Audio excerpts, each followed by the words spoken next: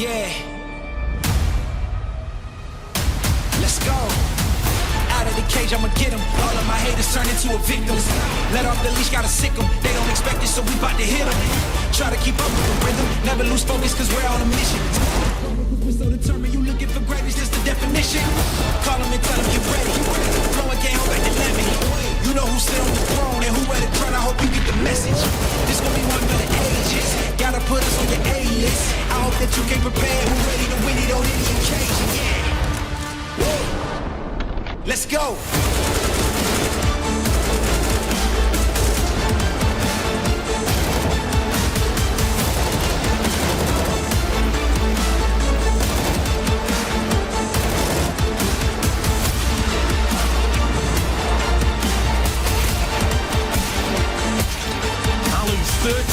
To his name's gonna add another one. Oh, with two. This could be all zero for Liquid. 26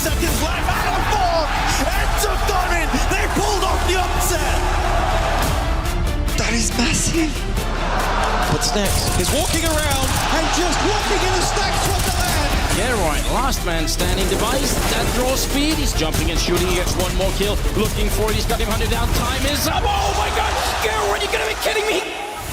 We break all the rules with a defiance. We got it all from the small to the giant. Put on a show when it's electrifying. Guaranteed to show and prove, and no competition we can't lose. We got the hits coming summer to summer. 365 got the magic and wonder. Stay on time, we're never going under. Hey, whichever way you choose, yeah, it's going down and we won't lose. We won't lose. I promise we won't lose. Let's go. Woo. We won't lose. Hey, whichever way you choose, it's going down and we won't lose.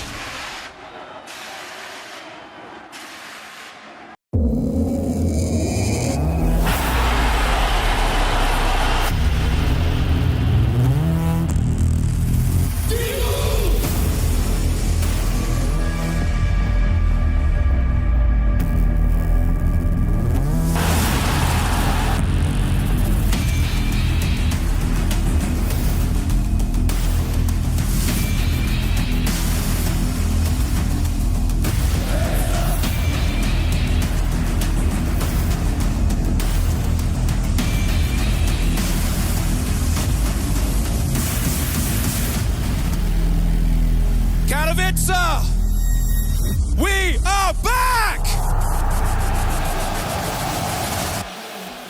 3 years since we were here in this, what I think is the beating heart of all esports, and man, what name is going to be scratched on this by the time we get to Sunday? Well, that journey, my friends, starts now. And James just looks aloft in the quick scope into Hunter. A frag onto the feet of Nico. Modesty close proximity, but it's ended. 2v5 between Alexi and Modesty. Alexi alleviates a little bit of pressure from G2. A 2 versus 5 turned into the 2v2. Oh, no way! It's only Flit left over. Oh, what? That is ridiculous! It's G2 just going to the fight. They're going to end it here and now. And G2 in Katowice defeat VP. Everyone has been waiting for today, from quarantine to quarterfinals. It's FaZe Clan taking on Gambit.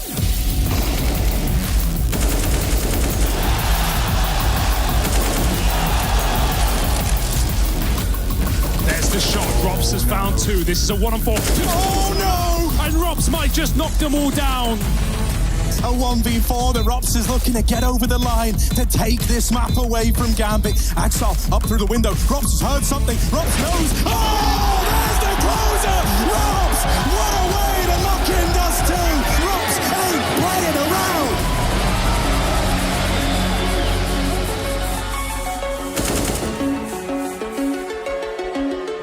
Gambit, this is very slow. This is very labored. This is wasting a lot of time. And Brokey's on for the ace. 4 out of 5 ain't bad. But there's the 5th.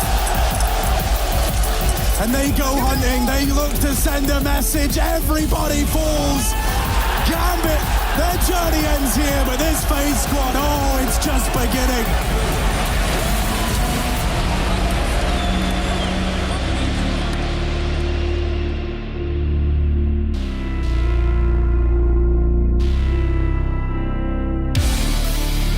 It's been 3 years and we are back. Simple is synonymous with Spodek, but today he goes against a young talent that could shut him down.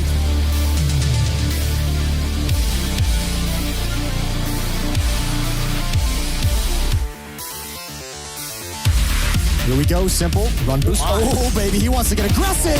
He's got it. Absolutely what you'd expect to see from Simple on this stage. This is still dangerous. This is Navi again going toward a stack, and it's been completely removed. Absolutely obliterated. How much does Modesty want to dedicate his life to this bomb site? On Catwalk, finds the timing. 8 seconds. If he can drop the bomb, it'd be everything. But it travels into the site. 1-on-2 for Modesty now. It's sacrificial. Gives his position away. He wants Modesty's aim gone. What is man? Oh, the Shepherd staff takes down the GOAT.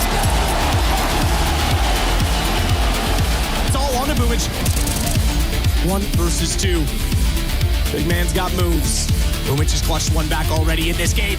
Starts it off well. Nico's the one that killed Simple. Surely he has to be aware that he was up toward the position, and he certainly is.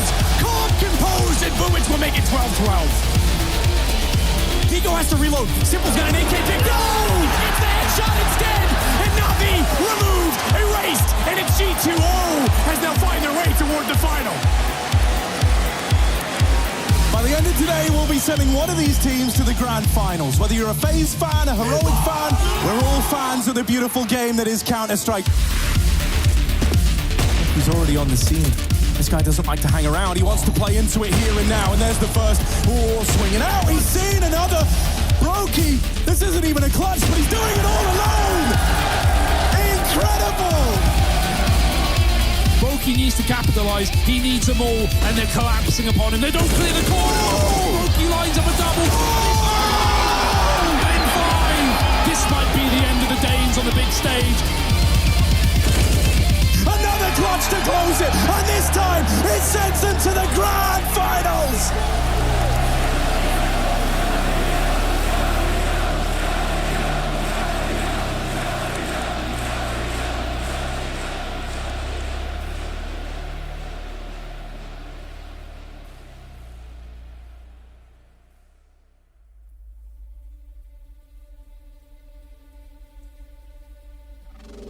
We bring out two teams. Two teams that have never won here. Two players leading them who have never won here. They've tasted disappointment on this stage. Today, that changes. FaZe does just enough to stay alive. 7 more in a row for FaZe to force overtime. Fast pace towards Banana. The play has been called. Hunter's going to turn that corner. JKS has got him. Huddled behind. Another flashbang from Kerrigan. Utility starting to be impactful. JKS starting to be impactful. 1 round left.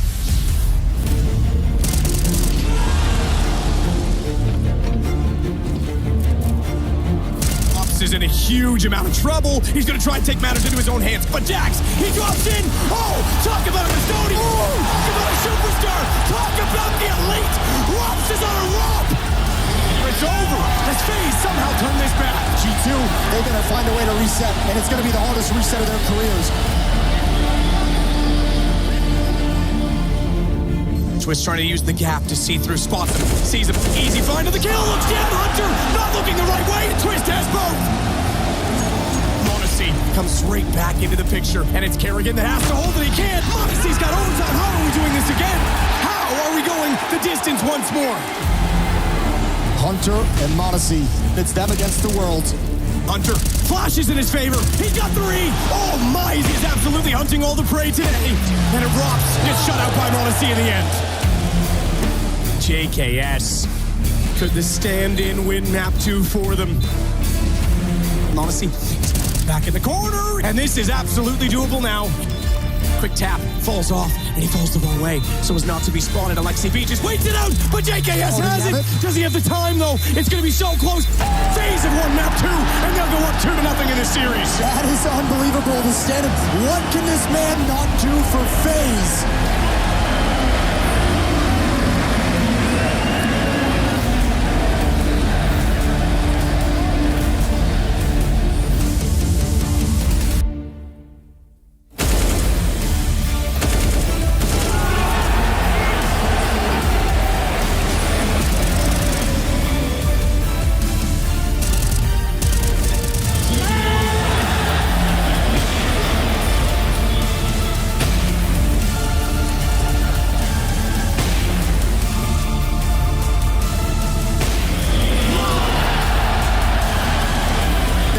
Catwalk, there's no other options for G2. Oh, they lined up. That's going to drop them down. It's all on Hunter. FaZe, finally.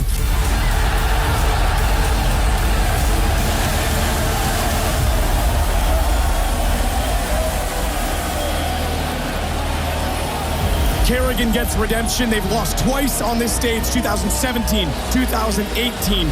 The king of Counter-Strike, the man who led FaZe. Chances taken by so many players, so many gambles on this team, but it finally paid off. the Intel Extreme Masters Katowice champions, FaZe Clan in 2022.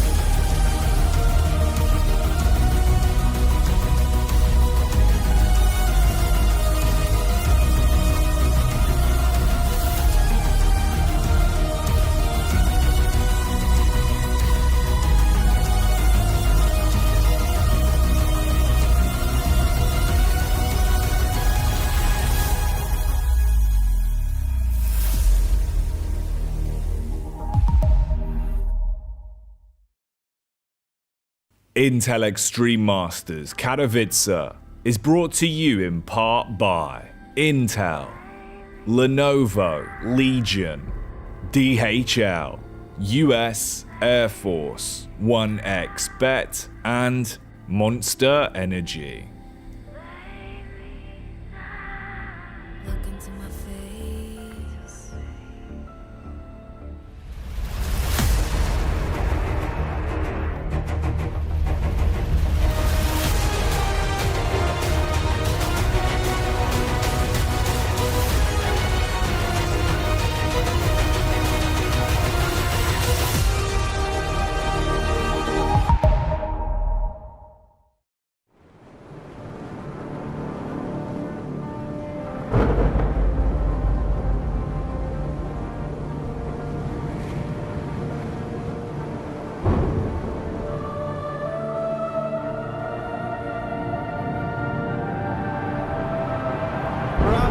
Really making history. Absolutely phenomenal. And Ace is the champion of the Intel Extreme Masters World Finals. Storm's still not quite done. INCE is going to take this fight, though. 3 seconds left. Last 2 rounds of match, it's got to start it well for ESC. And this is a massive move for Zez, but he's not content with just a Nexus kill. He wants to win. And it's all done. I'm flawless winning. Unbelievable Rogue with a 4-0 victory over Classic. And they did it again in the Grand Finals. It's Gold! Give it up for your Intel Extreme Masters World Champion!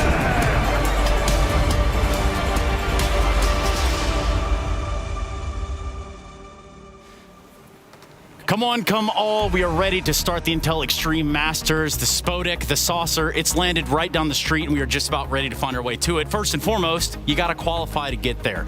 And that is something we're definitely going to have to look into. And I say we, I'm talking about Shox and I, the one and only Shox. Welcome to Katowice. It's the Intel Extreme Masters. Thank you so much, Stunna. It's a pleasure to open up the show with you. 2 weeks of seeing who will rise above here in Katowice. Of course, the start of the IEM season is always an exciting moment, and maybe even more so with so many unquantifiables and the question of who will rise up this time around.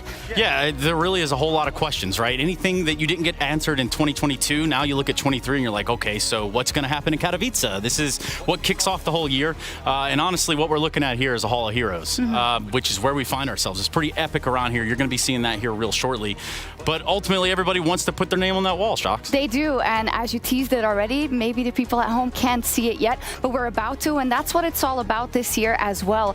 The players that have cemented their legacy or are still working on it, trying to get into that Hall of Heroes, maybe by lifting this trophy in 2 weeks. Yeah, just maybe 2 weeks, my goodness. Yeah, we're going to have to run the gauntlet a few times over for that one, but Shox, I don't know, Ground Control, Major Tom, everybody's ready to go. So I think we're ready for liftoff. Let's go.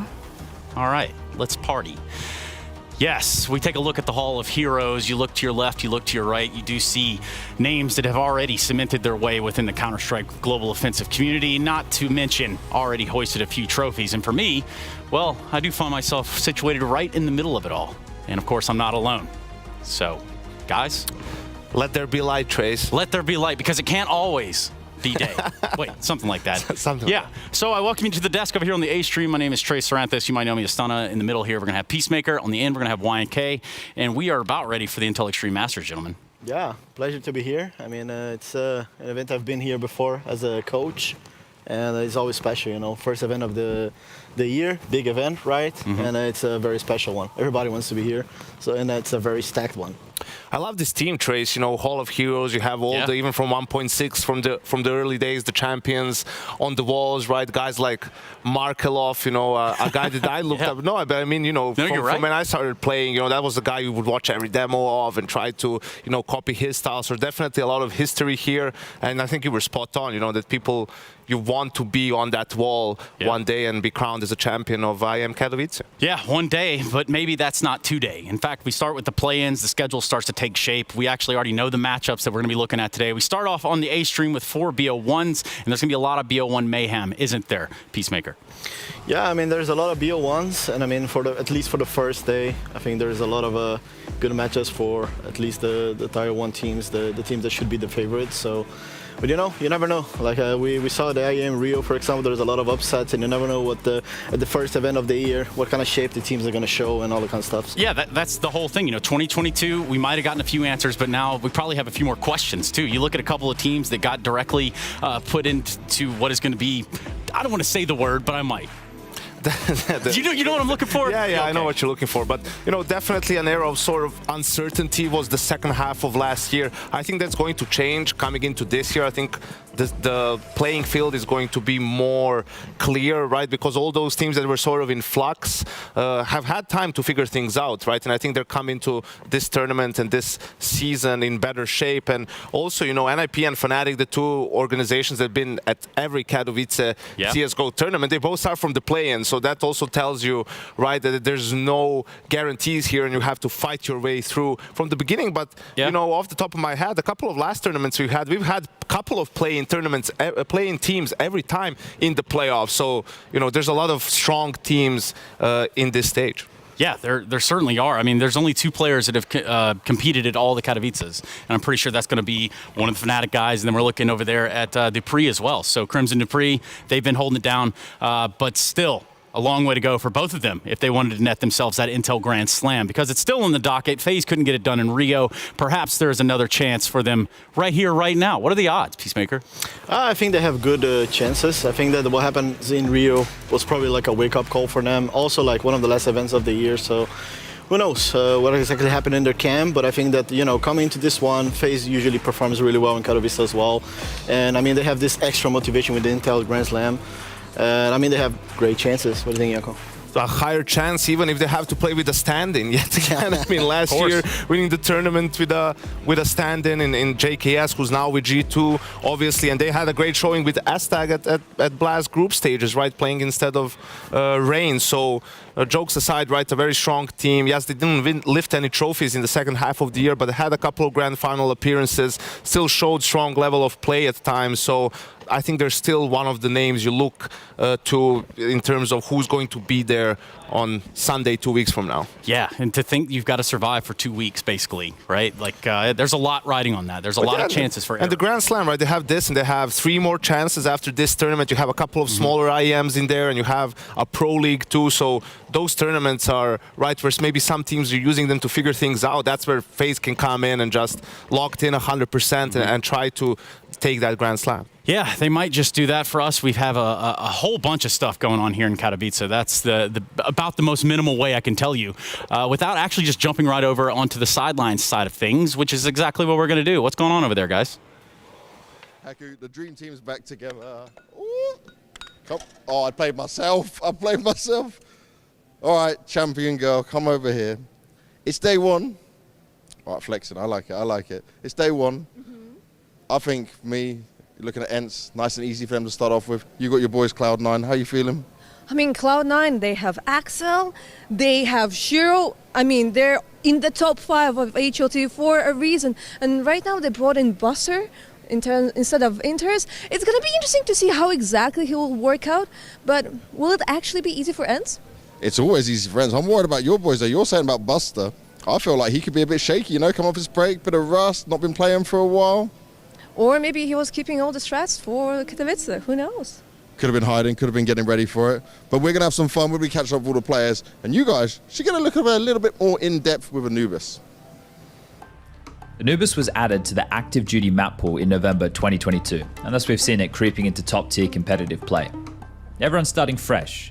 But throughout the handful of matches so far, there have been a couple of key tendencies and other takeaways that we should look at. So let's jump into the basics with spawn timings. Earliest contact towards B ruins will see the CTs meet the attack head-on at 147. Fighting mid from top left or right will see fights commencing at roughly 148. Playing for info at B with a canals peak will glean info at 145, but the best spawns may have already crossed and or be set up waiting for the pick. And lastly, a quick A rush would see contact exchanged in main at 143. On top of these spawn timings and common fights, the meta starts to form. Layering your choice of supplemental utility to make fights easier or zoning out areas, we start to see trends emerge. Mid-door smoke molly combos deny vision and force back the defense from house and doors. Controlling mid is huge real estate.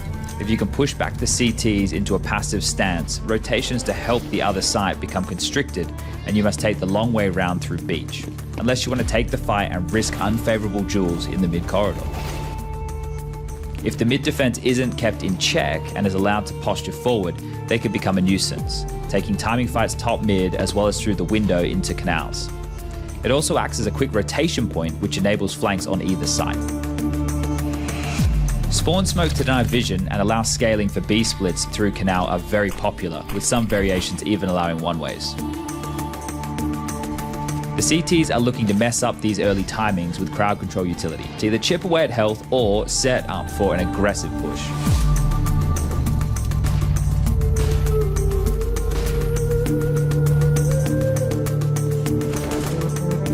As like any site execute, there are plenty of variations, but over at the A site, the repeat offenders can include a heaven smoke, a bricks molly, and some well-placed flashes.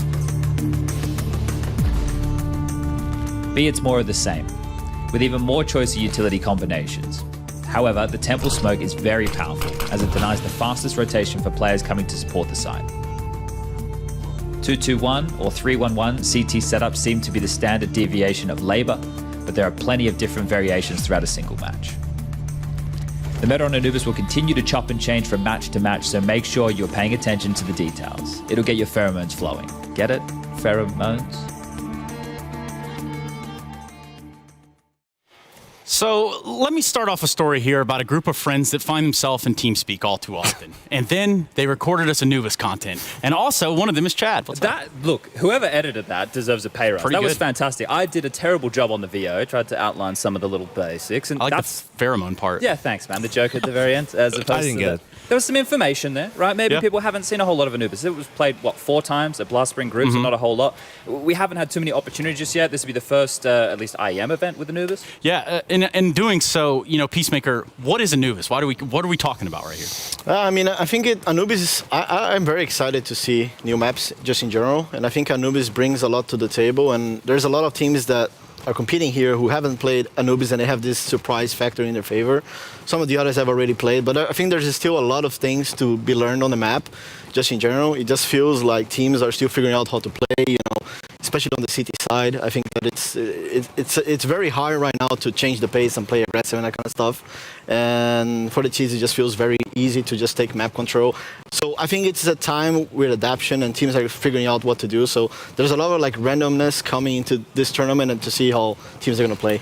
I really like the mood of the video. It gave me off like music was nice. Punch and the 40 Thieves sort of a vibe. Okay. I want you to do this again for Pro League or something, but I want a set for you. I want you to have a robe. I want you to have a Sultan hat. Okay. Right? I was thinking more Indiana Jones. Have a shisha right next to you. It's like Fantasia. Now Puff of it's smoke. talking. So it's coming in between, a close you in that sense, and then it goes to the map. Right? And you're sort of those are your little thieves that are running around on the T side even, right? Perfect. Okay. All right, I see. It's creative. Yeah. And that right there. And that's not my strong suit, so Well, it must be the coffee. So animators out there, if you caught on to that story by YNK, let's go ahead and get you drawing something. Trace is going to pay for it. Storyboard. Yes. No, Anubis, I think you do touch on a great idea there, that having new maps into the pool is cool. So these also guys in here, a new man. year. Yeah. It's great if you're a viewer. It sucks if you're on a team because it's so much work having to figure out all the things, look at other teams, what they're doing, copy, try to be one step ahead and, think what the counter is to the next thing and so on. But it's exciting at the very least. Excuse me, sir. Yes, Chad, I have an ability here. They gave me a handheld. It's not a good idea, but watch this. Watch this. Let's see. We're talking about Anubis. I don't know if this is going to work. Hold up a second. Well, they got these cameras. We're going to follow. I know they're setting up right now. Madden, are you guys going to play Anubis? No. All right, well, I tried. Spoilers. Right. But see, we're still able to move around. We're everywhere, right? I can walk around the desk. I could do this consistently. I could just walk around you lot right here. Trace, do the bodyguard thing. Don't push me. No, you're good. It's too early in the morning, Yeah, man. we haven't even got game 1 going. As I said, 10 to 11. Too early for but RG. one thing we can't agree on, Anubis plays fast. Fair? It can do, right? And I agree with the randomness, right? The Peacemaker's talking about. It's because there's so much variance in play. The meta's not set. What I highlighted is just some timings, right? And everybody will know those timings. It's how you want to build on top of that. And we've seen so many different teams want to approach it in different ways. And now what's going to be cool? I just want to say, factor. if Vitality plays Anubis, even if you're not scheduled for the game, I want you to be flown in by helicopter to cast it and to see if because I saw that Apex on social media doesn't agree with you on some things. Oh, yeah. So And I want you to prove him wrong. I want them to lose and you to look straight into the camera and say, Apex, you were wrong. I was right. You need to listen to me more often. Aggressive plays into boat. I think they might be, and this is going to be another thing, the naming. So I know that Scrawny and Launders have already done some casting on it. Connor's got a couple of good names for things, like as you're entering B through B Ruins, B Long, on the left he calls it Jail. I think that's a great name. Makes sense. We call the connector down to water/canals, we call it Dark, right? And he picked up that terminology too. You hear Glizzy. I'm going to try and work Glizzy. Like a hot dog, right? See that face? Try and work Glizzy out of it. I don't know if people are going to love Glizzy. But there's some good names in there. We've been working hard. We've been playing a lot. Anubis has been refined. And Rushley, up in the heavens, he is so excited. Well, he's up in the production. I saw him yesterday. What do you mean? Yeah, well, in my heart too. Poor guy. You know? I carry him around in the back of my phone once. Can you hold my microphone, please, Yankee? Yes, of course. Oh, my God. Yeah, fair enough. Actually, wait, is that from the badges a few years ago? So which camera? This one here? See, I carry Rushley around with me everywhere just so he's close to me at all times. Because I never leave my phone behind and I'll never leave Rush behind. So you've got a Giga Chad and he's your Giga Pet. Yeah. He's a nice little guy. We'll put him back in there. Yeah, okay. But, well, that's he's Rushley excited. 1, 2, 3, 4, 5, 6. There is a 6 on the end. Yes. Yeah, make sure you get the 6. Yeah, well, shout out to Rushley wherever you find yourself. I'm sure you're watching, just ready to get the game started. Don't worry, we are as well. We're going to go to a quick break so that we can come back. We do have a little bit of ENCE v Pain Gaming to kick things off. The Untitled Extreme Masters, Katowice 23.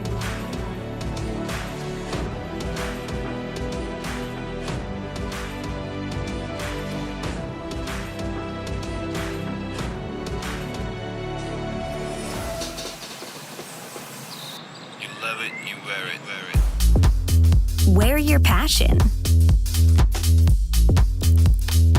Share your passion. Wherever, whenever. Gaming is a lifestyle. Get your merch at shop.eslgaming.com. This is the least candid shot I'm doing during the lobby. I have two lovely gentlemen here who have set up their lights perfectly for us, and it's just to put the light on your beautiful face, Harry. Yeah. Thank you for joining me here today, and you're going to be an integral guest here on the lobby. What do you have to say for yourself? I'm sorry for whatever I may have done, Chad, for you to put me in this position, but I'm having a great time. This isn't an interrogation by any means, but... It feels like an interrogation. You give those vibes. I don't know what that is. I'm not very good with the mic either. It's either your mouth, my mouth, anyone's audio, someone's hearing something in and out. But on this map behind me, I would like you to point out Brazil.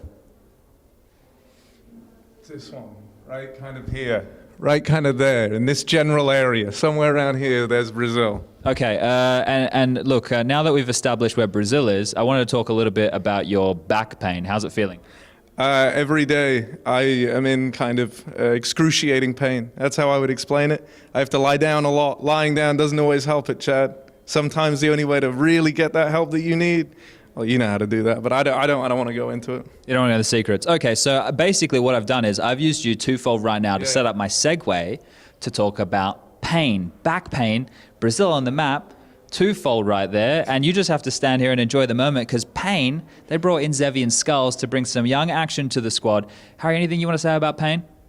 I love him, but not my pain, not my back pain. The team pain. The team pain. The team pain. Bye. We've been making our way through the player lounge here with a bunch of good stuff going on. We've got a barber, we've got a table tennis table, we've got all the snacks. And, well, I found Skulls with me here from Pain. Mate, long way to come. It's a bit cold outside. I imagine that's not how it is back in Brazil? No, not really. We was back there taking photos right now, and it was really cold. Yeah, no, mate, I got to rug up. My eyes get all red. For me, it's really strugglesome. I think we're both from a hot place. But, okay, so Payne's here, right? You guys seem to be the most slept-on Brazilian team, I think, because the results from Payne, they always seem to be good, but no one's talking about Payne. Why is that? I think we didn't have the opportunity to play against the better teams yet. Now we have the opportunity, and now is our time to shine. Okay, all right, so a bit of confidence there. Now, you and Xavier, the two newer boys to the roster, right, joining PKO, Bigizera, Hardzao. You bring some firepower to the team, but what else do you guys bring to the team? I think we bring some kind of, how can I say, like good mood for the team, younger mood, and that's why the team changed so much. Okay, so there's been some evolution of Payne, and we should be able to see that here in Katowice? Yeah, of course. We practice a lot, and we are really confident right now, so yeah, you can expect a lot for us. Okay, great. Well, thank you for your time, and good luck in the event. Thank you.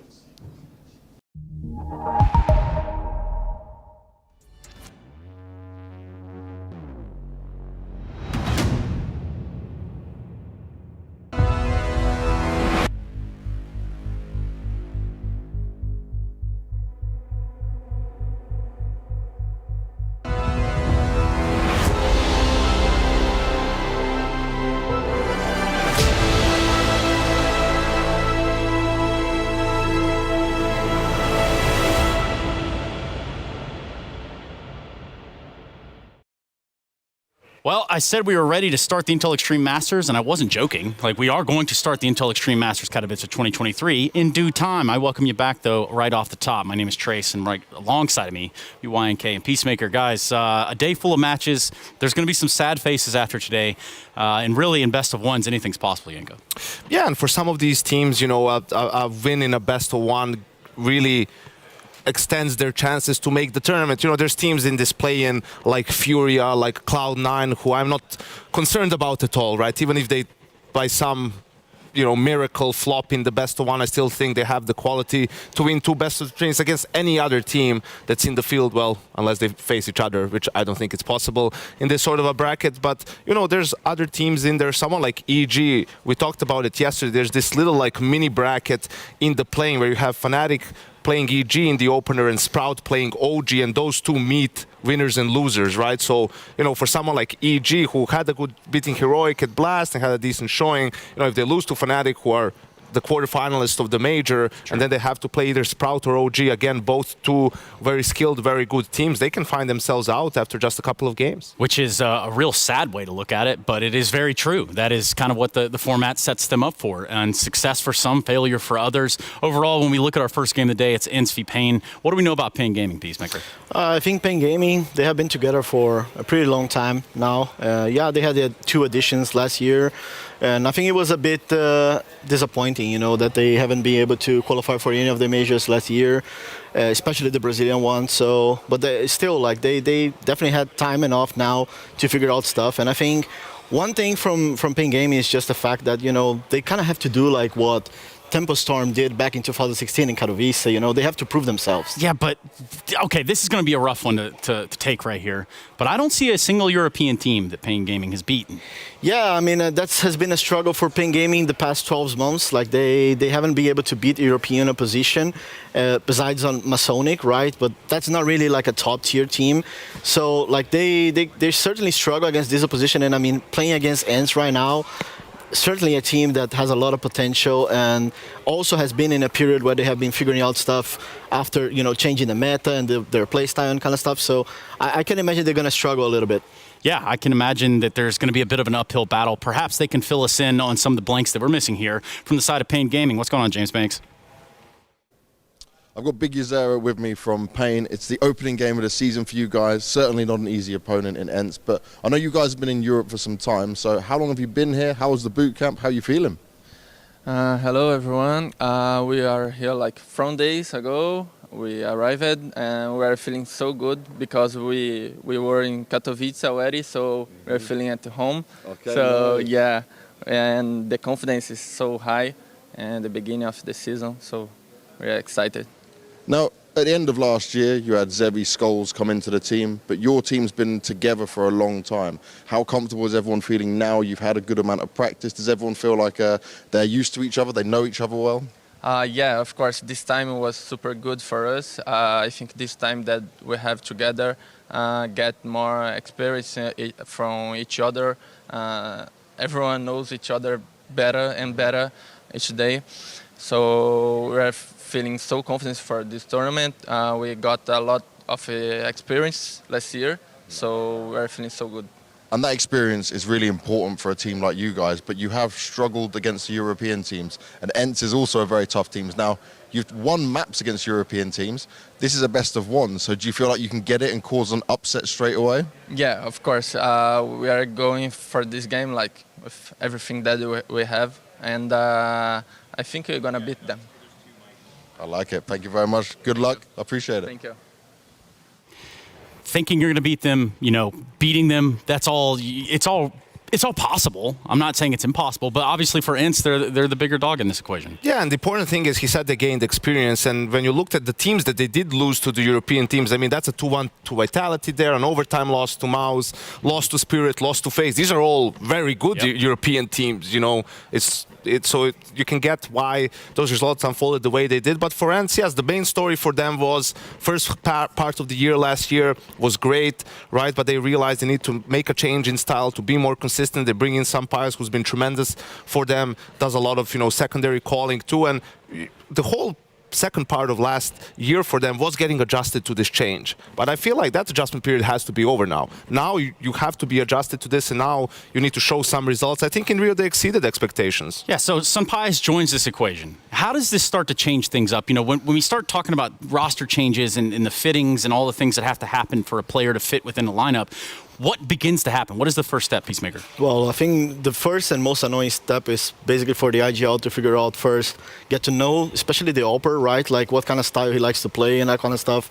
And I mean, depending on what kind of style the Opper likes to play, then you kind of have to change the way you're calling and all that kind of stuff. And then you have to go through all the strategies, figure out like roles and all this boring stuff that you have to do as a team every time you make a roster change. So just in general, I think that, that thing takes time, especially if they're trying to, as Janko was spot on, like change the way that they're playing, play more default based and all of that. I think it takes a reasonable amount of time, but they had that now, and I think they have what it takes to prove themselves in this event. And that style demands more from all the players in the lineup, right? Because when you call something from freeze time, you sort of know, even if it's not a fast round, you sort of know step by step what everyone is doing, with maybe a couple of options in the middle of the round. But a more default sort of a style requires everyone to be more flexible. You need to be able to do things on the fly depending on what your opponents are doing, what the situation in the round is. You need to be giving more information. You need to be reacting faster to the information,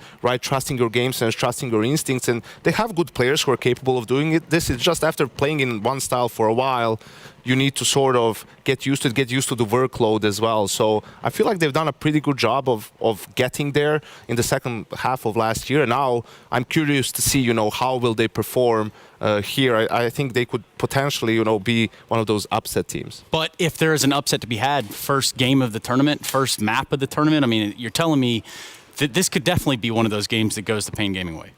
Yeah. Yes. Especially considering it's the best one. Yeah, be a one factor. I think that plays a huge card. If you're underdog, first match of the year for them basically, first big event playing against ENCE, I think it's a good opportunity for them to, as I was speaking, like they need to prove themselves against an ENCE that also needs to prove themselves. So it should be a easy matchup for ENCE on paper, but you never know. There's always this, like, it's always random with the BO ones. Yeah, and everybody on every piece of paper in Finland probably has wrote easy for ENCE at some point. So it does make sense. Spot on. Also making sense would be us checking back in with the show floor, which happens to be just right over there. Yeah, I'm just down here, and I am in the Hall of Heroes, and this is one amazing place to play from. You can see all the past legends around just above these guys. Now, on top of that, they're facing each other. Now, It's not very often that we get to see them talk a bit of smack, but when they want to stand up, want to have a little bit of banter back and forth between each other, they've got that option. We've got the beautiful frosted glass in the way as well. So right now, Pain is just getting ready, and they can see ENCE just across the side of them. I'm going to check them. Big is there. We caught up earlier. You warmed up? You ready? Sorry? You feel ready? Yeah, of course, always. Always. These guys are ready to go. They're ready to get their first game out of the way. And just looking over here, the ENCE guys have got all smiles on their face, but the desk was already talking about it. This might not just be easy for ENCE. We know that at best of one, things can happen. Rust coming off. And ENCE, they were playing a hell of a lot of CS before they went on break, all up and down. It wasn't just the tier 1 tournaments, some smaller tournaments as well. So they need to make sure they're on their absolute A game if they want to have a chance, because Pain, you can't underestimate them. Stunner, back to you. Oh, man. So we talk about A games, but ultimately the game needs to have a map. I mean, in a best of one, it comes down to a little bit different of a veto-looking process than you're probably used to in a best of 3. But why is it so much more important here, Janko? Well, I think it's just all the details matter that much more, right? Like you win 2 pistols and you convert, you won basically a third of the rounds needed to win the game. So you really need to be zoned in. You need to be focused on every small thing, right? You can't give away any gifts, rounds with advantages. You need to convert those, right?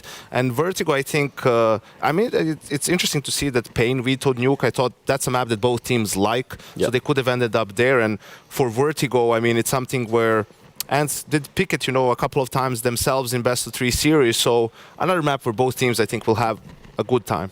Yeah, and Pain Gaming was willing to actually play Anubis, and the last video came in from ENCE banning Anubis. Vertigo just in general, I think for Pain Gaming, even though the last couple matches they played hasn't looked that good, but historically speaking, has been a good map for Pain Gaming the past 6 months or something like that. And for ENCE, I think they found a good middle ground, a map that both of them likes to play. ENCE has been looking a lot better on the map, I would say, than Pain Gaming lately. So in my eyes, they should be the favorites here. But, okay, so if I'm understanding this right, though, there is a little bit of comfortability on the side of Pain with Vertigo. Is that correct? Yeah, that's correct. I think that for Pain Gaming, before the last 3 months of the year, they haven't played that much Vertigo, but before, I think it was one of their main maps. I think that they have a good mixture of aggressive plays on Vertigo. They have their own way of playing, very aggressive, especially on the CT side, which could be harder for ENCE to develop map control and all that kind of stuff. I think I did see Imperial playing against Pain Gaming before. They also struggle. I was actually coaching Imperial, and I remember that match pretty well. So, it's a very particular way of playing. And if ENCE is not ready for it, and especially now with ENCE trying to adapt and play more default based, that could be very challenging. It could, but also I was just scrolling through here. I was trying to find it. When ENCE did eliminate Vitality in the 1-2 game at the major, Sunpius was 35 for 13 with 111 ADR and 1.84 rating. He completely took over in that game, was very mobile, had impact on both the CT and the T side, right? And absolutely outclassed Zyvo on the map in every single category you can think of. So I think it's a map where he's also very comfortable in seeing how much impact he has also as a secondary caller, right, and moving people around in terms of communication. Very focal player for ENCE, and I think you're going to see him have another good game here. It's also a cool kind of little storyline to grab onto right there. With the ENCE side, we look at players like Diha. How important and how fun would that be for him to find himself in the saucer down the street, right? Absolutely. I think he's definitely been watching, VP in their heyday, lifting the trophy in 2014 when we had a major here, and just, growing up, guys like Neo, Taz, right, legends of the game, competing under different names, really, and achieving success. And that's, I think, this whole new generation, guys like Hades as well, Fiku, right, they came up from watching some of these veterans do it back in the old days. But, I want to talk about Sunpius even a little bit more, because the Brazilian style, right? Same like we talked about Diha and Neo, and that's also who you look at in terms of how to play Counter-Strike. So the Brazilians, the newer generation, is also grew up in the days of SK, and that style was, slow, methodical, default. Well, an Opera can have a lot of impact against that style because it's, slow. It's clearing things step by step, so you can sort of anticipate the movements of your opponents. You can really break that default apart. And in a more execute-heavy style, you would maybe have a little bit more issues because there's a lot of utility involved, and that's what oppers don't like. They don't want to be mollied and then have to move, smoke themselves, 5 flashes flying over, right? So we'll see how he adjusts to this, or how Pain maybe if they switch things up a little bit because of it. You buying into the Sampai's package there? Yeah, 100%. I think what makes it even more impressive is him being able to put up these numbers on a map like Vertigo.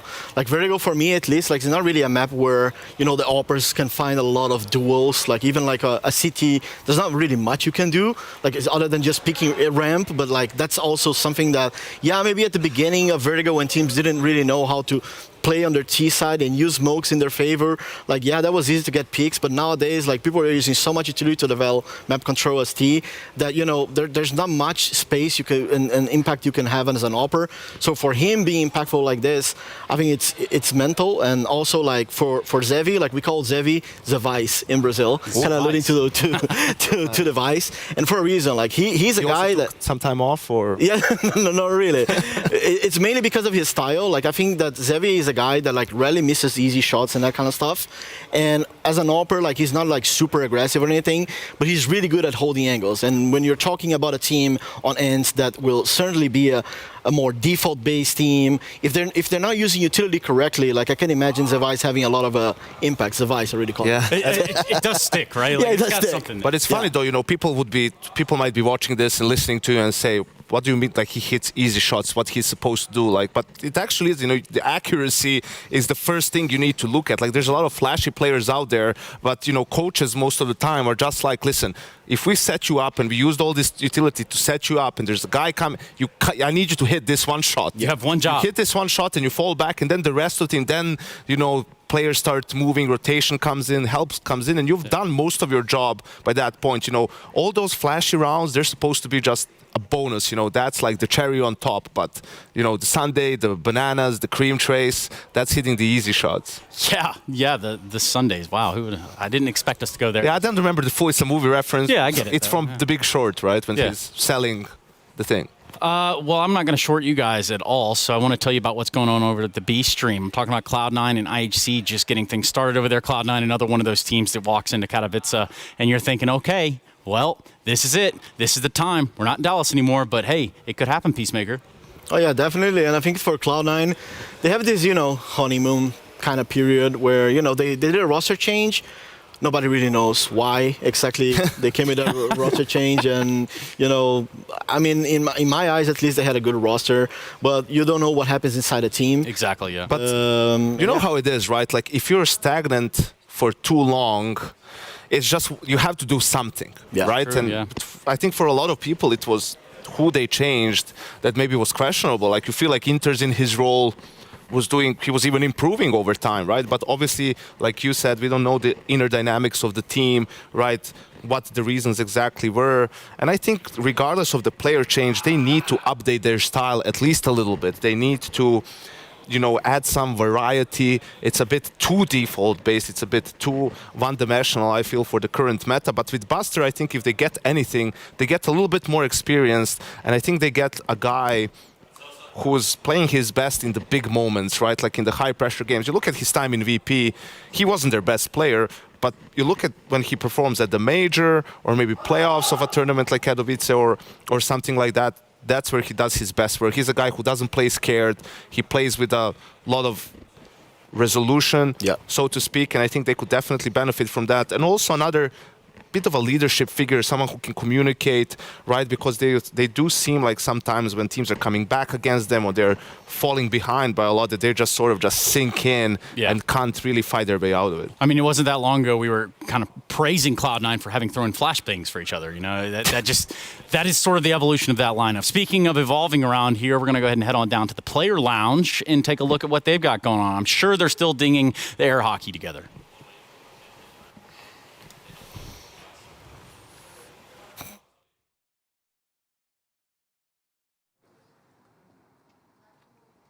And, well, over in the play area, a lot of teams have already got here. We can see the NIP guys there enjoying some foosball. It gets highly competitive. They said they were warming up their hands this way before they can sit down and get themselves set up with the game. We've got the Greyhound guys behind me, some of the MIBR players as well. I'm going to see if I can distract some of them over here. Mr. Config, this doesn't look like it's going too well. I'm distracting you further. We're getting dominated right now. You any good at this, mate? Not really. This guy's the king, apparently. Why are you the king? Bro, it's our performance, you know? That's what we do. So it's the mentality with it as well. I like it. Alexi, you got a guy to carry you through this while you carry the team in CS? Yes. That's definitely it. And I was watching him play air hockey a little bit earlier as well. We were having some fun with it all. When it comes to air hockey, Heku was definitely a lot better than me, so I'm going to have to get some reps in, get some extra practice in. Config said he was warming up his hand with it. Interesting way of getting it done, rather than playing some CS. These guys, they've got them through a lot of changes and things going on here. I'm going to see if I can grab young Hedrick. How you doing, my man? I'm good. We're excited to play. And you're back with another Tier 1 event. Obviously, it's been a fun outing so far for you, NIP. Not easy, but you enjoying being on this level? Of course. It's very exciting and like a lot of I want to see like what future holds and yeah, I'm just enjoying the process, you know. Enjoying the process, enjoying the games. That's what it's all about. Thank you very much, Hedrick. Stella, I'll keep checking in. I'll keep looking around, but back to you for now. I thought it was about winning. I mean, I don't know. I could be wrong. Nonetheless, we are just about ready to get into this. In case you are just catching up, it is ENCE v Pain Gaming. We have Vertigo is where these two are going to clash up in their opening best of one. And there's a ton of Counter-Strike to take in here. Yeah. Yeah, and I love the setup as well because we have ENCE right behind us. You could hear them make their final preparations, you know, Snappy talking to the troops, saying, let's make sure we don't underestimate them. Let's bring the energy. Let's hype each other up. You know, let's celebrate the rounds. Like, let's make sure we get into the game quickly. So I'm also understanding now, as you can see the glass right there in the middle of the screen, obviously that changes colors in between rounds. You know, like there is that sort of intermission right there. So we're going to see who comes out here and plays LAN like it's 2005. We're going to find out real fast. And in doing so, gentlemen, do I have to ask you who you have? I'm going to go with ENCE because of Vertigo and because of Sampayas. Like that performance is just imprinted in my head, and I think he'll be the difference maker here. Pain or ENCE? ENCE. I think that they have what it takes. They should be the favorites, yeah. Yeah, you were going somewhere. You can't go home anymore.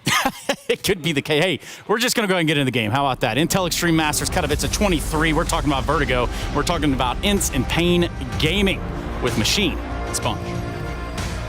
Okay. Hello. 2023, and we're getting it on with Pain Gaming and ENCE to start off proceedings here on the main stream. As you saw, IHC taking on C9. Over on the B stream, Harry and Hugo holding your hand there. Myself and Chad taking you for a hop, skip, and a jump through Vertigo. Best of ones. Desk already highlights the volatility of that. And we're going to be starting with ENCE on the attack. Let's see if Pain Gaming can get off to its defensive start. 4 dispatched towards middle early. Seems to be a bit of a gap here, just because they're holding this quite passively over towards Elevator. Bit of a jiggle, just looking for some contact, while Skulls and Hards are locked down B. PKO and Zevi deal with the standard A plays, but they do have the space. Well, yeah, you're given a lot of room. You take as much as you can here. A lot of it without any resistance. It's just as big as Zera Jiggle. P2K, no less. Okay, a man of refined taste.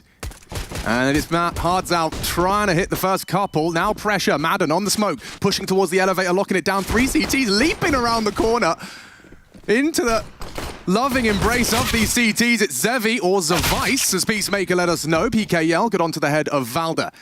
Diha, Sunpyres find themselves behind enemy lines, but they do need headshots. Not gonna work out for Sunpyres. Eats more hot lead. Now 4v2, 3 dead for ENCE. This one's fallen apart quite quickly. Love the plan. Zevi, the one to foil it. Okay, we'll just want to find Snappy, in-game leader here. Wants to take a few with him and finds the first, but traded quickly. And the key frag right there, it wouldn't really seem like it, but PKL. He was dealing with the lone lurk coming up a ramp. So as soon as they identified that it was going to be that A split, he's pushed out and made sure no pressure could be applied from behind. That means now we can all turn our attention to Elevator Room, box in ENCE. You're not getting to either site. And they grab the pist around here. So great start for the Brazilians on Vertigo go. You couldn't ask for a better start than that. Ooh, Earlier, force by here blemish on the record. Okay, yeah, very forcey. Now, look, there's been a bunch of changes in the Vertigo meta. Now, you remember back teams would throw A ramp smokes on the T side, they'd try and brute force through, they'd molly the top, they'd have a couple of good flashes. We will still see a lot of that. But if the CTs are dumping everything, including the kitchen sink at A ramp, just wait. Allow that utility to go somewhere else. Yeah, exactly. You can pressure over towards B, you can take this mid control again. So really trying to, I guess, press this gap, because mid, I was hearing Anders talk about it just the other day when he was casting some of the Spring Group games. is an area that he was surprised more teams aren't trying to pressure in this type of a way. Well, especially because you can condition early. If this becomes something you have to address and respect, yeah, the util will do just that. Lovely forcing of the fights, isolating Jules and run on down. Big Uzera. Met by Snappy's Tech 9. Zevi a light gap, low health. It's up to Hardzao, good on one. Needs Zevi for more. Still 15 HP as he scratches away at Madden. And Pyjamas down makes things awkward. ENCE, though, they're into the site, yet to see the plant. Now opting to do so is Diha. Will have an MP9 and a Molotov. Trying to get that down by time, reposition. This is not going to be easy. Smoke for Valda as well. They can buy themselves even more time here and worm behind these smokes. Oh dear, that's kind of the end of that. Unless D has got something mad on the clear. Could have been two. Could, should, isn't two. God, that's the tough one. Bitter pill to swallow. Don't forget Zevi was on one bullet. Very close, very close. A little bit unfortunate there for Valda as well, right? So getting that smoke down, you can see he wanted to delay it to get the most out of the molly. He throws it. Now he's in the open. One way over the top of the smoke. And another round for Pain. So they've been able to withstand this type of pressure, but this is ENCE we're talking about. Here it is. Look, it's clear as day. You can see. Clear as day for PKL. Not a drama, but there might be a few dramas. It's been pressure early, so ENCE are the type of team who are going to go into an early buy against a force, into another force, and this time it'll be some Galils and AKs. Chad, Counter-Strike dictates. You lose, and then you buy, and then if you buy again, you just keep buying, I Remember, guess. ENCE, if rushing isn't working, rush faster. Yes. So, look, they're going to keep this up early because here's the thing. They know that they're the favorite team in this matchup. They know that they are the better individuals across the board. They play at a higher level of Counter-Strike on the regular, and this is them being stubborn early. But unless they do some more damage, get another plant, this can sink them into quite a deep hole. Interesting observation to be made as well is that for M4A1Ss, it does seem like the preference has been made by the South Americans. Don't know how many they're actually using and equipping. Could be juggled, but here comes the hit. Galils into the site and into the heads. Double upon entry. Could be three. Is only PKL who can voice concerns and has done so magnificently. Some heroics from the Brazilian. Needs more, though. Some Pyjamas will plant. Retake to be forged. 2 smokes available. I'm looking for the kit. Zevi's looking for the frag as Sun Pyjamas is down. Madden does not have a functional health for this. He needs a one-tap. Valda swapping, chopping, changing, and down. Lovely recovery. Pain have weathered the storm. Yeah, and I think they got a little bit too techie right there. Swapping guns in that type of situation, I understand why. Valdo's got more HP for the clutch. If he had baited Madden in that position, and he had taken the contact, maybe he gets one and goes down, then Valdo's set up for a clutch situation, or even in that 1-on-3. If a smoke comes into play, well, then we have to change the conversation. But Valda didn't even have a chance there. So it feels a little bit squandered, but again, the plant, again, the loss bonus, and cash will mean yet another buy. So ENCE, they haven't had to deal with a single eco so far. But what really hurts you in these type of situations is, well, A, your AWPer can't get his AWP out, and B, you don't have all the utility. And I understand we looked at, well, chat, they've still got a bunch of smokes and mollies. Yeah, but you don't have everything you need to condition entire rounds. So you have to make a couple of omissions here in the way you want to approach different scenarios. Oh, PKL, brave to just charge straight in front of the Naphany smoke. Now playing a forward gap. Likely will recede upon the fade. And Snappy's gone straight past him. Didn't even know. Neither of them know. Back to back. This is awkward. PKL, they're going to assume it's clear. Snappy might have to turn around. Would he have a glance? Why would he? Now he will. Another back is turned. The screen in the silencer. It's magnificent. Triple from PKL, and ENCE had no idea. Yeah, that's going to tickle your pickle to kick things off.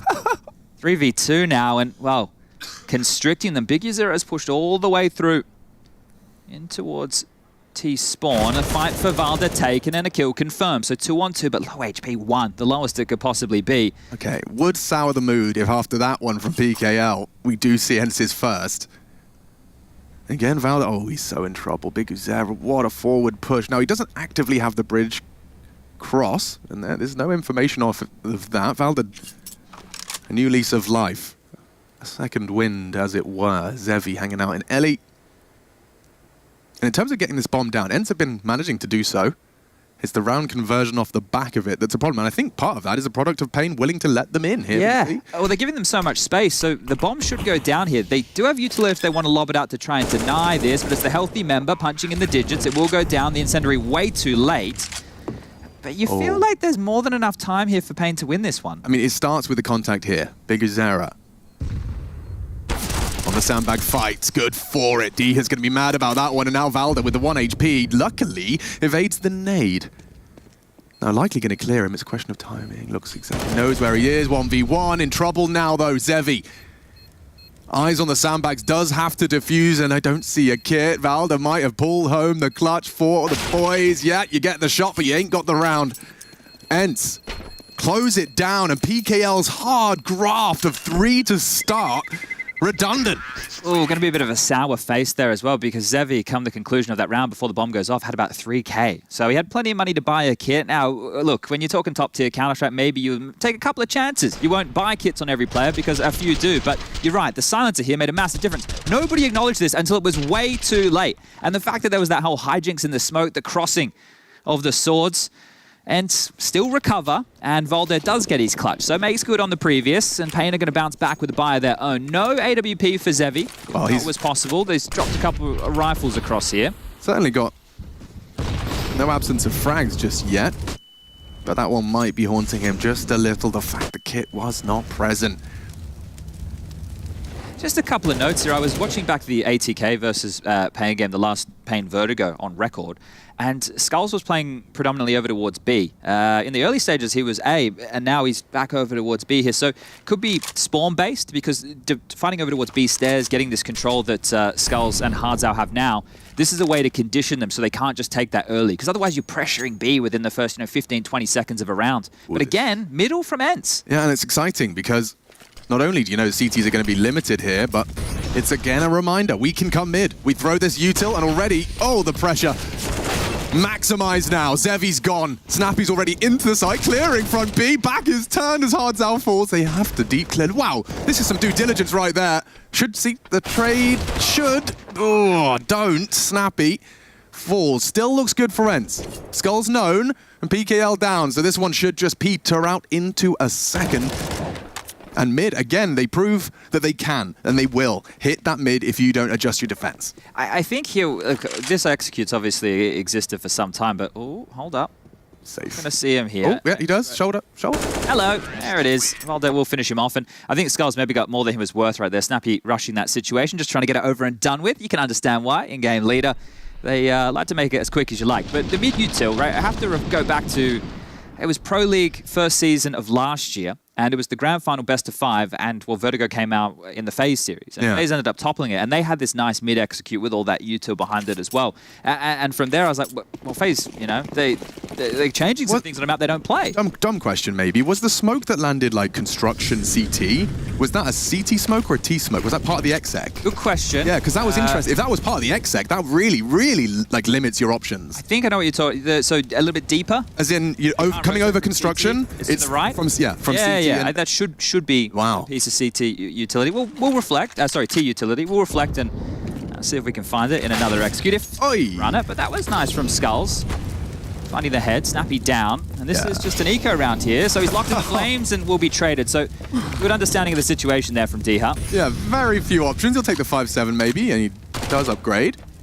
Zevi tries his luck, and D-Hut will farm up an extra $600.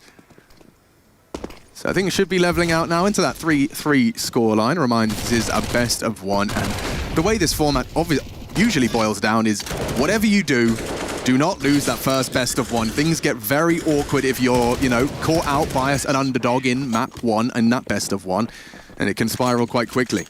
4 there for D-Hut, so a nice little confidence boosting round for him. Yeah, just looking at these two teams, right, both made significant roster changes last year. Both had 2 new names come into the mix, and both teams adding AWPers. So here's the gap smoke that was thrown, and well, it has a bit more than a gap, right? So that there, you got to make sure you're throwing your gap smoke correctly, unless you want to leave the gap. But then Snappy should be aware that there's a hole in it, right? Just those little details. Doesn't cost them a whole lot. And some Pyjamas, he will bring out the big green. Oh, this has already got a very different flavor. It's quite direct from ENCE in most of these rounds, which can always be quite frustrating if you know what's coming and it still beats you. Now, here's Hardzao. He's playing a very powerful angle, very difficult to flush him out. Does get the frag and get out. Smoke's down. Madden finishes him off. Don't need to throw that one. Snappy does so anyway, because Zera's around. Responding to the absence on B. Zevi in support as well. Bomb's floating here. Is it going to commit? They don't have to. I mean, I think it hinges on what Snappy can find, right? With the full util, it reeks of a B. PKL cheating B, so the right call. Oh, noisy. Going for the boost and very loud about it, Zevi. Okay. Oh, dear.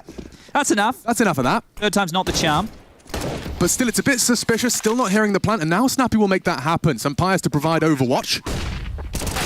And that's a big frag to post. Valda's cleared out mid now. The pressure is applied from two different fronts. A good connection. Pyjamas takes down Big Uzera and a quick one to the head of Zevi.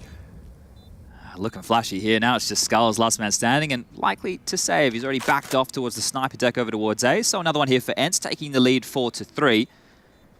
But you can see that there, they applied so much pressure and they didn't rush the situation, because if teams aren't playing close towards B stairs and fighting, then they're likely just to be towards that back quad position or default, and you can deal with them quite well with Yuta, right? You saw the nades, you saw the mollies, and then at that point your option is, well, play behind gens, and you can smoke that off. So ENCE, they're just taking their time. You can, and you see it a lot when people are playing like pugs or just playing, you know, matchmaking. You tend to rush that. Oh, we're going B, all the Yutas out, let's go. No, take it in stages, take your time. That's a perfect example. And that box, I always want to call it triple. It is only 2 boxes, but the B site double. Oh, yeah, tall box. Toolbox. Toolbox. Yeah, precisely. It's, you know, every time I've watched, you know, Axile or those that really master it, there's an art form to it. I think I even watched Rops give a tutorial where he's just like, yeah, half of playing this site is just playing this box well. It's such a component of it just because there is quad, there is default, and you're slap bang in the middle. You know, if you can catch that timing, your crosshair's likely not going to be there, and we can see more and more of that. Didn't work out for the full finish. Big Uzera did get one, though. I hate being a B defender, right? Because you have to think about, once they have that B lobby control, right? They've got the stairwell. We've got the boost behind the wooden board. You've got the boost on what would be the CT's right side. You've got the stairs, and then on top of that, well, we have 352 different variations of one-ways. Oh, you tickled my synapses with that one, because, of course, with my triple/toolbox, what I'm calling it now, is you can actually catch that boost, walk up into the tight corner. You're not going to get caught off by that if you're quad, and obviously you can't hold it from there if you're in the more forward position. Let's see what happens with just some deagles then. Yeah, where are they going to apply this saved M4A4 of Skulls? He's starting over towards A, and well, they're going to... Oh, guys, let's work on these boosts, shall we?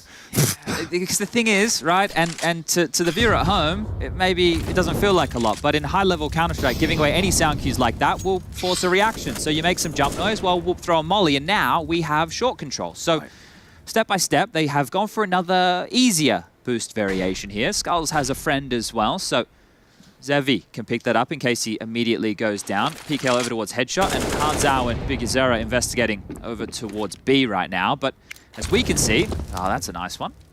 Another short molly in play, and here comes the A take. Should be very simple stuff. Part of those flubbed boosts can also just be attributed to the nerves. You know, you're in Poland, big game, first time in Katowice as well for Pain Gaming, and Skulls has put his name in the feed. Can't stop the plant, but perhaps can make it a little more costly. Good reaction there with the boost over the smoke to get one. It's unfortunate that they don't have more behind this to really make a round of it. I think they're happy just to keep their lives here. Keep the Kevlar, keep the M4, all good.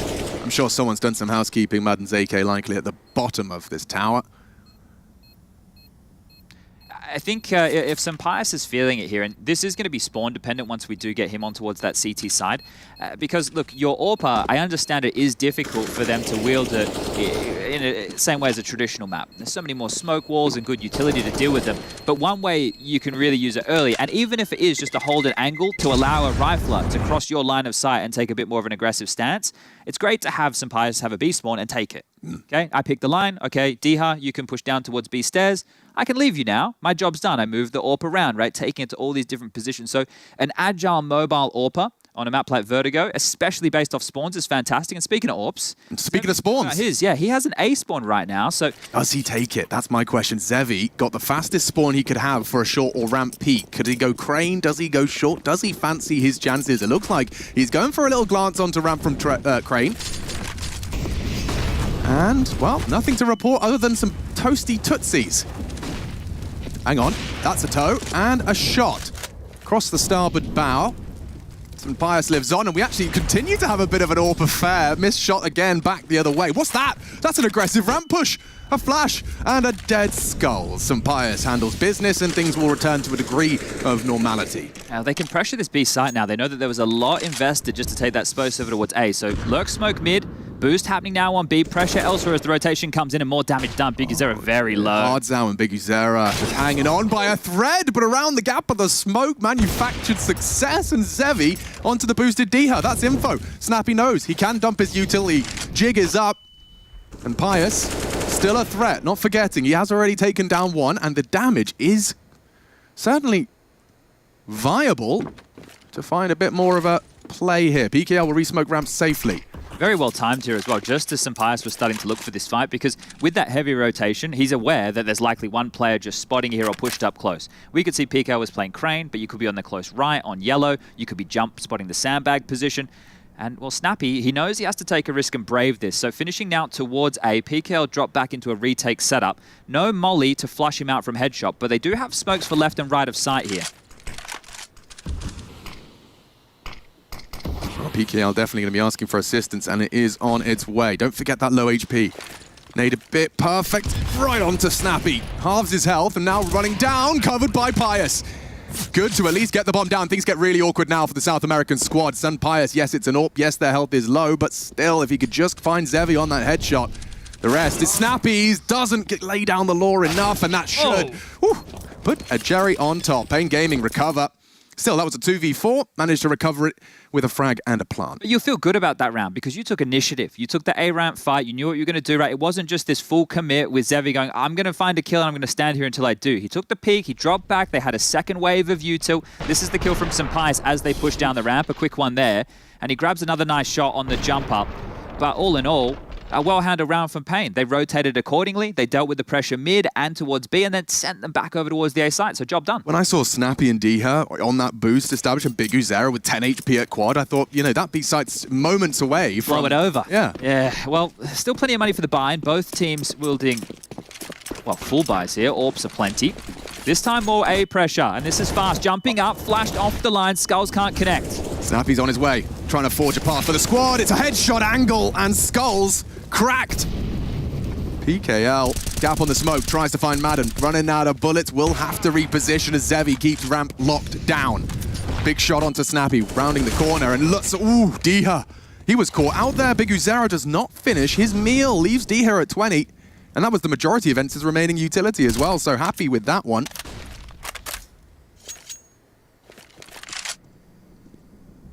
It's going to slow down here for a moment. Looks like there's uncertainty, doesn't it? Oh, for sure, right? Because at this point, right, and this is why you have to hold the shift key down on a map like Vertigo, right? The fact that you have above and below, where you have to worry about the audibles. This is the Snappy opening, and then he continued to take the risk because he knew that there was a player short spamming through. Now the reinitiate towards B. Hardzao actually has some util to slow them down here. So if they give away too many sound cues, he can molly or smoke this position, and we're at 45 seconds. You just saw Valde realize they got it for free, didn't have to flash. Now the warning's been given, they have to accelerate. Great nade, Hardzao halved. Rotate on its way. Still gap, still 30 seconds, ends with a full commitment here, and PKL already levels the odds. Quick one back, Pijamas, flank is on its way. Pijamas just looked away, and now Zevi closing in from behind. A double kill could make it 3. Now Madden in a one-on-one. PKL's surely close, you know that. Facing out, PKL does just stand and bang! Madden! A quick headshot, pulls it back for Ence into the 6th. Oh, another clutch going in the way of Ence here. We've had Volder pick up one now, Madden as well. These are close rounds and hard-fought rounds there. And considering Pain were in the number disadvantage, they did a good job to bring it almost in their favor, but it's just not enough here. This is Snappy, right? He identifies that PKO, or at least a player, is short because of the spam through the smoke communicated by his teammate. Thinks, I've already killed one. Maybe there's a gap here. Right, maybe he's still on his way over. He leers forward, tries to take advantage of that, gives up his life, but his teammates still have enough here. And guess what? Well, Snappy, he can micromanage from the grave. It's one of the delights of an in-game leader. You get to watch everybody's screens. Oh, Madden's dead. Watch this. Watch this. Oh, that's so naughty. The flash, the push, the frag, and Pain will take an opening. Okay. Well, they've manufactured that. That was hard work, good util, and it should be the one way on towards the top of sandbags here being deployed. But Snappy will hear that out and wants to take the fight yet again. The in-game leader, a bit messy on the spray, but does connect. Ooh, okay, that's another one. Ascribed to Snappy's name. Skull's actively trying to play around this one way. Got a timer though, right? This is going to start to fade, so he knows he needs to drop back. He has support from Zevi in the site, dealing with the short push, and okay, they know they need to take a fight here. They need some information. Oh, Skulls, this is actually quite a powerful angle because Diha looking the wrong way, covered by Pijamas. 2 in the feed for Ence. CT's dilapidated, and that likely will mark the end of the round. One key piece of utility here, Big Uzera has an incendiary, so once they start planting, he could displace this, but Volder, heads up play, he's investigating over towards B, right? So he can call this clear, call the cavalry back over. There it is. Well, the incendiary's being used, and they're in the wrong place, the wrong time, and the bomb should be planted towards B as Valda takes even more space. So Snappy, just a ruse. These kills for him are looking fantastic. Get himself 7. Let's see if he can make it 8, because he's on the trail of Hard Zao. I don't know if Hard Zao's going to clear this, and Snappy, the Spidey sensors are tingling, and, well, should be another. Snappy will confirm, and a commanding lead now on the T side here for ENCE, 7 of 4, and likely a half-buy scenario going forward for Pain. So they're in the bin at the moment on this CT side. They can still bring it back and get themselves 6 or 7, but it'll need to be kicking off in the next round of play, unless they have a cool, you know, half-buy move. Every time I look at some Pyjamas, all I can think of is obviously the Movistar Riders, but also just how influential he's been to ENCE and doing what perhaps Hades couldn't, but also the other side of it. Movistar Riders with like 2-3 map wins over the course since his departure. It worries me. It's concerning just how influential he was for that squad, and of course, it only speaks positively about his presence in ENCE if you are an ENCE fan. He's definitely been somewhat of a catalyst to some growth. I think in that story for the rest of the Movistar Riders players, and I don't know, right? I'm speculating this as if I'm writing a movie script of some variety here, but I think they're devastated because they just did so much as a team from the same country, which we all know everybody wants to try and achieve. Okay, Zevi, we're interested now. What else you got for us here? Well, that's one step in the right direction. Now, Snappy typically quick to foil any funny business, and it's actually going to be Zevi met by some Pyjamas. Snappy walking on through gap. And a nice headshot for that. Hard Zao eats it. Smoke is up from the CTs, trying to buy time. Still plenty of it. 58 on the clock, and no rush. Now, where's Valda off to? He is detached from the pack. He's just holding the back, excuse me. Thought might be heading towards middle, but instead, Skull's caught by the wallbang, left on just 8 HP. And just a formality at this point. You can see the health, the weaponry. It all points in one direction. Bit of a team flash there. Yep. Gets the frag though. And in they go. Everybody mopped up there. D-Hal with the final. And that's 8.5 win confirmed. You hearing that too? Yeah, well, look. Making sure it's not me. I think maybe it's both of us. Okay. I'm going to put it in my pocket. I'm going to be just not fiddle with it. Don't even look at it. I don't even...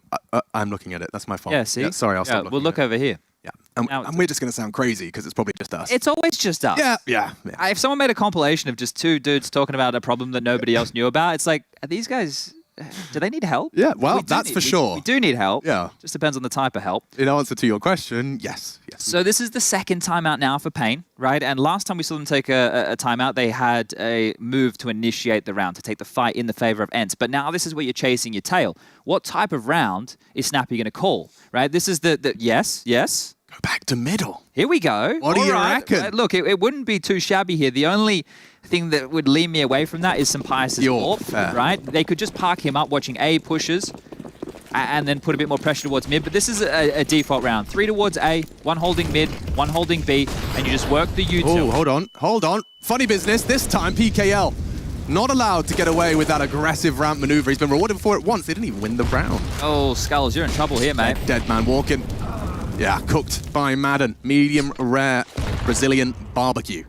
It's so cool, right, to see these different layers of util. My God, the double nade on the stack. It's all been perfect in this round, though, right? Like, the util thrown out by the Ts. You've got the lurk smoke on the ramp that gives them a little gap to work with. They throw the Molotov up on the base of the ramp. That means that the CT either has to be above them crane or on the back wall, right? All these little details, the flashes popping as well.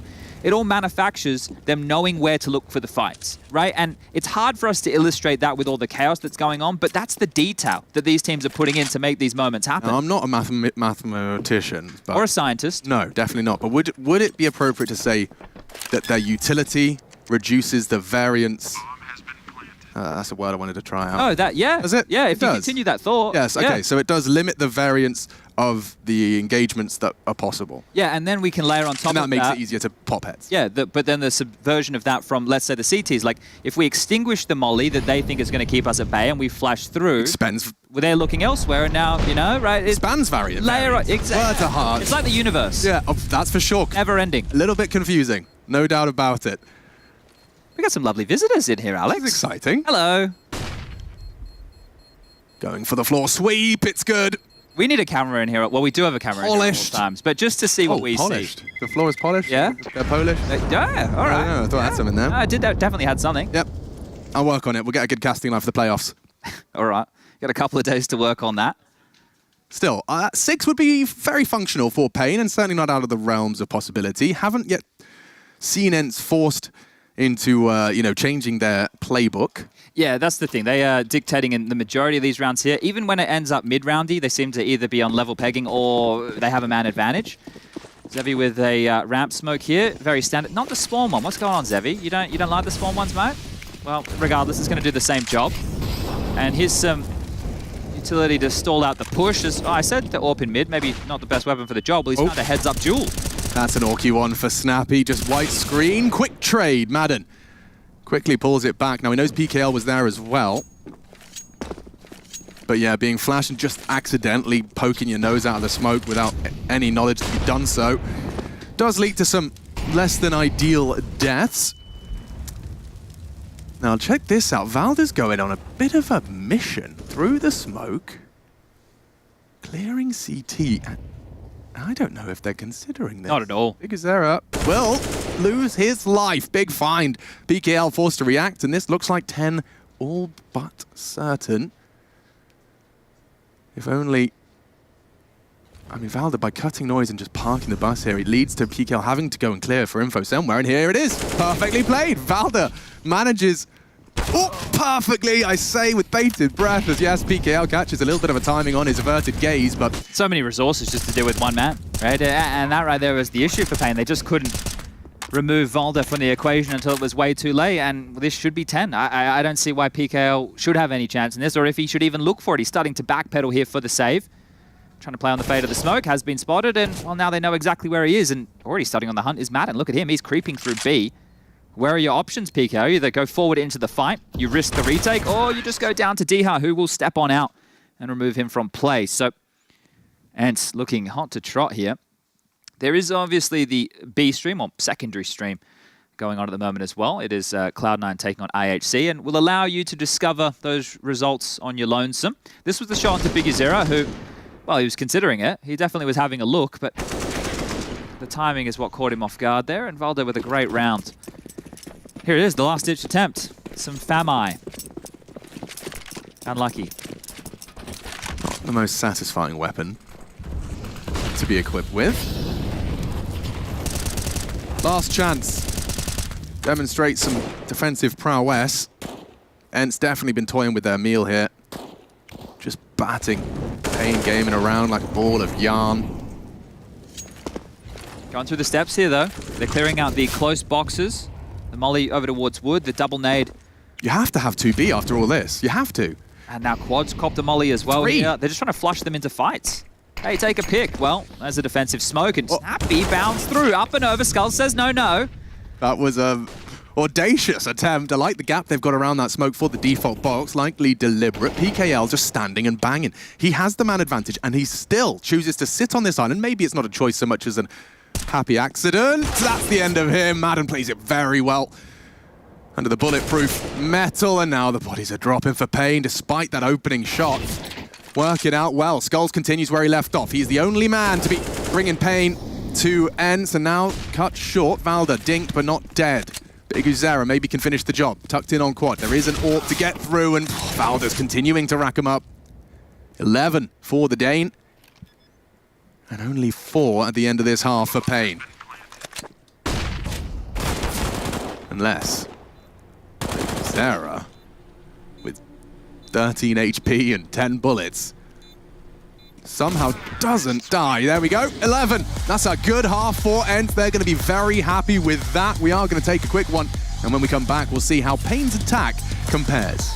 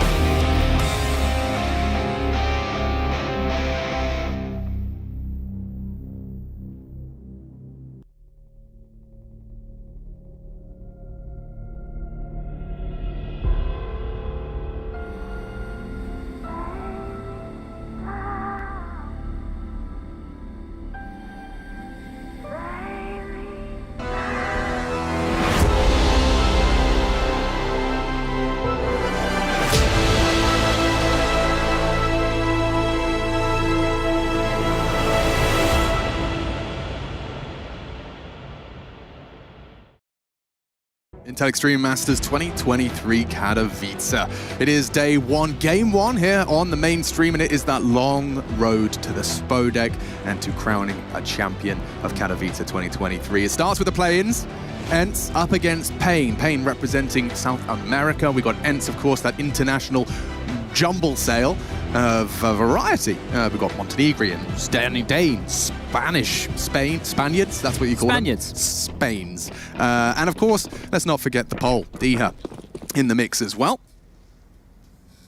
Let's see how far they go on this pistol. Now, it looks like they're actually kind of coming to mid, but there is quite the trap established. If you want to break through middle, there is 5 pistols in 3 people's hands. If this looks like the same execute they ran against ATK in the last time they played the map, so if it is... Snappy and Saw probably seen it already. Yeah, they're going to push through this smoke with a flash, Alex, unless they do a B-split variation, but last time they did it, they pushed through this smoke with a flash. Julie's probably the perfect weapon for the job. Zevi's given him some hope, some fire. Oh, Jesus! Zevi explodes into the pistol round. Hope was lost. Jawleys were firing. Zevi arrives. And that will be a full, clean house. Lovely work from the Brazilian. You have to be tilted off the face of the planet here if you're ENCE, because you had the counter to the pistol they ran the last time they played this map. It was almost identical. So they throw that lurk smoke, and what they do is they pop through it and do an A-split. But they didn't have to pop through anything, because they had Zevi popping off right here. The new addition, the AWPer, just racks them up. 3, 4. 20 bullets in that Glock feels good. For sure, he uses every single one to great effect. And look at the reaction. MAC-10s already charging up the ramp, looking to make space. We have seen the full investment. Just going to be Deagles, CZs, and whatever pistol they prefer to try and return to their winning ways early. Pain, though, this is a nice advantage in terms of having a competitive map. I wanted to remind myself, they did win the pistol as well in the first half. So, yeah, 100%. Conversions are better. Yeah. Gun rounds also necessary. We'll get there. We'll get there. Need a bit of everything here as PKL will take 2 of something. Snappy and Madden down. Zevi goes down to a CZ. The Pious is dealt with. Sounds like a fruit. It does. Pious. Rush, would you ever have any Pious? Like on a, you know, it's a Saturday, it's hot outside. You think, yeah, I'd have a slice of Pious. If he doesn't talk to us, I'm going to look at him. I heard he can talk. I heard he could talk too. Yeah, someone told me. Rush can talk. I guess he can't. Oh, okay. I was going to ask him about that fruit that looks like a corn on the cob. He can't talk right now. Well, I guess he's busy observing. Yes. Yeah. He used to be able to multitask. Don't know what happened to the guy. Oh, okay. Rush the Mime. It's going to be this new segment we do. Oh, we have to kind of communicate via... Yeah.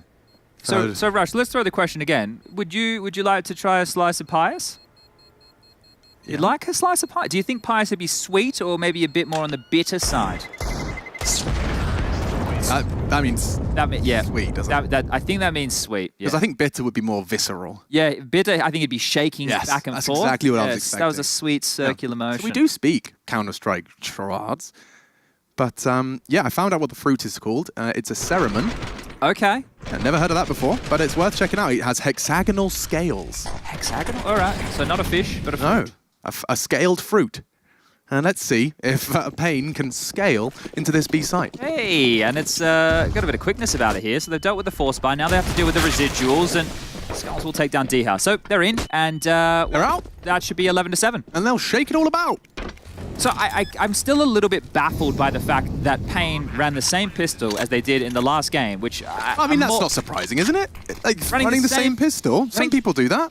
Yeah, we don't have Hugo Byron in the server right now, mate. Like, we're talking about top-level Counter-Strike, where Saw and Snappy would definitely be watching the demos. They, as I pointed out, they had 3 players mid. They were countering the strat, so they were prepared for Pain to run that, and they ran it, and it still somehow worked. It's baffling.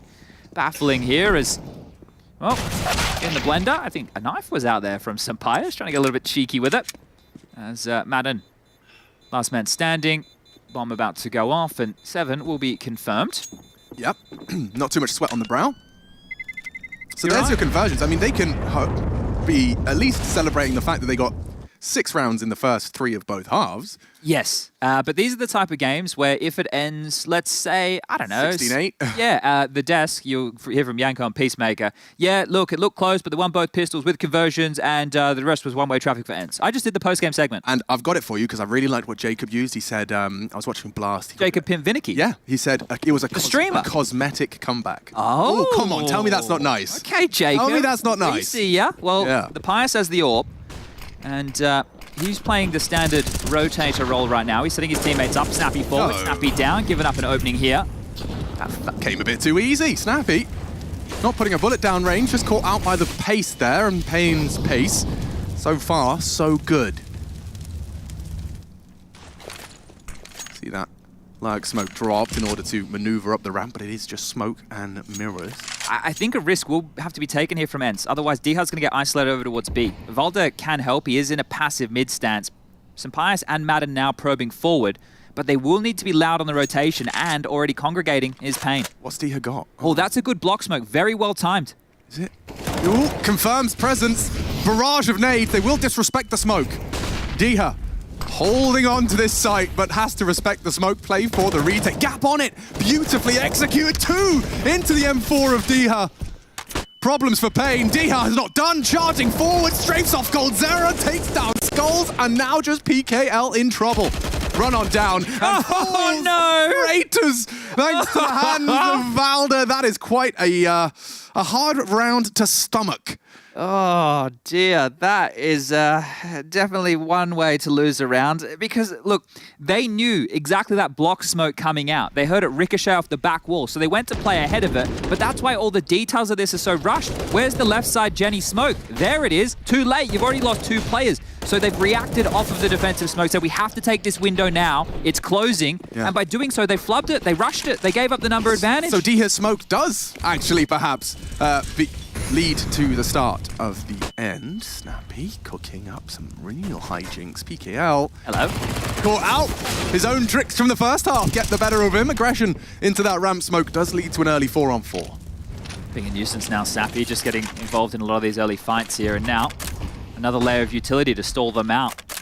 Payne. Well, they can take their time. As I mentioned to start off, Vertigo, if teams are going to throw so many goodies over towards this A ramp, just allow it to subside and then take some more favorable duels when util isn't the biggest question mark. Zevi posted up for Pyjamas' peak, and I think he'll oblige. Oh, they tagged each other. Okay, an equivalent exchange. A little bit of alchemy on ramp. Feels like they have enough util now if they can get this ramp control for an A finish, and I think Madden seems to be aware of that. So again, posturing forward. You've got the smokes on Skulls and Big Zero for left and right side. You've got one molly for close short, and you have another one for headshot. Sandbag is also a conversation here as well. I think Sandbag might take priority with the molly over the short position, and you can understand why, because this could completely unravel the round single-handedly. He does a big chunk of damage as well here. Pyjamas is playing a rather forward position for someone on his health, but he just needs the one as they swing, and yeah, we'll provide it. Beautiful combination of the ENCE defense. There's nothing left of these. Certainly not now. It's just Big Uzera, last of fall. Valda won the dankest of flanks. And yeah, this is where, unfortunately, that cosmetic comeback does look like it might be becoming a reality. Yeah, because the money absolutely in the bin here. This is the worst place to be if you're Payne. And it's very frustrating because you have had opportunities. You've lost some close rounds. There was a couple of one-on-one scenarios in the first half. But this was really well played from ENCE, right? They understand what attack could be coming their way. They were prickly the entire time, just being a jarring force. The tag with the AWP, the nade damage, slowing with more util, spamming through some smokes. And yeah, I think that says it all right there. So not going fantastically well at all, as 14...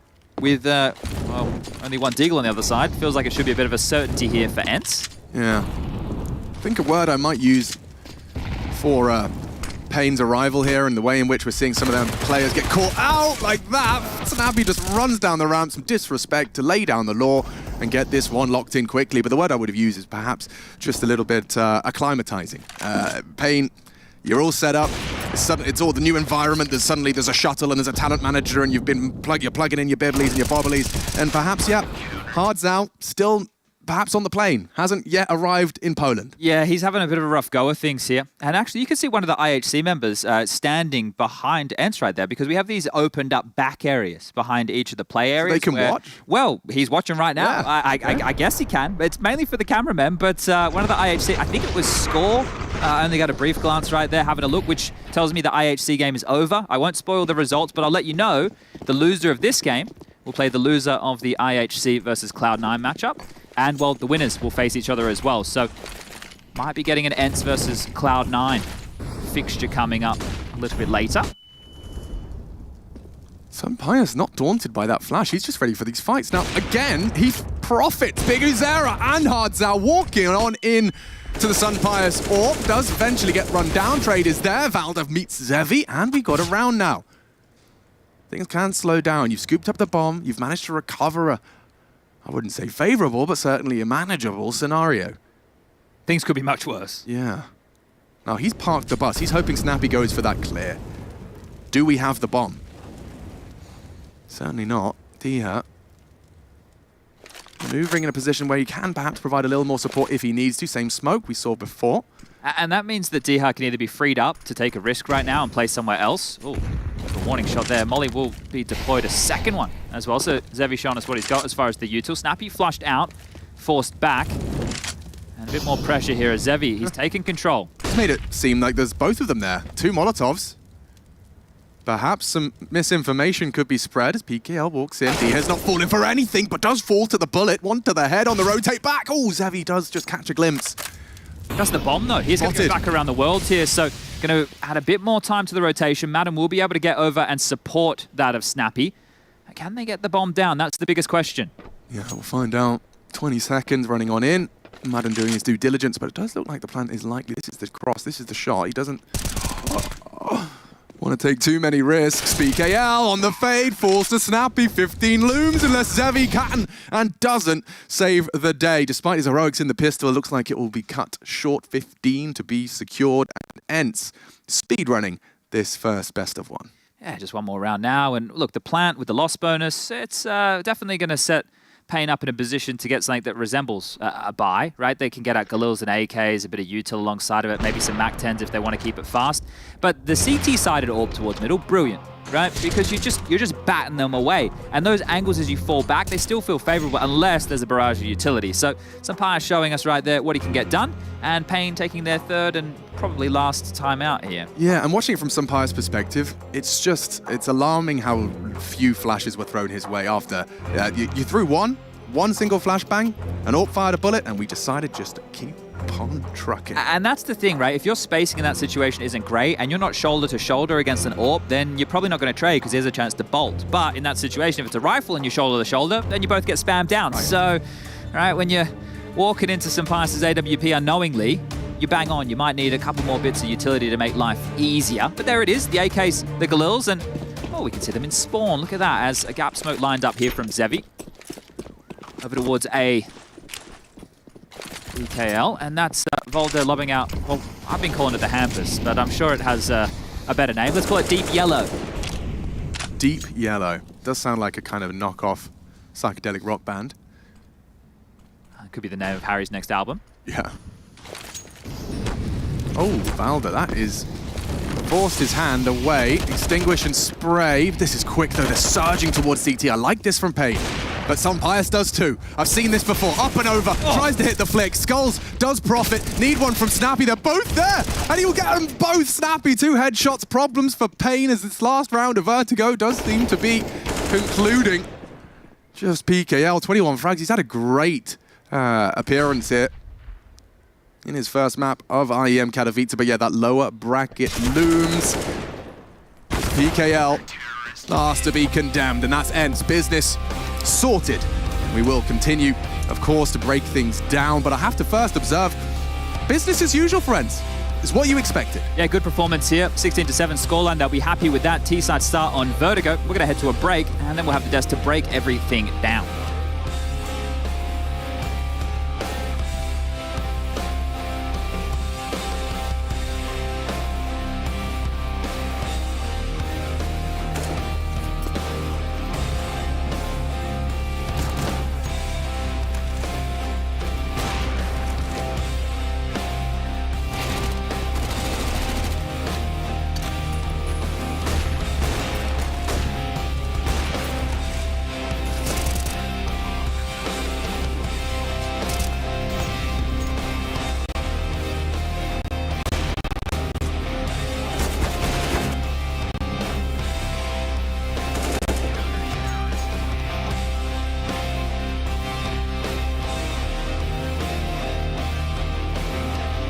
right, well, it is a chilly night here in K-Town, as Olek, our videographer, likes to remind me that this place is more commonly called, and behind us, Super Jednaska, a home for thousands of people here in Katowice, and in front of us is obviously the Spodek, where people will be playing on the playoffs. And one of the teams that will be playing here in the playoffs is ENCE. And they are an interesting roster because they had a really good run at Rio, but a heartbreaking defeat into using the time off in between then and now to play a couple of online cups where they got first and second.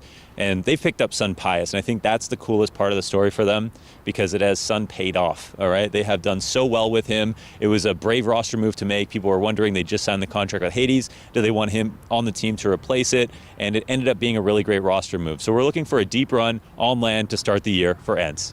Another great team here at Kato that we haven't seen play yet this year is ENCE. Okay, this team is raring to go. They played a lot during the break. They got first and second their last two online events, and they also have a bone to pick at Rio after doing well, but obviously could have gone a little bit farther. Why don't we go ahead and walk over to the team? Hey, Valde, can I grab you for a second? How's it going, man? How was your break? It was a good break. Yeah? But we also played a lot of CS. Yeah, you played a lot. You got first and second in your last two online events. Yeah. So honestly, more than most other teams. Does that feel good? The confidence is high coming in Kato? Confidence is high, yeah, but obviously, like, since we didn't play any officials for close to 2 months, then obviously it's kind of hard to know where you stand compared to the other teams. So I think it's mainly about like playing our game and testing out our strat book this event, and then I think we have a tough path as well in front of us. So let's see how it goes. A lot of expectations, honestly, even though we haven't seen you play for a while. Rio was a really great showing with a new roster. It was obviously a hard loss to get eliminated from there, but you left a good impression on everyone's mind. So the one thing I want to know for everybody right now is, how was vacation? Vacation? I know you went somewhere hot. Nah, actually not. Opposite. I went skiing. Oh, you went skiing? Yeah, for the first time in 10 years or something. So the first 2 days just, had a lot of crashes. Yeah, you crashed the first 2 days, and then the last couple of days, everything was Gucci, right? So it was fun. Good luck in the tournament, man. Thank you. All right, it's great to talk to Valde.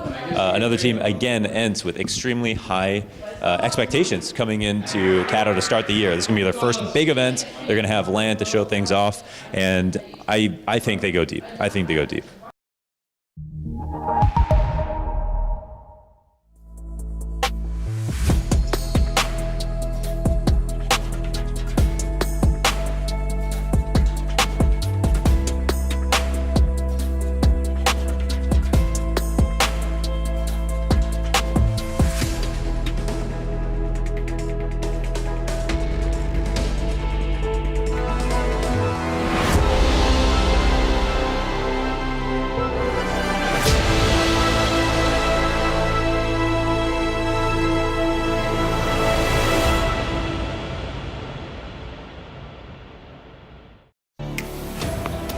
Well, GG has been exchanged, and it does look like ENCE come out on top of this one. Vertigo going their way, the opener going their way, and if you're ENCE, probably not much more to ask for at this point in time. Of course, a best-of-1 opener, it does set you in the right path, but ultimately still a long way to go for these guys. I welcome you all back to the Intel Extreme Masters. It's 2023. We are currently in the play-ins, and the party has just begun. Speaking of party, there's always a party around here with YNK and Peacemaker. Party, Trace. Yeah, this is one of those weird games where, we talk about best of ones, you win both pistols, it matters a lot. Well, not for playing gaming. 6 out of the 7 rounds came from winning pistol and converting the following rounds, right? Other than that, they won just one, gun round. Even though in the first half, they won a couple of anti-force buys, ENCE kept forcing to try to break their economy. And once they managed to do so, Payne didn't have any answers for ENCE. So there was a bit of an uproar. Now, I'm not going to say which one of you it was, but there was a pistol that looked pretty damn close. Is that right? Yeah. I mean, the second half of one, yes. Right? I mean, it was great to see that, Zavai stepped in and he was playing great. And you got to stop, man. You got to stop saying that. After 16-7 like this. Yeah. I mean, it was good that Zevi was stepping in and playing great, and he did an insane pistol round. But, as Janko alluded to, it's just not enough to convert the pistols, and I think, quite frankly, it was a game where ENCE just outplayed them in many different aspects, in my opinion. I have a question for you, Peace. Does Zao mean game in Portuguese? Zao? Zao. because Hardzao had a hard He had game. a hard game. See what he did there. He had a rough one. He had a shocker. I mean, to be honest, like, you know, it's not that it would have changed much. Like, ENCE, in the matter of, in which they were winning rounds, was very dominant, and he wasn't the first frag. You know, it's not like they were entering on him all the time, and he was failing the team in that sense. It's just one of those unfortunate games where you're always like in a bad situation, right? He's always one of the last players alive in a 2v3, 2v4, so you have to save. Then after you lose a lot of rounds, you have to go for it, but they're not really, you know, rounds that are viable to win. And, you know, Pain, unfortunately, just getting outclassed completely by ENCE, but it feels like, you know, ENCE has really figured it out. And I think they're going to be one of the best teams we see from the playing going into the group stages. So for Pain, you know, try not to take this loss too hard on yourself. And if you're ENCE, there was probably a moment in there you got a little sweaty, but obviously this wasn't the true test right here. We're looking at our Air Force Aim High head-to-head. Zevi, not to be confused with Zevice or Zeve. There we go. Whichever one it might be. Sampayas there on the other side. We talked heavily about Sampayas coming into this game, and what did you see from him here? I think Sampayas was really good at like finding interest for his team.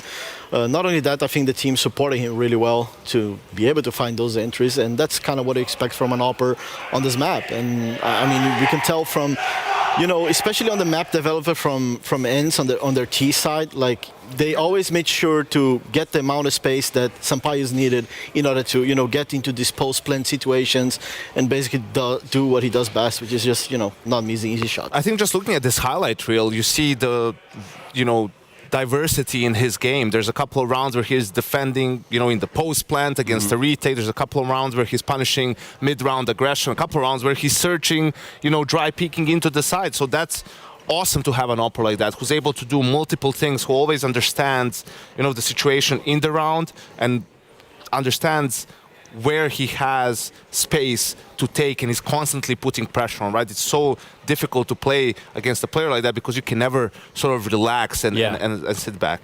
You know, it's about situational awareness, which is ultimately what leads some of these teams on to victory, and other ones that can't seemingly find it falter and then stumble their way through to an L, which is not the case for Snappy and company because ENCE won their first games. We're going to hear from him. Snappy, you get the first opening win here, and I want to just start with the momentum they gained at the beginning, right? You're forcing up, you're trying to fight them back on it. Did you want to make sure that they just didn't carry forward into the rest of the rounds? No, I just think we pressured the economy enough that we could get kind of even buys when we get the bomb down every time we kill. We could essentially get Galils and AKs while they would still be forced to have some MP9. So we just kept on the pressure, and I think we were pretty dominant, to be honest. I think they won one gun round, I think. The rest was essentially like they got 3-0, 3-0 on each half, and I think they got 7 in total. So I think we played amazing. It was really good. Next time we hopefully win some pistols also, because I think Cloud9, I don't know if they are winning, I assume they will, is probably going to be really tough. Now, I also want to touch on the fact that I know you guys had your boot camp in Finland, so you got yourselves ready for it, but coming back in the server for an official game, was there still some things where you go, okay guys, this wasn't what we played? I actually think it was pretty relaxed. We talked about how we should treat this as any other day, try to keep the excitement, but also at the same time keep the excitement low enough so people don't talk too much, because I think that's one of the key things we've been working a lot with. Still a work in progress, but it definitely got a lot better, and I think we kept a really cool head during this match. I like it. That sounds really smart. Snappy, well done, mate. All smiles there for Snappy, and rightfully so, because with ENCE finding their first victory, it is just one step closer to that ever-coveted saucer just down the street. First and foremost, though, still a whole bunch of play-ins to get through. So what we're going to do is we're going to cut to a quick break. We're going to come back. We're going to talk all things Alexi B, NIP, configs over there playing too. There's a lot of things to unpack for the NIP side now. On the other end, there's a little bit of an MIBR. We're going to be talking about it all when we come back, everybody. We'll be right back.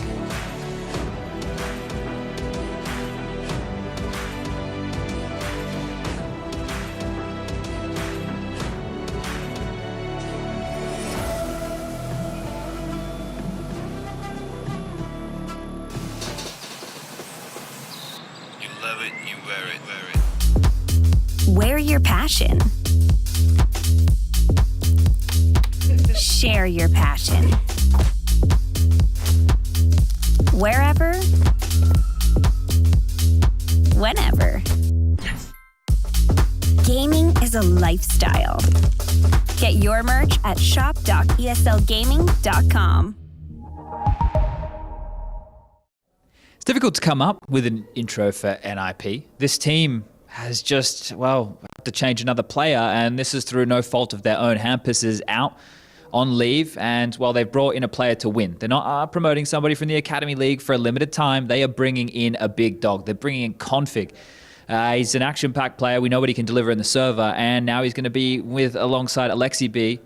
You've got Brolin, you've got Rez, some handy riflers, and of course Headtrick on the AWP as the newest signing.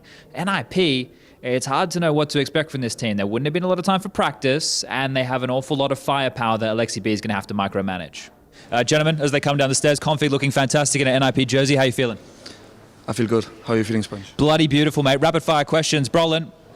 Hello, mate. Who's going to be more aggressive, you or Config? Me. You? Yeah. All right, confirmed. I'm speaking really fast. Headtrick, I don't think we've officially spoken before, but you're AWPing now for a legendary squad like NIP. Are you going to make your way to the grand final of your first ever Katowice and do a Mondesi cosplay? Yeah, I'll try to do it, and we should do it, I guess. Okay. Yeah, all right, fine. Feeling confident? And Alexi, one of my favorites. So, look, you now have to micromanage a brand new team that I'm sure you haven't practiced a lot with. What is going through your head? How are you meant to keep these boys in check? I don't know. I think Config is trying to keep us in check this time. Okay, he's going to bring a good atmosphere because this guy, he gets a bit loud in the server, so he's going to lift the mood, I imagine. I was speaking to Rez before, that's why I haven't jumped in his face. But you guys just going to be playing, I don't want to say momentum-based Counter-Strike here, but it's going to be a bit more feel? For sure. I mean, just looking at it now, like this morning as well, there's not too much we can do in terms of having the best preparation ever, but as you said, momentum-based and feeling the energy of the new guy. All right, cool. Look forward to seeing you guys in the server. Thank you for your time, and I'll let you guys go. Cheers, boys. Thank you. Thank you. I was just jumping in here, so you're doing some content, you're doing some fun stuff here. Now, we all know that you've got Config here at this event. Look, he's a fun guy. He definitely loves yelling a bit. Yeah, I think is he going to lift the mood of the team? Of course, I think he's the kind of guy, like, he brings in good energy, like, he gets us all on the rolling, you know, and I think it's really necessary in a team, so glad to have him here. Okay, sounds good. And I guess now we have Rez, Brolin, and Config running around the server, really aggressive, going to headshot people. That's pretty scary for anybody. That sounds like an exciting prospect. You had much time to practice? Not at all, but I think we don't need it, actually. I think we're really strong individuals, and that's, if everyone perform, you don't really need much practice, so. Okay. I think we can do good.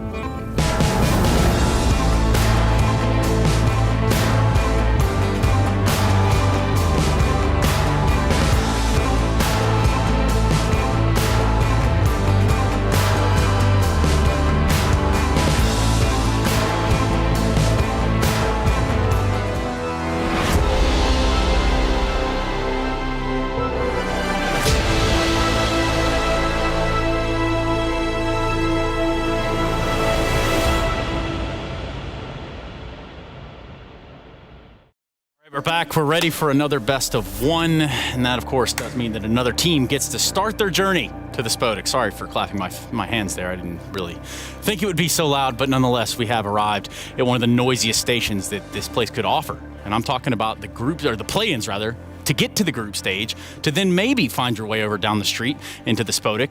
But all things considered, I think we start our conversation around the Ninjas in Pyjamas. We did just hear from the NIP side. We saw them coming down in full force. They were getting ready to go out to the venue.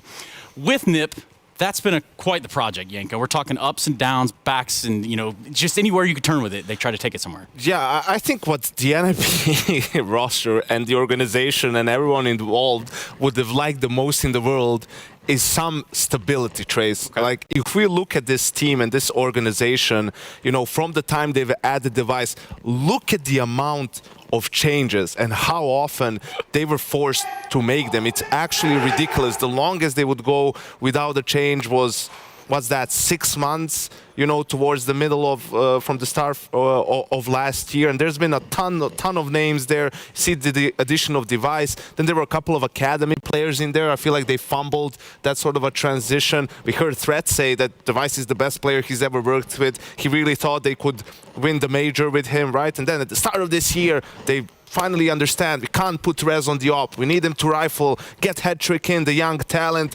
Alexis giving interviews saying, hopefully we're not going to make any changes. This is the team. We're feeling good. We're playing well. Yeah, go guys. And then, Trace, another change, right? Only a couple of days after he made that statement, Hampus takes a leave of for personal reasons, right? And they have to bring in Config. And you could hear, I mean, when Chad talked to Alexi, he's like, I don't know, man. Like, I don't know how I'll figure it out. You know, Config is going to lead the way, sort of. So, I mean, I think it's important to note when you have these many changes, the amount of stress on the coach and the analyst and the in-game and the players who've been there throughout. So someone like Rez, right, or Hampus, it's so much because every time you change a player, you need to introduce him again to everything, right? Like your system, the call-outs, you need to go through the spots on all the maps, right? And it's just so, you know, tedious and it's really hard to stay motivated throughout all that process and when it happens so often. So if we, you know, flip gears a little bit here, we could talk about NIP. We could look at that whole turbulent time they've had with their rosters. But really, I think one question that has been poked out to me at least would be, is it Insani? Yeah. Insani? Okay. Yeah. You get that, Chad? That's important. No. I cannot hear. Deadly baby assassin that you guys have picked up here. The young gun Insani coming in from your academy roster. Why did you guys choose him? Was this just the best option? 2 months ago, I talked to Beat and I said that I was playing with him a match on Face It, I guess. And I saw that he had a lot of talent. And I told Beat that we got a really good player in the academy team. And this last year when we lost Jota to Imperial, we were talking and Insane was one of the best options for us. And it was the easier one because he was playing our academy team. And I believe he has a lot of talents, and so it was easy to pick him. I love it. And as soon as he joined you guys on the 17th of January, you then go straight away a few days later and play the EPL conference. You get second place, you make it to ESL Pro League.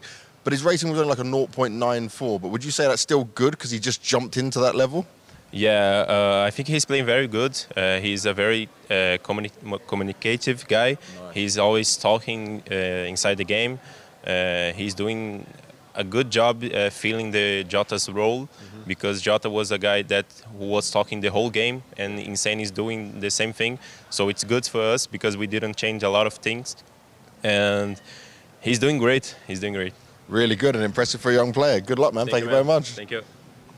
That's dope. That's really good. Yeah. Yeah, a lot to take in there from the MIBR side of things, but obviously for different reasons. Isn't that right, Peacemaker? Yeah, 100%. And talking a little bit about Insani, like we heard from Exit talking about him, how he is as a player and everything. And from what I heard, like they have been scouting this guy for the last, couple months. And I actually went on and tried to check a little bit on how the way he plays and everything. And he used to play like star roles on the city side and out of positions as T. And I'm curious to see how MIBR is going to use him because for him to play all these star roles, being a young player in a team competing his first big international event, it could be very challenging. So we get Nuke, Anubis, very close. Well, which is interesting, Trace, considering, NIP in the last 3 months only played Nuke once. It's not one of the maps they go to a lot, but probably with the recent change that they had to make, they felt better having to do it on Nuke than having to do it on Anubis, the newest addition to the map pool. And yeah, for MIBR, listen, Peacemaker, you know this way better than I do. This is the most storied organization when it comes to Counter-Strike in Brazil, and that was the rebranding from Immortals into MIBR. Started off with the full, with the Brazilian roster, then Stewie, Tarek. I was even there for a while, but you know, it hasn't really worked out that way. It has been disappointment after disappointment. Lately, not being able to qualify for Rio, right, was obviously heartbreaking for them. And they're trying, they're getting their players taken away from them by the likes of Imperial. So it's not even the most attractive organization to play for when it comes to Brazilian teams. So, you know, just humor me here for a second, Peacemaker. Now, imagine if MIBR had, say, like, I don't know, Flamey, Simple. No, we're talking about things of the MIBR past and what could have been, what should have been. But yeah, it would have been a wild ride. But it has been an up and down sort of thing for what has been a storied legacy line, or well, I should say brand, returning to Counter-Strike. Yeah, 100%. And I mean, there's even this joke in Brazil about MIBR literally becoming like Imperial's academy team at this point. Because, like, you know, they took Jota away from them and then Cello. And I mean, even like the fact that they kicked their IGL, right? They kicked their IGL. Their IGL joined Fluxo, beats them to qualify for Blast, like, I don't know, 1 month after they kicked their IGL. So, I mean, there's a lot of questionable decisions from their side. And yeah, I mean, now coming to this event with 2 young players. Pound for pound, Yanko, are you leaning one way or the other here? Going NIP by a long, by a lot in terms of firepower. That's what they have going for them. Rez, Brolan, Alexi, right? Config, obviously, so that's a big deal. But I expect an entertaining game. It's going to be chaos. It's not going to be clean, but it's going to be fun to watch. Yes, it will be fun to watch, which is exactly what we have signed up for. We're ready to jump into this MIBR versus NIP matchup. It is a best of 1. We are getting things started here at the play-ins, and we are just trying to find out who can survive this race. So we're going to jump into it. Nuke, let's play. Ooh, that sounded like kind of an intro to a, you know, like a video game, like EA Sports. Let's play. Yeah, I like Counter-Strike. Let's play. Trace does have that voice. Let's play. That's what happens when you're an American. Yeah. So everything sounds better in an American accent. A bit more official. Well, look, we got Insani in the server, Alex, and Config on the other side. So some new additions. Not too many maps played for the Brazilians, and NIP with this newest addition, none. And, there's really a lot to unpack here, but let's frame this as a pug with some frills. A pug with some frills, and I'm not talking about the dog, though that would be quite aesthetically pleasing as well. Woof woof. Oh, info. Good spot from Config. So he's screaming that there's action yard, and oh, head trick. Did not hear that one. Might want to fiddle with his headphones after that opening death. Now Alexi into the lower site. Is going to be tucked in. Rez housekeeping towards that Squeak T vent. Lots of space for Insani here. He's out, he's about, and spotted towards the T vent. Rez, aware of something, turns, not in time. Good kill from Insani, better from Turtle. That is a pistol round perfect in execution from MIBR. Turtle with 2. Just going to be Alexi B left to make the best of a bad situation. Lots of misdirection there, right? We're able to manufacture a lot of gaps, force the rotations, classic play, what you're looking for. What about like Nuke? And I think MIBR would be happy to find it, here in this territory. Alexi, that was crispy. What more do you have for us here, sir? As he will get dealt with by Exit. He'll grab a kill, and we will be putting the pistol around to MIBR's name. Something I think we're going to have to keep tabs on is that loss of communication for NIP in terms of knee-jerk reactions and having your fundamentals ironed out. So who goes where when this guy dies? In terms of reps, like, so that this death from head trick opens up so many questions. Config, he then goes out, he says 2 secret could have crossed, someone has to go lower, Alexi goes lower, and suddenly gaps everywhere. And this is going to be the biggest issue, right? Because sure, the rotations are pretty ironed out on a map like Nuke, but you still need to know how your team does it, right? Who's going to respond? Oh my god. Brolan, he stalled them out for now. That's bomb loose, heading with the trade, needs to find another and does. Yeah, problem solved. You got Sketchy for a second, exit on 7 HP, still with that AK-47. The bomb is in Config's grasp. Molotov can solve their problems because Brano considering it. Henny is still on that top site silo. You can see a flash from Hedrick. Alexi to get that info, but there is so many fights about to go down. Flash in. Alexi, hard shots, can't track. Henny down, traded by Breno. Config was smoked off, could not contribute. Still a bit sketchy. They can reset. They're going to re-smoke main. That does imply it's going to be a main side plant. Config could take a pot shot, chooses not to. Yeah, that's going to call it off, right? 18 seconds of that smoke being layered as the bomb goes down. Well, at that point, 20 seconds remaining. A scout and a deagle for a retake in a number disadvantage situation. No, no, no. Now, exits. See if you can, not the player, I'm talking about, sorry, Rush. I'm talking about kills. If they can find a bit more damage here, maybe scavenge away an AK. That'd be lovely. Players have already started decorating the halls of Cedarwood Creek with some sprays. Nice to see their artistic license being utilized. I think even something as simple here as Hedrick may be able to find a pistol that gets blown away, because then he can drop the pistol, keep the scout. Right now he only has a USP, and well, finishing back of Warehouse, I don't think that's going to come his way. So 2 guns retained, and a 2-0 for MIBR. Now, doing a fast top against NIP completely removes the questions you were just talking about. Rotations, well, it's heads-up Counter-Strike, it's in your face, but they were taking advantage of the lack of util. We know on a map like Nuke, you need a molly towards Squeaky, a molly towards Heart, right? That's just to stall out the potential rushes, and this is great from Henny. To grab the second on the res, and he's in the sight. So, well handled, and should be on course here for a third. Couldn't ask for more. Good start, flashes out, nade off, smoked in, and charging. Brolan as well, lots of damage, look at their health. MIBR behind them with a knife out. Brolan trying to block them, they can't get down the vent. This is so ridiculous. Now they'll descend loudly. Let him down. Brolan lets them go, he'll come behind. Oh, everyone's lost. It's 2 down, he says, as Breno catches Brolan, and what could have been a disaster seems to return. Oh dear, we all know that feeling. You know, you're walking down the street and someone's coming your direction, you both step the same way, then you step back the other way, and then you look at each other like, well... I think he inadvertently was blocking both of their descents. Yeah, he was standing in between them. A fat wedge between the 2 of them right there. Hedrick's found another kill here, so actually, this might shape up all right for NIP. They have the number advantage, everybody has something better than a starter pistol. It's really on Alexi B not giving this fight up for free. He's got Hedrick holding it, so all he really needs to do is react to Hedrick's call. They can't go slip secret. Smoke will land, does nothing in that regard, just towards the lockers. Now they have crossed Hedrick already. I may have made a mistake in that regard, so... This little main angle, slither gap he's holding. But look at the time. Yeah, that's the end of Alexi. Short, 25. It does get awkward, certainly now when scout shots are being hit, because the bomb's now loose. You have to go for this. And Sani's bailed them out onto Hedrick. Still, that time, it makes things interesting. 1 Deagle headshot or 1 to the body will do. Onto Henny. Config makes it a 2-on-2. Rez still here. And Rez needs both. Okay, 1 bullet in it. You can celebrate MIBR, but that was very dangerous. In a mop and bucket round, Insani, the newest addition from the academy team of MIBR, gets 3 kills. So great, that is going to really bolster your confidence here, right? Those are, I'm not going to say they're gimmies, but they're essential to not flub around like that for MIBR. So great job here from the young gun. Insani just ripping a few heads away here and even closing things out to secure the third. So good stuff early as, well now NIP will be into a feeling themselves. Big buy.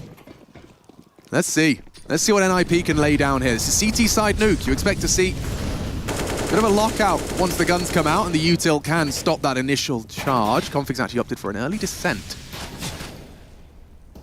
So he might maneuver towards that secret stairs and have a glance at the yard crawl. Looks like he will be in combination here with Hedrick as the yard duo. Like you tend to have a rifler who's a bit more dynamic. Well, the AWP are very dynamic as well, lots of different angles, but you need those 2 to be in sync. Alexi B ramp and Rez and Brolan to lock down top side. This is forward of Config. Oh, and deleted by Breno. Doesn't get really much easier than that. Was his barrel blocking the line of sight there? Because it felt a little bit too late to the reaction there, and now they've lost so much space as well as a body. Now you've lost info so much. Brolan can't really report if there's anyone trying their luck. Good awareness. Catches Breno emerging into the warehouse. Now Exit has gotten across. He'll be parking the bus and looking to arrive late into this final piece. Still a 4-on-4. Alexi on ramp might be tested here. If they get through Alexi, they might just drop down into the... Oh, I was going to say jaws of Hedrick. He's rotated back just in time to take the fight and drop the bomb. They switch. Now Alexi could be utilized. You've already got the setup.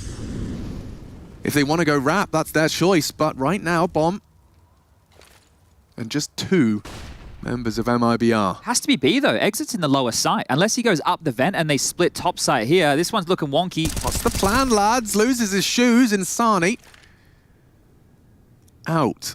Save? Save. Likely. You have to break glass to have that. This setup is actually working out well for NIP. A good catch as Hedrick goes looking. And oh no! Henny gets 2. They've only got 5 seconds, but the body's taken down. And again, that's 2 rounds in a row where MIBR seem they can hit their shots. They can win their duels.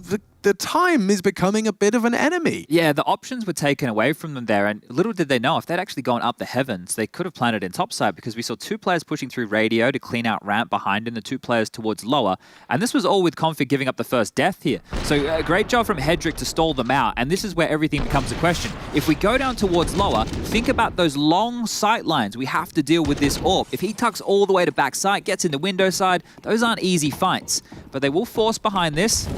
Could be pacey, but towards yard, interestingly enough. They've avoided all that early util damage. No real shrapnel to complain about. I think they're going to throw the smoke wall late. You can see them now transitioning behind red, and they'll line this up, and they'll trickle this out, which means they'll be faster to react with numbers. It's not players throwing this from spawn. So they have more bodies now to push on down, and Config spams to find just a chunk of damage there onto Breno. Yeah, let's see how this setup works out. Brolan. Sharpshooter. Sprays down Turtle. Well handled. Good flash, and being run on down now. Has to hold his ground on control, and does so with a very controlled spray. Exit gone. Henny's got a lovely angle for this one. Config that. Well, actually looking the right way. Still not able to post the frag. Henny's 1v5 dreams. 1 of 5 in the right direction. Only 4 more steps, 4 more headshots, and Rez is here to ruin his plans. And fun. Or not. Oh, he gets the info and the frag. All right, Henny. Slow your roll. Usually pretty good in the clutch as well, but a 1-on-5, right? I know we saw Katie win one the other day. Yeah. And with much less time, mind you. These aren't meant to happen. There need to be a couple more unforced errors. Oh, there's the thing. This one should be done now. 28 seconds. And if he had managed, I can't imagine NIP would recover. Like, straight up, tilted for the half. Tilted for the half. And this is where, like, they did a good job with the basics. At the moment, with the understanding of teams, you just saw the outside smokes land. Alexi pushes ramp, finds Insani in lobby, right? If you're going to see a smoke wall, you expect numbers outside. So those basics have to go well. And a basic should be closing out a 1-on-5. So, well handled. And they grabbed themselves the second round. Should be able to afford themselves some drops from Alexi and Brolin over towards Rez and Config, unless they're expecting the eco. And then you might see a couple of SMGs in the mix here. But good shots here from Brolin. Just stalls out any attempt to get down towards the B bomb site. And should be sitting pretty right now to close things up to a 3-3 scoreline. And yeah, it will be Glocks. But they did drop the guns. They don't want to carry through any residual SMGs. If you got the funds, why the hell not? That's my motto in life. Why the hell not? F-I-D-I. WC. Thank you. Look, now, I don't know. I guess I should wait for confirmation. I did want to try and talk to Rush again, right? These were his favorite rounds. Remember back in Pro League? Testing. Oh, testing. Hello. Hello. How are you? Calling in from outer space by the sound of things, Rush. Yes, I'm on the space station. Is this Talking Cower? I love how overwhelming this is. It's great. It is. It's like it's more than my brain can process. Is it clear? It's the most jarring experience I could have hoped for. It's great to hear your voice, Rush. Yeah, I found this mic in the, you know the Lego box with all the Legos in? Oh, yeah, I found the mic in there. Oh, that's Should great. be good though, right? Yeah, it's great. It's Yeah, really, really I'd good. probably take like 5 to 10 dBs off of you, but... Okay, well, I'll whisper, guys. Pass the round though, Rush. Give us the round. Well, anyway, Alexi B here's got head trick to support. Drops down, Turtle pushing in. The USP in hand, he's got it. Config taking a bit of damage. Oh, and it's an Alexi B kill. Config still on the line. Henny, he's in a very precarious spot now, dropping back.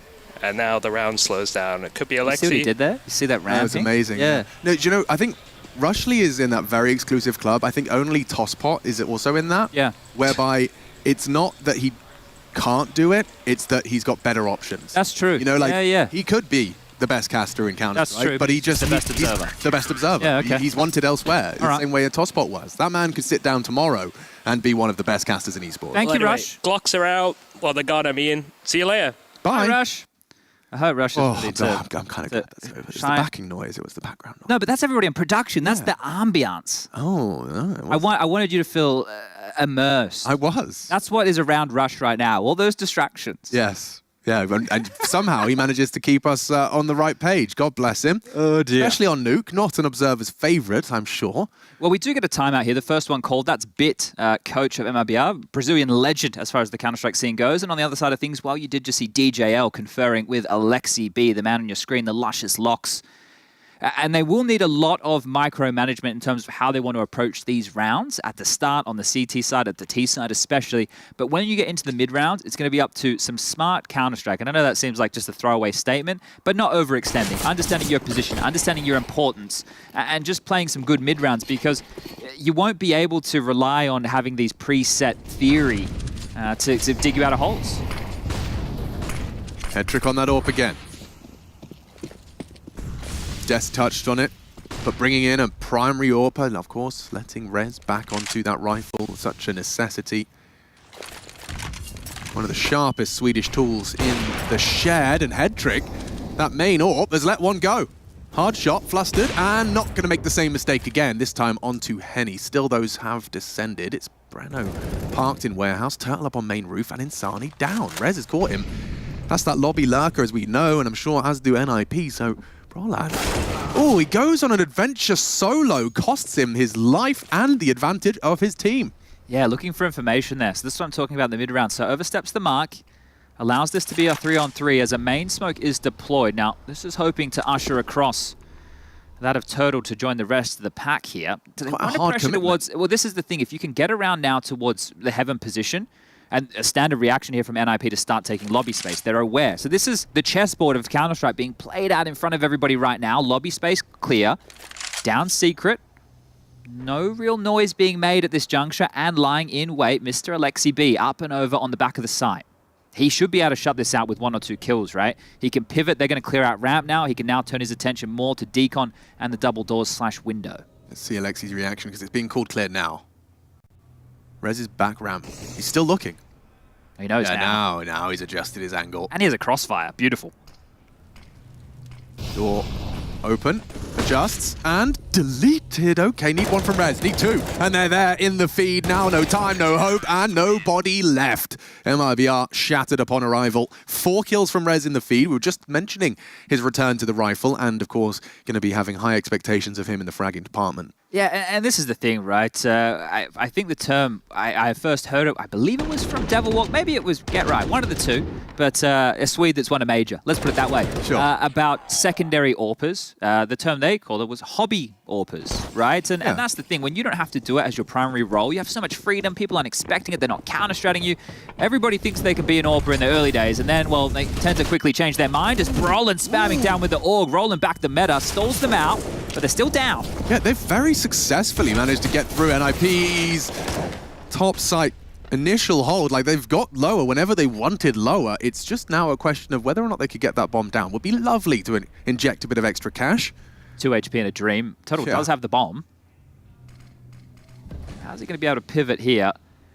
It kind of hinges on someone else somewhere else. And this is the thing, we've seen Exit alive pretty late in a lot of rounds here, and sure, he's the man to close out these rounds, but he might have to be the one to initiate unless Config sniffs things out first. If he takes down Turtle, clears his hard right, well, that's the bomb loose, and guess what? That's not easy to retrieve. Yeah, that might just be the end of that. It was a nice catch from Exit. You can see Brian was probably set for 3 if it wasn't for his P250 response. And that same P250 now probably not going to get him too much further. Alexi will finish things off. 5 for NIP's CT side.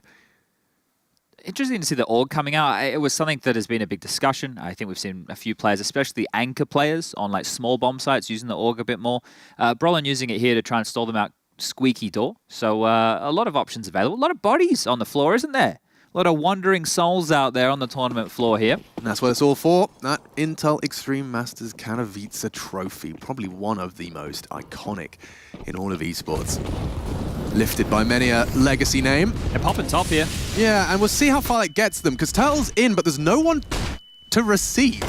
Other than Brolan, pushing the smoke, combines with Rez, Head-trick spotted Heaven, and still Config fragging. Look at the exchange.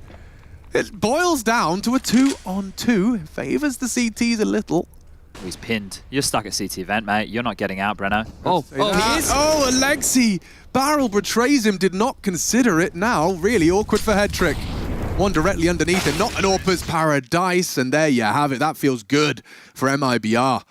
Just a vicious flurry of frags into that top site. Well, especially with how the trades went earlier. And the reason that that round looked a little bit wonky, there wasn't a top defense, is because they sent 3 players out towards main for the start, right? They didn't start with standard 2 heaven. The heaven players are usually the ones first spawn Molly squeaky, second spawn Molly's heart. But they kind of popped in. So MIBR are like, okay, they're in the site, they're flashed, we've got them cottoned off. They're coming in with that second wave of the attack, and it's this kill right here. I thought Alexi had Breno every day of the week, but was trying to get ahead of the play, gave up his life, and well, speaking of play, we're back into it. Alexi with a bit more variance out towards Secret. Look, it doesn't feel like we're going to see players in the same positions too much here, right? This is the positive that I suppose NIP have. Nobody knows what to expect, right? Including them. Headtrick's only been in this team for a short period of time too. Yeah. So it's not like you've established necessarily a huge game plan of how you want to approach things. My biggest question is who's going to become the second voice in this team, because when Hampus was there, Alexi in-game leader, Hampus previous in-game leader, you'd expect him to be that second voice. So who's going to be contributing in that capacity? Alexi, answering your question in the lobby, implied it might be Config. We'll see whether that's a different type of voice. Smokes are up. And Config, speaking of the devil, wants to go and ask some questions. They're just pushing in. Same as the previous. This time it works out wonderfully. The transfer from Config finds Henny. Over the smoke, Headtrick, oh, he hears it, or aware of it. There's one down the stairs, and Sani's caught Rez elsewhere on the hut and into the site. He's taking space and initiative.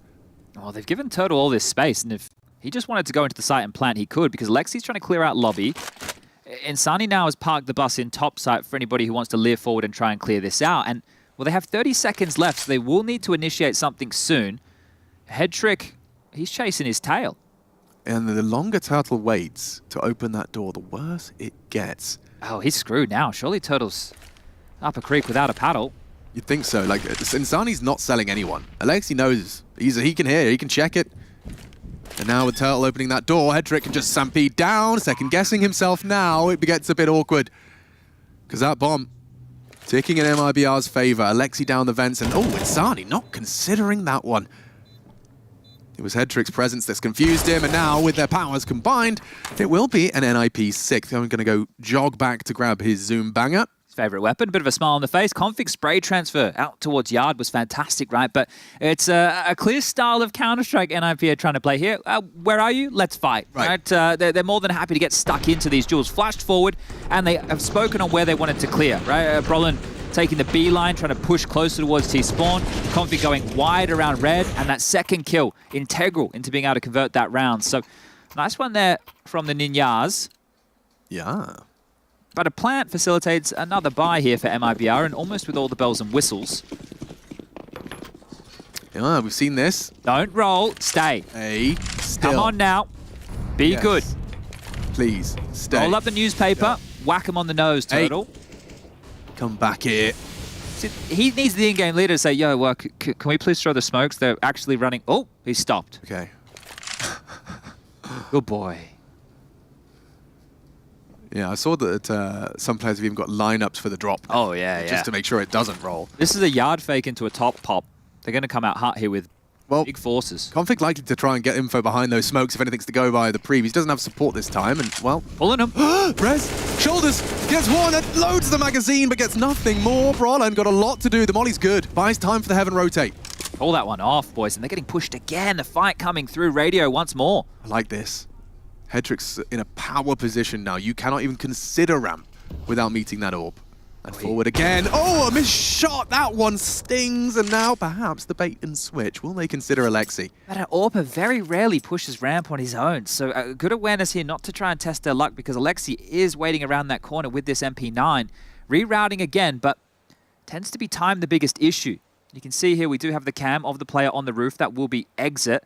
He's waiting for any lobby advances, as the rest of them are starting to make their way outside. And, well, it could be a top split through main, but time again, very pressing. Nice call out completely there. Brolin wanted to work through Squeak. Pantsed now, and yeah, Alexi might be able to catch something on his MP9, but just looking the wrong way. That's a bit deflating, isn't it? Yeah, that's not the ideal. They felt like they had the right moves, they were taking the right fights, they stalled out the initial play of the top pop, and at that point you're thinking, what can MIBR return to? But the positive for me about the way MIBR are playing is they're not too concerned about the time, and they're grinding away at these T rounds here, and even starting to hunt Config, who's picked up this AWP. He's pinned towards the back box, and Insani, he might even sniff him out here. This is cheeky. I mean, Config knows he has to be actively looking and will catch Insani, but the rest is coming his way now. Trying to hold on to this AWP too towards him. Nades, volleys, and Turtle falls. Well done from him, but not the save. Henny from behind, from the depths. It takes it all away and even scavenges it away for his squad mates. So now not only do you only have 2K to splash, no fancy AWP as well. Yeah, that's a key, right? Because if you have the AWP and some upgraded pistols and you're on the CT side of Nuke, okay, we can have a conversation. And, well, speaking of conversations, that's exactly what NIP are going to do. DJL hits the big red button, wants to have a conversation and get fired up there on the MIBR camp. Some good rounds. Yeah, I mean, never mind getting that first one on the trade on Hut, but he even has the presence of mind and preparedness to handle that aggressive and admittedly a missed AWP shot, but push nonetheless. It's not too gimmicky either, right? They're reacting, so they always seem to have a key piece of utility. But there's been a couple of rounds where they've been disjointed and it could have looked a bit better, but hey, you can say that about almost every team. And this is an opportunity to tie things up for MIBR. You do have Breno into a Mac 10, and he has one of the better spawns. So do you want to send him forward, try and farm up some of these unarmored USPs? That could be one way to kick things off. They were fast on the last anti-eco. Stampeding straight towards this ramp stack. There's 3 here. Mac 10 should be fine, and already handles the first. Opens up the door and descends down the ramp. Here comes Conflict's attempt, and it is 1 to the dome. Insani not stopping for anyone. Apart from Brolan. Oh, you cheeky bastard. $100 dues. Not bad. He might have just been able to get the AWP now for Headtrick, because Headtrick only has 4.3. Roland now has 5.9. He could potentially drop this AWP for... He has. They made it work. Otherwise, there would be no AWP. Brolin with the knife kill brings out the AWP. I can't believe he went for this. That's cheeky. Very He played with JW over Flusher for too long, didn't he? I don't think I've ever seen Brolin go for a knife. No! Ever. We would ask him about it. He's like, I'm not about that silly business. But this one actually makes sense. Yes, we'll give you that one, Brolin. Yeah, he's not trying to do any BM. He's purely here for the economics. And this, let's see if Headtrick's AWP, or rather Brolin's AWP in Headtrick's hands, gets him anywhere. Charitable donation, I believe this is another smoke wall towards Yard once more. Breno surging forward, takes the space, and has secret control. 1:30 on the clock. This is nice. Like you said, kind of MIBR playing it by the book and playing it well. And now we to charge into Config, fully flashed into the top site. Roland nervous, happy with multiple fights, every angle, and just like that, they collapse. The ninjas, with all the subtlety of a sledgehammer as they fall to MIBR. This is beautiful. They've conditioned them with different looks of these smoke walls now that it's hard for NIP to be able to expect what's coming their way. That was secret control taken. Nobody's close. They have no info. They haven't pushed through the smokes into a top split. And now back down to another 8. Bro, they could end 9-6. Like, very real. Very real. I mean, at least an 8th. Considering the finances, this is a haul on the T side from MIBR. We talked about the importance of starting strong in these best of ones, and MIBR already equipped to disrupt. I want to point out some key credit again to the young lad Insani here in some of the rounds that he's had where he's bailed them out of difficult situations. Right, remember early when they almost lost that eco round? 1v1 it came down to. He was able to clutch it up there against Rez on the rafters, so some good work from him. Another new name, him and Breno getting to step up to the big leagues. And Henny, well, he's been finding impact as well here. 11 kills for him, and Rez will take down Breno, who loves to overstep the mark and skedaddle, get on out of town, use that AK elsewhere. Going through their paces here, yard control, as we can see, almost completely under their remit. Warehouse, fine, play ahead of this main smoke, and now turn your attention towards the heavens. Oh, and Turtle did spot one. And his head trick trying to be a little bit jarring with this Deagle. Unenviable position now, because you know you're not only being held, but you're likely being crawled upon. And Exit's one of these really annoying players who you might expect him in the next, 5 or 10 seconds. He'll wait 20. And then it'll be there at just as you start to overthink it, or contact is taken elsewhere. He's in no rush. Head trick. Dead man walking. Insani still holding his lobby well. Exit going to be up on that rail for the clear. And Rez will find him first. A big find back. Can the ninjas disrupt further? Yes, they can. Hedrick onto Turtle makes things very scary. Henny with that AWP and bomb. Might want to rethink things with 15 seconds left. They have to go A. Got to plant top site. It has to be A. And it has to be an Insani double if they want a chance at this. Flash. Frag. Oh! Team Flash. And that's that. NIP with a recovery. We were just talking. 8 guaranteed. 9 possible. Never mind. NIP managed to flip the script with a bit of pocket lint and a couple of gobstoppers. Yeah, and right there, I'm talking about how Exit is really annoying on these lurks. Well, he overcooked the pooch a bit, didn't he? Because Rez has come along, found him, bottom spanked right here, and that initiates the rest of the fight. The team flash, a little bit off the mark there. Poor Insani copying that from Henny. Definitely not the intention of the play, but that's how it all unfolds. 7-7. I may have done an injustice to Rez and his impact there. I wasn't necessarily pointing the credit where it was due. I mean, not only did he equip himself with that AK with that 5-7 frag, but then proceeded to save and bail out Hedrick and win the round with the third. So an impactful round from Rez. Top of the scoreboard now for the Swedes. They've salvaged this half, though. The fact that they're in the position to grab 8, considering how that stretch of rounds, once the guns came out, followed through. Good attempt. These desks, no. None of that. Absolutely no parkour. This cannot be the jungle gym that we traditionally have going our way. It was just muscle memory. I saw, and you caught yourself and the whole setup very quickly there as well. So, it's a comedy sometimes. So we do enjoy ourselves back here. Let's see how this final round plays out. I'm intrigued to see if NIP can make that promise a reality. 8 and not to Verkonfig. He's going to be forced to watch as this final round transpires. At least of our first half here. Hedrick very noisy about this, but I don't think those footsteps will have been heard. Nobody close enough from MIBR as they, again, just take their time, regroup, have that pack mentality. Smoke wall, very, very possible. They still have 4 remaining on the T side. Most teams are throwing their smokes quite early to force CTU to force a bit of reaction. And, well, they have a reaction. Here comes Hedrick. I like it. Proactivity from NIP. And from Hedrick in particular. Breno's already caught Brolin, though, and the trade is delayed. He's got nothing to report. Oh, wow. Breno nearly ready for the AWP. Gets him low. Back to lobby. Smoke towards main. I like this from Alexi. We'll have the vantage point up on the hut. Now Molly needs to reposition. Flashed, flames, and alive. At the bare minimum. Gap is spotted. Identified. Insani trying to stop that vent. Rotate. Beautifully played from MIBR. Now it gets really awkward because that bomb can go down uncontested. Insani's still keeping Alexi B on a very tight leash. Oh, you wouldn't. Oh, the timing on this. Gamed him here. I reckon he's even ready for this angle. Go on. Oh, perfect. Alexi at least gets that info. Gets that frag. But how is he supposed to get into this site? It is all on Alexi. I mean, Hedrick with 19 HP. We saw that earlier from Breno's damage. Has to go for it here. Surprised Hedrick's not making a move. It's the last round, and it's just all on Alexi. Now he's on the lowest HP. Exit. Okay, on the quick switch. Hedrick loses his life, and it does look like MIBR will leave with a T-side lead. At the end of the half, 8. That is quite a magnificent haul. Happy with that one. NIP, though, considering the circumstance, a bit of a recovery. We will be breaking it down, I'm sure, when we come back from our halftime break.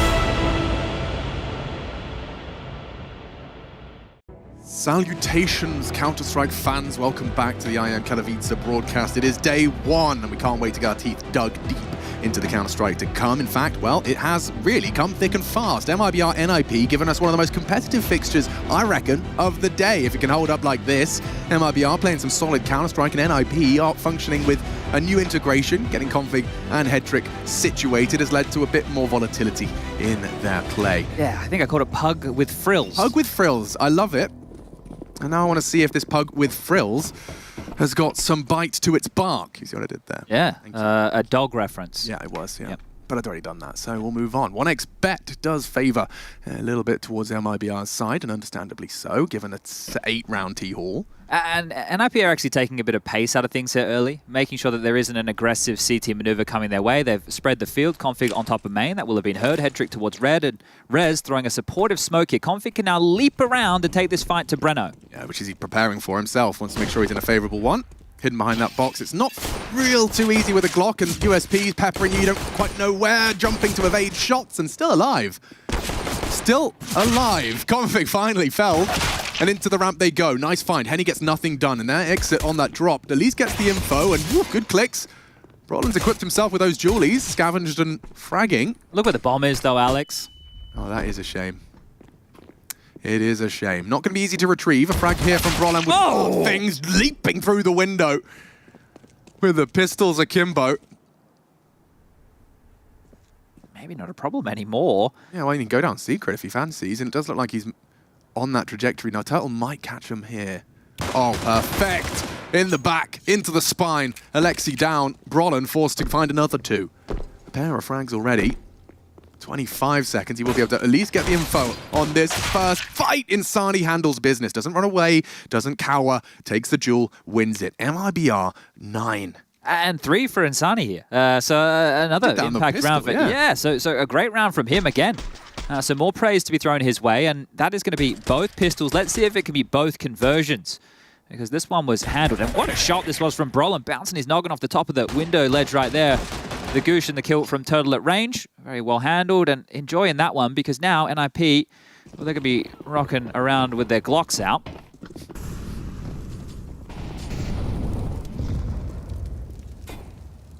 A lot of SMGs here, so look, unless a few of these get taken away by some overzealous peaks of MIBR, they will likely be carried into the next round of play, which once they work out is just Glocks without head armor.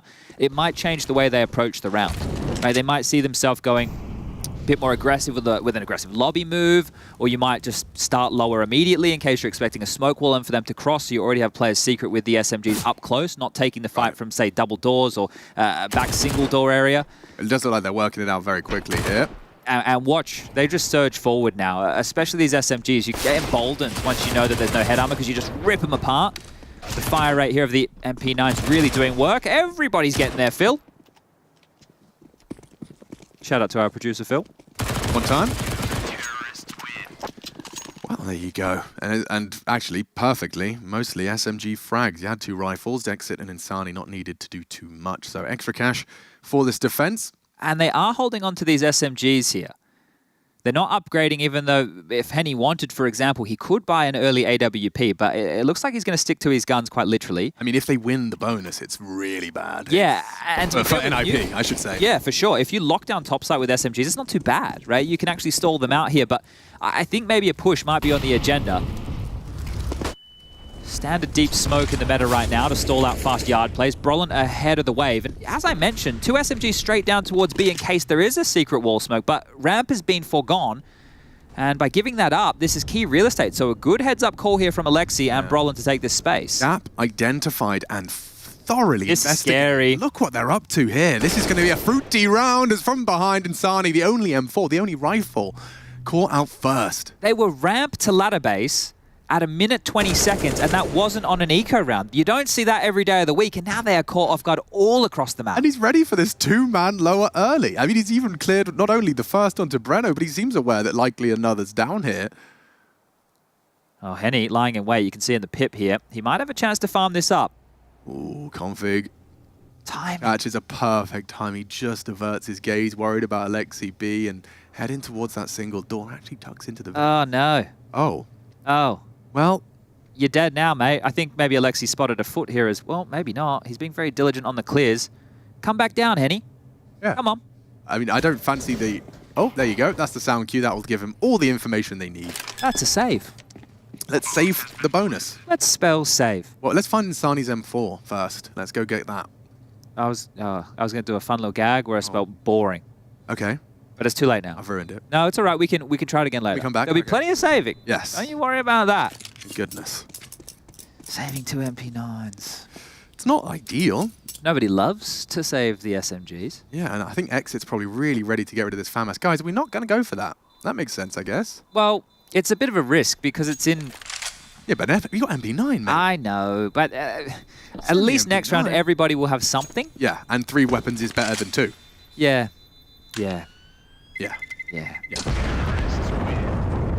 Well, interesting one there for NIP, and I still can't believe the amount of space that they've taken here. Here's the timing on the replay, as you guys can see here, the cat and mouse game. And I'm sure you've all experienced this at home. He just look, every turn, Config's just on his trail, but what a great replay that was. Okay, well, now we get to see a bit more artillery. An AWP. We are, an AWP no less, and a full M4 for Insani. Let's go. See what the first call is out of Alexi B's playbook. A lot of util invested towards this yard crawl.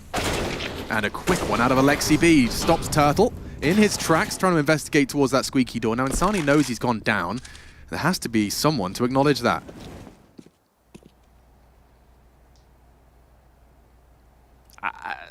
It might happen again, Alex. Might be another save here, mate. I don't want to get too far ahead of myself here, but they're currently all still on the upper deck. So B, O? Yeah. Yeah. Bingo was his name-o. The thing is, if Henny transitions... He is? Okay. Never mind. Round back on. Yeah, it's on like Donkey Kong, Henny. Single door, underarm the smoke, take back sight control, push up close to Stralis. And save. Yeah. Let's see. Here comes the door and the smoke. They're going to wait for full clear on radio. No smoke? No smoke? Okay, Henny's actually got the first. Now, Rez is very quick on the draw there. And I'll take that. Thank you very much. All right. Well, we'll wipe the slate clean and have another go. Good to see you guys. Yeah. Hey. No, yeah. just stopping by. Yeah. Just popping over. Yeah, we would like the cup of tea. Now we'll take it next time. Hold up, Roland. He's got him pinned. This is 2 players coming through the lobby, trying to remove these rifles. You're not going to save on his watch and can't connect. So exit. The late trap through the hut and probably a little bit too late. Alexi, he's not going to force the fight. Exit got rid of his FAMAS. That's got to be a good feeling. Okay. An AK-47 for his hard work there. How hard do you hunt, though? That's the real question. Probably not hard enough. Maybe as hard as Mark Hunt hits. Ooh. It took me too long to get there. Yeah. And he might not be relevant anymore. I don't think people have seen Mark Hunt fight in a couple of years. He's the only famous fighter man I've ever seen in the flesh. He was a big man. Big man. He didn't help me throw Carmack into a bed of pies, however, which was I think he didn't want to do his back. Yeah, I reckon. It would be a pretty bad excuse, wouldn't it? What happened? Well, it was the caches, you see. Yeah. It was the caches. So you're missing the heavyweight MMA fight because you were doing some silly stunts at a video game event, were you? Yeah. Yeah. Okay. All right.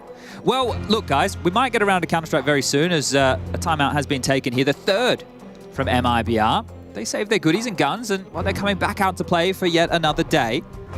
Everybody on NIP, they're sitting pretty as well. Headtrix AWP equipped. Brolin yet to buy, but I assume it'll just be the AK-47. Now, the question is, do MIBR want to try and set the tone? Because they've been dictated to here, even though they did try to make some plays. Alexi and NIP have found the gaps. So you've got to be questioning here. Yeah. So, 2 rounds in a row for the Ninjas. Let's see, with full guns, if they can make it a third. Their enemy more equipped than prior. The AWP over towards ramp as well, so if they wanted to try those faster hijinks that we saw from Alexi and Brolin, it will be stopped immediately. Brenner needs to be careful on this fight because config's already set up. Smoke wall almost at the ready. Just double checking the lineups here, and the jump throws to swiftly follow. Deployed. And likely Breno to peek, right? Molly will cancel that. Speculative spray out of Insani, nothing connecting. Just config on the crab walk. The whole squad behind this wall, and over the top of it, it's Brolan. Takes Insani down. And now they can go anywhere. The fact you've killed Heaven, oh dear. Just a lot of lost information now. You can see the CT start to cower at the uncertainty. Could be lobby, could be main, could be hell. Oh, hell. And this is the thing, they should try and push lobby here. You can see Brenner's going to drop this smoke defensively now, well-timed, and it will stall out the crawl from Alexi, but he could just throw a piece of utility and it will likely keep the interest of Breno. It has to be a gamble, and he understands that well. So a top-site lockdown, MIBR need this. Oh, this would be perfect if Config could find the AWPer. Wait, they're still going B split. Yeah, if Henny gets this, if Henny doesn't expect this, boom. Oh, wow, that's a wide open B side. What a rounded counter-strike from the Ninjas. They are actually just outmaneuvering them in a lot of these scenarios. That's 3 consecutive rounds. MIBR had to take a gamble with that topside stack because you're expecting the Heaven press when they have so much space, but they've actually gone around the world and split ramp. They didn't rush the situation. They stayed calm, stayed as a group, and profited from it. And this one right here, this is Insani overstepping the mark, because traditionally when you see the L block, players will stay close to it, right? But he thought he had the liberty to get away, and Brolan punished just over the cusp. And, well, that's how they got the opening, and that's a long way down for poor Mr. Insani there. That's a tough lesson to learn. Yeah, and that's those shallow smokes. You know, there's a reason they're thrown and can peek over the top of them. And of course, as your role from that Heaven player, you just want to be putting bullets down into that smoke, tagging him up on the descent to secret, and yeah, punished for his desires there. But yeah, it seems like Alexia, of course, don't know where those calls are all coming from, but it seems like right now they're just running rings around this MIBR defense. Henny looks like he's having a little bit of a microphone issue. I would question. You know, the coach will fix it. Yeah. Coach will do all of the hard work, as will DJL. You can see him there behind the Ninjas in Pyjamas. The problem is MIBR have already used 3 timeouts, but you'd love to use another just to like kind of, not slap him around, but say, yo, this is getting away from us now. Let's get a CT round here. We had the pistol, we had the conversion, but when the guns come out, it's been all NIP. Charging straight through. The flash is good, blocking the door, but in. Alexi B kicks open the door, and Brolan quick to follow up with a double of his own. It's back from Henny. Needed 2 and only the 1, as we see a very quick round, and that's lovely. The pace change, just as you've probably perfectly highlighted, that MIBR are having this, lads, we need to find a round now. Let's get into our headspace. You have no time to be in your headspace because your screen is white and your teammates are dead. And when you play around like this, there's no opportunity to even think about the save because they're just trying to plug these gaps. So everybody throwing their bodies on the line, right? Let's get in, let's fight, and well, you blink and they're dead. 1 minute 36, round over, out of pennies, down to an eco, NIP on quite the spree. Smiles from Brolan, I'm sorry. I'm sure Config would say some real fun stuff, right? I'm sure he has a couple of, I don't want to say choice words, that sounds, but I'm sure he has a couple of little funny remarks that he'll be making here. Quips. Yeah. What was that game we played? Quiplash. Yeah, that was fun. There's a couple of those that were pretty good. Shout out Jackbox Games one time. Yeah, we spent a fortune. I think we've all bought different I think across the years. CS talent team, we have every party pack. We've got it covered. But yeah, good fun. You can tell our parties, they are lit. Yep. Salt shaker. Oh, dearie. Oh, yeah, that's right. Yeah, remember OJ brought the salt shaker? Yeah, we'll see OJ again soon. We will. Yeah. His game's somewhat stalled out here. But I think one of the keys, if I'm the analysts, I'm the NIP fans at home, what you're looking for here is not something that is extremely ironed out. You're looking for, on the CT side, realistically, multi-frag potential, right? Because that's something you can carry through in a lot of different scenarios. And on the T side, if Alexi is able to keep that leash just tight enough, you give him enough to have a look and maybe make some plays to open you up rounds. But when he says, oh, we need to make this split, we need to make this move, he needs to know that the tools, the pieces he has are available. And here we go, just mopping up a couple more. Total grabs one back, and Annie from up top has grabbed one. This is looking good now. Renault's been handed a very manageable situation. One more to head trick, and it's game on. Low HP. Supported as well. They're both on the same angle, so should be fine. Config saves them by the bell. Head trick with 3 HP. Very close call there. Yeah, is that the closest round on the CT side since the pistol and conversion? Yeah. Yeah, and that is one of those bogey rounds on the eco scenario. So this one here, it got a little bit dicey, but handled. Good kill from Config. And I mean, we're directing the praise to NIP, and I think rightfully so, but there's something alarming in the fact that if you have an 8-7 T-side lead on the half, and in your opening game against a big name, a storied org, you gotta feel like you can make the most of this. And this is Insani, of course. You can see new MIBR player and absolutely body bagging from the academy and having no issue in the transition. I think when you were talking about the scoreline as well as this kid putting up some numbers here, right?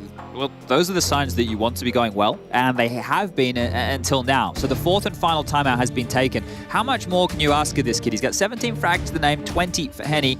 You need a bit more out of Exit, Turtle, and Breno, who have more experience than Insani here in these international jaunts. Maybe he will just continue to monster things up.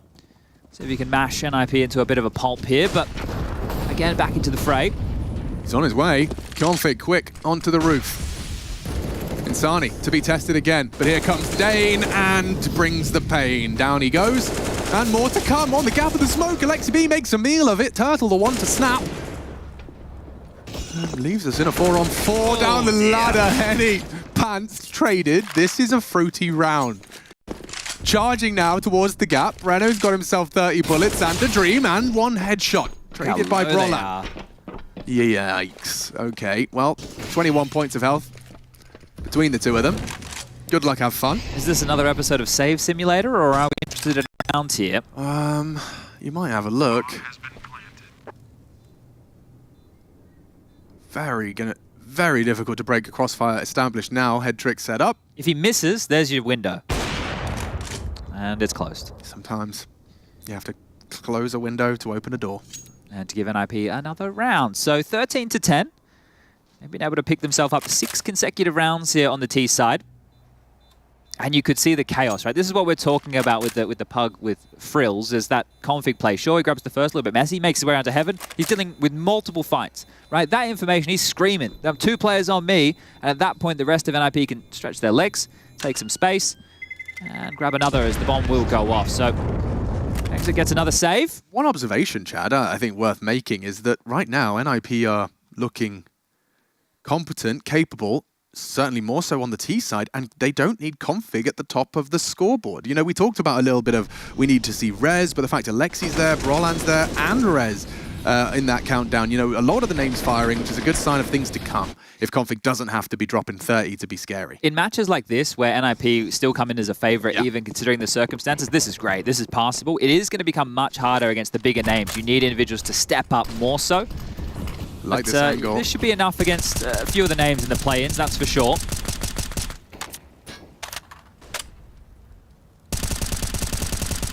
I don't think config's going to slow down. Crawling through, and Turtle's aggression has been met by resistance. Brolan on that lobby hold. Now, Alexi loves this, doesn't he? Just plays off the fade. You can tell he's feeling comfortable. He's setting himself up for fights.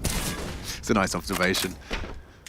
That's a nice Deagle shot. Insani, 2 out of the hand cannon, and it's put them in a position to get themselves their first gun round. A gun, excuse me, Deagle.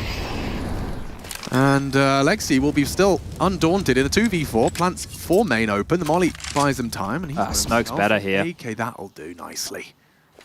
There's a flash for Exit available here. They should give this one a look for sure. It was a half buy. Definitely contest a round like this. Probably going to re-smoke main. That's smart, but they are walking through. Oh, tested. Brolan, all on him. Gets the first 2. Low on that first. No Molotov to stop, just the nade, and he's just not going to take bait above him. And jumped on. Exit has brought home the round. MIBR. It's a 10-second defuse. They should have it. I'm flicking over here to see if it's the case. Very, very close and just okay. Insani, not only did he get the massive Deagle kills, he gets the defuse in the nick of time. Massive round. Again, he delivers. What, so it's just Insani? You need him on the first, you need him on the second. He reignites MIBR's fire after a leave of absence 6 rounds without MIBR feeling like they got to play the video game. Insani with an insane double Deag. And Brolan trying to stall them out coming through this hump position here, right? He's able to pick up 2. Alexi goes down to Insani again, who was already low. A nade just before he got on the defuse from a teammate even chunked away more health from Insani there. And nice little run boost. Config gonna mount the jump and be way ahead of the play here. This is crazy. Look at the speed of this. Insani unprepared as his head removed from his shoulders and advantage seized by NIP. But is that all it's going to take? They've removed this kid who is playing a very important role of this yard rifler. He's gone now. It's Henny's turn. You have to get through Henny. Top of the scoreboard for a reason. That's supposed to be a trade. Even Config can't beat the quick scope of Henny. Nice one from Breno.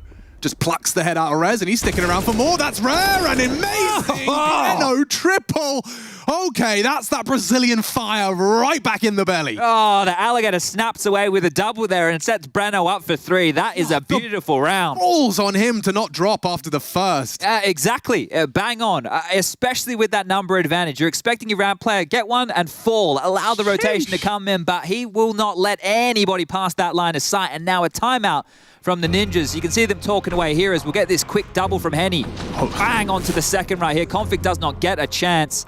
And just as we thought Insani's death was enough to get NIP back into winning ways, this happens. This is baller. That's second onto Bron, and never mind the third.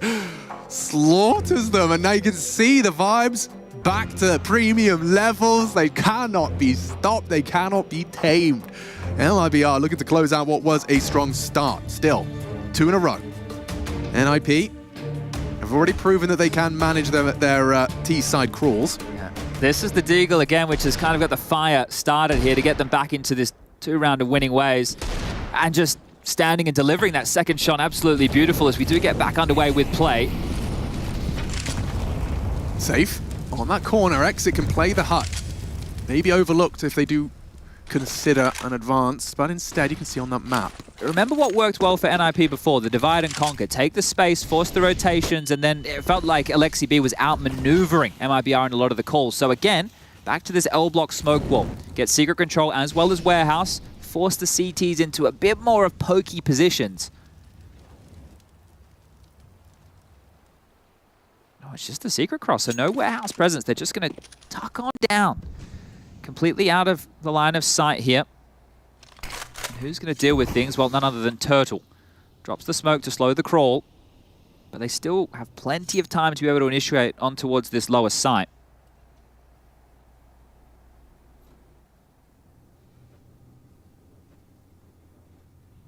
Okay, I like this. So they're just boosting for the fade, hoping to catch the jump peak. Or at least just a tip of a head from a higher elevation. Now, Turtle's hearing all of this. He's summoned Breno. Crossfire established on this low site. Brolin has vent. The only way down to help will be through ramp or flanking through secret. 25. They know this test is imminent. Turtle. Ready. Waiting. Nerves starting to grow as the smokes, the take, it's coming. He knows these fights imminent. And there it is. Onto Rez. Delivered onto the first. Config does claw it back, but with 10 seconds, they have to clear dark. Someone has to plant. Alexi's got the bomb. He has to be punching it in now. Anybody can stop him, and bang. We see another on the board. 13-13. We're all tied up. And Hedrick very lucky to survive right there with that AWP. He was in the line of sight. He could have gone down after time. That would have been miserable. So all the cash in the coffers, it's whirred away. And Turtle, he didn't drop off. He got spammed twice. He was standing on that railing, got spammed through the floor and the wall, and then he just stood his ground and gets that opening kill. Now this is where NIP are definitely going to start to look a little bit flustered as they will now hit their 3rd timeout mark. And it's a lot more difficult for DGO to call something set, right? You don't have anything set. Okay, I have the memory of a goldfish, but we did see 60 rounds from NIP, so what were our takeaways? What was working? It was the outmaneuvering. But remember, there was a couple of more gambly or riskier CT plays that came into the mix. Remember, the double SMG pushed straight down towards lower, leaving ramp open. Then there were saves because they wanted to carry the guns forward. But those rounds weren't working, and now MIBR have found that, well, that recipe for success. But that was probably the best round, that one right there, as a team on the CT side we've seen. Right, they didn't overstep the mark. They played as a team. They had some good crossfires. It wasn't just individuals doing mental plays. It was everybody contributing as a unit to make this MIBR machine work. And if NIP lose this one, sure, the loss bonus is growing, but without a plant, buy will come into a question in the following round. Big round now. Heavy ramifications. And it's Insani again with Config having a pixel jewel, just the tip of Insani's head visible. Config willing to take it.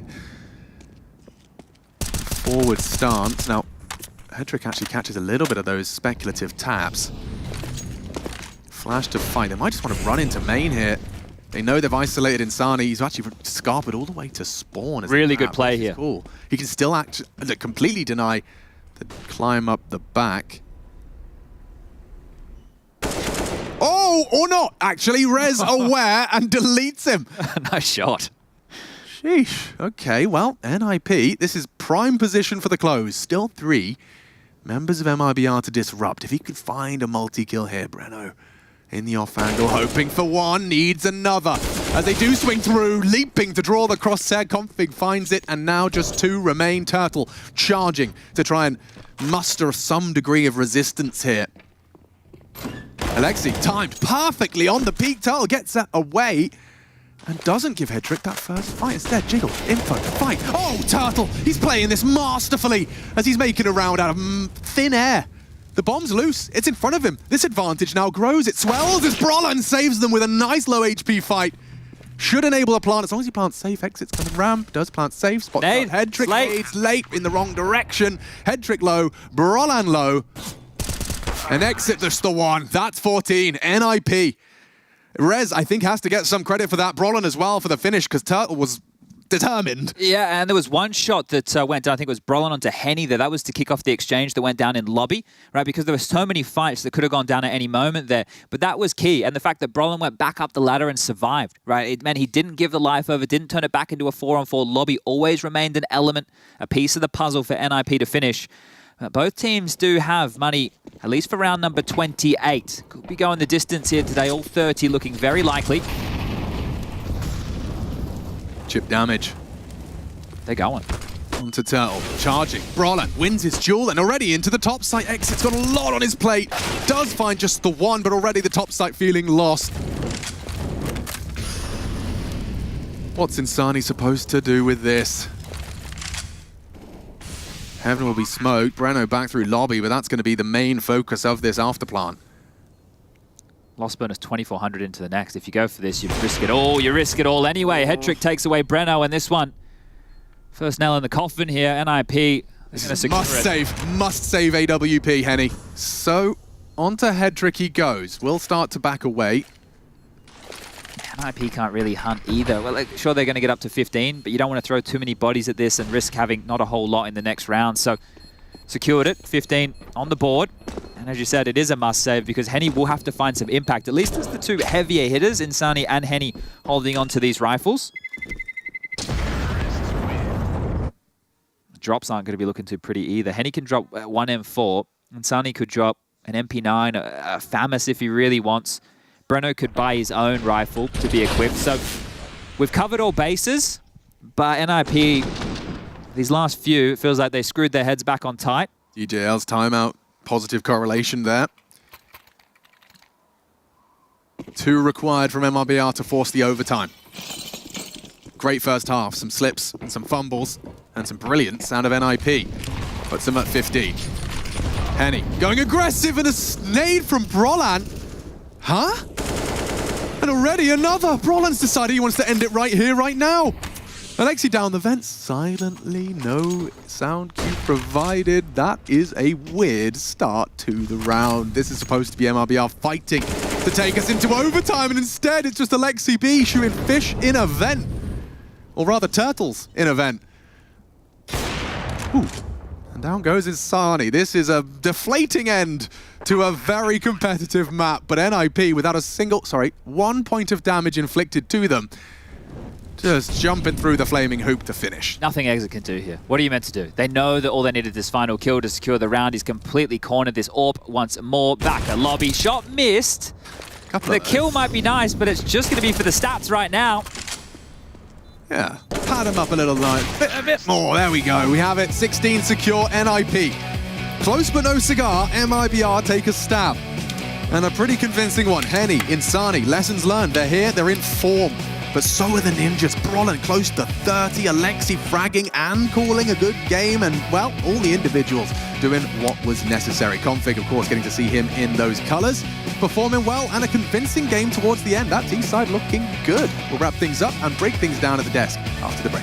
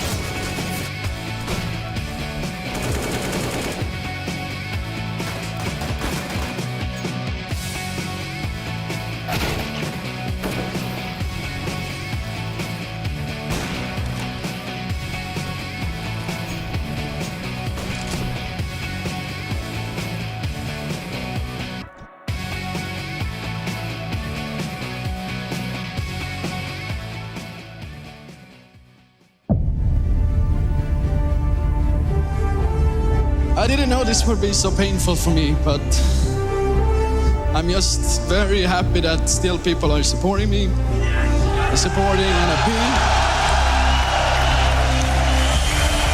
The year is 2019 and an arena of 15,000 human beings have such a passion for a video game and someone that played that video game that they just received a standing ovation in an arena full of 61 different nationalities of fans.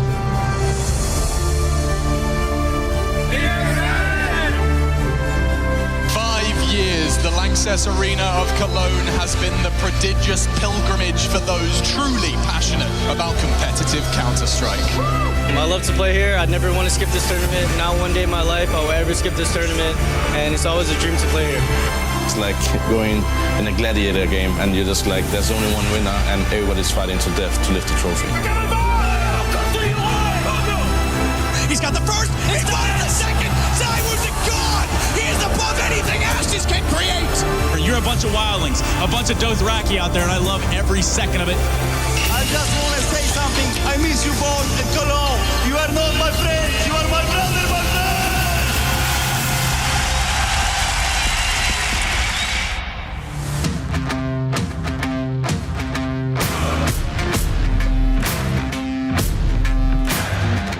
When it all goes down, I'ma run this town.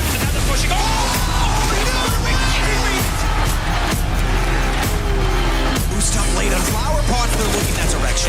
Claiming it's one over. Now it's get right time to come alive. Yes! It might be the last, but he's gonna go in style!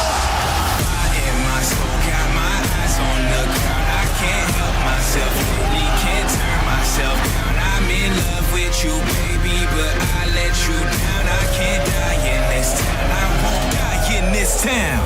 Get your ass up and pass up your limits. Got these new rappers looking vintage. All I really do is eat spinach, count money up and hang with pretty women. I was driven, yeah, I had the vision. Then Goon came along and made it vivid. Haters living cause we really living. I'm a freight train, you a Honda Civic.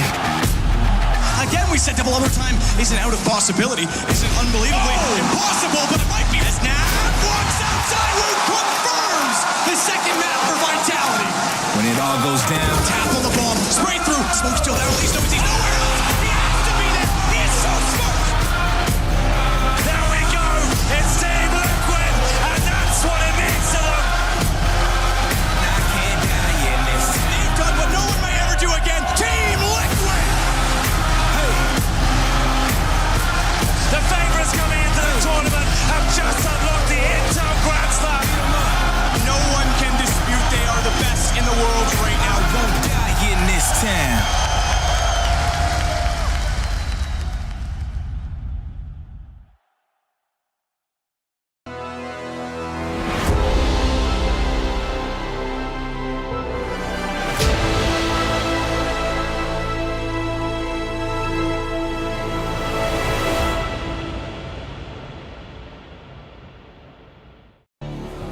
Well, it's electric, and I'm not talking about the dance. I'm not talking about Carmen. I'm talking about what had the makings of a nice little comeback story, ultimately falling short there for the side of MIBR, which does set us up. Well, NIP, at least, staying alive here in their opener in this best of one. I welcome you back to the Intel Extreme Masters. It's 2023 is the year, in case nobody knew. Also, On top of that, we do have that of the play-in, so we have a little bit of a ways to go. But in just getting started, best of ones, kind of going how we thought. I told you, Trace, it's not going to be clean. It's not going to necessarily be pretty, but it's going to be exciting. We had a lot of highlights in this game, you know, a lot of rounds going all the way to the very end. And I think a missed opportunity for MIBR in this game, right? Considering they did win both pistols, and I think they'll look towards that second half and just couldn't get enough done. Had that, you know, half by that they did end up winning with some great shots from Insani, but outside of that, in gun rounds, NIP completely outplayed them. You buying into that? You think that it is that, you know, surface level, you can say, like just outplayed, just outaway? Yes, I agree, and I think that there's two different angles to this one that I want to touch. The first one being like the map itself, right? I think that when I saw Nuke being played, first one in favor of MIBR, I think that, you know, the fact that they ended up playing Nuke and it was left between Anubis and Nuke, it gave me the impression that they suddenly wanted to play their game, because NIP haven't played Anubis in Blast. Same goes for Nuke. Like, NIP banned Nuke throughout the whole Blast event. And that basically, now I go to the different angle, right? The fact that NIP decided to play Nuke here, and the way they played as well, tells me completely that they have been working on the map. You know, they showed us reactions on the CT side to the wall of smokes, their setups, like the way that they played, that they have been working and putting a lot of effort in the map. And the same goes for the T side. Like the amount of like changing of the pace during the game and the strategies they run, different wall of smokes, that's definitely not something that you build over a few days. And I think the problem might be exactly that for MIBR, that they didn't really have information or couldn't really prepare that much for NIP and didn't know what to expect from the T side. That on the T side, on Nuke, you can do a lot of things. I mean, just from the one combination of smokes, you can do 5 different things, and we saw some quick upper hits early on from NIP that might have caught MIBR off guard, and at that point, you just need to play like standard, step-by-step go if you're MIBR, and I feel like they weren't able to do that properly. And our Air Force aim high, head-to-head, Insani finding his way back into there. Now, he did show us a lot of good looks, right, Peacemaker? Yeah, 100%. I think very impressive from the young guy to, you know, first time playing on a big stage in a big event and be able to perform like this. I think, as I said before, like, I think role-wise, it benefits him, and he was given the space that he needed in order to put up these numbers.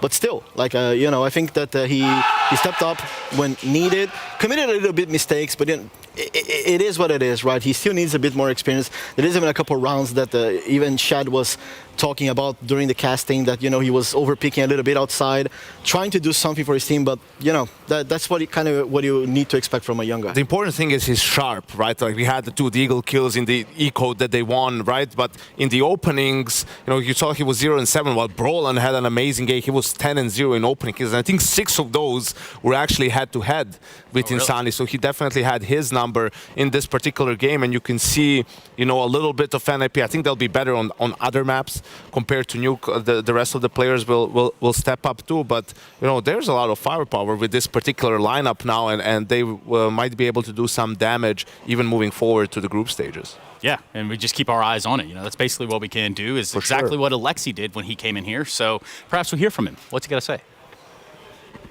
Not the easiest of opening games for NIP to start off with here, but you go into Nuke, a map that Hedrick didn't used to play back on his old team, and then you guys haven't played in a while.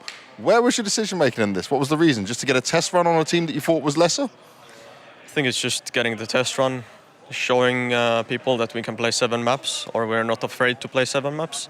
And I just think the fact that, I mean, Krelle has been a Nuke player himself, and bringing him into the team, just like, it didn't matter which map we would play, because I feel like on every map we have such, how can I say it? I mean, we didn't play any map that much. Yeah. Like, if you imagine, like, we played some on the last tournament, but that was with Maxter. And now it's a completely new system. We changed some positions here and there. So it's going to be completely new for everyone. So I just think we got it out of the way playing Nuke. Mm-hmm. Good thing for Daniel as well. Yep. But as a team, I just feel like we just need to trust everything we do now together. And it's a tournament where we don't have the best preparation. We just need to accept it. So is this a lot of just learning on the fly as you go and feeling it out as these early stages for you? For sure, and I just want to emphasize on it. I think it's just good for us to play as many maps as we can, because I feel like if you just play it on practice, you might get like a lot of false confidence, and you're actually doing a lot of things wrong, which you feel like you're doing right. So just playing officials and learning the hard way, I think it'll improve us even more. I like the attitude, I like the style. Thank you very much, Alexi.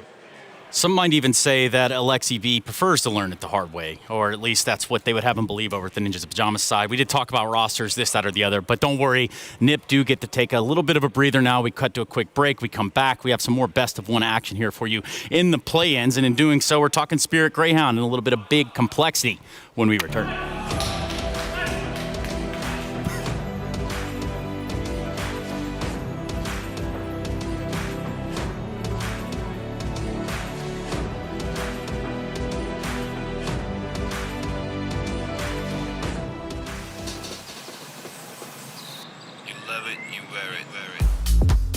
Wear your passion. Share your passion. Wherever, whenever. Gaming is a lifestyle. Get your merch at shop.eslgaming.com. Do you want to come with me, Refresh? And I want you to introduce Zello to the rest of the world. Did I say his name correctly? Yeah, it was perfect. Yeah. Okay, nice. So we've now got 2 Romanians, 1 here, 1 outside. We've got 3 Danes and a Sprout that's looking hot to trot. So boys, I'm going to take Refresh. We're going to go outside into the cold, and I'll see you guys later. All right, now, I don't want to interrupt him. Well, he's just chilling with our manager, so I think he's going to be a bit surprised, but it's going to be funny. Now, look, I brought Refresh out here. Refresh, I want you to sell the new boy. I want you to explain to the world why he's going to elevate Sprout to that next level. He's going to elevate Sprout because he's a really explosive AWPer. He's the type... He kind of reminds me of Brokey in a way, where it's like he's in a crazy round where people are coming from everywhere, and he's kind of using it as a shotgun, you know. Maybe he's not so good at camping and just hold angles, but that's not our style. So I think he can come in and deliver from the start. Wonderful. You should join us on the desk sometime, mate. Thank you for that. Now, how does it feel hearing that from the leader? Feel your confidence? Yeah. Yeah. They already welcomed me so nice, and I already feel so good. Good luck in the tournament, and look to see you boys go far. You got OG first. How are you feeling about that? That's probably one of the toughest matchups. I mean, it is, but I feel pretty confident about it, and I think we will win. Okay. How are you feeling about OG? You a little bit more tepid in your response here? I mean, usually I used to be more the favorites into matches, but of course, recently being a Sprout, we're more the underdog. So I come in with not a lot of pressure. I mean, it's not because I've always won against them, but history, playing in Heroic, we also used to beat them, so I think I have a few ideas on how to do it. But of course, if we bring our game, I think it's going to be a nice match for sure. Okay, wonderful. Let's get out of the cold, mate. It's fucking freezing. Let's get out of the cold. Thanks, mate. Thank you.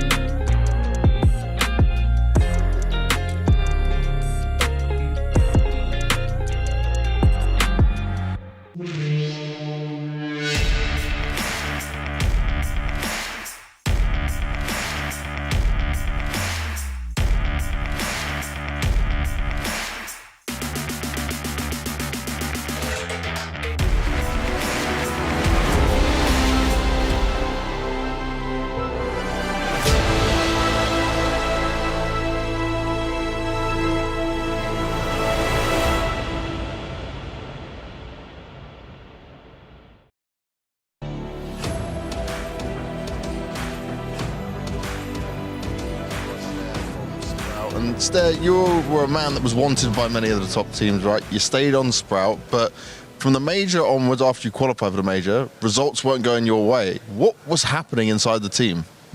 I mean, after the major, when we still played Slacks, I feel like we felt like we needed something, right? And we went for a change. And I just think we need to like get used for this change. We only got to practice with him, after the break, so we had like a couple of weeks, and that's it. So I think we just have to like get him played into our stuff, and like we need to learn how he wants to play and stuff, and then it will be a lot better, I think. And when you talk about your new AWPer in Zello, how much of a difference is he in terms of how you would play with Slacks? I mean, I think we still play kind of the same way. I just think like he has some kind of like other view. Sometimes the Slacks, of course, because he's a different operator, and he's a little more vocal. Like he likes to speak like what he wants and stuff, and like he likes to take initiative, and we like that about him a lot. Okay, that's good. You want an AWPer that takes initiative as well, so that's positive. Now, both you and OG came back from the break earlier in terms of you've also played some games. They obviously played on LAN, you guys played online. You also did a boot camp, if I'm right, as well, but I saw you guys coming over. So how prepared do you feel? Who do you think's got some rust maybe? Have you got some more info on them? What's your mindset in this game? I mean, we had a rough start, like in officials and stuff, which is how it is. But I feel like we're ready now. Like we talked a lot when we lost like the online matches, and we had this rough start, and we practiced a lot and really worked on our our mistakes and stuff. So I feel like we're ready, and like the rust is pretty much off already. So we're ready.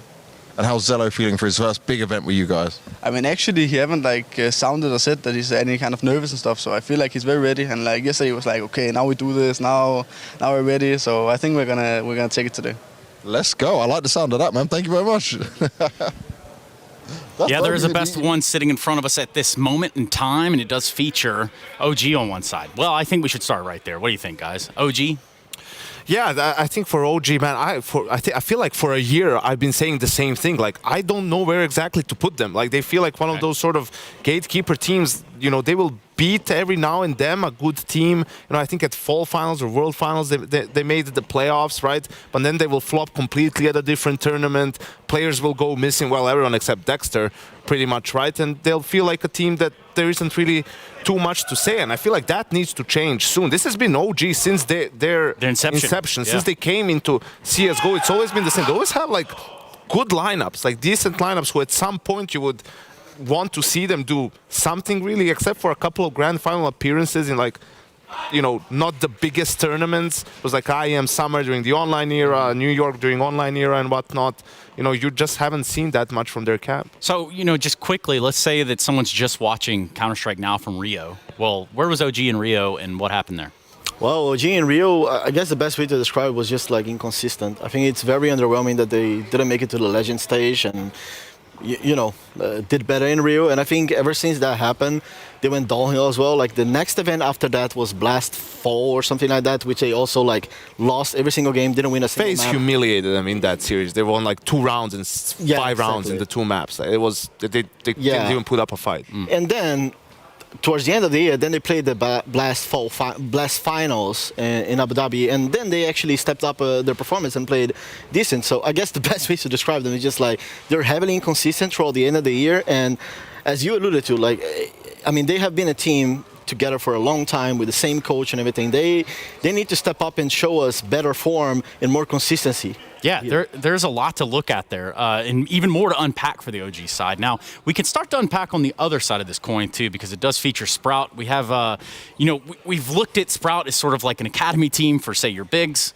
But now, that was the joke. But now they're a very interesting team. I mean, you look at this, right? When Astralis was rumored, Device was going to come in, and I was saying they should try and get Stair from Sprout. I think he's an excellent player, and you can see here like the news post that Astralis has offered a swap Stair for Frolic, which is like just a ridiculous thing to think anyone would accept it. And you have Sprout's manager being like, no thanks. Like, can you imagine, like, someone told you a year ago or 2 years ago that Sprout will, like, straight up be saying no to an org like Astralis, or that Astralis couldn't, like, make that happen? So I love that from Sprout because it tells you a couple of things. It tells you that they have faith in this roster and in these players, and they want to try and keep them together. And when you look at them across the board, that's a very talented team. You know, Refresh as the in-game leader, he can frag. You have Stair, obviously a very good player, Longs, who ENCE tried to potentially pick up during the summer before they got Valde, and then Zyphon from his time in Copenhagen Flames, another good player, and Xelo, the newest addition in the AWP role. And yes, their results recently haven't been great, but I think for them it's about sort of figuring out their identity and having a little bit more time to practice, and maybe they need to swap a couple of roles around, but I'm excited to watch this team play. I respect their coach too, Barry. Peacemaker, give me something short, poppy, and you know what? Give me a hot take over here. OG versus Sprout.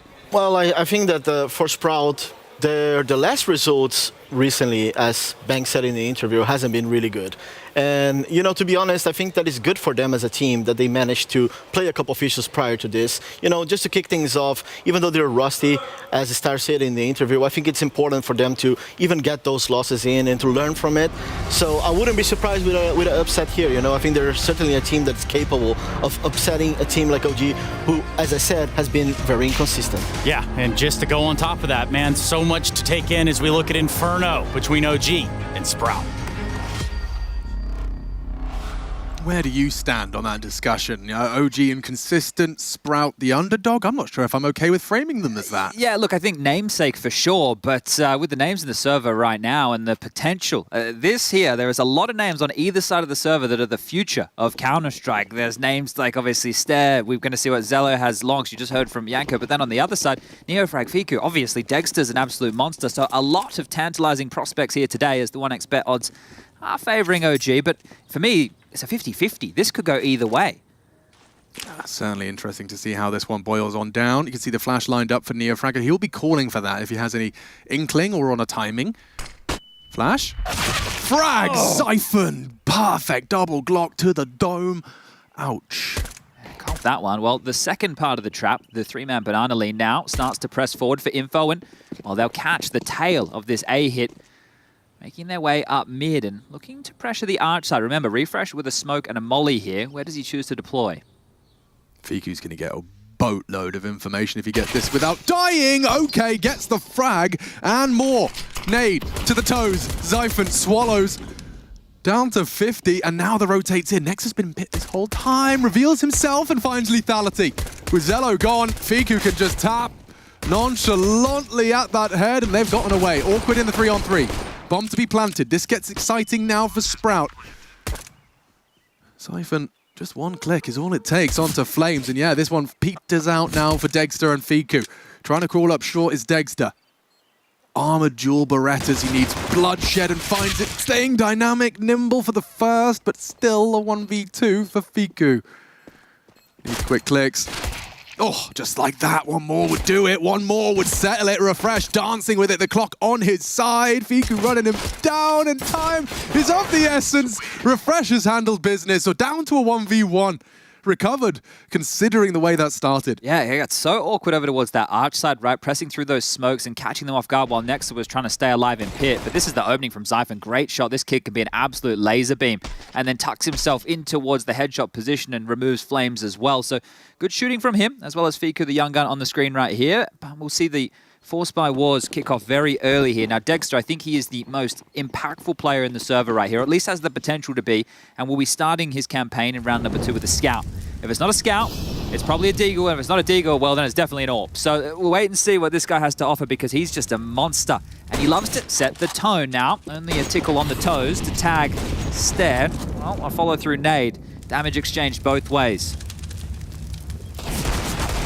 Yeah, Fiku's done very well to find Stair. He's isolated, he's locked out, and he's run on down. So they do wrestle to maintain a 4-on-4 and have done so. The question here is, do you just want to finish B? Because you know the scout was here, right? A CT smoke, a coffin smoke. Well, Dexter doesn't really have too many positions he can play, but they've rerouted and biting down harder OG. Flames has rotated over to make this 3 strong on the second letter of the alphabet, and it's just Nexa on his lonesome again. Flames looks like he has enough time to float through Speedway silently, so there might be a 2-2 split of the defenses, but they won't be able to play off of each other if Sprout go now. Yeah, Nexa might be shepherded into the fight. Zyphon again, good for it. Nice find again from the day. Well, that should be the ref calling this one off, and that should be a Sprout 2-0 start with OG. They would think better of trying to find a kill in this round anymore. So, sorry, go for this round. A kill, that's okay. A scavenged weapon or two, that's pretty good as well, as they will find a MAC-10. So at least something to work with going into round number 3. Now, Sprout's results to start off the year where they didn't qualify for the IEM Brazil qualifier, right? So qualifying, you know, we all understand how it works. But you got to get there somehow. Now, by not being able to grab themselves that spot, I think it's a wake-up call for them coming into Katowice. Hey, yeah, we do have a lot of plucky riflers. Hey, we just upgraded our AWPer. Yes, Astralis are knocking on our door for players. We still have some work to do within the team, right? And there's obviously questions about Refresh and in-game leading. I think he's done a serviceable job, but he does have Berry behind him. Now, that's the last piece of the puzzle. If you look at Refresh in the frag department, he's dropped off a bit of a cliff. If he can in-game lead and find a little bit of old form, man, in the middle of the screen right here, and then you get all these riflers who we've seen have their day in the sun, and now Zello and under the big lights. Yeah. Okay, now we're having a real conversation. Sprout might be one to fear. One of the conversations, actually, you managed to wrestle out of Refresh when you ambushed him in the lobby. Yeah, I was everywhere. It was good. It was insightful. Was just not only talking about his new addition in Zello, I feel like we got a quite clear portrait of what to expect from him. But it was also just talking a little bit about, actually, was it that interview? But he just referenced that he's played against OG and has a good track record against OG when he was on Heroic. Yeah. So he feels confident in that regard. And I think both of these teams actually do their best work with the individuals, right? They definitely have coaches that help set up the system and the strategies. But when it comes to outmaneuvering one another, that's not the case. It's just going to be about standing and banging. Not an easy technique. No, restricts blood flow. Well, Dexter Scout with Flames over towards Long. Next up, under the porch, and Neofrag and Fiku top banana here. So still some weapons to make this one a little bit more difficult for Sprout, but they're going through the paces. Each piece of utility is perfectly placed to give only a certain amount of options available here. And top banana clear, they've got the real estate they want, and that's a nice shot for Zello. Yeah, let's see if Neofrag can get anything done. It's essentially hinging on his MAC-10. Fun, as he gets a free one, or at least an opportunity to do so. Doesn't quite follow or track into the smoke as he'd have liked.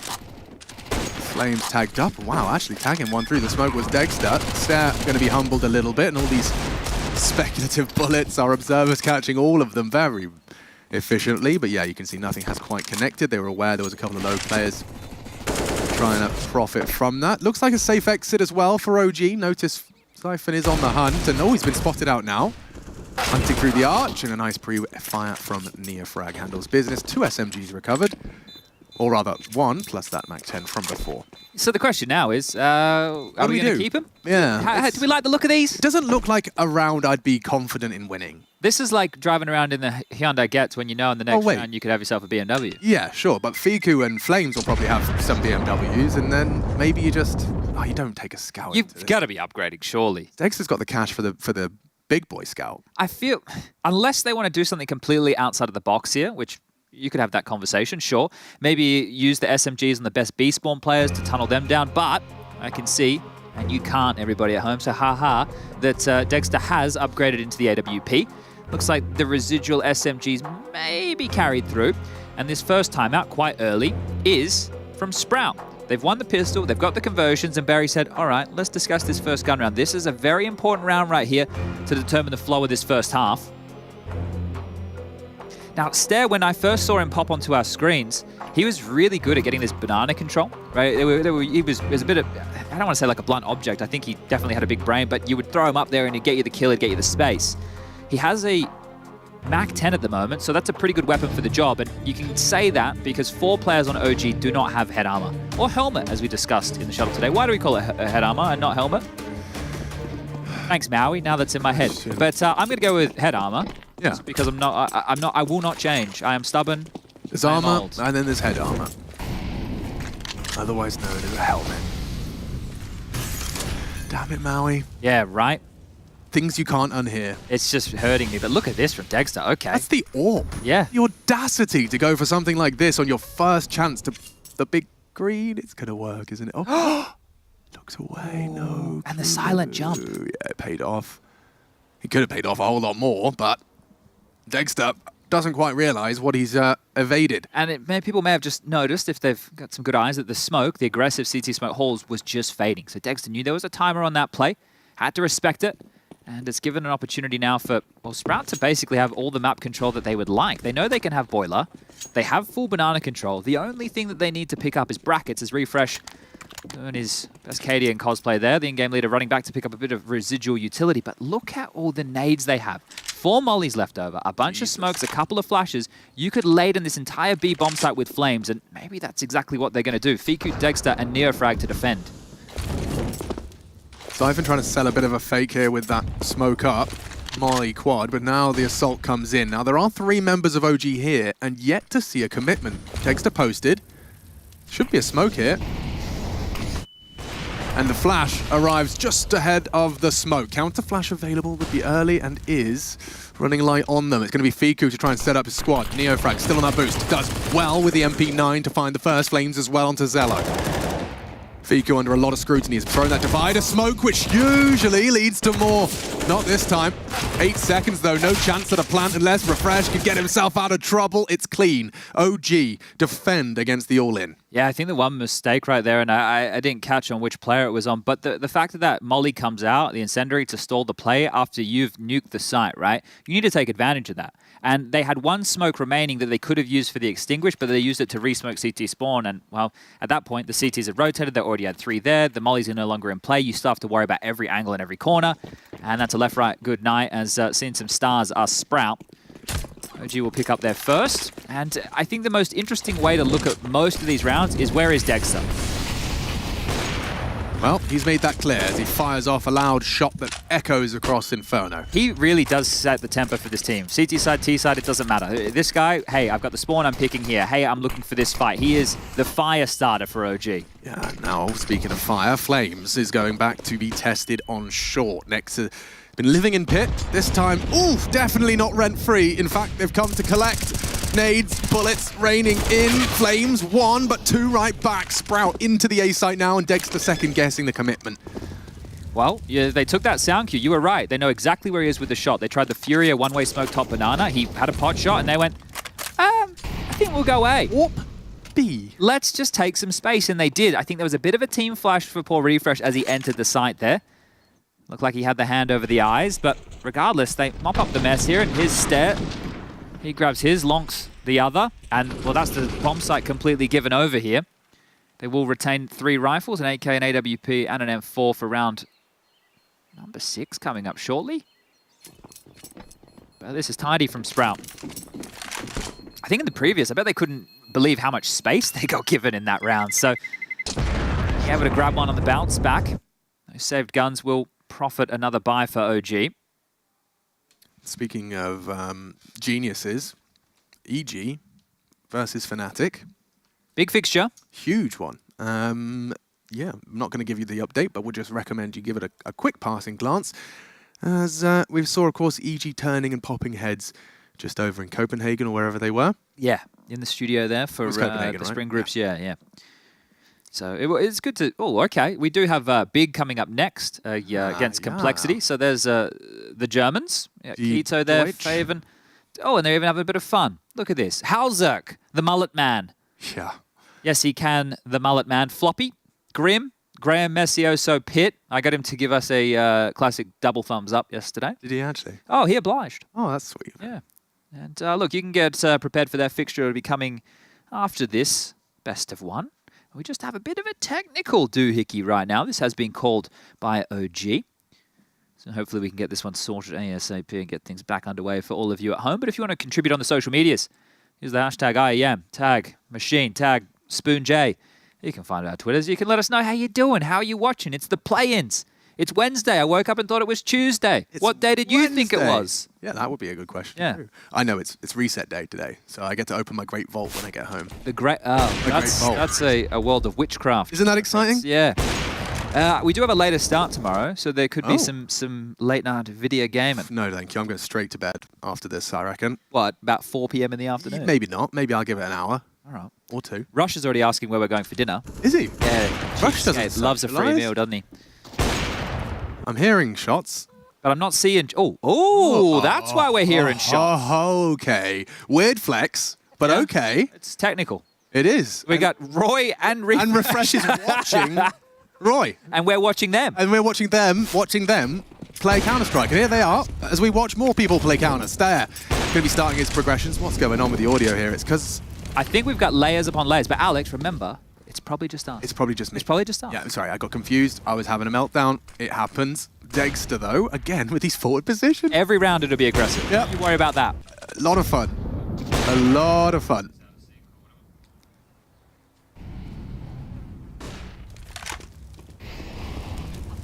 So that's Top Banana acquired.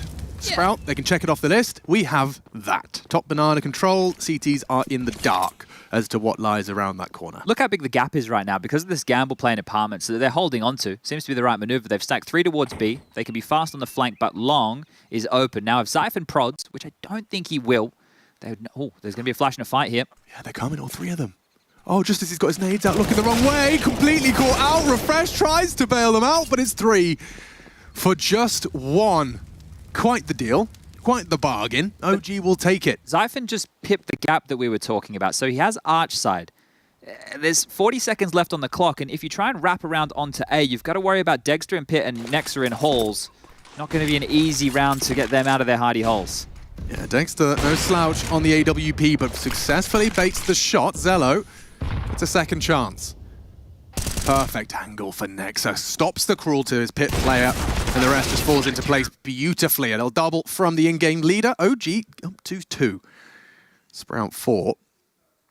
Finance is questionable. Yeah, and that's where I was about to take the discussion here, because you got Lonks at about 3.2, Refresh about 2.8. Zyphon, Stare, and Zello could all buy rifles of some variety. And this push right here, so just caught off guard. Maybe taking too long to get all their pieces in the puzzle, and this nice, it was just a staunch, aggressive move. If you're going to posture Top Banana, we're happy to fight, and that's exactly the type of Counter-Strike you should be expecting to see from both of these teams, as Berry gets back on the mic, 2 timeouts within 6 rounds of play. So giving the orders early, wants to make sure that they can really capitalize on this T-half, because I was looking at some of the statistics with Inferno over the last bunch of events. I think I went Rio, I went the Fall Finals, I went the World Finals, and I went the Blast Groups. And? It just happened. And Inferno, in 3 of those 4 events I just mentioned, T-sided. Interesting. T-sided, not a question, T-sided. Desperately thinking through patch notes that could possibly explain things. Well, I think that the util usage, like in Banana, it's so routine now for everybody that everyone understands the waypoints on this map so well. And on the CT side, if you get in the bin as far as the economy is concerned, and we know retakes are really hard, there's a lot of factors that do play into that. As Dexter, aggressive again. He's trying every trick in the book. You don't get a free peek against OG. No way. He's in the 3 rounds we've watched with his AWP, he's tried Banana, Apps, and now a mid-push. He's getting rushed. They want to run him down. Dexter's got SMGs bounding towards him on the site, still catches Stare, tries to track, Refresh, still traded, and good for it. OG with 1 left. It's just Zello trying to find them. 1 more to secure round 3. Timing. Yeah, Flames completely caught off. The 1 versus 3 goes 1 to the good. Dancing with trouble and death. Yeah, Fiku provides the support. Neofrag and himself will make it 3 for OG. That was another pounce there. Identify the AWP, try and isolate the other players. This time the riflers do stand up and put one of those fingers on each hand up. And, well, there's the shot just to the right-hand side there. But the bounding MAC-10's hard to track. And Flames mops it up here. So well handled and a good round. As the pistols now for Sprout will come out. And as far as pistols go, well, 4 of them are the starters. Oh, Nexa got knifed by a teammate. Oops. That was off the back of Berry's timeout as well. Can be quite deflating to have a game plan and to see it all just disrupted with something quite quick from your adversary. Speaking of quick from your adversary, here comes Fiku. Charging down Banana and immediately takes Lonks out of the equation.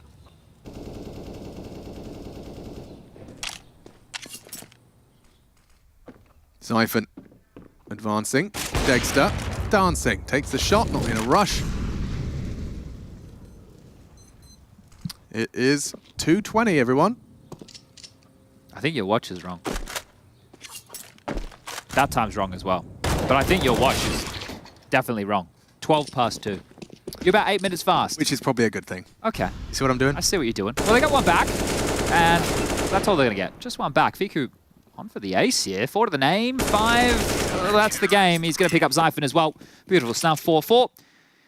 As Saying a lot of numbers here. Hope it makes sense. $13,000 dues in Fiku's bank account very early into proceedings here. And I guess that's a product of winning 4 of the last 5 rounds for your squad.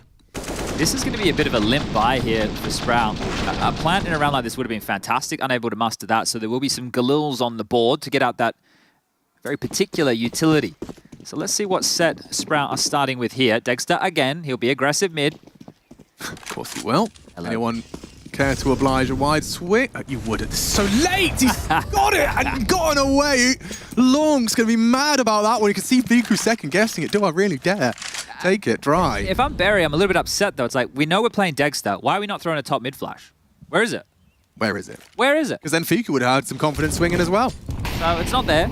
It wasn't, and it's cost him. Let's see if Sprout can maybe muster something more on this T. So they've left the bomb, and then they're heavily puffing up their chest for an aggressive B. Maybe just hoping to find one overextension. I feel like they should just park Refresh here and back off and take some space elsewhere because they forced the rotation. Refresh should be able to hear this if they're noisy, and if they push for space, that's a hard clear on the left-hand wall, but they've spotted him now. Oh, they know where Dexter is now. Surely we see some turned tails. And there's a gap in that smoke, so I have a horrible inkling that they're going to get Fiku quickly investigating that top banana area. Already rotating. Yeah, Dexter's Here on he his comes. way. And they haven't taken any space. They didn't test top mid. They've redeployed a lot. Oh no, that's actually a CT smoke, I do believe. So the CTs do not want to allow them to head through the long corridor, want to force them up short or back to B. And I feel this one's a non-starter. Yeah, with 35 seconds left, it seems that Dexter's opener could be the most impactful frag of the round. Could be the only frag of the round here if they don't get a move on. 25 seconds. Oh, he's going to get some more. Here they come. Zello, with the bomb on his back, he's running Speedway. Refresh just killed A. Oh, guys. Oh, we're going A. It's Flames. If he kills anyone, he's won the round. Anyone at all. That might do it. That should do it. That's done it. There it is. Flames has done it with style as well as he weathers the storm of a late hit. I imagine Barry might be calling another one soon. A lot of indecision in the mid-rounds here. Maybe the idea that, hey, let's try and outmaneuver Dexter is hampering them a little bit here. But here he is again. Second crack at it. This time, oh, he will get away with it. And if you're Longster, you're like, man. Like, that's about all you can say. I mean, yeah, it's very rare to see someone actively holding middle and then just so late to proceed. I mean, it's obviously on the timing. He must know that he's got to have that fight at a certain time on the top of the clock, but it's very brazen, I think is the word I'd use. Well, here's an option. Get Zello his ult. Yeah, that would be nice. Garner some respect, because right now you're just getting pushed. Jesus, that was a big flash from Fiku. Refresh just blind as a bat. Hard to make calls in sonar. I love the nuance here of like banana takes and just the different offerings that you have available. And we're going to molly this, so you've set up the expectation they'll be standing here. We're going to do this deep smoke, so you know, and everything, right? We just see it splash onto the screen, but the level of detail that goes into this and the understanding, this is a theory in practice of knowing where you need to look, the nades you need to throw, and they have to be perfect, right? If you want to flush out Broom Closet, it needs to be a well-placed molly. It can't just be anything. You can't just throw it. It can't be on the fly. Yeah, I was recently trying to teach myself the quad molly. Okay. And there's like 4 or 5 different variations with different spreads, whether it's run, throw, walk, throw, bloody everything. Now, he's actually got himself into the site for a plant here, and it's pretty uncontested. So Zello's done a lot already. Just a glimpse of Flames and taps the first and the second is getting dangerous as Flames will save the day. My goodness. Okay, Zello.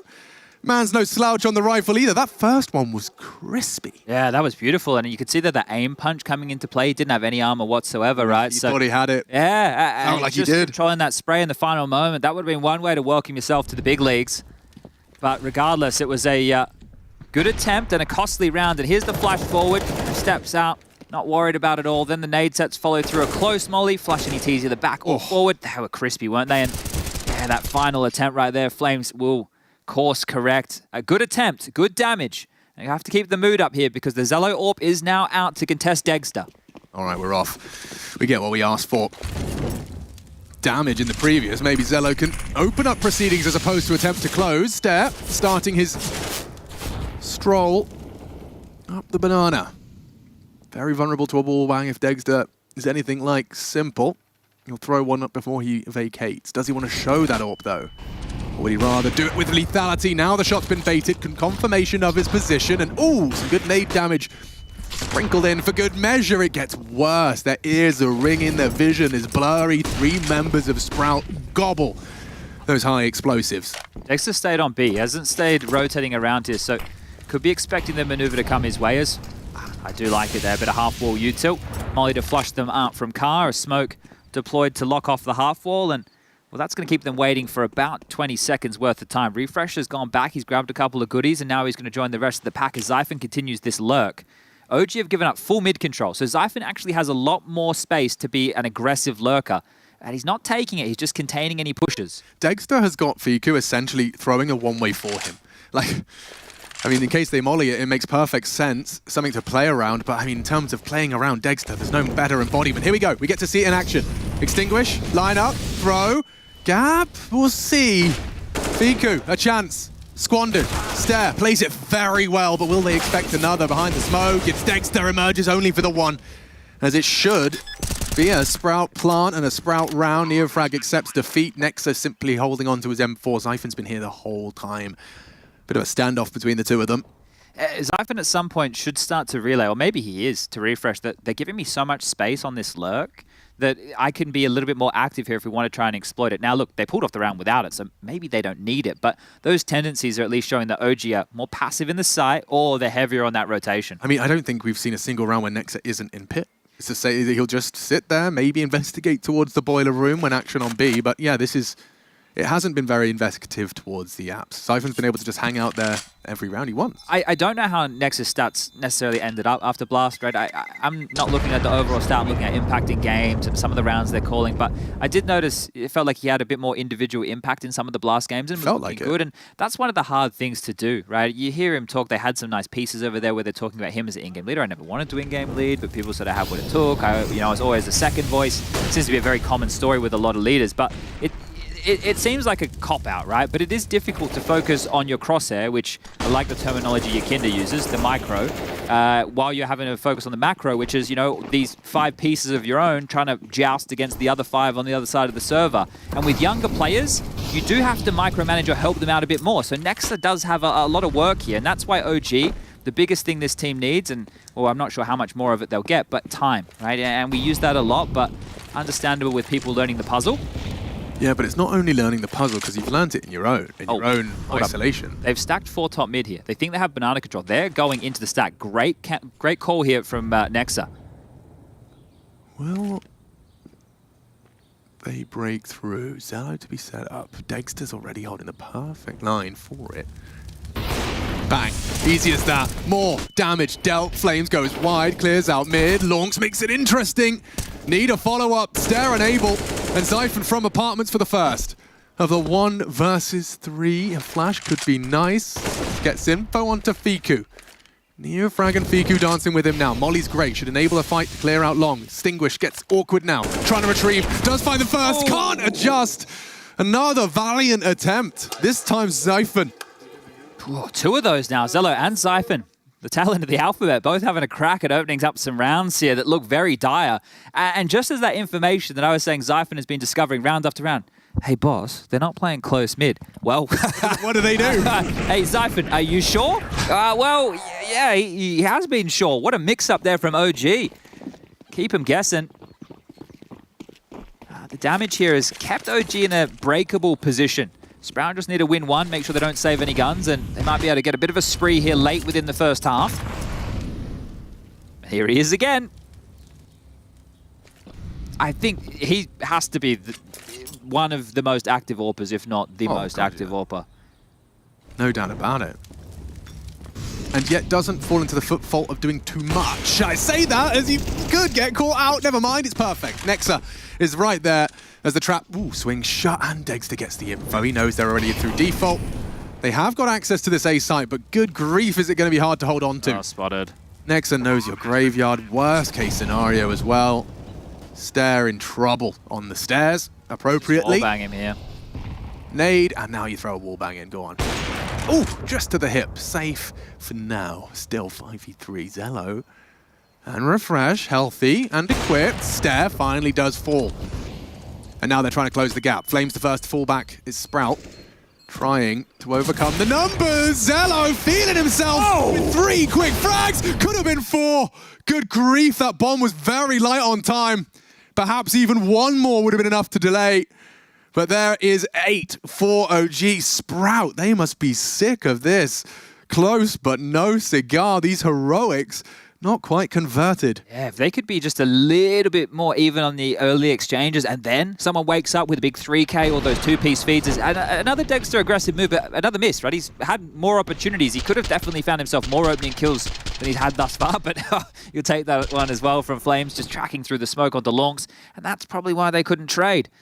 Frustrated there. Zello's almost had 2 big rounds, but 8-5. He's making an early impact, isn't he? At least in terms of turning heads. Well, that's what they said, right? They said he was flashy in those type of moments, so we're definitely getting that on display here. But if you don't stick the landing, then, well, it's all in vain. We've been introduced to 2 AWPers today. We had Zevice, or Zevi, of course, from Pain Gaming, and and Zello. And what we were saying, of course, is that Zello is kind of the antithesis of that. Refresh says, man can't camp. Yeah. Man can't hold a line. Good at holding the ankles, right? So they keep him moving. He said it's not their style. As with all the util, they now want to try their luck in the mid corridor again. Aggressive banana top move will take back some real estate still. We'll be calling this one out, but good block utility here from OG, understanding that banana not really under too much of a threat, but here they come. Flames, good shots through the smoke, leaves Longs low. And there is a setup here. Bait and switch. BQ, if he gets 1, this setup is already going to spring to life. Neofrank to go wide to finish the job. A boost. Clear. Oh, refresh! Refresh with the double. I think the chicken is responsible. A 6th man has entered the server, drew the crosshair away. As Refresh solves the riddle. That's a 6th round, delivered on a silver platter from the IGL himself. It's a hard clear as well, right? Like, he's boosted up the wall just to go for those 2 kills. That's impact right there from the in-game leader of Sprout. Massive stuff. That's 9 kills. But that's the round. That is huge. That double sandbag setup, you're expecting it to get a multi-kill in that position. You said the chicken. It'd make a bit of a cluck, was it? Yeah, well, it swung half wall just before Refresh peaked. Well, this chase right here could determine the last round of the half. Yeah, they want to take everything away before we get to round 15. Oh, and a shot from Stair, just 2 to find. Dexter's AWP, a priority for OG, but they might not be able to hold on to anything. Nexus let it go, and everything taken away. Beautiful. CT side broken late. They are bottomed out right now. The high end is 3.9 on Neofrag. The low end is 1.5 on the AWPer Dexter. So their cash blown to smithereens here. Sprout can make this a 1-round half. Really good stuff. And they've just been working away, grinding away. Here's the clear. Bang. Beautiful stuff from Refresh. Stair's been quiet. He has. Maybe he'll do his better work there. Yeah, I mean, we'll have to wait and see. Let's see if 7 for Sprout. Certainly would feel after a couple of those 1v1s and maybes. They can make this happen. Topple the tower. Fiku and Neofrag have been having a bit of a mare in these last 2. Stair post is 6th as Sprout look for their 7th. Man advantage. Feeble buy. Pyjamas for OG and only 2 on the site. Nexa and Dexter. Hard pressed to hold this. Good util. Blind. Falls off. Slips off. Bodies stacked up. It got scary with that deagle, but still good for the plant, good for the round. Only Flames and Neofrag coming in late from the B side. Out CT, Library and Long. They just threw the limp smoke. That'll give them some access into the site here, but they will need to brave this. Oh, going for the boost instead. See you later. Read like a book, Stare.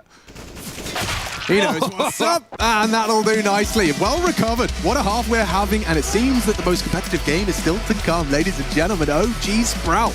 Not done yet, not by any margin. Do not go anywhere. We'll be back with the second half.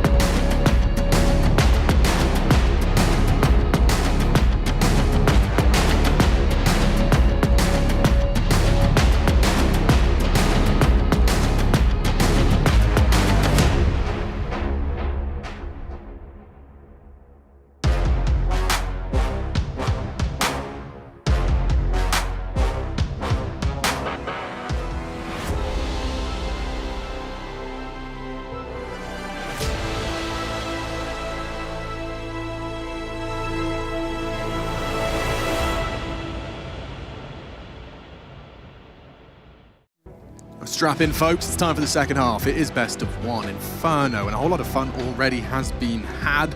An introduction to new player Zello. I was trying to give him a fun name, but we'll just call him Zello for now. Zello. Yeah, Zello. We've been introduced to him. A couple of near misses to brilliance. What about this one? Zello, he's making OG feel mellow. He's won the 1-on-5. Yeah. Maybe. Yeah. Mellow Zello does sound like a strain. Yeah. But it's probably, I think we can do better. I think we can do better. All right. Zello smokes him. Oh, wait, no, that would require the leader. Yeah, never mind. We'll move on. We'll get there eventually. We will.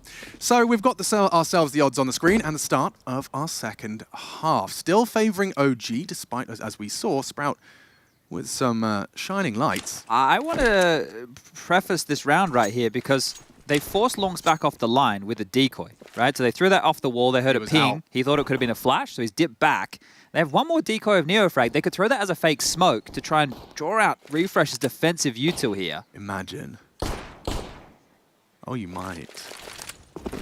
Or actually just exec. Yeah, don't worry about it. Top banana, there's the CT smoke. Now what do you do now? Oh, and an encounter nade as well. Here we go. Refresh, underhands one of his own. Wants to take a fight through the smoke, pushing straight into Piku. That was the bomb carrier. He just ignores the rest and goes straight for the tail. Okay, Neofrag wants to play. Back to turn. We got a messy one now. 2-on-2. The bomb now down. Neofrag's got time. He doesn't know that bomb can be scooped up scot-free. Now here comes Zyphon and Zello through CT and across just in time for a safe plant. To take control of Ruins perhaps might be their objective. Dexter responsible. Neofrag just tucks into dark, so they've got a very clear idea as to where these two bodies are on this retake.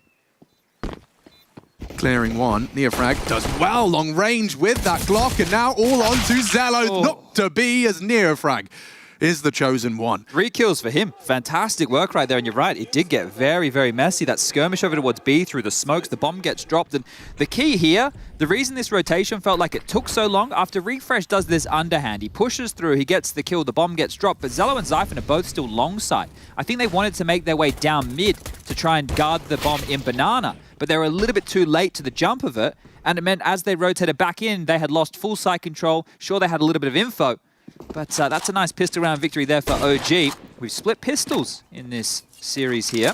Usually bodes very well for a very competitive game. And a pretty similar looking buy in the second with the Force. Zello into the scout, the rest with some pistols and some smokes to block key choke points here. But OG, they have a whole lot more in that regard.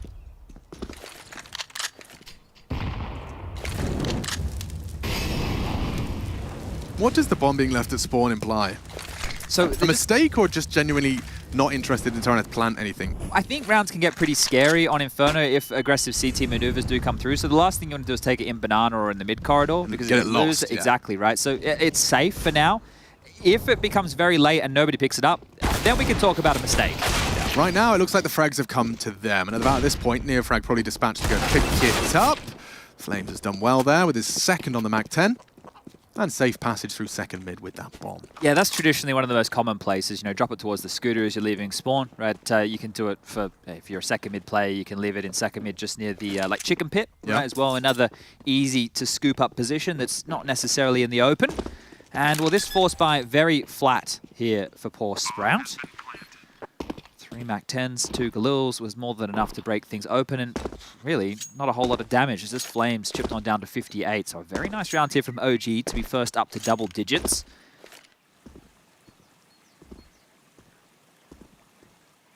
Sprout feel like they've had some opportunities that have gone awry, like that B execute, for example, early in the first half, a couple of moments like that, whereas when OG are winning some of these rounds, it's like, oh, they've won the round. I mean, I understand taking everything away, but you're pushing Galils through smokes, or is it back 10? Okay, next is going to make sure they don't have anything to celebrate. Nice.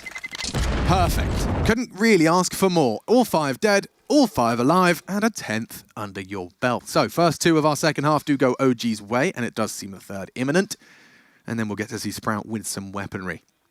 Well, here's some of the action from Flames, right? He's been having a bit of a game here. Towards the top of the scoreboard, 16 kills in total, and has had some impact this round right here as they, well, didn't feel like they knew they wanted to end. He gets 2 kills there as they scurry forward. A couple of annoying kills through smokes as well, so been doing some good work there from Flames. Yeah, it does seem very comfortable in the server tonight, today, this afternoon. Wherever you are. Wherever I am. Right now. Live in the present. Always. Well, I mean, we got a single P250. That's good against those helmets. Oh, they jumped and they died. Oh. Well, the P250's still around, and he's going to go for the 1v5. We've seen that before. Bit of a turn of the head there from Step. Yeah. Oh, you guys didn't... It's going to be... 2 rounds where we don't get a kill? Okay. Oh, okay. All right.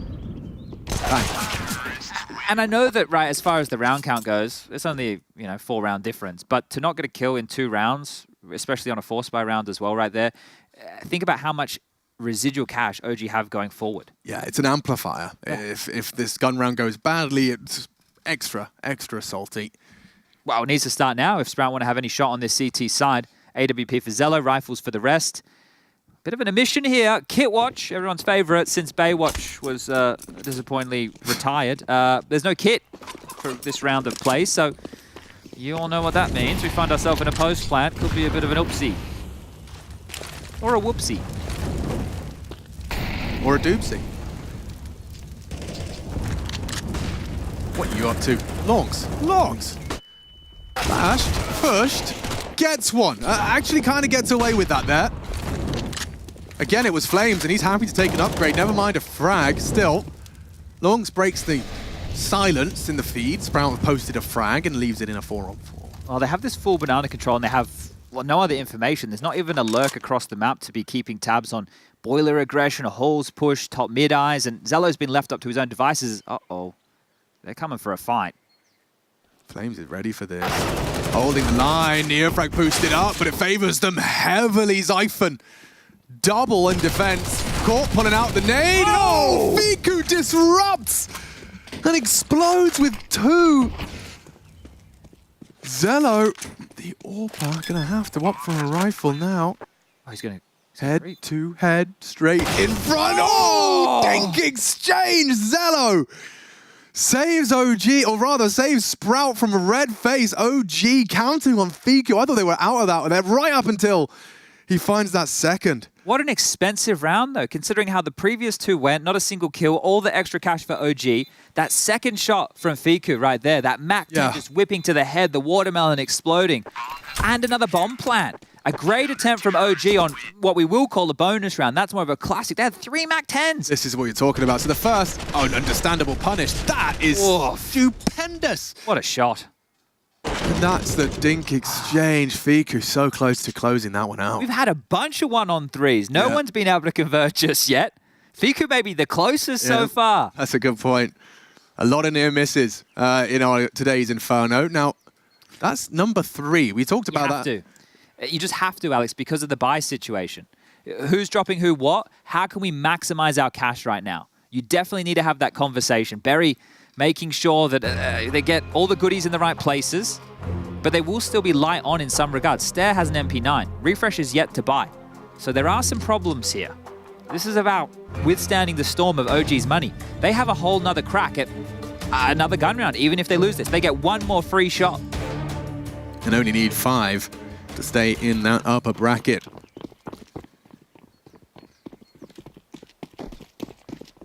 Fnatic waiting in that upper bracket, one would assume, if the first half was anything to go by. Yeah, EG, it's development, sure, but you got to get some wins at some point. Don't know what you're talking about. Beat the world's best team. You're poking the bear right now.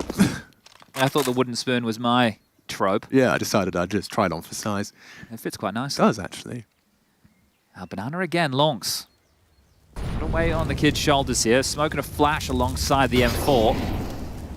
Still on the jiggle, has no support, floating in spawn. It's going to be Stare, so he's made it back just in time, but they need to make sure they're both playing in the site, otherwise they can be broken up, divided, conquered, and removed from the play. Top Banana, all OGs now, stretching their legs here. And that'll pull another rotation. Yeah, even Zello's floating. I mean, if they can get... Well, Refresh is in second mid, this is why.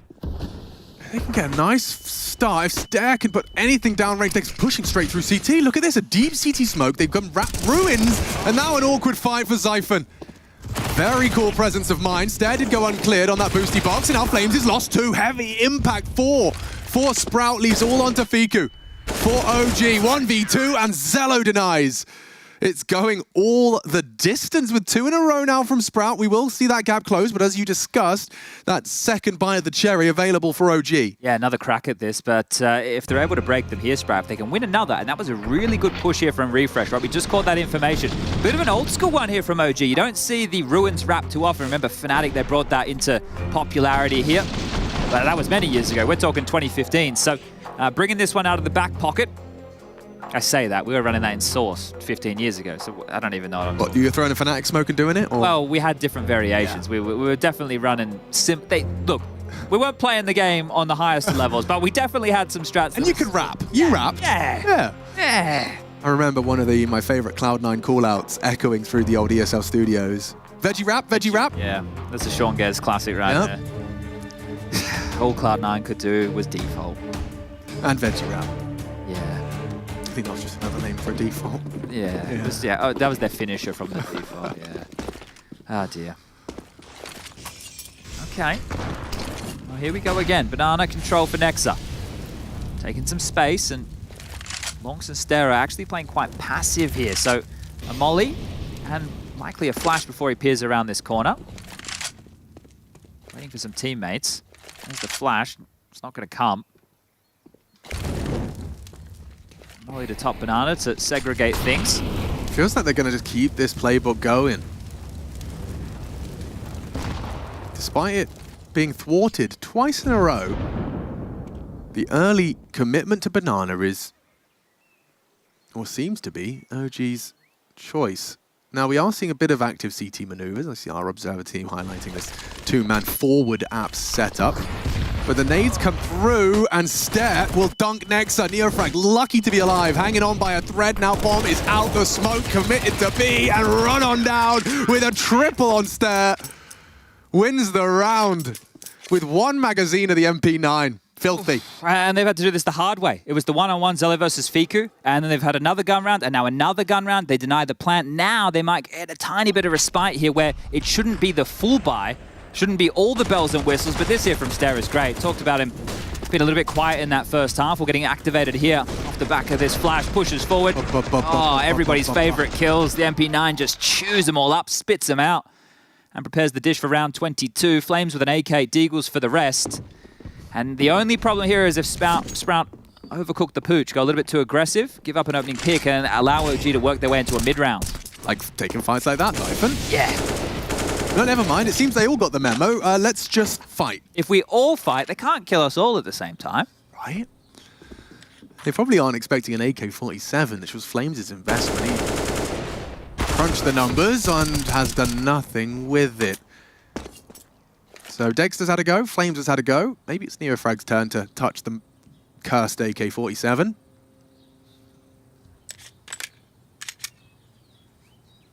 Nex has reserved it.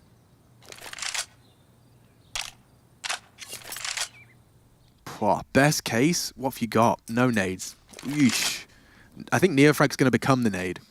Yeah, Neofrag, can you swing wide and I'll try and trade you, please, sir? Essentially. But look at all the nades to the left over here, right? So this is one of the rounds where I think best case Ontario for OG. That's a stunnerism. Where did he steal that from? I have no idea. Trailer Park Boys? Yeah, he really likes talking about those guys.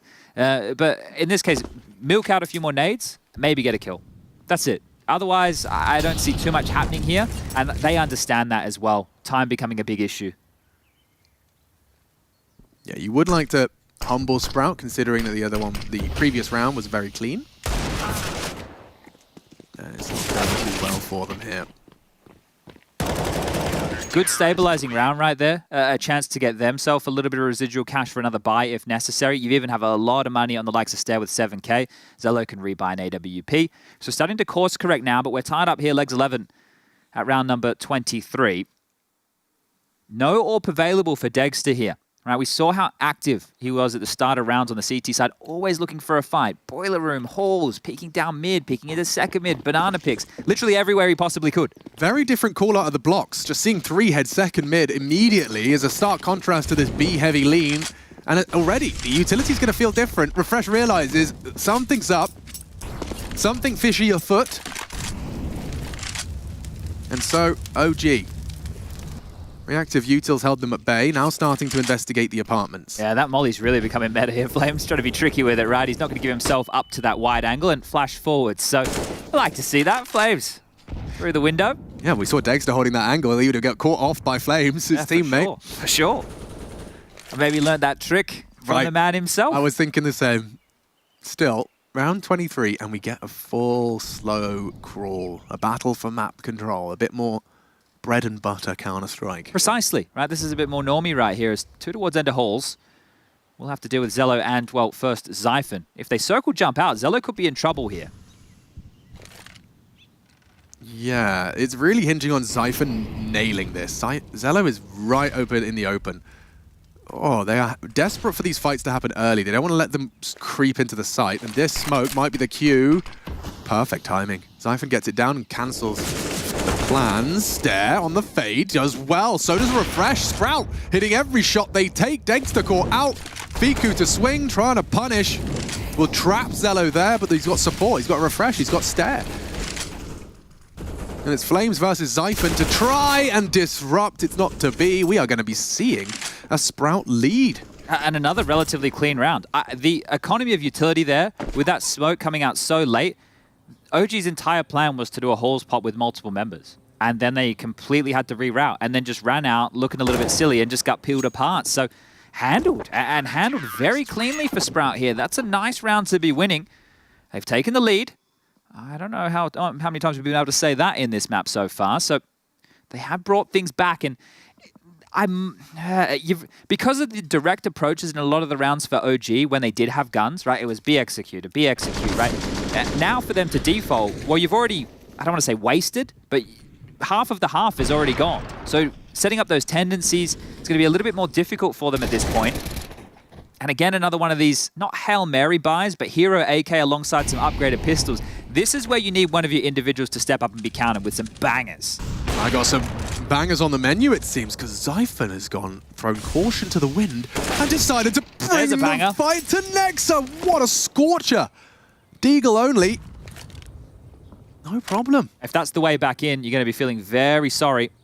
Yeah, going for an aggressive maneuver against a partial buy. Look at this gap. And never mind, but giving a weapon away as well. Here comes OG. I don't think Zello knows that they're past. No, his position implies he doesn't. Bang. Looking for the last. Zello needs to react because Refresh is gone. Screaming for help. Way too many bodies from every angle. And this round is one Sprout will be desperate to forget. That is wild. Can we... Wild. Can we understand that one again? Let's go. Look, I do not hate the aggressive maneuver, right? It's not advisable, but there are some bogey weapons in play here. But it's 1 minute 10. But the gap got pipped because Zello, he looked away from that porch side while he was reloading the AWP, and Flames had just found that perfect timing. So Nexa's opener, and then that timing from Flames secures the round because you can see Zello, who turns around immediately worried about apartments. Well, the communicate, they don't even know that that happened. No. They get caught pantsed around the ankles right there, and they have to save these 2 guns on Longston Stair. That's a rough one. Oh, that's a bit rougher, doesn't it? Gets rougher, yeah. They have money, but that is a round, especially when you're mounting this comeback and you've just taken the lead, that you are going to be feeling really silly about. That's one that it could leave a bit of mental residue going forward. So they come in with Deagles, they leave with 3 rifles and an AWP as well, so that's a lot of money just that's true. Flipping and flopping. Yeah, you'll take that in as it cash, were, wouldn't you? Yeah.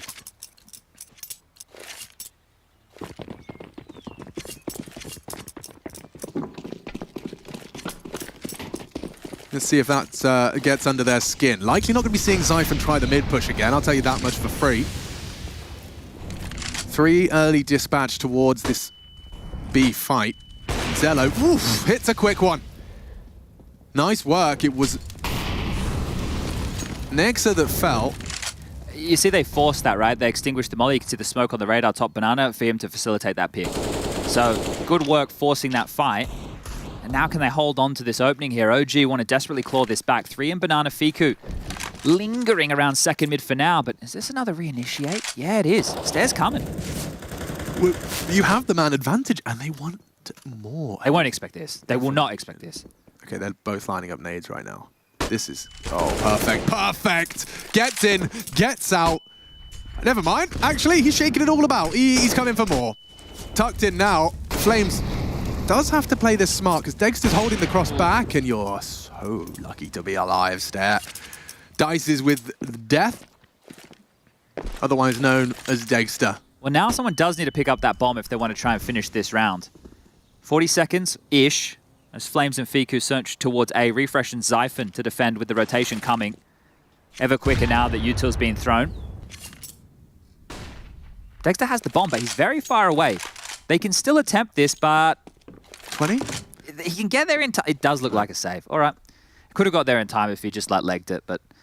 Then you got to get through them. Yeah, and lose everything, right? So we just talk about that little boon to the economy. Well, they're happy to hold on to this. There's cash left over for Neofrag and Nexa to buy themselves. They will not be reliant on drops here. And this is Zello looking for some flair in an opening fight. So we've seen both AWPers more than happy to posture forward, force out some errors, and find some opening picks. Varying levels of success and a smile back on the face. So that will feel nice for Sprout here, but maybe something a little bit more direct from OG. Remember Sprout in that first half, once they identified where the AWP was, they were just trying to execute elsewhere. Yeah. If Nexus sets his team up ready to pounce, maybe with a fast A play, you can do a really quick long smoke from second mid, get yourself a quick porch smoke, try and fight over towards pit and site. Not to be the case here. We do have T-side AWP as well. Dexter versus Zello. Unlikely to be seen in the head-to-head, but certainly both equipped with their signature rifle. Maybe they're just going back to a B execute here. So many players in Banana 4. Oh, Stare, he's in so much trouble. Unless... Are they hoping that they assume it's clear? No, he's just going to go down to Nexa this time. He was trapped. Molly's hindering his exit. They're accelerating. Isolated. They are coming in. CT Smoke likely to block off Zello. Supports with utility as best he can. Flashes in front of Nubox. Longs eats it, loses the potency. Has the divider smoke and deploys it. And this is falling apart here for Sprout. You can see just one after another they're toppled. It's Flames again who fills the feed. 22 frags from the Israeli. And we have it. 4 versus 1. B-side just crumbles. It felt like it was just... It was a bit of a meal, wasn't it? Yeah, the right? sand just tumbling into the ocean. Yeah, that's a sight hold like a smashed crab. And I want to kind of point a little bit of... let me frame it in a positive way for OG. They put enough pressure on the Sprout players on that B bomb site that they team flashed 3 times. That's nice. Right? Yeah. So, because otherwise, they had the right setup and the right idea. Zello dropping the molly, perfect. It delays them, it splits them up. The flash is above, great. But I'm pretty sure there was a team flash that came through in one of those moments. Lonks was standing out too far. Maybe the flash wasn't high enough. Refresh also in the feed. I think there was a team flash as he had pushed through the smoke as well. So maybe just a little bit discombobulated as far as the comms went. And, well, sure, still got plenty of cash, but those errors need to be ironed out. OG might want to keep up some of this pressure because Nexa extinguishing that half-wall molly. That was the key. Oh, they're coming, right? You have to know that this fight is on the way. Tied up again. Another game here that might be going the absolute distance. Yeah, I mean, Stare was in a bit of a rock and a hard place scenario as well with that hard commitment in that sandbags smoke on the way out. Just I think Nexa was blind as well, right? Because he waited for the second flash. The first, here it is. So let's see, Lonks, I think, ate that first one. Yeah.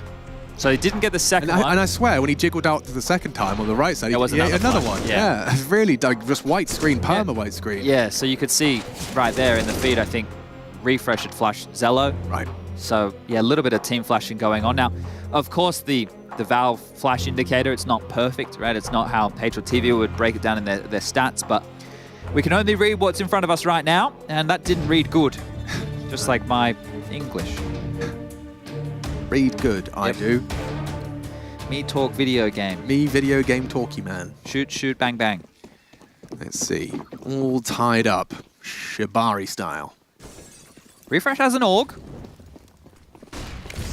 I don't know if that's the difference maker. Just an observation. Yep. Yeah, in case you were wondering. He does have an AUG. Yeah, he does. Not sure what particular fights he was planning on taking, but this is a classic. This is going to be an apartment's waterfall if they can get past this setup, Alex. Yeah, but that's Zello. You got to get past him, and he is no slouch. They're trying to barrel bait, and he gets it, gets out. drops the incendiary and can safely reposition. Oh no! Refresh! They disrespect his flames and it leads to his demise. Now they've got space to stretch unless Zello wants to take it from them. Actively taking this boiler fight. There's 3 of them there. There should be a flash. They're trying to recede, but he'll get early info if they do this. Siphon's coming as well. Sweep through. Oh, they've given up so much space here. They will play for info on the CT side. Stairs going to call nothing long. I expect a sweep from Zello and Zyphon. Lungs has a smoke in his hand, so as soon as he sees anything, he can smoke him off at 50 seconds. Yeah, he smoked it now. He's just picked up some more utility. Got another one. So he's got a bucket load to stall this out. Stairs also here as well. Lungs can re-smoke now. Nade first, slow them down, get that smoke out. 38 seconds. Drop it, boys. Stair tries to throw the stop util, but they are ahead. They're in. OG have a chance now. 4 on 4. It has to be a bit of a death match now. They still need to plant that bomb. They're looking for Lungs, hiding at the back of the site. Stair wants to stand and bang they will. 3 in the feed from the CTs leaves Dexter scratching his head and tapping 1. Needs a whole lot more, and Lungs will finish. Isolated member on that B site, holds his nerve, plays it well through all of that utility, rotting the clock, and makes it 14. And some successful flashes there as well. You saw them in the feed again. This time it was on the enemy and not the teammates. So this little trade top mid, a great one here from Nexa. As you mentioned, ahead of the flames, that pressure. They pushed it again. And once more, Banana, they beat the U2. They had the space, but Sprout reacted perfectly and grabbed themselves 14 first. Zello has 33 effective flashes in... Damn! All right. That's a lot of flashbang assists. I noticed a couple in the feed. I think he had a good haul early. Now that's an interesting one. Zyphon wants to be peeking around this. Viku's far too wise to your reindeer games. Curious if they heard any footsteps of him there. Yeah, the flames can mask a bit, but you'll probably pick up on the retreat. Well, they want to try it again. This is going to be the Apps waterfall, and this time into Refresh and Zyphon. The AWP is on the other side of the map this time round. Yeah, this looks great. A good call out of Nexa. How does Zyphon and Refresh handle this? Zyphon down. It's flames again. Just that sharp entrance into the site. 2 headshots, problem solved. Left, right, and indeed good night, at least for round 28. Sticking to his guns there. Nexa calling the same round 2 rounds in a row, right? That's ballsy, right? The first time, okay, we walk into the AWP. The second time, there's no way. And they were right. It was a good call. Called the bluff. And this is just a tug of war, an arm wrestle, a back and forth as Nexa, already appearing to be on the hunt, might catch Zello off guard. The scope would have been heard at this range. I thought it would have been heard. Yeah, okay. I didn't think he was acknowledging that, but definitely down now. AWP removed. Got his dancing shoes on here, Nexa.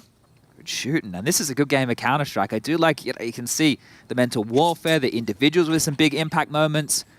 But also, yeah, it was interesting with the way you framed it, because it immediately put me in Zello's shoes. Like, I've just locked down this part of the map. Okay, well, I guess my services are needed over here. You head over there, and then you feel completely helpless and nullified. And that's some of the keys, right? Because AWPers, if they have good spawns, usually like to take them. And this is the mind games, right? Because not only as an in-game leader, you're calling against your opponent, you're also having to think about what that other AWPer is likely to do. Because for both Dexter and Zello in this matchup, we've seen them as the tempo setters for their team. They send the sharpest tool forward first, and yeah, you're going to be feeling rough about that leg shot, trying to course correct, couldn't get it done, but they can get a buy back. Feels like we've had more than enough gun rounds this game. No doubt about it. Let's see how this one shapes up. Early nade down mid from Refresh is swallowed by Nexa. They've gone for a 3-2 division of defensive resources. Lining up for those mid flashes. Zello will lose vision, has to respect it, gives up top mid. Refresh, though, just wants to stand and does get 1.5. Neofrag left on 30. Bomb wrapping longside, smokes are up, Stare and Lunks just locked out for another 15 seconds, but so is Flames. He's lost the bomb. Zello with an important connection. Re-smoke short, that's going to delay even further. Haybale tempting, but back is turned and bodies fall. Sprout, 15 secure and doing so clean. Only the 1 casualty. Okay, they really cleaned that one up quite quickly there. It felt like there was so much pressure coming their way, but just stepping off of each other, taking those peaks, making it look easy. And another buy. It feels like OG can't be kept down here. The money just continuing to be bolstered for round number 30. Overtime? I'd like some. It's been close. It's been close enough to justify it. Let's see a good game. If OG will oblige. Zello this time towards the banana area, and look at that, apps on the map. They're going for the same thing. This is a backbreaker right here. Look at the speed on this. Oh, this is going to be the full pile driver for overtime. Refresh is anti-flash right now. This could be key. Yeah, last time Flames got here free. Siphon, refresh, called upon. Bodies, falling, Flames, Kratos, Fiku, both of them, A site open. It's not done yet. Rotates on its way. They don't know the site is clear. They're starting to work it out. Feels a bit too quiet around here. Stop utility as the bomb goes down. A 3 versus 4 retake. Overtime or bust. There is a kit. Plenty of them. Zello on this AWP to try and fight Pit. It's not a favorable fight by any stretch of the imagination. Smokes Pit, kind of like that. Makes Dexter have to work a little harder, but still that bomb is ticking. OG a couple of seconds away. Longs to clear. Nex is ready, and so are we. Strap on in. It's time for overtime.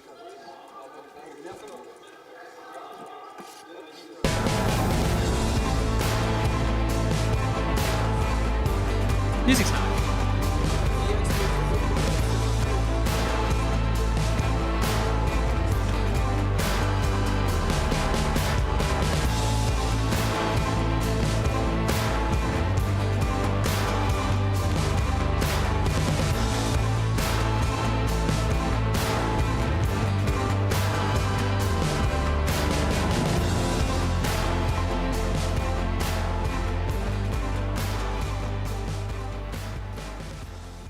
Oh, I love the little musical intermission. Yeah, that was nice. That's something we should investigate more often. I mean, you guys missed the freestyle rapping, but we'll come back to that.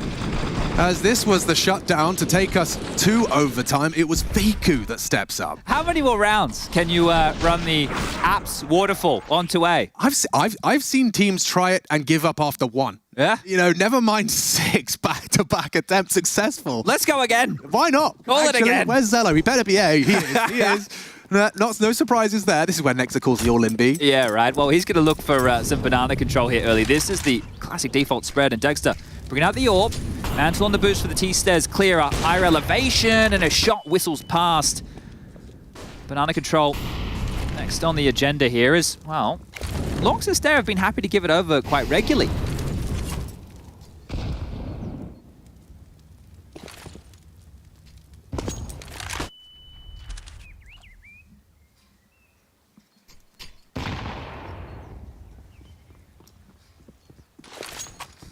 They are going to flash, and Dexter will... Thank you very much. It's just a reaction speed test at that point. And now you know nothing of what's going on in Banana. If you got past them with Sandbag and no util came, you go, it's just Dexter. Now it's just Zello. So good luck, my friend, because there's about to be 5 angry T's knocking on the door of A. Oh, God. 4 bullets. Okay, so he needs a collab. Yeah, it needs one of them to be a collateral. That's all. Oh, and he hears it coming. Lads. Mid. Oh, and a miss. That's the end of that. That is the end of that. First round of overtime. MR3 first to 19. It wasn't the apps pop. It wasn't the amps pop. Bit of variance in the play right there. Yeah, and I mean, it's funny because when you ran that scenario simulation in my head of what happens if Dexter doesn't hit that shot, entirely different round.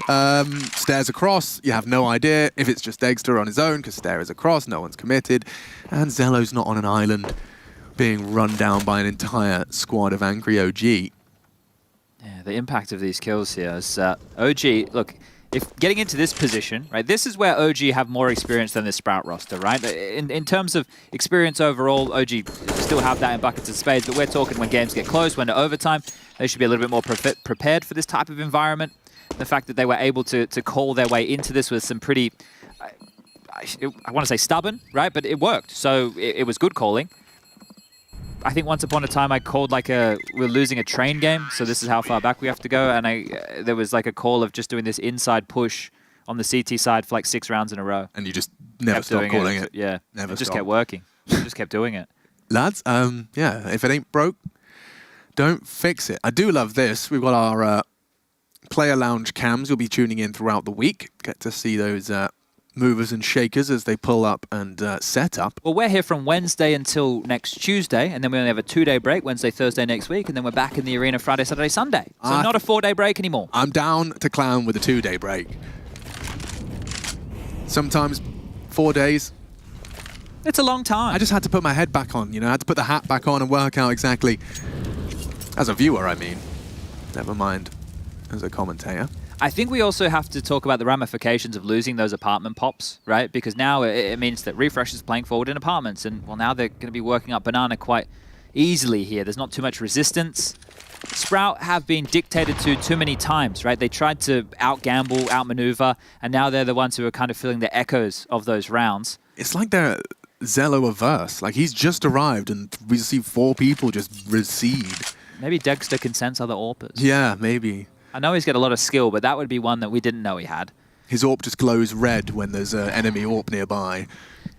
Oh, I did the same clear top Banana, the same warning shot at the AWP, this time not connecting, and Refresh is about to get a face full of lead. Oh, Fiku's done it again, this time. Head hunting in the apartment. He's been good, hasn't he? He has been great. Impactful kills from Fiku here alongside of Flames, the Fs. Yeah, and then I remind you that there's Nexa, Dexter as well, all of which have had these individual capabilities demonstrated very clearly. This is what we hope to avoid in overtime here, but Sprout with another save. I think it's 12,500 that we're looking at in overtime now here. So yeah, they're not going to give it a go. They'll gladly give away round number 17. OG will need 19 to get it done in overtime number 1. If we go 18-18, we do it all again. But there's the replay of those 2 tidy shots from Fiku, just bopping them. A mapping in the apartments. Yeah, but I mean, put yourself in Refresh's shoes. You've been having so many issues with this particular part of the map. You go and put yourself there, and then you feel the wrath of Fiku. It just feels like, okay, so even when I'm accounting for it, I can't beat it. What do I do now? Look, they didn't go for that round, right? Yeah. Well, they have Zello with 7k, Stair with 5k, Lonks with 9k. So one of them is going to drop a gun for Refresh. But my point here is, you could have done more. You could have definitely at least had a look. Yeah. Right? Neofrag's brought out a Dak. Like, we have to be on board with this rush. Show us what Neofrag's going to get up to here. Probably nothing. Yeah, absolutely. Oh. Ah! Yeah. Bait and switch. Come on, man. I was excited about that. Yeah, me too. Double AWP, though. There's a reason to save. Not really, actually. Nope, never mind. They've still got 6 grand. Well, let's see if it works. Maybe this will be the difference maker regardless. No Banana info. That is look at this. ideal. He's just licking his chops at the fact he's top Banana with 90 seconds still on the clock. It means his team have got all their util, all their bells, all their whistles. And one right back from Stay. You can see he's lined up for the pop. Launch to profit. That secondary AWP could be the difference maker. It's about to be smoked off. He's going to have to play in front of this. Whoops, better of it.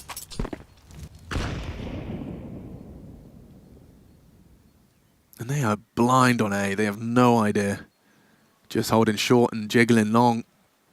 And therefore, OG can just sit, relax, and then get those 3 smokes, 2 Molotovs in the sky. Longs, really going to be hard pressed. Oh, wow, finds it just before the smoke does plume. 5v, make it 4 versus 4. Nexa does catch Stair. Longs has to accept the site is lost. Refresh through smoke onto Fiku. Backs the AWPer up now. Zello and Zyphon to rotate through. A double AWP retake, still not ideal, but looks like Longs has got a chance here onto... Oh! Onto Flames, I was trying to say. Instead, he rustles some more jimmies. 27 as he keeps on farming. This could be a spotless OGT side here. Looking for the 3-0. Thick and fast. Flames looking for more already. Farmed up the first. Here comes number 2 and 3. Flames for OG puts them on 18. 3 opportunities to get this one locked in. Absolutely flawless stuff right here. And this is fantastic. The way they even got this into the overtime scenario was just with some apps pops, but now we're seeing a bit more diversity in that play, right? Some more defaults. And one of the keys here, I thought that there was more than enough stop utility. There it is, the shot through the smoke from Flames, just deleting Longs from that Coffin's position. But I thought there was a smoke, there was a molly, there was util that could have been used from Sprout to stall out the push, and they used it only defensively, so reactively to the take. That backside wall smoke drop, the one that Longs drops in front of him to try and lurk behind, didn't even get a chance to use it, was actually used against him. And yeah, I think for Sprout, this is going to be one of these learning curves, these mental learning curves, which is a harsh lesson because they definitely had opportunities to close this out. But OG, they haven't given up. They've had some really good calling here from Nexa. We've got a bit of a tech issue here with Mr. Z.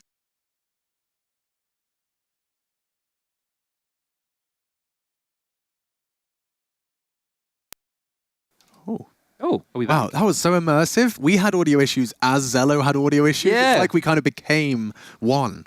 I felt like what a fish in a tank would be like in that scenario. It was quite a sobering reality as well. We are just kind of standing in a room talking. It did remind me when we went scuba diving that one time. Oh, yeah. It wasn't so peaceful. It was a bit murky, the water. Twas. Well, murky waters for Sprout is the point you were making, in that, yeah, OG certainly looking like that little extra layer is paying dividends. Now you can see that actually an interesting game going on over on your second stream. Permitter? Yes, Permitter, the curveball underdog from the Polish qualifier. Against Furia, and they're having a rough go of things. So, yeah. Yeah. Let's see how far the Sprout can go on their T side. I mean, the bar is set as high as it could have been. You need a flawless T side. 4 players, top banana. What? This is a change-up for OG. Because they can. Because they got 3 opportunities. Precisely. You're going to start getting a bit gambly, a bit fruity. And they leave. So they dump the util. And it's interesting that they haven't been completely warded off by all of that. It just means that, of course, Neofrag has got a full belt, which he needs to use. In fact, he's going to... Ooh, could get sprayed down on this one. Jewel, taken, stare, 1. Hit the trade. Neofrag does go down to Zello. Long's caught some flack in the meantime. It is only Dexter there, and he's fired off the shot while blind. Advantage Sprout rotates in now. Do you want to commit? Refresh just leading by example. He just charges across with the bomb. Says, this is what we're doing. Dexter could have ruined their dreams. Instead, Refresh shuts him down after the 1. Oh no! Unflashed. Flames denies. Zyphon's not here. Refresh is gone, and it's only Zello. He hears the relocation.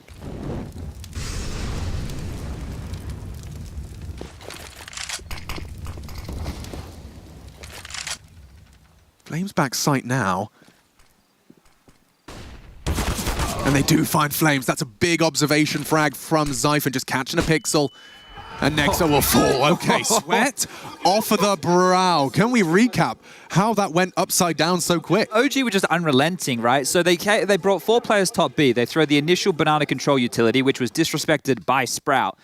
Neofrag this time got caught off guard, right? So he underhands, he tries to extinguish. Sure, that happens, but they get peeled apart top banana. Dexter knew that he needed to show that presence alone to stall them out, and he did. He made them question. But the next wave is like, well, you've just dealt with the first attack, and then the second attack came knocking.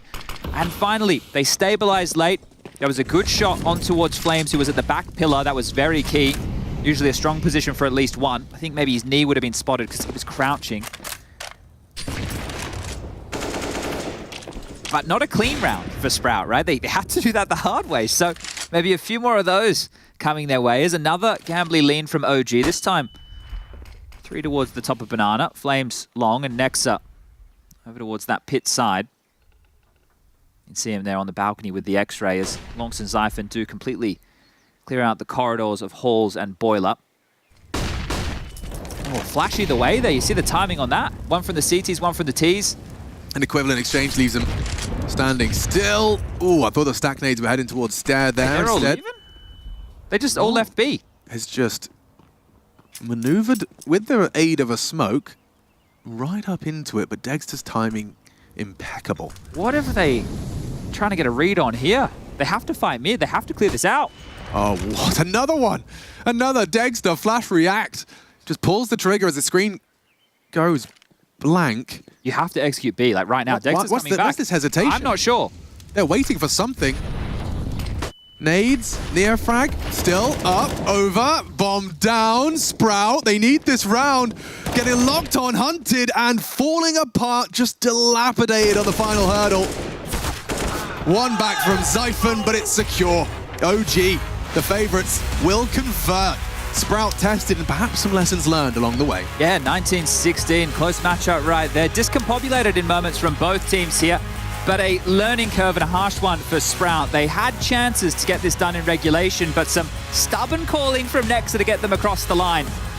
OG will pick up the best-of-1 victory here, and it looks like we have James Banks trying to find a player on the sideline here for a bit of an interview. Who do you think he's going to pick? Ooh, if I had to guess, I reckon it's Flames. Okay, well, he's calling him across. Banks, come on, lads. Flames is a sucker for a British accent. Yeah? He can't stop doing an impression of a British man. Too much time with Mighty Or of a Max. road man. A road man? Yeah, that's kind of the Flames angle. And it does look like James is desperately trying to rope someone in. Wait, we're doing the handshakes. This is good sportsmanship here. Fist bumps. It's the evolution of the handshake. GG. OG.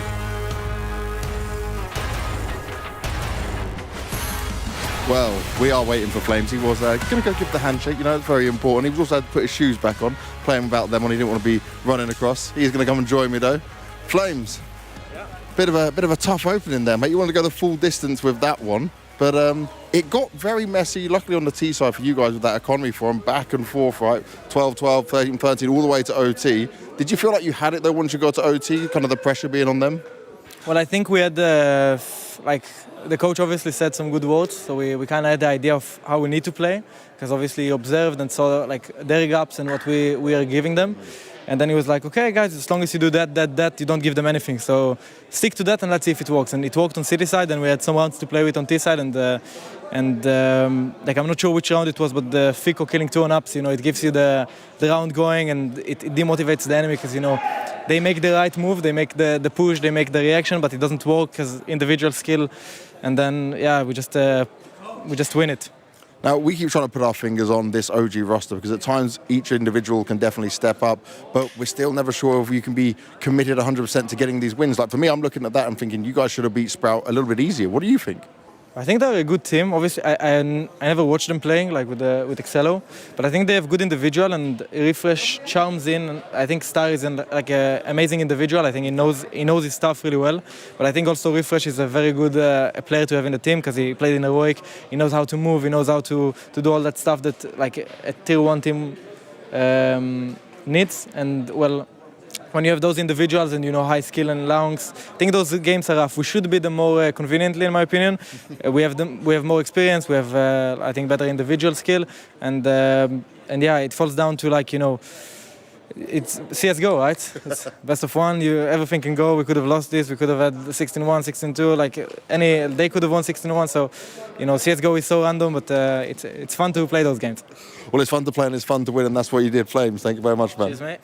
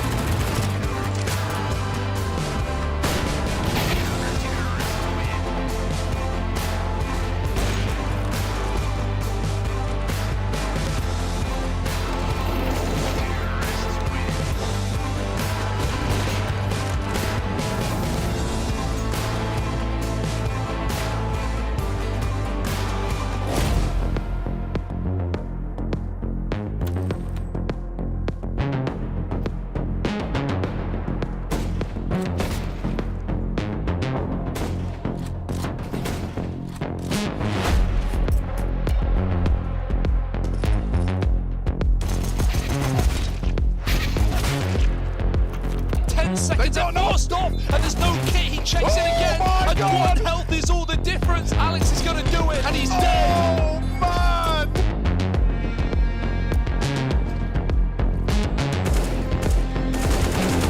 Frozen! Oh, my God! Mows them down on Rum. That is crisp, man!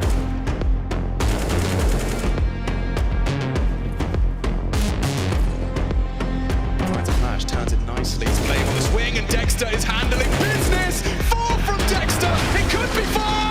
That is sensational.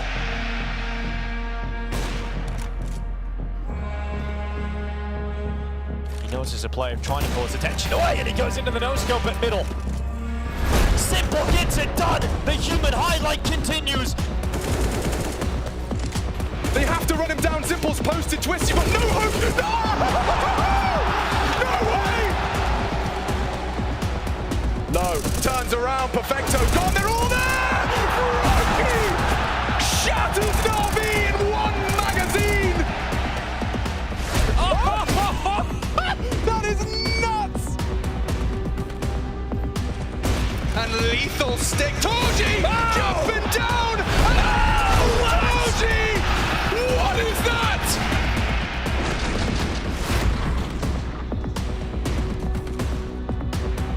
They're both down on the bomb side. One good kill. Oshi picks up one more. Oh, no, you must be kidding me! Unbelievable triple.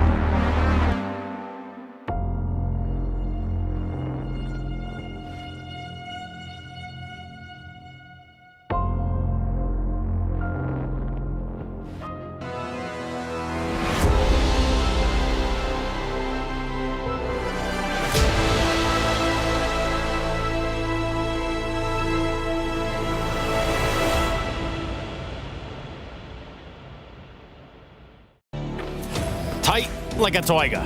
Well, that's what they might say about this matchup, because it was. I mean, we went all the way to overtime. All things considered, it is OG that come out with the victory here, but they had to fight for it. It was not easy, and ultimately they do get it done. So props to them. That's where you want to be in the best of one right here. Yanko and Peacemaker with me on the case. Yeah, I think it was a super exciting game to watch, right? I feel like Nexa really saved their bacon towards the tail end of that game on T side, figuring out, you know, with the double calls. Sort of, you could see, if you look at the end of the rounds, you know, Sprout wins a round, OG wins a round, and Nexa just sort of repeats the call on which they lost the previous round. Flames as well individually had an amazing game. That round where he sneaks long with the Deagle, they win an eco. That boosts their economy enough that they can afford to buy time and time again. Yeah, I think that it's also refreshing to see, you know, Fiku and Flames, you know, performing pretty well in the series, right? They definitely needed that, other than just Dexter pretty much carrying them over, which is basically what has happened this past couple of series from them. And overall, I think the game, like, they pretty much set the pace of the game completely. Like, on the City side, I think that Dexter found a couple good entries. They had a really good City side considering they lost the pistol as well. We see some of the stats, right, on Flames. Like, it's just, I think it's very impressive. And they need some of that if they want to keep up, you know, their form and have a chance to make it to the next stage. Yeah, in our Air Force Aim High head-to-head, these are players that we talked about, especially with the side of Flames. But really, Yanko, I'll ask you this. Out of this matchup with OG and Sprout, who do we learn more about of? I think we learned a little bit about both teams. I think for Sprout, I still like Sprout, you know, in the long term, right? Because they lost some rounds that are so, I mean, silly. It's some of the basic stuff. It's very easy to point out, and it's very easy to learn from those mistakes, right? The 30th round, they are open 3B, and they're trying to slow take control, and two guys on A have two smokes, a molly, and a flash and an HE, and they don't block anything. Like, they play two pit, full passive, no info. You know, at least block apps with one of the guys. That buys you time to make that play in top banana. If OG wants to go through the smoke, obviously it's more difficult for them to find those entry kills, right? Those are some minor details. The anti-eco that they lose, it's a bit unfortunate, you know. So I think there's good material there for Barry, you know, to go over with the team and where they can make some improvements. What I did hate, though, is the second round of overtime, they lose the two entries, they're 3v5 and they save, even though they have money to buy. Just go for it, try, you know, get some kills. You never know, maybe someone was low or whatever, right? Like, or maybe if they were discussing what to do in the final round, I guess I can understand that. In overtime, I mean, saving, it just doesn't sound fun, does it, Peacemaker? No, definitely not. I think completely what Janko said, I think that, from my perspective watching the game, I did feel like the pressure got to them a little bit. Like they're way too static towards the end of the half. As Janko said, like just playing double pit, super passive, not easy utility. And as I said, like, yes, OG was allowed to perform really well as they did, but, that's mainly because Sprout was way too passive when the CT approach. Yeah, when it mattered. For Sprout to go down 0-1, we look at our next matchup. Again, this is the play-in, so we still got a long way to go, ladies and gents. With that said, we go to a break, we come back, we look at Big, taking on Complexity, the little NA team that could.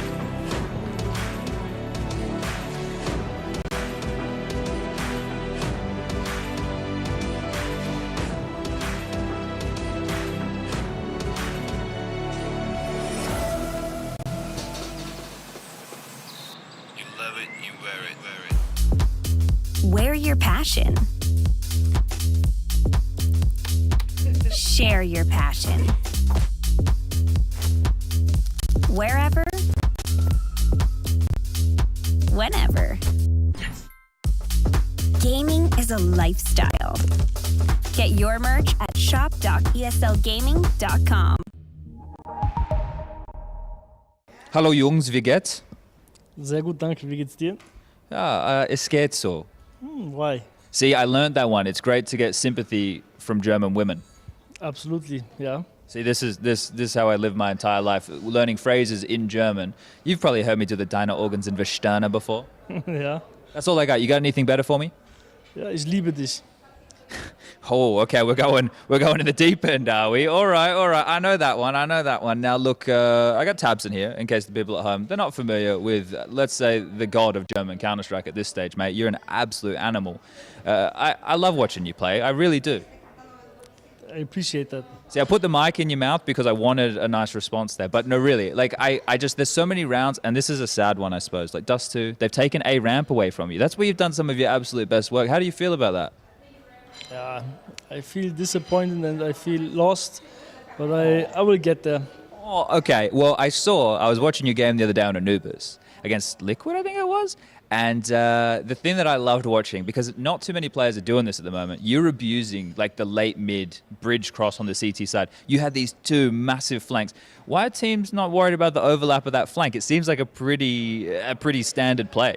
It's a standard play, but it's depending on the situation. If obviously there could be a lurker which is holding me, there's a T side on the left, but it's depending on the situation. It's a really strong flank. Do you get to take that risk because you're the in-game leader? 100%, of course. You should always in-game leader the team.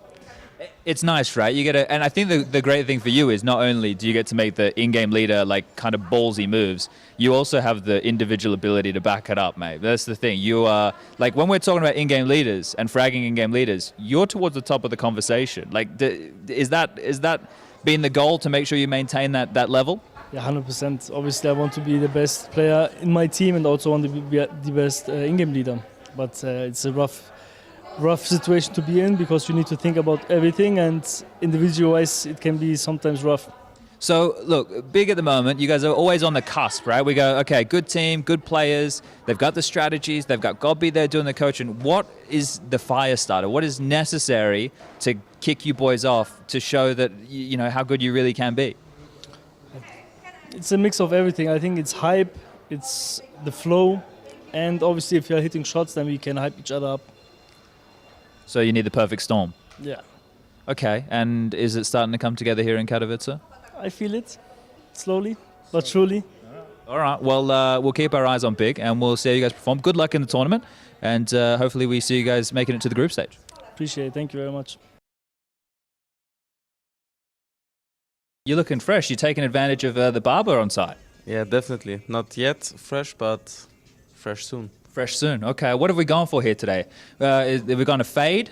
Is this would this be considered a low fade or a high fade? This is a high fade from 1 millimeter. Okay. All right. Now I spoke to Tabson a little bit earlier today. We were chatting about Big at this event, how it's all going. I practiced my German on him as well. How are you feeling about Katowice?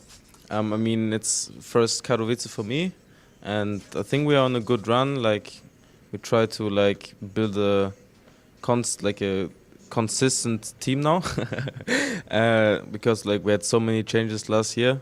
I feel really confident, I must say. I'll leave you to it. I don't want to get in the way of the haircut right here. But yeah, good luck, and hopefully we see the best that Crimbo has to offer in Big in 2023. Thank you. Thank you, sir.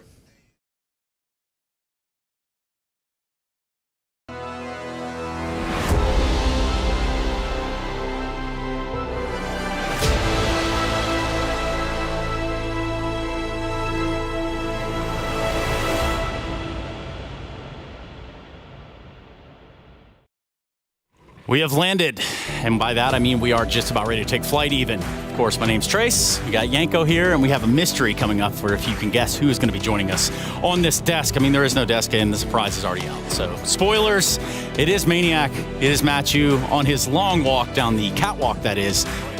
Okay. Just pretend like you can hear me, and now we are. Yeah. My first catwalk. Is that really your first catwalk? You nailed it. No, I've been preparing, I've had 20 minutes to go back and forth to the studio.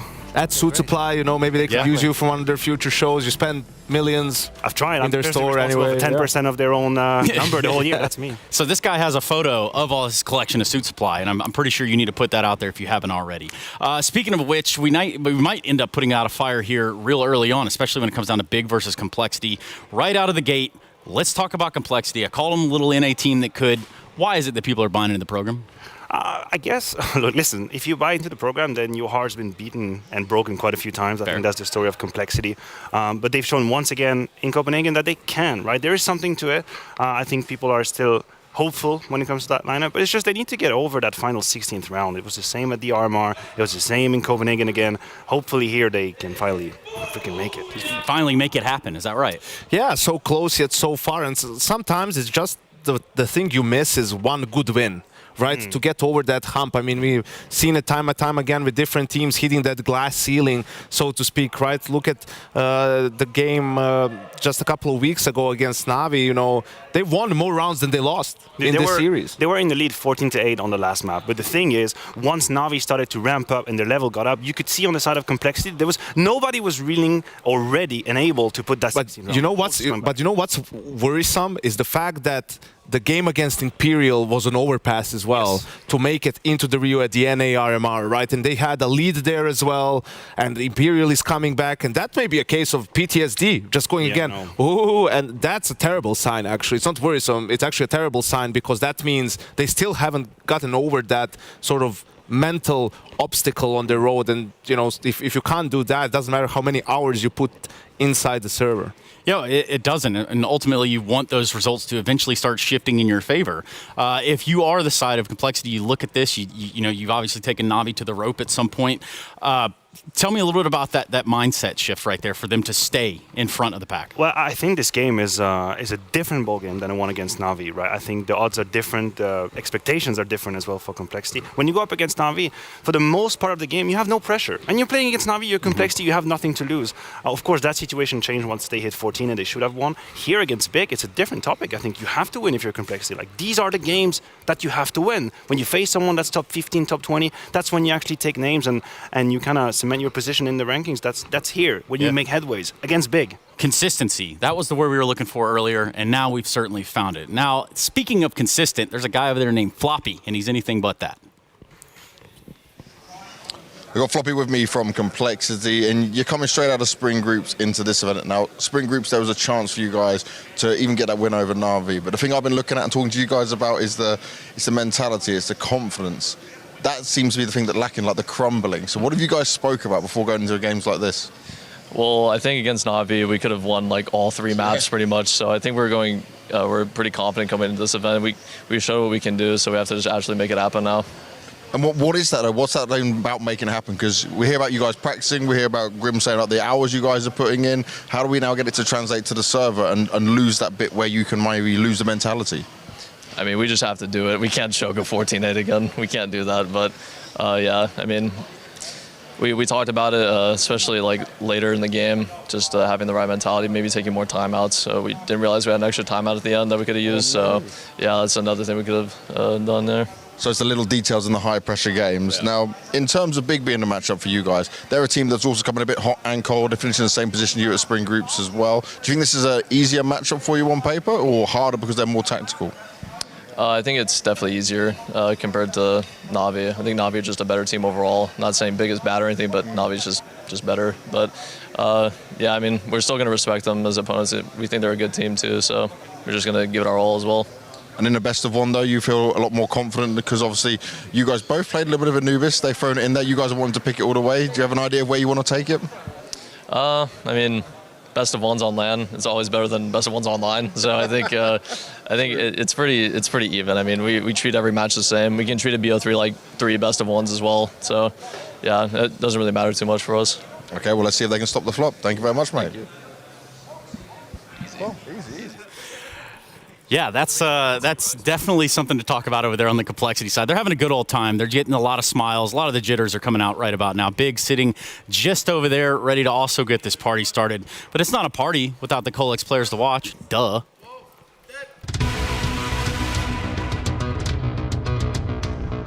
These two respected veterans may not play the same role on the server, but our Colex players to watch do have experience in common. Grim was kicked to the curb by Liquid, only to be rescued from the depths of NACS by Complexity, where he's been a shining star.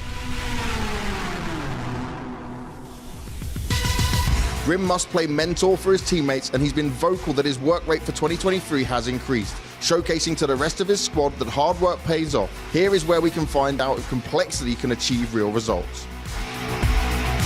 The hard work never stopped for the likes of Big, and they are known for their dedication and focus on finding strategies and solutions that reward them in-game. Tabson is no exception, but the committed figurehead of German CS has seen his latest performances take a hit. In a game like this, where both teams already have a LAN under their belts, Tabson needs to dominate at the levels we've seen in previous years and not with the play we've seen so far in 2023. Both of these veterans are well aware that the first rule of Tier 1 CS is no excuses. Yeah, Tabson and company over there on the other side of Complexity, situated, ready to play. We do have to figure out what map that's going to be. Again, best of ones. Yanko, you look troubled. Did they speed up James Banks' voice in that one? Perhaps. It felt like they played him at like 1.25 speed, or maybe he was just in a rush, but who's also in a rush, Trace? I think these teams are in a rush to get this game started. They've been waiting around all day. It's true. They got the last, last round of best of ones to play. I may or may not. Listen, I'm just going to cut you right there. You're going to ask me to find the maps. I may or may not have been walking behind them when they were already practicing, so I knew Anubis was coming in. I'm glad to see Big on that map once again. They've shown a couple of like finicky details in Copenhagen on it, so I think if you're Complexity, you might have just made a mistake allowing them to go mistake? that map. Huh.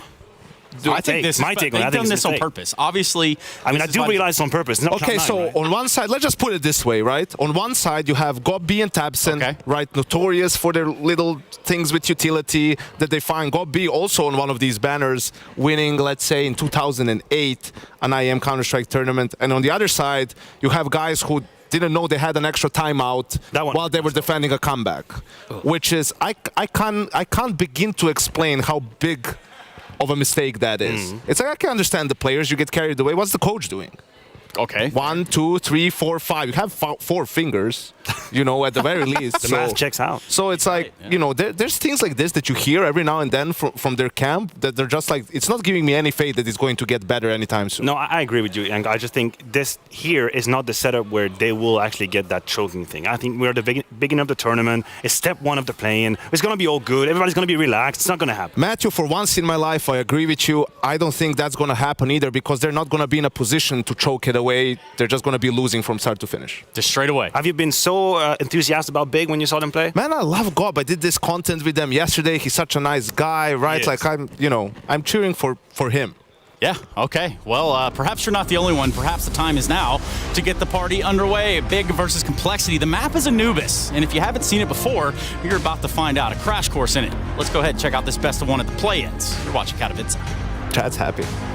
Oh, we're both very, very happy. It's Anubis, and we're going to find out who the noob is. Thank you. Nice. Okay, got that one out early. We're going to have a bit of a nerdgasm here. I love watching the new Bro, look how bright and vibrant it is. Where are we going first? Okay, well, CT sign start for Complexity here. On the attack will be Big. They've got 2 smokes, a couple of flashes, and a molly as Faven over towards B main is going to take a bit of a jaunt against Grim, who's on the back of the plat. This is early. With the smoke up, Faven can scale, or at least have a go. Clears close right, and wasn't ready for Grim. Sitting back plat now, this crawl from Ruggs into the A's site. It's going to be Floppy receiving them. Having to dance now. He's got support. The supportive flash is found, and Tabson good for the frag. Needs more. Crimbo in the feed as well extends their lead. A man advantage as they commit. Need JT. Can't quite cross the T's. Tap the heads, but Fang can. In partnership with Halzerk, leaves it all now onto Crimbo. Late up mid. Doable. Bomb down and a whole round ahead of him. 60 seconds. Does he really need to isolate these duels immediately? That's enough for now. Convinced one's going to be taking that stairs fight, but both... Oh, damage onto Halzerk. Rings his bell, and now more onto Fang. One bullet each. One bullet will cut it. Halzerk caught out. And now, oh, Fang, he really did give up the ghost. He ran. He's going for the full round the world maneuver. Bloody hell. Yeah, this is a very, very long rotation. Crimbo's actually going to double back into him. Oh, my lord. Wait, hold up. Fang hasn't gone through dark. He's going back all the way top mid. Who hears who first? Crimbo's going to have to run canal here. This is so weird. Fang can hear it. Knows it. Can't run, though. He's going to let the plant go down. The 1v2. Oh, it's heard this, surely. 1v1. I think Fang may have, made a step. Or his teammates have relayed the information. He's definitely focused on main. Worried about dark as well, but one bullet. Oh! To the head, and Crimbo saves Big Clan. Okay, a bit of a wry smile right there. Beautiful stuff. And all that damage, you can see why Fang sold his teammate down the river. They didn't want to get isolated and peeled apart. But instead, they got separated. And Crimbo almost played right into his hands there. So going to be a little bit disappointed with that one, Fang, after the tidy shots he hit. But that was a pretty poor fake, right? They wanted to sell that it was a B fake early. And then you saw late, when Crimbo was coming through the connector, that there was the heaven smoke had missed. A couple little details there from Big, not quite landing, but the shots did. And that's the Pistola. Okay, we've got a Zeus in play. Of course, our observer's chomping at the bit to see that one in action. I don't think Keto's going to oblige. Does clear closed doors. And Fang's booty might be exposed if he's not too careful. That'll do nicely. Frags come through. Double out of Keto. Rather a triple, actually, excuse me. So farming up a good haul. Smoke? Yeah, it is. Look at this one. Ooh. Yeah, so that I think they were trying to throw an A-split smoke from Ruggs, but it's not meant to land in the sky. No, not yet. So 2 rounds and 2 missed smokes from Big. It's a new map. We'll let them off the hook for this. But also, you know, they are the team that I'd be looking at to come up with some early innovation. Sure. You know, they are a team that rely heavily on, you know, rigid teamwork, coordination, and innovation. And I think, you know, a new map is obviously going to be a very quick addition to their map pool. Yeah, and JT's been known for a pretty good flash. So we might see some nice utility from either team here today. Yeah, and we saw Complexity look competitive on Anubis versus Na'Vi. Yes, and Tabson, when Big played this against Liquid, he was instrumental in coming up with these mid flanks, but they're on the T side right now, so we need to focus in on how they want to approach here with the attack. They have thrown the smoke out towards Dark early, but won't be playing behind it. They're setting up for some A pressure, which is just being defended right now by Floppy, who's jiggling Heaven. So Tabson, Keto, and Crimbo have control of boat. Faven just throwing some misdirection utility onto B to keep the feet planted, make sure they don't rotate too heavily, and Sirison looks like he wants to activate late. Now this is important. If you come late mid on the flank, you can pressure the players rotating to help either bomb site.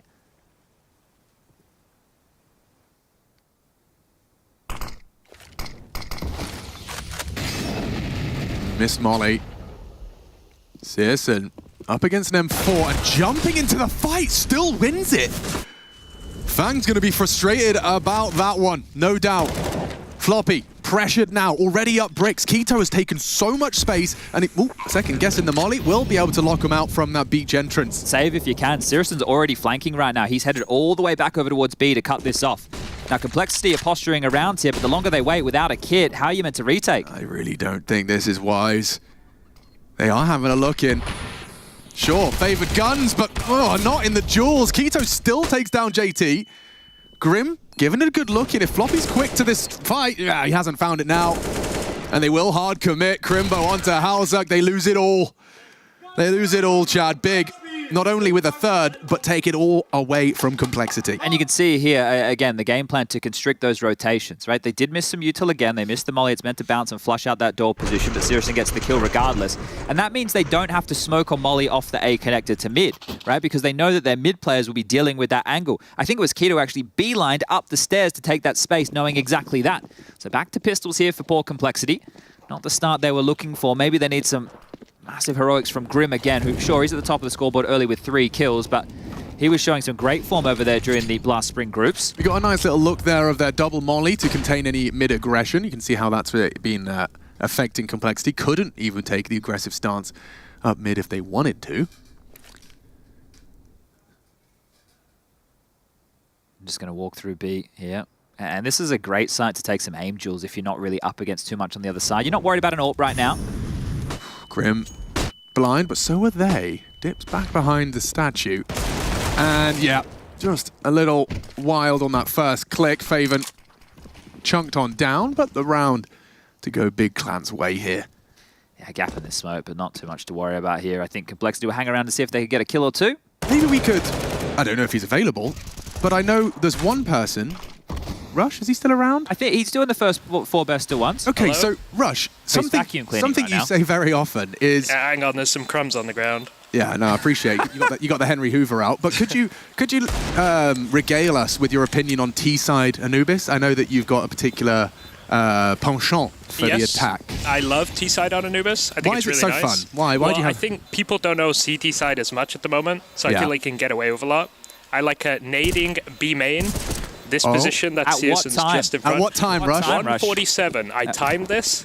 If you're T, right where Searson is now, throw a nade, 147, you'll get 2 kills. Yeah, we regularly. Guaranteed. Well, guaranteed. Well, guaranteed. yeah. Like 100% of the time?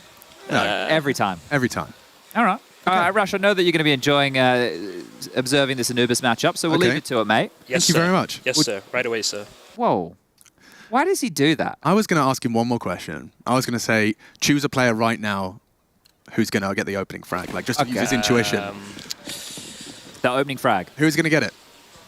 Okay, you're just delaying until you can see where the engagement's coming. You're cheating. Crimbo. Okay. Baited. Nice. All right, well, they tried some nades back.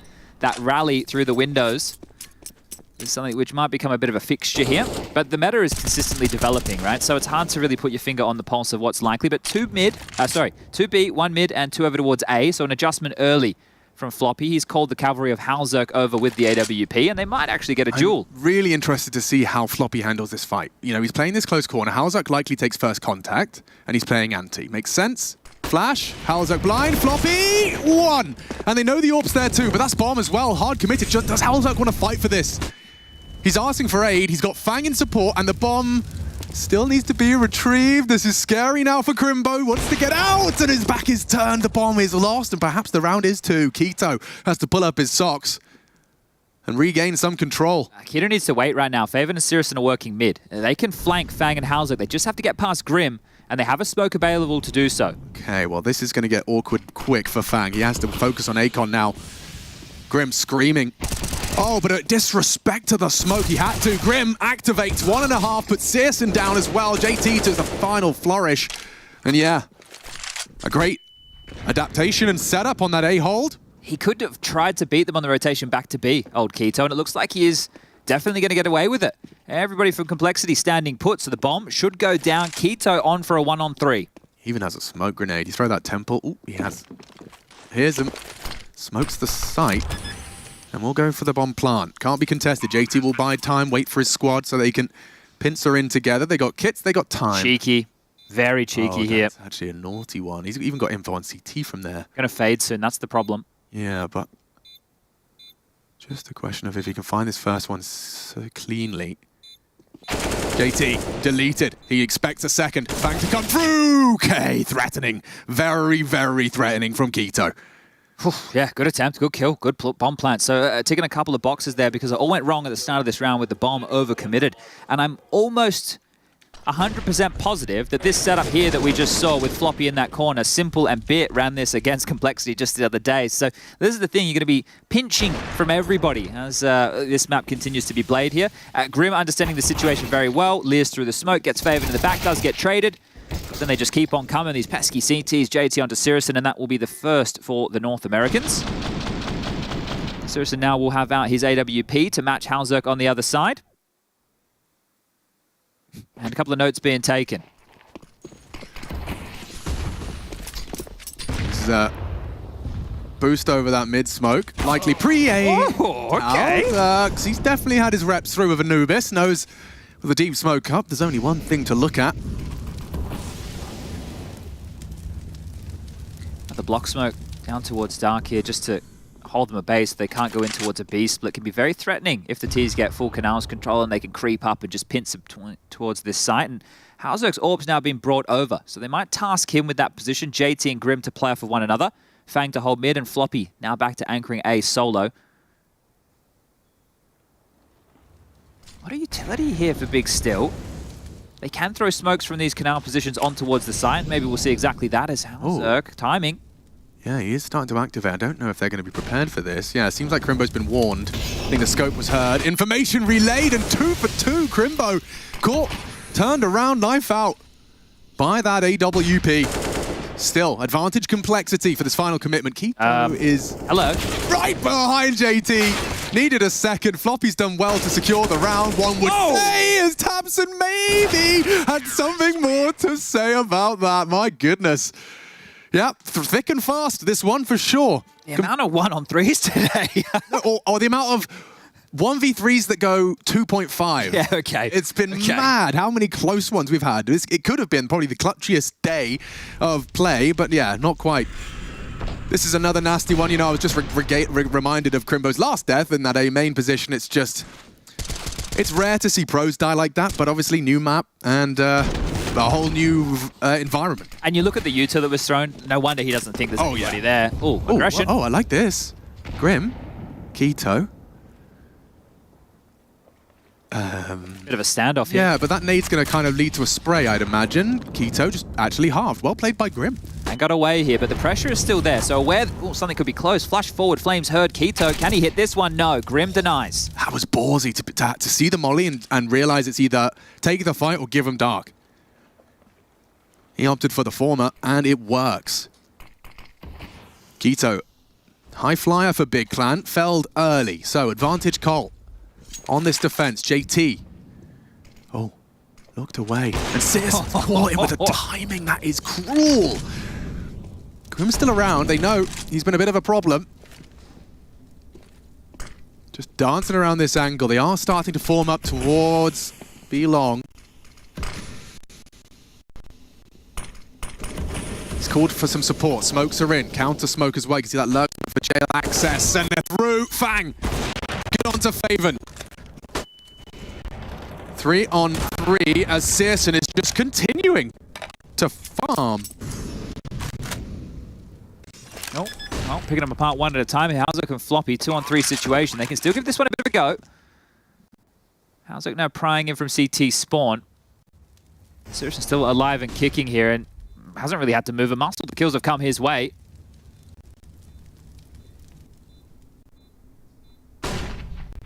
Might just be a save here. Yeah, I think they were just hoping to see if anyone fancied giving it up.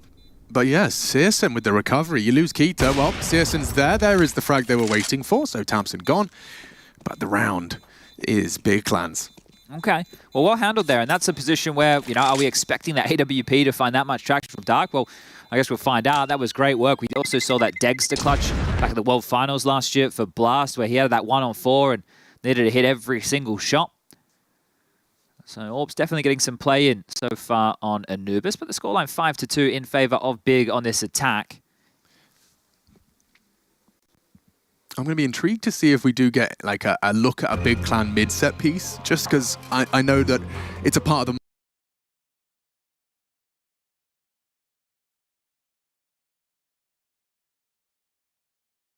Well, there we go. Hey. We might do, look, at this point, put us in a straitjacket, throw us in a padded cell. Yeah. I mean, I can definitely do fetal position rocking. We could see one of the... Yeah, because if they can't hear us while it's happening, then they don't know that it's happening. And then we couldn't get them to tell us that it's happening. They might just think we're quiet. Yeah. Well, they don't anymore. Those are now they hear us. Yeah. Those are the shots that got them the 5th. Okay. Well, seems to be a bit of a, as Rush has outlined, it seems like the T-sides can definitely go on quite the run in Anubis. Yeah, and when I was on the desk a little bit earlier today, that felt weird, but I was talking to Peacemaker and Yanko, and Peacemaker used the term random, and I think, you know, that can be apt because teams can have a lot more variance in executes and just be a lot more explosive. Hello, Fang. Goodbye, Fang. They even handled that very well. Good to see him back in business for Big. And Tamsin's just charging with the bomb. We spoke about mid. Well, there's the smoke beacon. Nothing for Halzek to provide. He has to just go all the way around, and they can go whatever they want with this. It does seem like Floppy is a little concerned. I'm not sure what that smoke achieves. Definitely gets you nervous, so you can... Oh, Floppy's dropped out here, I do believe. Call on Halzek, and woof, double from him. We did lose Floppy. And Searson with 1. Catching those rotates upon the fade. Grim going, looking, and Searson again with this multi-frag. A miss from Halzek. Problematic. 1v3. Oh, has to consider the save here, and he's backing off. They know where he was. They might want to start the hunt, so they can press forward for this one big. Searson again, just around the world maneuvers here to make sure nothing can be saved. How's that going to be slamming the desk if he dies to Searson in the side right here, and he's not considering it whatsoever. A little bit late to the party. Searson, he might be the one not considering this type of a maneuver, and yeah, well, he can't see through the walls, so Halzek may have gotten away with this one.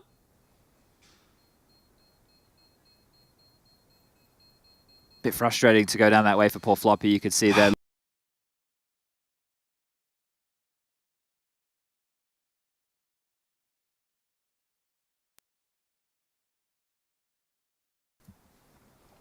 Like.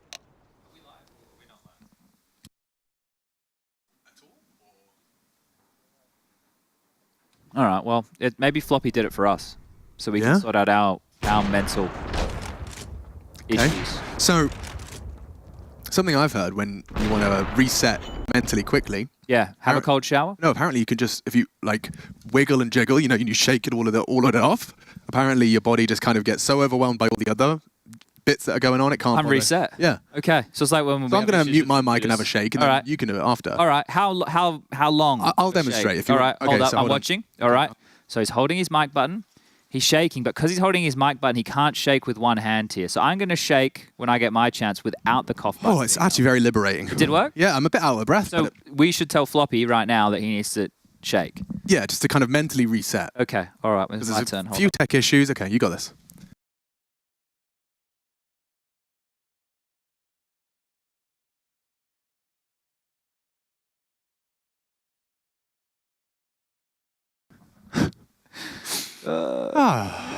So, Markelov.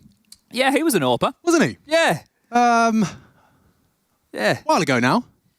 Some time ago, he did play a bit of CSGO where he decided he didn't want to be an AWPer after being arguably the best AWPer in 1.6. I remember trying to explore that, and it always just boiled down to him going, I don't like it. Yeah, which is fine. Fine. Like, it's the best answer. But also, the worst answer. So good. Yeah, he was. But also, to be fair, the CSGO AWP did not function the same way as their 1.6. No, not particularly. Those quick scopes.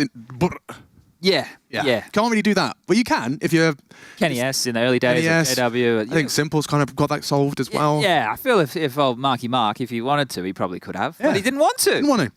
And that's kind of where it ended. And it looks like perhaps we'll be able to get back underway shortly. But yeah, this Hall of Heroes you've been hearing about, you can see all those names. You saw Markelov with the reason I'm bringing it up is just, of course, former Katowice champions. Do you think that Halzek's perm will make it into the Hall of Heroes? He permed it. He did. He went to Curly. I asked him, I said, you got a perm, mate? He went, yep. I respect it. Yeah. And his inspiration is his family. I asked, who's your inspiration? He said, my family. I was like, all right. So he's probably looking at like photos of them when they were youths. Yeah, in the 70s or something along those lines. Now, look, that hairstyle in Australia, and I'm not kidding. I went home for Christmas. First time I've been home in 3 years. I couldn't believe it. Everyone's rocking mullets, which Australians used to do, but not in the time I've been alive. But it was always, so it's just cyclical, right? So all the people that are growing up don't want to do what the generation's done before, right? So we're with a skin fade, skinny jeans variation. So now Gen Z have gone widest trousers I can, and the most hair at the back as opposed to the fade. You know, like I'm doing the direct opposite of what was cool, so that it's my call, not your call. All right. And then it will just go back again. Okay, I see. So once the what's mullet, next then? the mullet baggy jeans guys grow up, I guess we'll go. Oh, I've done Y2K. So where do we go next? I don't know. There was obviously was there a 2010? There was the boy band stuff in the 90s, right? We had like Spice Girls, NSYNC. That was all. There was lots of neon involved, right? There's a whole lot of colors. So yeah, it could be a bit of that. Yeah, something like that. We do have a replay package for you while we do sort out this tech issue on the stage, but yeah, a couple of attempts at 1v3s already, again, seems to be a recurring trend, and we've learnt that Big Plant certainly have a bit of variety to their T side. They have been punishing middle at various occasions, just making it very uncomfortable, admittedly, very uncomfortable for Floppy. Well, before we got into this round, you were asking if there was going to be a mid play, and there were some details again, right? So that A connector molly was thrown from over towards boat, right, out towards A. And then they even threw that lurk smoke. It kind of got the wind taken out of the sails because Floppy did drop out, but they dropped that smoke at the top of the stairs, kind of in between bricks, stairs, connector area, and then they used that to scale it to the site, right? So some really cool thought out ideas here from Big. And the question is, are they just gimmicks that we'll see once, or do these actually have some legs to them and might become meta, right? That's really what this is all about. And some of the ideas, very, very sound. Just how many times you can get away with them as we'll be coming out of attack timeout. You can hear the music, you know what that means. And Complexity will just be on pistols and that retained Halzerk AWP.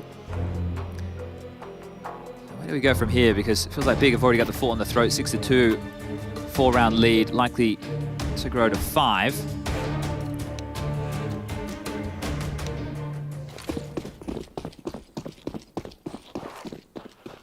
Oh, what are you cooking up here, Crimbo?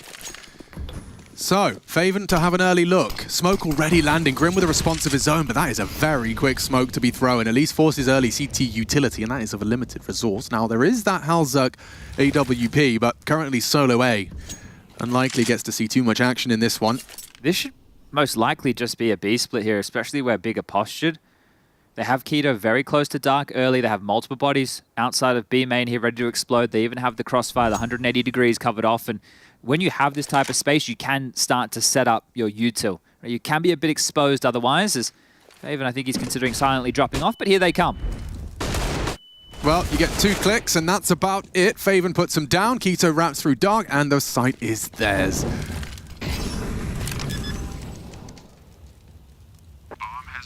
I guess damage the name of the game again here. Halzerk needs to be careful not to give this AWP away, and he stayed very safe over towards A during all of this, while Fang, Floppy, and JT have investigated.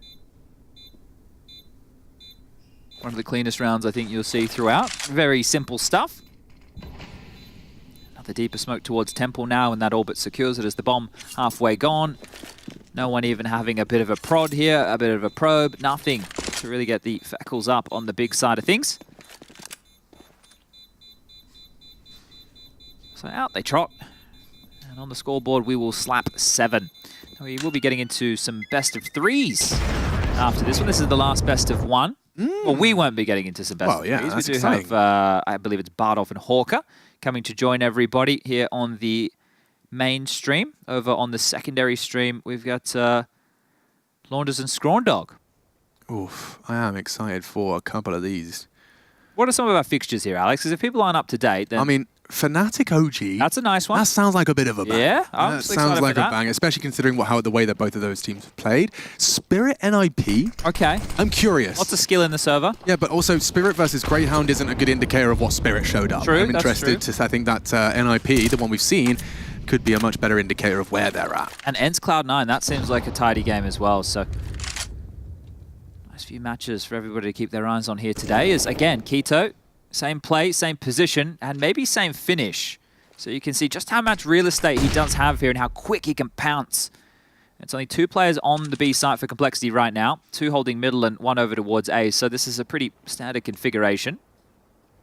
Yeah, it's just tough because Searson setting up his squad mate from mid. That's a cool one. Multiple flashes to support Keto, but still only the 1. More util.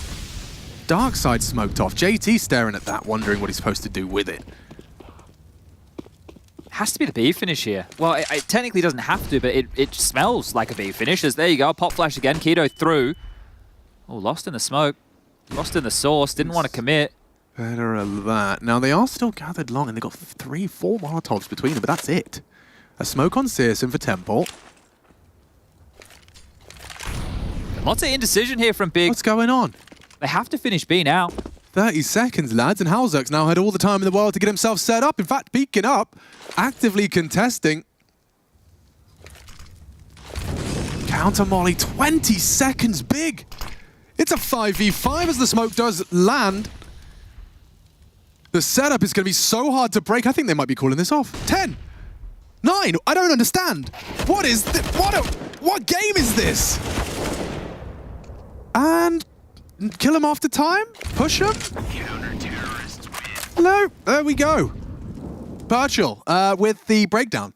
So I think they wanted to change the execute because Keto backed off of Dark, right? We were talking about the split potential. So they were doing all those flashes for him. Yeah, because I don't think when he couldn't make it through the dark smoke, he didn't have the real estate. So he was too scared to go in there. So I think Tabson this entire time is trying to rejig the execute. Hey, I need you to do this. Hey, I need you to do this. And because this is a newer map, maybe not everybody knows all of the key pieces of utility. Right. And then they just overcooked it. That took way too long. So yeah, a bit of an all-key one there.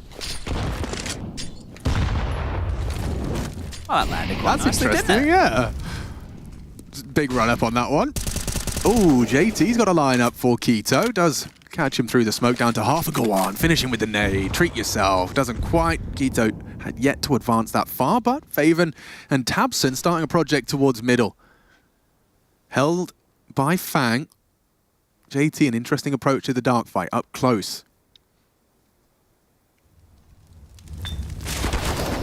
Fang's got. What is he meant to do? Yeah, the molly from the A side, the fight from mid. Like there is no option. You're screwed. You have to just give it up or sit and die. Crimbo's util setting up his boys well. Halzerk now. There's that smoke. Rocking a hard place. That's the smoke you were discussing earlier, but Floppy and Halzerk have managed to repel the initial Inquisition. You got 50 seconds. This time Keto was a bit more progressed in dark. There's been enough distraction to facilitate him to perhaps have a little look, a little walkout. JT was actually completely absent. Now returning to hold it. If Big lose this one, that could be a real problem. 2 of these rounds in a row might feel like a bit of a tilter. The Fang kill was for free. The B hit is coming. And stalled again. Yeah, it's not, they can't let that happen again. An exception for sure as we're juggling util. Nice molly. Very nice. Still, JT to contest and turns the flash. Doesn't get it done. Crimbo locks it down to make it an 8th. But it's ever since you mentioned that, it's visible. I just saw Tabson kind of essentially going, give me the molly. Give me the molly. I want a molly on the way out. Yeah, because, look, in maps that everyone's played a whole bunch, nice kill from Floppy there, but that's going to be about it. You're really expecting most people to know as much utility as possible. Because this is a newer map, hasn't been played in officials a lot. All the players say you learn more in officials than you do when you're in practice, right? So you've got some people who are bigger nerds on it, and now, thank God, we can drop the nades, because otherwise you might be screwed in certain situations because someone just doesn't know how to throw something. At least now you can make it happen. It does require, a bit more micromanagement, right? And then you have those situations where someone's dropping a nade and then a push comes and yep, we've all had that. I saw you shudder. Yeah. It's not really the ideal of circumstances. But look, with this map right now, I guess there is a T-side lean. It's very difficult because the sample sizes, like the spring groups only had it played 4 times, right? So the sample sizes are small and there's a disparity in which type of teams are playing it. It's going to take a while before we truly see it ironed out. And would you say it's feasible that, when there is a new map, especially one that is very, different to anything we've played before, 2 mids, there's a whole new approach, a new Counter-Strike available here. Do you not think that perhaps the CT side does take a little longer to develop and refine and find the gimmicks and the tricks that you can punish these T sides? Oh, for sure. Like, it comes more naturally to just run and plant and, break down doors. Well, like, for example, we know what all the go-to info plays should be on the CT side of a map like Inferno. We lose this, where should we look for space, right? That's still being worked out here. So the CTs, a lot of this is passive. Like, we haven't seen any aggression. That's what I was just thinking. The amount of times I've looked at the minimap, and if Floppy had the initiative and premonition to push boat, you've ruined the round. Keto's looking the wrong way. It's just a question of finding that and getting a feel for that individually and as a team. Well, we know that there's a whole bunch of different combinations that you can do to be aggressive and be jarring. This B main position is also somewhere the CTs can aggressive they'd like. Fortunately, didn't do it this round because, well, here they come. Grim, blind, spray, dead. Tabson double entry. With the bomb on his back, he does it all. See, Cole never know what's coming. It's very rare, right? We've only seen them stall out around once. Otherwise, they really don't have too much idea what's coming. Then bang, flash in, kills happen, sights taken, bombs down, save. Think about how much util they have residual once they get in here. Keep temple smoke, keep dark mollied. Look at it. This is perfect. A great camera here to illustrate exactly that. The bomb's been down already for about 10 plus seconds, and there's no way in. No way at all. So Complexity need to add some variance of play here. Try and make a move on their own to initiate. Because right now they are being dictated to. They're chasing the tail of Big, and they are miles behind. It's not just a car length. Yeah, I did see an interesting attempt. Fang and Halzak, or was it Floppy? I think it's Floppy, sorry. Floppy and Halzak went for a double HE to Rogues. Okay. Like a stack nade towards that. Obviously not particularly beneficial, but not something I'd seen from that perspective before. I think there's some other details here as well, because if you went and you watched the last game Big played, or Big went and watched the last game Complexity played, right, you're going to look at, okay, these are the basic CT setups, most likely this is what they're looking like on the default, but because it's a new map, you could literally change the way that you're playing it from map to map. You know, it's not ironed out in any way just yet, so here we go again. Maybe some aggression, because we saw Grim try that maneuver with the smoke down towards canals. Maybe they need something more like that as B is getting bullied. Oh, they're in already. Keto's already running at you. Grim handles it this time. Double headshot from the dark position. JT, does have a smoke to play around. Tabson does at least fell one. It was Grim. Silenced after his double. Still, though, into the site. Huge disadvantage. Looking for the fight. Searson and Crimbo. Onto Halzak. Nearly a second as well. Crimbo looking sharp. 5 bullets left, and now he's lost his teammate too. Oh! Okay, well, 2 more clicks required. Opts for a fresh mag, and he's got all the time in the world. They're both in front of him. He doesn't know about JT. He's considering it, though. He certainly hasn't ruled it out as a possibility. Tried to bait the shots. Bang, down, waits for it, he knew, he knew. That fight was coming. Couldn't quite close it. JT, good restraint and a close. Makes it 4 for Cole. Okay, well, they're going to have to deal with gun rounds for the next 2 rounds of play here, because it looks like Big have more than enough cash to buy into the next, or at least have a very tidy-looking round. That was a nice shot there from Crimbo, but couldn't quite clutch things out. And another one on 3. Another one of them? Yeah, they just keep cropping up. Someone in the water here in Katowice. Searson looks like he was going for the opening pick. Counter flash good, and now going for a very aggressive post up, and that's some aggression from Floppy, charging out of A main. Look at this, Tabson deals with Grim, pushing dark, jumping out window, Fang left low, and a 3-on-3 with a very different, oh my god, how the turns have tabled. Oh dear, Favens gets them both. And yeah, you take space, somewhere else it might be taken back, straight into the B site, and the backs are turned early. Nice to see them try something different. Yeah, and the skirmish could have worked, right? It was definitely a bit of shock and awe right there, but they just lost all that territory. And Halzak, well, does he want to save it again? He's kept that death column pretty light on, only 6 to his name. The lowest in the team. Makes sense for the AWPer to be retaining the Big Green, but we'll only have 1 more shot to really find some impact with that going into the next. Big will get double digits, 10, all but confirmed here. And so much, like, B main pressure. They just...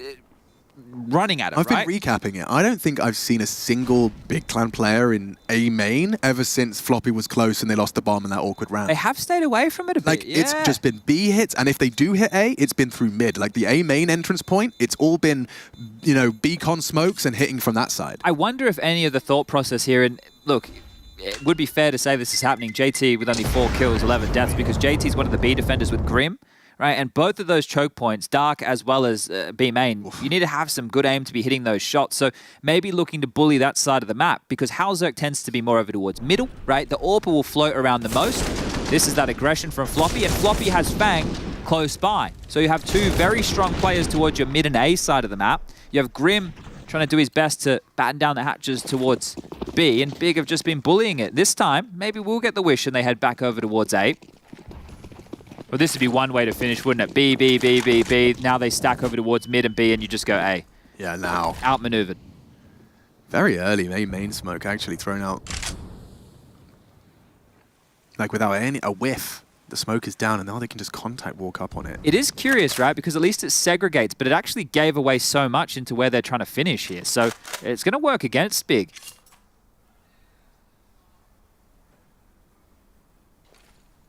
Grim is here. Floppy has support. Let's see how that util feels. Oh, completely caught out is Grim. Through the smoke and just working on nothing was Floppy. Run on down through the smoke. Fang, next victim, as 11 is all but a guarantee. Just a JT and a Halzerk to go. 11 gonna be the mark set. The line drawn in the sand as we will be swapping sides in a very aware clear from Halzerk on the way back in.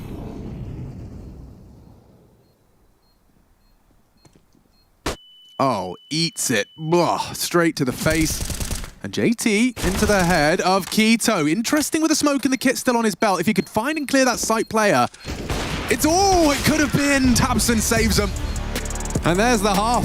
11. It's quite the bar. It's high. Complexity will need this pistol. Let's see how their T side looks when we return.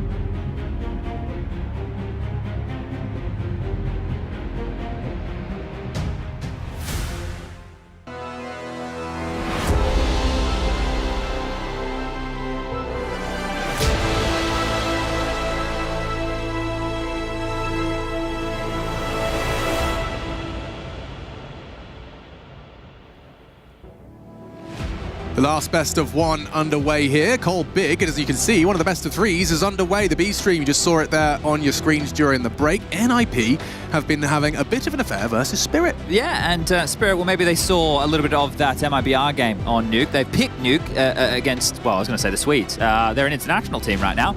We've got Mirage and Vertigo, if required in that best of three. You all know where to find it, but we need to find the winner of Big versus Complexity right here.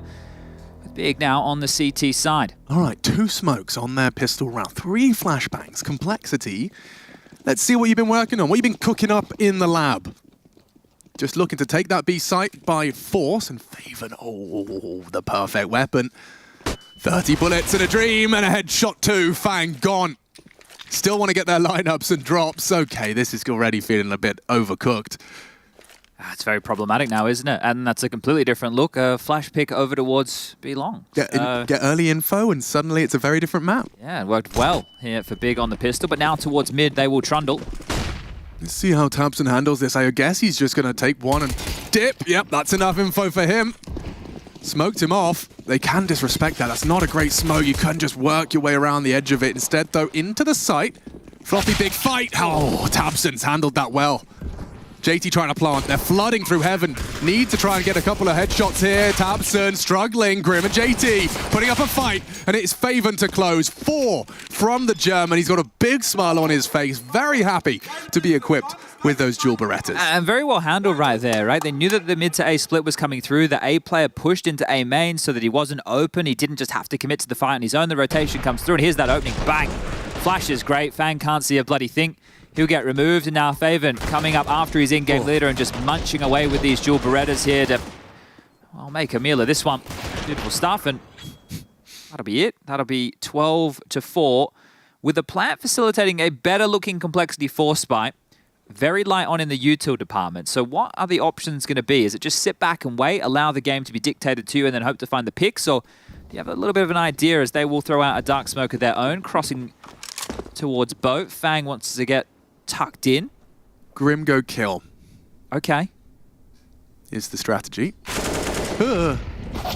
And a scout shot to his thigh is the result. Not fun. Faven's already taken down JT as well. He's been having a real tough one.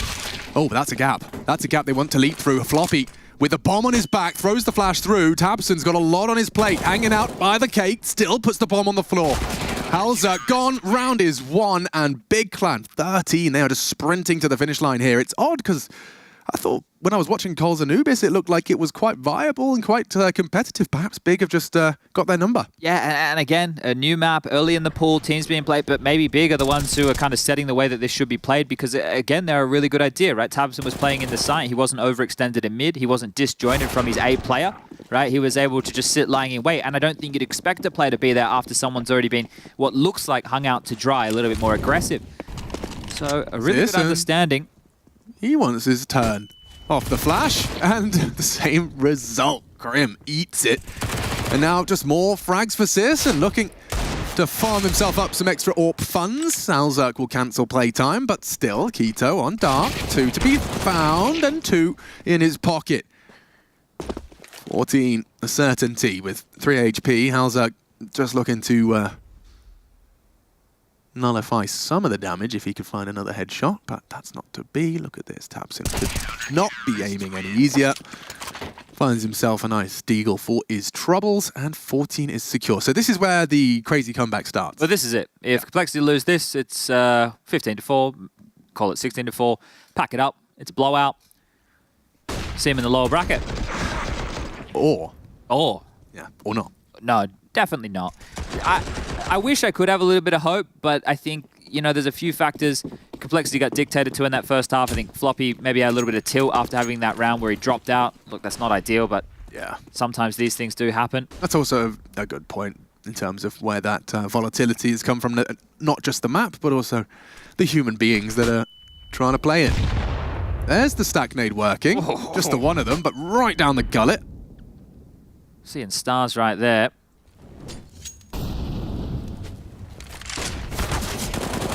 Oh, Keto. A bit of a whiff there. And now setting up for early pressure A as well. Crimbo's nowhere to be seen, but he'll hear that. Now be aware that there's potential. It's 2-man mid setup. Searson forced to avert his gaze, misses the fight. Now going to get run on down, blind, executed. Does he expect another? Tabson and Graham. Battle of wits now between the two of them. Faven catching JT on his aggressive charge of Canals, gets away.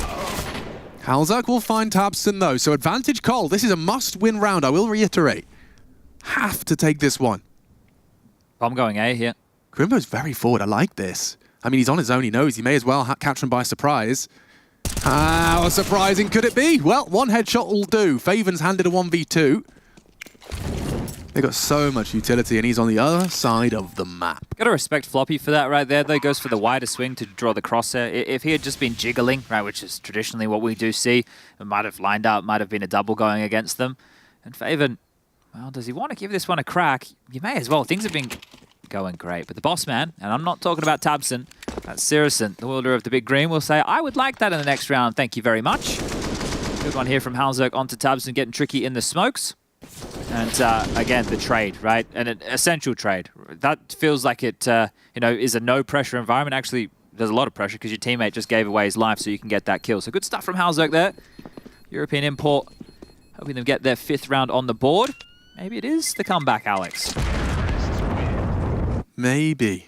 And I'll entertain that as we continue. Because right now, even after winning the round, it looks like their buy is going to be less exciting than the CTs. You can see that it's going to be Floppy and JT who have to make some decisions, some weapons juggled, and actually it's fine. What am I saying? Yeah, there's a Galil though. A single Galil. There's a Galil. Yeah, someone could drop him HE. JT, no, not going to get one. Come on, guys. Be efficient. Man. Jeez. Okay, well, let's see where Keto wants to wield this AUG. He was one of the individuals, makes sense, using it for a bit more of a ranged fight down into the canals. Look at this from Floppy. I think he wants to kind of state a claim to this A site. Certainly a stark contrast to Big Clan's opening. They would not be caught dead here this early. It's a lurk smoke here. Interesting. Yeah, so Crimbo, if he stays committed... Oh, see, here we go. Playing for info. Yeah, hard shots, headshot angle on the ruins. Grim takes them both down. And that already marks a bit of a notable change. The reaction, the knee-jerk reaction from Big is go get info B. Well, you're not going to be getting much more than headshots to your grill if you want to take Grim on head-to-head. Floppy confirms still a presence for Crimbo to deploy the smoke, but that's just going to trap him. Oh, that's a nice lineup. And then just pop. Oh, AUG tracking a bit off the mark there, and that should be it. There's that nice molly. Clear out that corner on platform. Very nice protocols to get into the site here. So, one of the better looking rounds for Complexity so far in this map.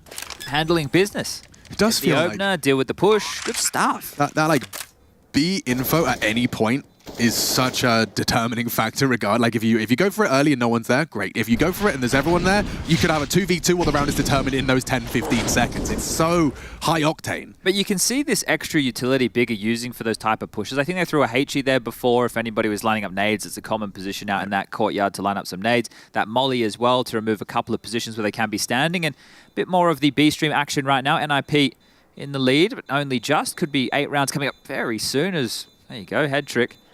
Grabbing a couple, doing some tricks, but that is on our B stream. We're on YouTube and Twitch. No longer exclusive. So you can get yourself a bit of the rewind function. All that good stuff. Okay, well, we're working on something. One little brick at a time here.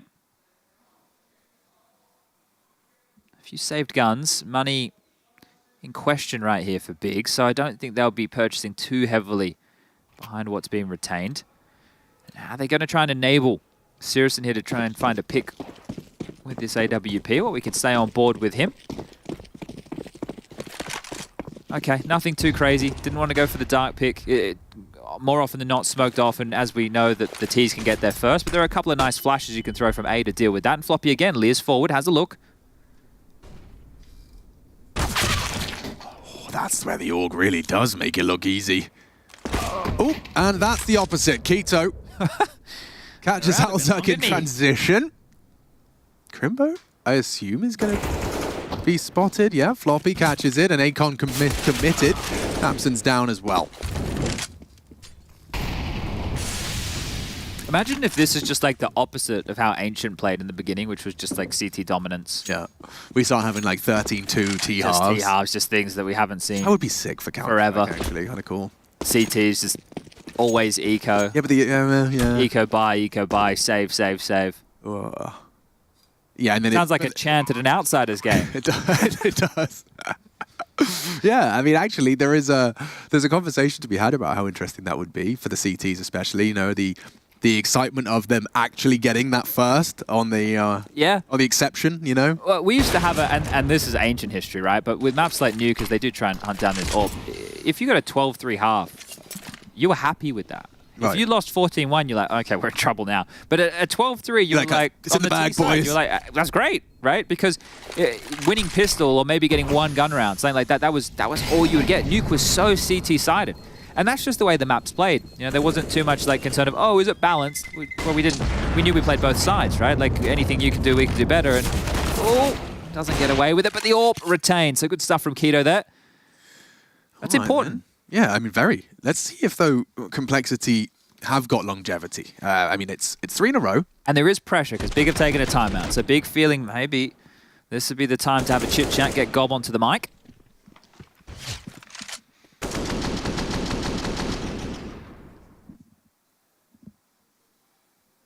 Gob B. Legendary German in-game leader. Left us for a moment, but as Big Clan started, you know, to really need him, the bat signal was in the sky, he returned. And looking good. And he does look great, doesn't he? Yeah. It's like looks 10 years younger, somehow. Okay, well, this is a bit of a classic Big maneuver here, and likely why Gob wanted to take the timeout, because they did retain the AWP, sure, but there was enough for a buy, but not enough for a full buy. And I think Gob, a bit like me, still prescribes to the old school of making sure we have all the goodies, especially when you have a lead like this. Because you think about it, if they bought, right, and then they lose this next round, and then they have to take another partial, and then they'll have a full buy after that. But this way, we just take another partial, we use this AWP, maybe we can find a pick or two, make it interesting, and then after that, well, we can get out the guns anyway, right? So, Big here are playing to close this, maybe not as quickly as possible, but as safely as possible.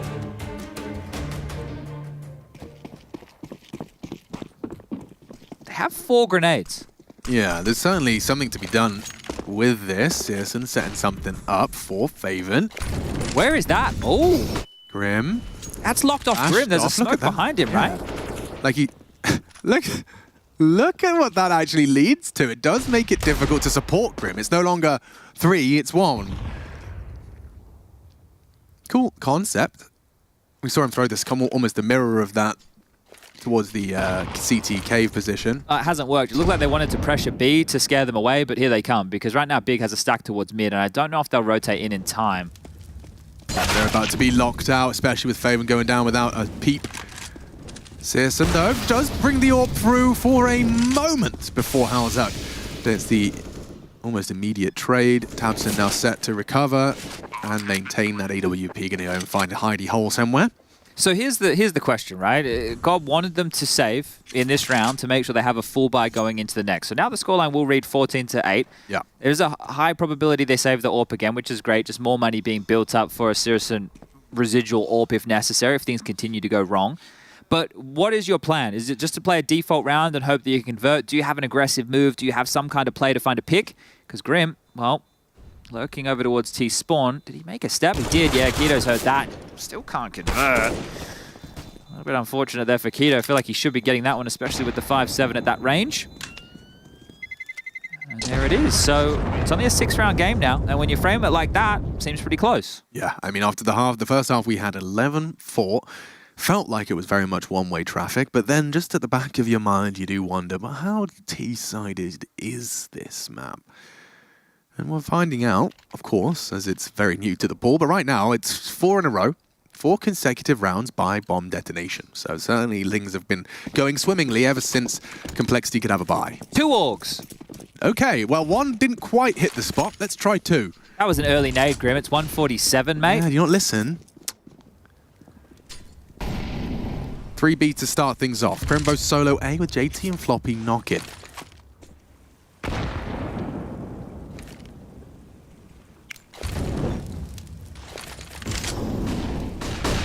Nice set to clear close safe.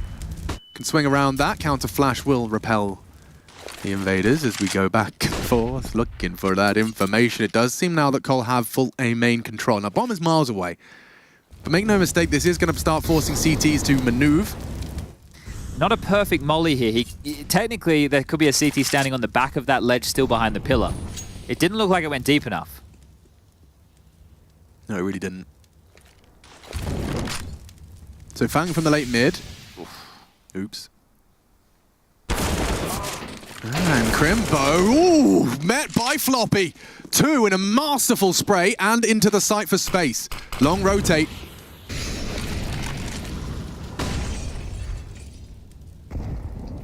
Bomb is joining them, Faven and Searson. Trying to get their way back on in. Still, with Fang lurking middle, it's going to be so difficult to get through Akon and be threatening. Searson's aware. This is just, it's almost a guarantee. There's going to be someone there to catch you as you try and make your way back in. And so we will save what we can. I feel that we're at the point of a bit of cause for concern now, and not in the sense that they can run this the whole way back, but Big right now, they obviously just want to get this done, but they're not in any rush to do it. They want to make sure they do it the right way, but at some point you will have to take some risks. I know you're in a disadvantaged situation here. Fang couldn't get either kill there. Has spurred Grim forward for the hunt. They can take away a couple of rifles here. He's going to step into the AWP, so he's gone as well. I think that'll be all the hounds sent after these rifles. But eventually, you will have to take a chance, and you'd prefer to not have to take that chance when the scoreline is 14-14? Yeah, ideally, it would be happening sooner rather than later. So still a gap, but now it's 5, so round after round being posted here. A decent-looking showing from Complexity, and some of the tendencies for them is getting control of this A-main position. It's twofold. Not only does it apply pressure to weaken the mid defense, it also means that they can't be forward in A-main for fast flanks to Boat and Canal. So there are some positives to look at here with Complexity's default spread. Just the one smoke off spawn. A second in response.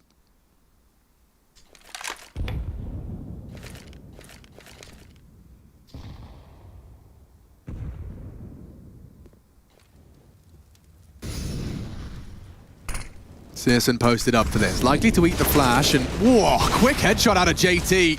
Searson was blind, fires his shot, they know they can run him down, but Faven, the bodyguard, has already been felled. Complexity make this look easy as they kick open B and prove to Big that this is not going to be easy.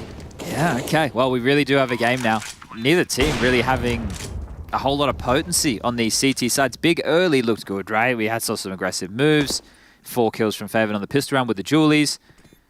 Dealing with the early force buy, and that's really where most of these rounds have come from. Other than that, they haven't been able to put anything together that's too comprehensive. The Complexity are able to pick their sight and hit their shots. And again, they might consider a bit of a hunt here because the cash is starting to flourish here. 6k for Halzerk, 11 for Floppy. They are being very diligent on the clears here, so unlikely to find the roosting CTs over towards a main. Rugs, yep, that's definitely clear. Nobody home. And the bomb will go off, and they'll be too far away to do anything about this.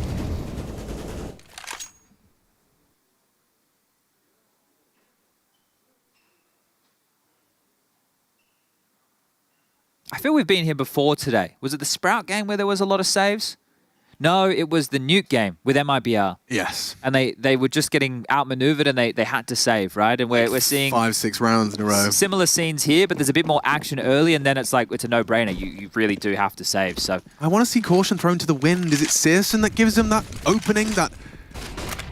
Not seeing... Well, don't you dare peek that again. Faven. Here's an AWP rattle off a shot from T-Stairs. Halzerg now posted, and you will have to just respect... Oh, they're crawling on this. This makes sense. So he posts up. Normally one, JT's been doing this alone. He's even got a lineup to clear. Lovely. So he's got the perfect molly and an exchange of flame. I don't know how much was heard. Chip damage inflicted. Redirecting through mid right now. It did look like they want to set up a B split, but you can see Complexity now walking across the bridge. And there's a bit of a gap here. It's just going to be Tabson. Deliberate noise, maybe? Just a bit of stress. Oh, Searson on the fade, goes down after the one. 4 on 4 now. Oh, what is that from Tabson? Dick dead. Oh, through the doors. I mean, that was instantaneous. Straight onto the head. First bullet on the wall bang. And Floppy hits one back. Okay, he's not done. 2v4 goes 2v3, and Floppy is not alone. He had Halzerk, still has him. 29 points of health after the damage, and Floppy still hitting every shot he takes. Oh, this is going to really get under the Big Clan skin if they concede. The CTs, Crimbo, I'm pretty sure just smoked B main, and that's where Tabson's flanking from here. Oh, does he walk through it? That could be cheeky. And no one's looking. They look the wrong way. Perfection! Bait and switch quad kill from Tabson. Doesn't look particularly happy about that, but it is going to be converted after the attempted heroics of Floppy. It's kind of like, okay, yeah, I guess I'll just have a big 4K round where I dink a guy immediately through the doors, finish off with the spam. Can we see that? I bet we're going to see that one again, because that felt naughty. This was tidy, right? So the molly comes through, he spams, knowing if they're close, they have to backtrack. The second on the Grim is beautiful. And then through the grey screen, I am positive Crimbo threw that smoke. And then Tabson, hello, yeah, you thought I was rotating through Temple. Nah, I'm behind you, easy as you like. A big 4K, the in-game leader steps up, and that's 15. Really, really, a nice observation as well, Chad. Catching that smoke from Crimbo, it's the reason they win that round. It was about to go all Floppy's way. So, Big Clan, there you go. They break their silence. It was a 6, was it 6? Yeah, 6-round run. It's made it look interesting, hasn't it? And there's actually been some good looks, right? Not only am I interested in who wins this matchup, I'm interested to see developments on Anubis. So it's been fun to get to cast this for the last best of one of the day. A lot of big BO3s kicking off after this. Tell your friends, day one of Katowice's got a lot more to it. Searson's in trouble, needs a smoke, otherwise he is not getting out of there. Extinguish. Flames, nades, he's okay. But you can see he was trying to take some initiative there. Didn't quite work out for him. There's a very strong angle you can hold if you can get there, but you see just how quick the T's are able to lock them in place in jail. Again, this same back and forth, the utility down towards Dark. And Fang, being very cheeky with it here. Yeah, I like that. Hoping to catch out their mid player. Tamsin's nowhere near it, though. In fact, he seems to have a bit of an intuition that A might be under scrutiny. Coming in towards Tamsin's domain are the entire squad. He's jiggling. Gotta drop it. Tux turns, and they're pushing. Tamsin! Oh, dear! Crimbo on an AWP needs multi, does find 2. And a third is on the agenda, does let it go. And now the side is open. Could this be Cole making it 11? Bit of a weird smoke, but the bomb down regardless. Faven and Searson. I've done an awful lot of saving here, and the thing is they have no idea what's going on in mid. Fang really hasn't moved a muscle. He has forced himself a little bit more forward in toward the doors. And doesn't need to relinquish control of this as well. It does look like we will see another big save. So continuing to do this by the book, right? Continuing to make sure they still have the weapons they need to close things out. But that setup from Big, it felt like they had everything they needed and more to be able to convert that round, right? Tabson there, I think he was expecting Crimbo to take contact first before they made it through that smoke, but they just pounced immediately. They called his bluff and they'll call themselves into another round of play. Searson and Faven will just survive. And Halzerk on the other side of things. All right, Complexity are certainly not going down without a fight. 4 consecutive required. And we highlighted it. We were talking about Grim and his good performance over there in the spring groups. Well, he's got 18 kills so far. Now, look, it's nothing nuclear, but he's still got himself 4 rounds if he wants to pipe up and continue with a couple of multi-kills. 14 for the Zerk. 13 for JT. Has turned it around since that first half of play. 14 for Floppy and Fang on 8. And the other side of things, it's Tabson on the top with 20. Again, an early nade, Chad. Rush is not going to be happy. Maybe he's worried about run boost timing. Yes, he's been thinking about that. I don't think Rush calculated the run boost timing. Didn't think about that. Oh. That's the double nade. That's the double nade from A right there to T-Stairs. That is a lot of damage in HP for the poor Halzerk. Halzerk swallows it. Yeah, Crimbo, like the angle. A lot of responsibility on that. Wouldn't favor you against an AWP, but Halzak lost an extra 2 this time. A bit safer. Same setup from Big in that sense that tabseN's got to kind of housekeep mid and provide some overwatch for A. Smokes in the air as CSGO goes for a clear of long. There's so many angles here. He has to clear hard left. There's that little nook and cranny that's straight ahead of him as well. But he does have the space, and they are making their presence known. This looks like an A split. Feels like it, doesn't it? The fact that Grim's with Fang, this is different. tabseN has to respect that. Look at that Molotov. Very effective. Counter incendiary, but disrespected. Grim will force the fight. And already JT with a big opening onto Crimbo. tabseN falls and Complexity farm. Only one. Faven is all he can muster. And yeah, I'm afraid that word is probably going to be coming out again. Yeah, we all know what this means. But another successful execute on towards the site. And you could see, because we had tabseN's POV, we also had the A defender's POV, just how difficult that crunch is to deal with.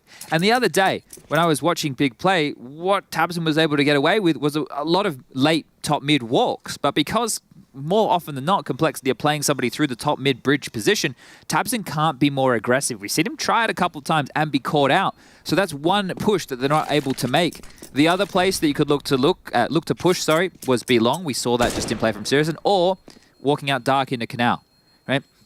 But you could also try and take the fight to them here and through the legs, and very lucky to be alive is CET. Okay. At this point, you can buy again. CET can drop. It can be a full purchase. The loss bonus, yeah, it's maxed out. So they'll continue to get that 3,400 round after round when they lose. So saving a couple guns mean it should be buy after buy. Surely now, some type of a team-based aggressive maneuver. We saw how good those nades were under Halzerk. It's crazy, right? You just need one, but that has been the case for the last 2. Let's see.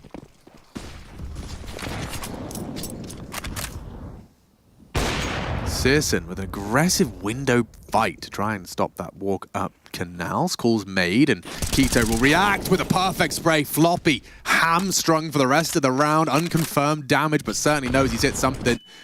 Trying his luck. Oh, and JT's his next victim. Might as well make it 2. As CET and Faven take it leaps and bounds. All of a sudden, Complexity's potency looking a little lost here. And Halzerk has to be the hero, not anymore. Faven's the one to find him. And that one, that elusive one, comes through off of the back of Faven, defending his site, defending his honor. Bomb is lost. Floppy tagged up initially by Keto and his heroics. Just going to take a lick of damage here. Poor Floppy, position given up when he tried to spam through that smoke. It's just a matter of time right now. Can't get through middle. No point going around the world. The bomb's down on the site, and there's 3 bodies basically standing right on top of it. Yeah, good luck. Have fun with this one. I would actually say impossible. Impossible. Yeah, I'm with you. Impossible. 100% over. There it is. Big Clan happy with that one. They get it across the line. And Nubis as well. Interesting to have that played in your first of Katowice. Yeah, the conversation all about the T-sides from both teams here. CT, well, this is the question. How is it going to start to iron out over weeks and weeks of play? Hopefully a lot more Anubis throughout Katowice to sink our teeth into. Yeah, and sinking their fangs will be Furia taking on Big Clan in that upper bracket game. Best of 3s now, Chad. The best of 1's done. We're going to be chopping and changing. We get to hear from Hawker and Bardolph up next. But that's it for us today. Handshakes are done. And yeah, Big Clan, they take the win. Complexity down to the lower bracket.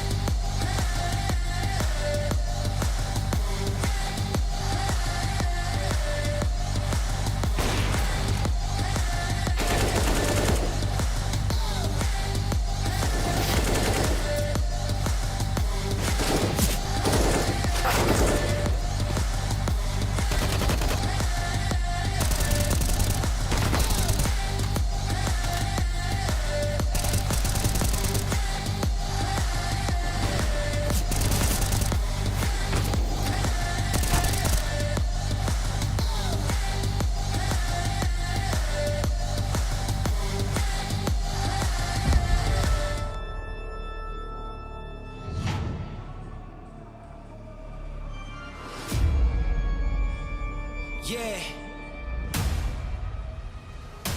Let's go. Out of the cage, I'ma get him. All of my haters turn into a victim. Let off the leash, gotta sick them. They don't expect it, so we bout to hit them.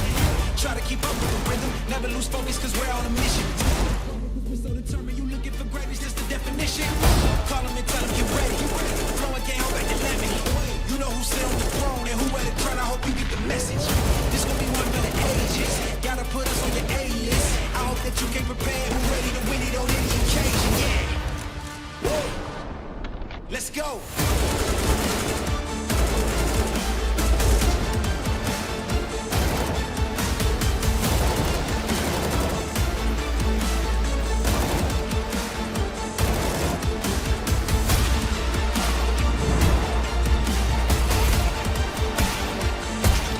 Alu's 32 kills to his name's gonna add another one. Alu with 2. This could be all 0 for Liquid. 20 seconds left. Alu 4. ENCE have done it. They pulled off the upset. That is massive. What's next? He's walking around and just walking in the stacks wonderland. Yeah, right. Last man standing device. That draws speed. He's jumping and shooting. He gets one more kill. Looking for it. He's got him hunted down. Time is up. Oh my God. Scarrow, are you gonna be kidding me? We break all the rules with a defiance. We got it all from the small to the giant. Put on a show when it's electrifying. Guaranteed to show and prove. Ain't no competition, we can't lose. We got the hits coming summer to summer. 365 got the magic and wonder. Stay on top, we're never going under. Hey, whichever way you choose, yeah, it's going down and we won't lose. We won't lose. I promise we won't lose. Let's go. Woo. We won't lose. Hey, whichever way you choose, it's going down and we won't lose.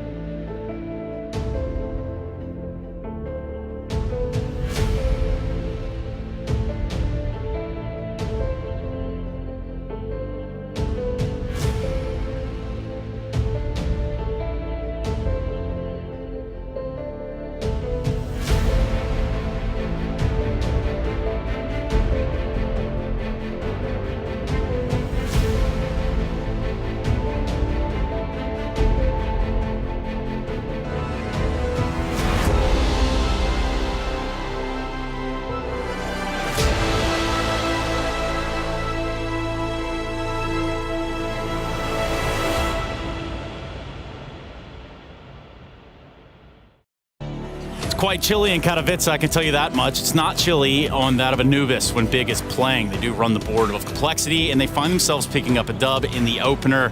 A couple of heroes that we can name, most of them on the wall, and some of them are trying to mark their place on it as well. And that's why we're going to find ourselves up here on the desk, not alone as usual. YNK on the end. We're going to have a little bit of Maniac there next to him, and then a special surprise right in the middle. The man that actually was able to help pull off this victory and join us up here on the desk, it's going to be that of Crimbo. Congratulations, man. Thank you, sir. So, don't call me sir, man. Oh, I like that. Yep, I work for a living. Sir Don't call is me. beautiful. Nonetheless, hey, so right out of the gate, you came into Anubis. What'd you expect? Like we expected that we would win this game like pretty confidently. I mean, we had an 11-4 side and won the pistol, but then like was a bit shaky, I would say. But yeah, we are confident on the map. Mm-hmm. Yeah, and do you think they made a mistake allowing against you? That was a mistake for them to play Anubis? No, I don't think so. Like, we've watched their demos also against Na'Vi, and they're not playing a bad default. I mean, they had some unlucky rounds as a CT as well. Floppy timed out one time. We had I had the pistol clutch. They lost very much money, like in the gun rounds they couldn't buy. So I don't think they're bad on the map. Congrats on the win. I want to ask you more about your own team, right? Over the last, I don't know, 6 months, 9 months, you guys had players come in and out, right? Obviously, Fabian was dealing with some things. So I was just wondering, you know, are those things sort of settled? Is this going to be the five we're going to play with for the foreseeable future? And how does that feel? Yeah, like everything is settled now. I mean, it was last year as well, but we had so many cases where someone got COVID or someone is getting really ill. So everything is settled. Everyone has their roles now in their positions. I switched a lot last year, and I think it was really good for me because I gained much experience like in the supportive role. Now I'm more playing like the lurker. So yeah. Speaking of your role, we talked with Tabson in Copenhagen, and he said he was expecting a lot from you. He was expecting solutions from you. Do you feel that responsibility, and do you feel like you're stepping up to your responsibility right now? Yeah, like definitely. Before that, I was more the quiet guy in the team speak. Like I wasn't the guy who, like maybe telling reads or something like that. I was more the guy throwing grenades, maybe also going first. But now I'm like also that why I'm the lurker now. I'm the other side of the map. I have to give good information to him to so he makes a good call and also can like build up his reads like and how he's feeling the game if I give good information. Good. So, you know what, I'll get one question out here for you, and then we'll probably get you out of here. We'll keep looking at the schedules, doing all the things that we have to do. For a team that has been called like the gatekeepers of, say, playoffs or, you know, basically qualifiers anywhere, how do you get away from that? Do you feel like that's still a fair statement? What is gatekeeper? Kind of like you guys are there and you're kind of keeping people out, but then not necessarily grabbing the trophy at the end of the day. Ah, okay. Yeah, like one of our our goal is this year to get get more consistency. Like Janko said, like roles and stuff like this have settled now. So we want to build up this year and get better and better, and also at the end of this year maybe be a playoff contender every event and not be like we get legend stage there on the major, but we haven't really. How you say it, really bad run like at Blast, and get all three knocked out instantly. So yeah. Yeah, well, I mean, it seems like you guys still have a lot to do here. So, I mean, obviously, we're just getting the party started. We'll let you go, Crimbo. Thank you so much. Thank you. And for us, we do continue to turn our attention to some of the games that we have coming up. That's right, a schedule should be front-faced and centered pretty soon. There it goes. Okay, so a little bit of an ENCE and pain is what we started out the day with. And it would appear as though you got that eagle-eye vision. Yeah, eagle-eye vision. I can see that. Telling me you can read what's on the TV from here? I could read that from here. Yes, I can see the logos and colors, the colors of the logos, and also the fact that they did those games does help me to know what happened so far. Well. And what we have coming up next is ENCE Cloud9, and then Fnatic OG to close it out. So a couple of really good games. ENCE Cloud9, that packs a little bit of a punch. Yes, I am extremely looking forward to that one, Trace. I think everybody's looking for Cloud9 and for clues about how they're playing the game. Not that IHC kind of sort of a matchup gave you any answers against ENCE. On the other hand, man, that's gonna be good. Yeah, both teams were in a similar spot right now, right? Like Cloud9 obviously making the change, trying to break through that barrier and not really being consistent in terms of being a contender. Having two players in the top 5, of last year, great individual performances, and for ENCE it was, changing their style and getting used to it. I think they've done that. They were extremely dominant in their opening match, so this is a great test for ENCE as well against the team of the likes of Cloud9 to see how far they could potentially go in this tournament. And we get that on day one of the play-ins, Yeah. So, Christmas, I guess. Play-ins have too high level. You think it's too high level? Is that a problem? It's awesome. Check it out. Let's go ahead and cut to a break. I think this is done for me and you. We're going to go ahead and pass the reins off. I think Freya takes over for me. So, go to break. Go to break.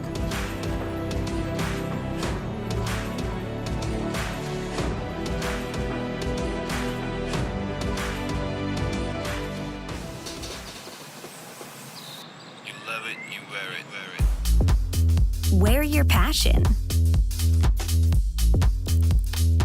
Share your passion. Wherever, whenever. Gaming is a lifestyle. Get your merch at shop.eslgaming.com. Plenty to do here in Katowice for all the players. We've got this nice little setup here, You've got some pencils, there's some blocks, an abacus, there's plenty of toys. A bit of colouring in that's been going on. This is a Just Harry GG special right here. A big fan of Barbie, I've heard. But look, one team that's not going to be playing any fun and games during Katowice is going to be Cloud9. Buster in for Inter's new roster, looking to rejuvenate this squad going forward into 2023. Things seem to have stagnated, and what is Buster going to bring? Is it a new play style? Is it same play style with him in Inter's positions? A lot of questions to be asked and answered. Hubba, I know I'm about to whack a mic in your face, mate, but you just had your makeup. You're looking beautiful. How are you feeling? I'm feeling good. Yeah? Yeah. You're going to do some hero shots right now. Yeah. Where do you get your inspiration from? I don't know. You don't know? No. All right, let's show. Come on, let's walk in here. Let's see what your teammates are up to here. All right. So, oh, hello. All right, we got the newest. Is he your favorite teammate, Buster? Oh my God. This guy? He's good. He's good? Yeah. You good? I am? No. No. So when we got these hero shots going on, I know Shiro likes to do things with his hands. You know, you've got Nafany here, just the arms folded, the classic look. What's your go-to look? Usually, I'm trying to show everyone my big biceps. Okay. Yeah. So, and yeah, that's it. Just the big biceps. So Yeah, in just Poland, you're thinking Pasha biceps. You're thinking, you know, you've been working out. Yes. Yeah. Mm-hmm.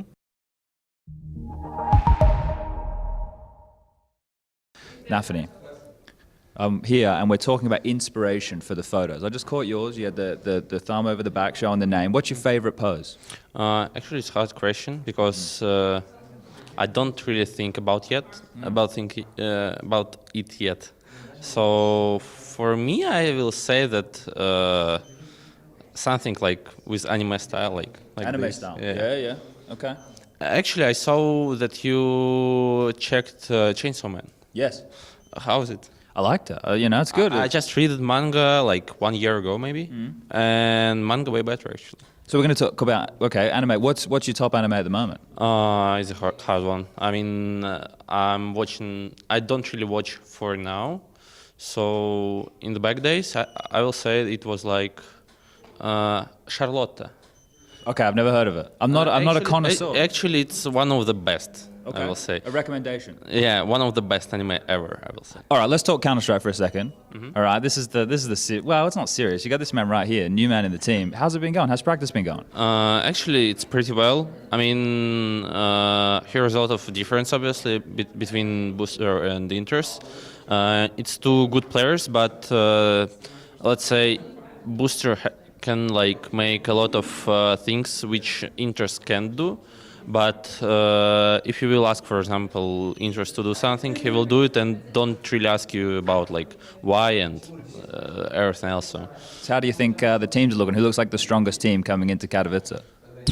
Actually, for now, I don't think that it works. I mean, because every team is really can upset and everyone can surprise. So it's hard to say like who is in their best form right now. It's pretty strange, let's say. So anything's possible. Now, Hobbit told me he was going to do a pose with his bicep, and I haven't seen that yet. So we've got to keep an eye out for that, because otherwise he's telling fibs. I mean, actually, he's like one of the strongest men you ever seen, probably. Really? Yeah. Yeah, here it is. Look at this, strongest man. Yeah, one of the strongest. Oh, it's beautiful. All right, boys. Well, thank you for your time, and good luck in the tournament. Thank you.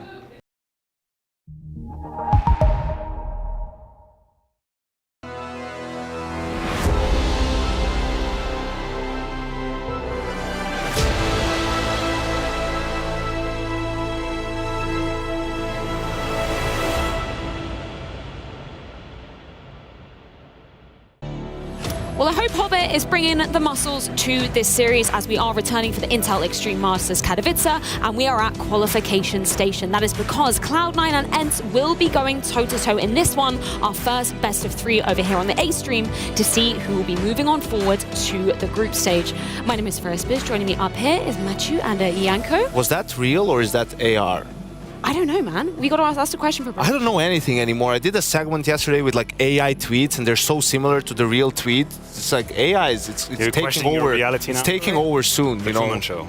We'll have machines instead of these players soon enough. Well, let's talk about the machines that we did see going down earlier on the server. Of course, we have seen both of these teams playing in best of 1s. That's what's netted themselves a spot here in the best of 3s. And they will be qualifying for the group stage if they do win out this one. Let's begin off with ENCE, because that series versus Pain, yeah, sure, you could argue that there was some hope in it for the Brazilians, but then you look at the rounds and they're kind of just... You could argue it was a little bit of a slow start for ENCE. The first half was competitive, but it felt like as soon as they kicked into 4th gear, it was over. I think on their CT side, they were very much in control. A couple of clutch situations that could give you the illusion that we were having a true battle going on, but ENCE knew what they had to do. They closed it relatively confidently, 16-7, moving on next against Cloud9.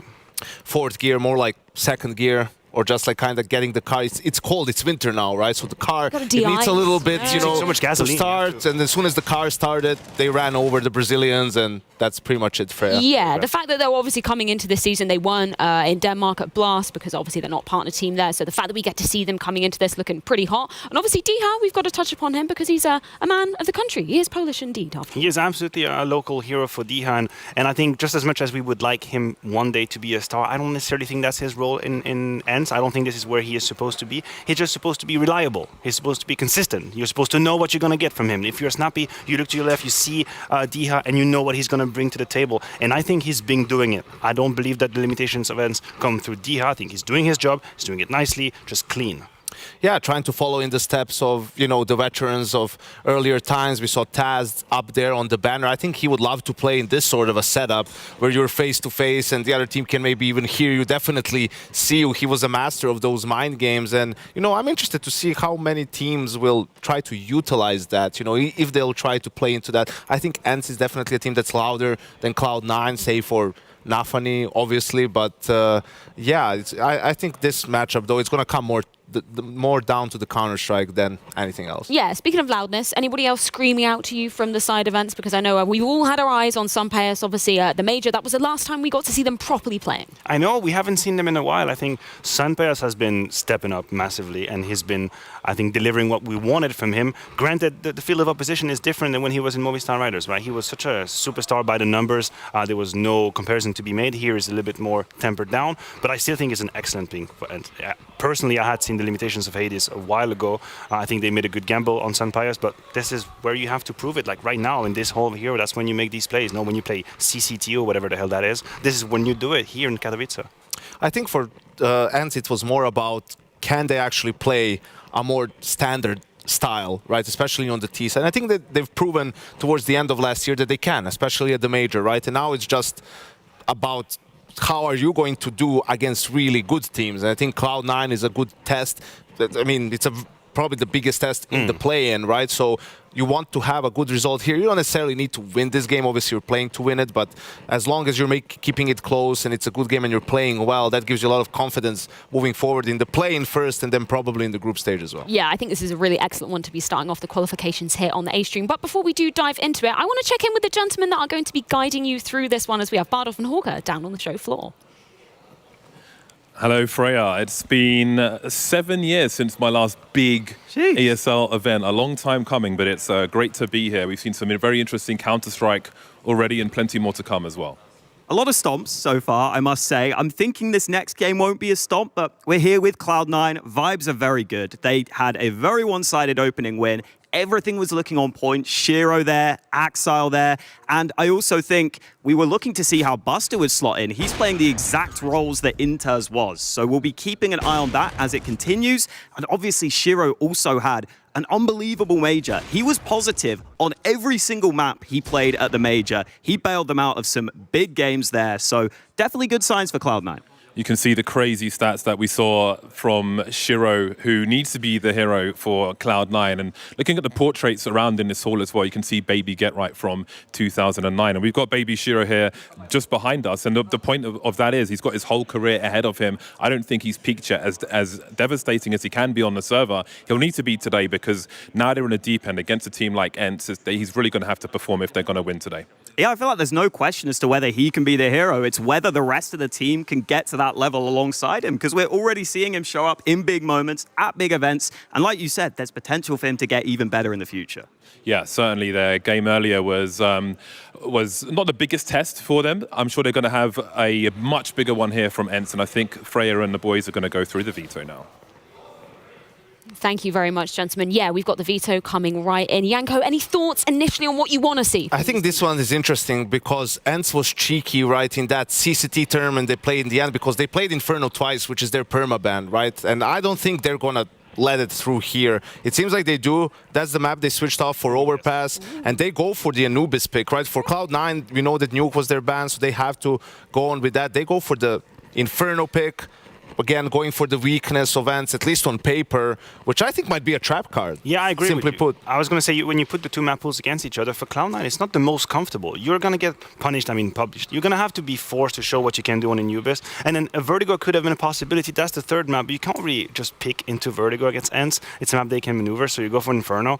It's all right. I don't think if you're Cloud9, you're not looking to win this series through the veto. I mean, disregarding other maps, you should be winning the series anyway. But this is not the most comfortable ground they should find themselves in. I love this veto for ENCE because they also get Vertigo as the last map. And now, yes, if you go back 2 years ago when Cloud9 as Gambit initially came onto the scene, they were the best team that year on Vertigo, and the overpass was really good for them, and that was the reason why they were winning tournaments early on during the online era. But it's been a long time since they were, you know, an insane team on Vertigo, and considering how ENCE played in the game today, right, in some of their previous Vertigo performances, there are no slouches on the map. Inferno, I think Cloud9 is just like, oh, they used to ban this map, now they left it, let's just pick it. But I don't think they have a lot of information. I don't think what ENCE played is actually how they're setting up their game. I don't think they revealed all their cards. Again, it's one of those maps for Cloud9 where not really too much success for them, especially when it comes to some key moments. So yeah, I think I would edge Cloud9 in terms of, you know, just firepower sort of, but the veto, I give it to ENCE in that regard. I want to get your thoughts on Anubis, just in general, because me and Matthew have been talking about it a lot back at the Blast groups. How are you taking this map, coming into the map pool? Do you like what you've seen so far? I like it, yeah. I think, you know, any map that has sort of 3 lanes kind of in general, and that they're structured properly in terms of which side reaches what point in which time, that one doesn't have a clear advantage. I think that's, you know, a safe structure to build a map. And, you know, we're seeing some small changes. I know Matthew dislikes the fact that it's pretty slow, but that's because people are still figuring things out, right? Like, people get used to that. We even saw in the last game Big with a couple of, you know, Expo plays, a couple of pops just to sort of change the pace. And it's all about finding the right timing for that. And you know, you had maps like Train as well, which was pretty slow. It's just the structure of the map doesn't really allow for much quick play. I'm kind of happy to see Cloud9 on that map, though, because I think out of the teams we've seen so far, they could come with a little bit of a different approach. I mean, for the good or the worse, we've been talking about their slow map control with different groups of people looking for kills at the same time. It looks a little bit silly when it doesn't work out, but on Anubis, I have not really seen any team playing like that. The fact that I've been a little bit bored watching is because most people just wait for the last smoke and then do an execute. But I think there is margin to look for kills way more, and Cloud9 know how to do. That's their modus operandi. Well, Matthew, you've got questions, and we have certainly got some answers. It's going to be Anubis as ENCE's pick coming into things, and it's Bardoff and Hawker to guide you through this one. Well, how about that for an opening map? We haven't seen a lot of Anubis so far, but while we've seen one early, this is going to be a big one. ENCE versus Cloud9, quite the pick. Anubis. Were you expecting Anubis in this series? I was not. I wasn't sure whether ENCE would be willing to pick it because Cloud9 haven't really played much since this map was added, so we didn't know what to expect from Cloud9, so I wasn't sure whether they'd be willing to take that sort of a risk, but I'm happy for it because it means we get to see what Cloud9 have prepped on this map early, even after making a roster change. Yeah, that's going to be a very interesting one. The last time they played each other, it was Ancient, Overpass, and Mirage. All won by Cloud9. So maybe ENCE were requiring something different to bring to the table, and they've certainly done that with the likes of Anubis. So let's see how this heads up now. Saw Cloud9 earlier on in the elevators. Had a nice chat with them, Nathani and Hobbit. Very nice guys. They are but maybe a slight favorite in this series.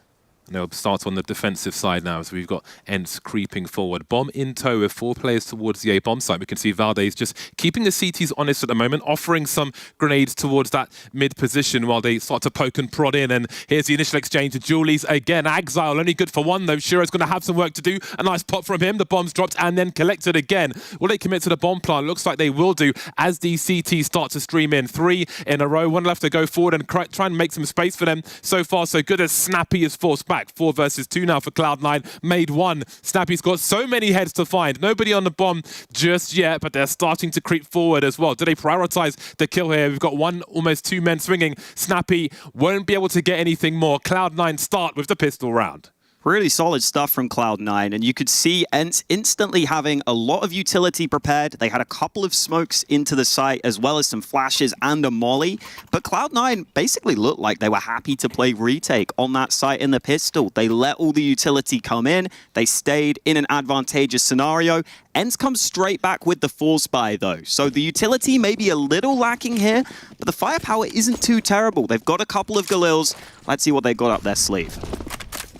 Recent numbers have said that Anubis hadn't been as popular as it initially was earlier on this year, but perhaps that is because now we're into the meat and potatoes very early at the beginning of February. People had card tricks to play. This is the time to play them, especially when you have a matchup like this on the first day of IEM Katowice. Back to the A site again from ENCE. Similar utility coming into the site, and it might be a similar setup from Cloud9, but this time Axel fights first and takes down 2. Sight of the bomb means rotation. There were 3 players on the other side of the map for Cloud9, but they are holding their own anyway. Just the 1 kill for ENCE so far. That's not going to be enough. Bomb plant is possible now as Snappy finds a headshot on Exile, but he will be denied as the cavalry comes through. So the clean sheet remains for Cloud9. Seems like they might be ready for Anubis after all. I like that ENCE have gone for this map, partly because they are a team who go for a lot of these executes on their T side in general. On certain maps like Mirage, they will just call for a lot of set plays straight away. And I think when you're first figuring a map out, if you can come up with some new set plays, some new executes, there's a chance the CTs won't know how to respond, and that can actually be a big advantage this early. If you can throw a whole new execute that people fully aren't ready for, they don't know how to think ahead of time, and they might make mistakes. So I'm hoping we see more of that from ENCE. For now, though, no nades, and Axel wants some eco-frags. While this eco round goes on, I just want to mention something that I've seen on Reddit recently in terms of people optimizing their PC setups and so on. I saw in the recommendations that people said, oh, you should put your shadows on low to get more FPS, but your shadows should always be on high, because the higher your shadow settings are, the further away you can see those shadows from. So you can keep an eye, pay attention to the angle of the shadows on this map and how important they can be, especially for a CT side trying to defend, where it might be a map which can be a lot riskier for them to try and take back some map control. Those shadows can be also important. There we go. So that is something you definitely want to have on high. Well, that was a more or less a nothing round. Just trying to do any bonus damage they could end. So now the real game begins. The first buy round for both squads here. 3-0 for Cloud9. And still looking for their first. AWP is out for Pyjamas. Looks like more of a default this time from ENCE. So we'll get to see those early map control protocols. You can see that smoke down, obscuring the vision of Hobbit. And oftentimes that mid control is pretty important. Madden taking a ton of damage through that smoke, but he still wants to contest for that control. If you've got a keen eye, then you will know that you've got to be careful around these smokes, especially if HGs are thrown around them. Just like that, they can be somewhat revealing. That was a deeper one, though. That was meant for damage. But Snappy's sitting pretty on 91 HP. Pop flash, swing, and a miss. No permanent damage done, though. Valde says hello, tries to keep the CTs honest, but it seems they're going to go back again with 2 men this time. But Valde's changed his position. He might find both of them. And now there's a decision to make here for Shiro. That's outrageous. Comes back with the USP. I think a lot of people just fall back there and think, we can't have 2 people go down. Never mind that, though, for Shiro. 4 versus 3 now. Man advantage gained by Nafany. 40 seconds on the clock. That does really raise the urgency. Hobbit's got a sound cue given away. He knows the second player is there. Can he catch Snappy, though? He's kind of stuck, but that's a big headshot from him. 35 seconds. Bomb still in control of Pyjamas. Not sure how much of the bomb Cloud9 have seen recently. But Shiro's got a very strong angle. Pyjamas coming in from the left-hand side. And the rotate's arriving from Nafany. He's going to get to this B site to help just in time. Smoke to create some space, but they have to get that bomb planted. Will he even be able to get into the zone? Shiro's in the flames now, sees ahead, but he can't land a shot. Still alive for the time being. Another unlikely miss from him. 2 versus 2 now. Nafany moving forward, takes down the support. Bomb plant's not going to happen. No time left. Can't find the frags. 4-0 for Cloud9. Yeah, if ENCE went slightly sooner there, they'd have actually had a chance to try and trade onto the site, but little did they know Cloud9 had players rotating in at the right time, and you see how much difference Nafany makes. They weren't ready for him to be in that sneaky little corner towards the bomb site. This is a position you see a lot of mollies and nades go back and forth in, so I was a little surprised to see Hobbit commit, because those mollies are quite common. The 1-for-1 ended up being enough because they were already a man to the good. The rotate arrived. And Cloud9, you can see, looking very relaxed. Maybe not relaxed, though, because there's a quick B play at the ready. That's very fortunate for Cloud9, but look at the swarm of ENCE players. They've got to find some more kills. The trades are here eventually. 1v3, though, Pyjamas has found himself a nice, juicy weapon, and down goes Nafany. Big damage already, and maybe a chance to win the round. Getting dinked through the corner of the wall, surely, with only 17 damage done. Pyjamas is 1 versus 2. He knows every second that goes, it's going to be harder to win this round. He's got to find Buster soon. Misses the no-scope. The USP will do the job. That could have been worse for Cloud9. You saw one go past Hobbit as the flashbangs came through. A very fast round. A nice attempt there, but still looking for their first round. Yeah, they are a team who like these sorts of executes. And they played this one so quickly, I could barely even see it coming. This seemed like it was mainly flashes and a single smoke. The issue is there were a couple of Cloud9 players here ahead of time. And really, if you are going for a fast execute, it is likely going to be towards that B site. So when you're against a lower buy like this, you can have players stacked in position. Cloud9 very well prepared here, and any questions about their Anubis look to be answered pretty early. First time we're seeing them on the map, and they have had a very strong start in this one. Yeah, and I love the confidence we're seeing in that response after winning the round from Cloud9, because, you know, that was a real test. That was definitely a practice execute from ENCE, and one that could have gone ENCE's way. That was a dangerous one. It was an expensive one. We can see the damage that was done to the economy. That can pay off for ENCE later. But for now, the clean sheet remains. The Colgate smile, the pearly whites for Cloud9 as they look for round 6 in a row. That smile might be getting wider and wider if they can keep this up. Some standard mid-utility, the molly and the smoke, but Nafany's ahead of them. Madden gets caught out, and now Cloud9 see there isn't actually that much mid-presence. So they just drop back with the man advantage and make ENCE have to think about what the hell they can do to get back into this. Yeah, that might slow down any intentions ENCE had, lacking the mid-presence and the information. Even more aggression, maybe. Oh, they've lost someone elsewhere, though. Yeah, Hobbit has been dropped. So, 4 versus 4. Normally equal numbers below 5 will favor the T's. Time is on their side.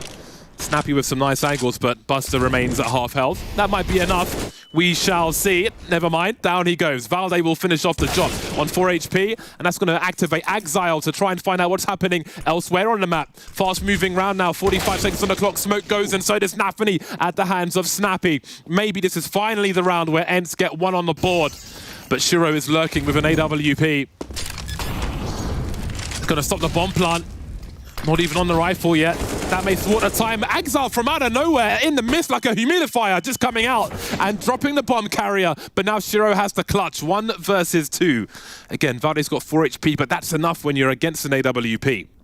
18 seconds on the clock for that bomb to get planted. Just now collected by Pyjamas, which leaves Valde to try and cover the angles. Going for the wallbangs is Shiro, but it's planted elsewhere. Not an easy clutch, doesn't even have a kit right now. And Shiro is an AWPer who likes to lean on the more conservative side. It almost looked like ENCE weren't even ready for Exile to be such a madman and just charge the bomb site like that. They had no one defending their bomb planter. This was an important fight, though, and Snappy's been playing pretty well here to start the play-ins. He had a good opening game as well. He's towards the top of the board right now for ENCE as their in-game leader, which is always great to see. And finally, a round win for ENCE. Those pearly whites have got a slight stain in them now, James. Just a slight one. If we go back to that rush round from ENCE into the bomb site where they left 2 Cloud9 players standing, the damage they did in that round may be the decision for Shiro to save here rather than go for the 1 versus 2, because their money was maimed. It was very much maimed in that round. Economy took a bit of a mauling, and they'll need to try and cobble the coffers together to muster a good buy from this round. And they've got a reasonable buy. AWP, of course, will be even more important now. ENCE on the board finally. 1 to the 5 of Cloud9, not too far away at all. We're just getting started here, just getting warmed up. ENCE lost their mid presence early in the round prior. They'll be more careful this time. Minute 30 on the clock now. We have seen aggression in many of these rounds from Cloud9 as well. Not shy to have a look in mid, not shy to have a swing or a push for a bomb site. So ENCE have to be careful because they know Cloud9 are not shy. Yeah, and we have that similar setup from Cloud9 over towards A with Axile and Shiro here. So Axile is jiggle peeking, then there's Shiro with the AWP a little further back, which could be unexpected. And I think it also gives the opportunity for Axile to make an info play if he feels the timing is right. Right now, though, it is just the mid control for ENCE. Most teams on CT side are going to have to give this up in the majority of rounds. Now the question is, what can ENCE do with it? Because you still have to find a way to split onto a site. 43 seconds remaining, and it looks like that A site may be the call, but it is 2 of Cloud9's star players here, Axile and Shiro, both ready on the hold. Time is running low, and it's time to commit. We've got 5 players making their way into the A-bomb site here. Big trouble for the CTs, but they'll deliver. Axile by the pillar. Look at the cross he has from Shiro. Never mind. The shrapnel will take him down. Shiro needs to deliver now. He's buying time for his team to rotate, trying to find an angle for a grenade, but there are 14 seconds to plant this bomb. Nafany goes down. Valde 4 HP again. 1 versus 3. Now none versus 3. They can't get that all-important consecutive round. Cloud9 avoid going to eco and have survived with 3. That is so solid from Cloud9. That setup was perfectly played to focus on the mid side of the push first. ENCE wanted to split the site through mid and through main, but instead Shiro gets the first. Axile, even though he's positioned towards main, is able to catch the mid player out, and then this is easy as you like for Shiro. Holding an angle, no more nades left because ENCE used all those nades previously to get into position, and he can just sit back, put him in a 4v2 and say, ENCE, you are screwed. And they were. Lots of data being gleaned by both of these squads. Actually, in terms of data, Anubis provides an interesting scenario. New map into the map pool. We talk about coaches and analysts, but in terms of habits of different teams and so on, always good to have an analyst to make notes on things such as that, and especially early in a map pool cycle. That can prove very valuable indeed. Let's see what other junk ENCE have got to throw at Cloud9. We might be getting to kitchen sink territory on this T side now with 1 round from 7. Early grenades from both sides. And as we mentioned before, Cloud9 are not shy to get aggressive early. 2 for 1, they'll take that all day. Oh, Nafany's going to get even more. Repositioned too far out, almost towards the boat. And they've rocked the boat in this round, and ENCE aren't enjoying it, trying to find fights elsewhere, but they didn't realize Shiro is still on that B site, chilling with the AWP, having an incredibly efficient stat line right now, 10 and 2. And Madden's left in a 1v4, the bomb's all the way back up there. He's probably wondering how this went so wrong, but I'm loving the aggression from Cloud9. ENCE were like, what map don't you want? And Cloud9 were like, yes. They're not fussed. 1 minute to clutch. Marden's collected the bomb. To the A-bomb site he goes. Smoke lands in his face. Quick jump peek. Did Nafany even see that? He's still standing in position. There's a chance. There's an opportunity. No one else is here. Does he gamble on a bomb plant? He doesn't know what lies behind those walls. He'll create some space for himself. The utility will be thrown, but it will not be respected by Cloud9. And down he goes. Axile is confident, and he will secure the bag. Keeping the numbers alive. Cloud9 that secure another round. Solid stuff. Cloud9 showing us exactly what they can do on this map. And yeah, the aggression has been really well timed from them. It's often early in the round, and yet it's still catching ENCE off guard. Really impressive. And then this is exactly what Shiro wants to do. He just wants to be holding angles and having people peek him when they aren't ready for him. The 1-2 punch of Axile and Shiro. has been on point. And for ENCE, this map pick not going according to plan. We were expecting Cloud9 to be pretty solid favorites, I would say here, even with the addition of Buster, maybe making things a little more unknown. They have been a team consistently making playoffs, having good runs. We've just been waiting for them to reach that next level where they can truly compete for trophies. Try and add themselves to that Hall of Heroes once more. For Shiro, again, he's playing over towards A. This time misses his opportunity, but he's playing a position where he can fall back safely.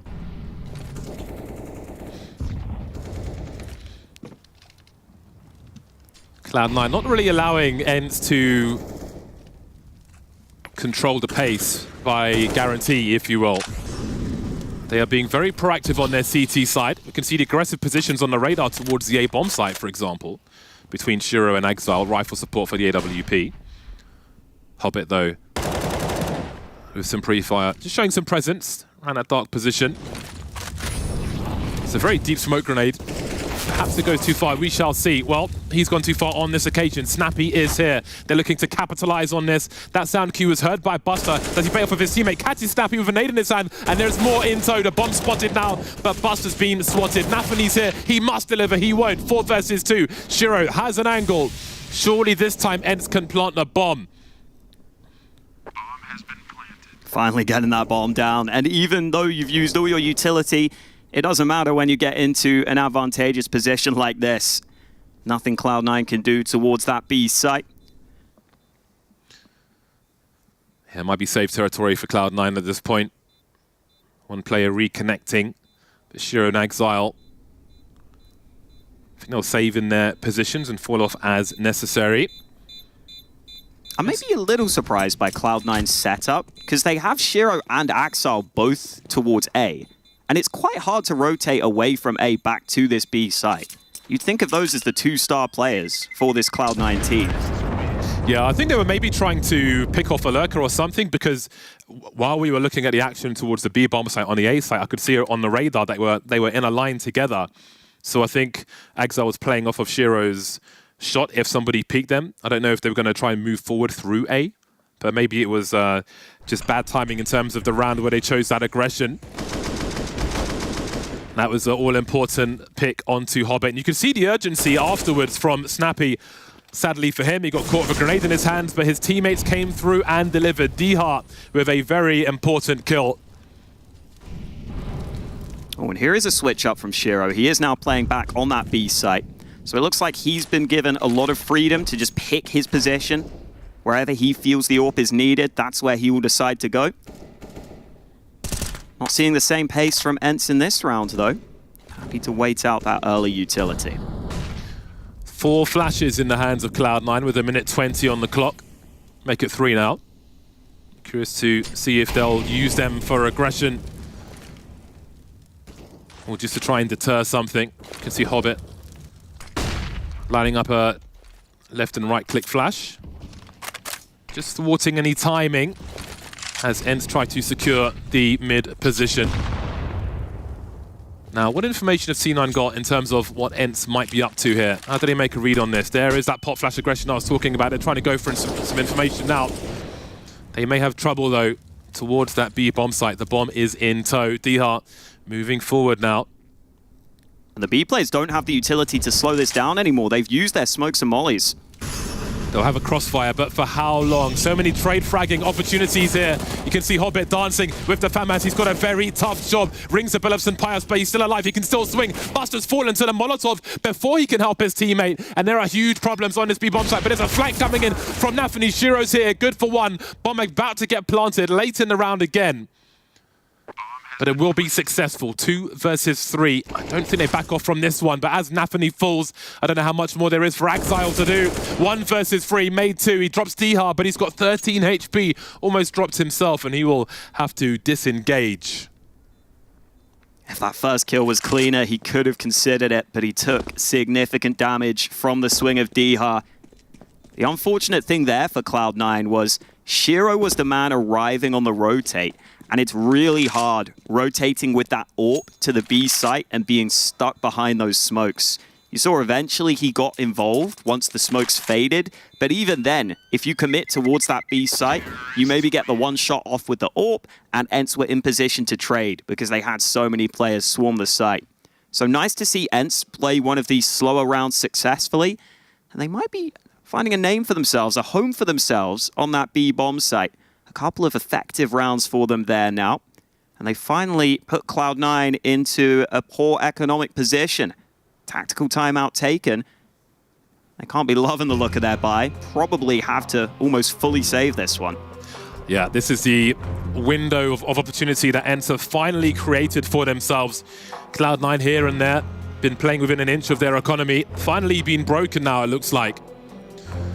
Exile saving in that round has been instrumental in a number of these rounds for Cloud9. You saw him making those plays through the smoke. 12 for 5 at the moment is Exile. Shiro just one behind on 11. Those two have been lighting up the kill feed so far. Snappy's leading for ENCE with 8 frags to 9 deaths. Of course, the road has been arid and arduous for ENCE thus far on the T side, but now they've got a chance to catch up, and they could catch up quick. 4 rounds away. Exile, though, will still be dangerous with this AK-47. One flash in the hands of Nafany, and I'm sure he's got some kind of dastardly plan with that flash as well. Yeah, I guess the nice thing is we've seen Cloud9 already run a couple of aggressive plays, so clearly they have ideas as to how to try to get this AK activated. I'm actually just going to stack the A site right now. Exile's going to hope he can use them as bait here, and he might have a chance to. A lot of grenades have been dropped in that T-nest of grenades for the executing. So they can do chain flashes for days, I would imagine. Exile is here, though. He's got 2 kills now, looking for a third one. There it is. And Shiro's just holding an angle in the meantime, and he'll drop the AK to him. This could collapse now. If they see Exile dead on the kill feed later on, do they think the AK is down? Do they think they can run in? If they exit the bomb site, they lose rifles as well. There's a lot of problems here for ENCE, regardless of what they choose to do. We can see the angles are being held now. Nafany, he could even potentially hold a pixel angle and go for something dirty. He'll have some sound cues from Snappy. They know at least one of the 2 remaining players is here. Do they go and get a second rifle? There is a risk. Nafany doesn't see anything. They know that they're coming now. Down goes Exile. Do they think the AK is down? Because it's in the hands of Shiro. He's good for 1v1 now as Nafany comes in with the flank. Is he expecting this Snappy? Does he look everywhere except behind him? Oh, Nafany's coming. He's done half the job, and there's the rest of it. We said it was still dangerous. That was a must-win for ENCE, but they failed to do it. The eco round, the hero round. Talk about Hall of Heroes. Exile was already leading with the frags. That has got to be frustrating for ENCE. Yeah, he was so quick to give that AK to a teammate as well once he realized that was the best course of action.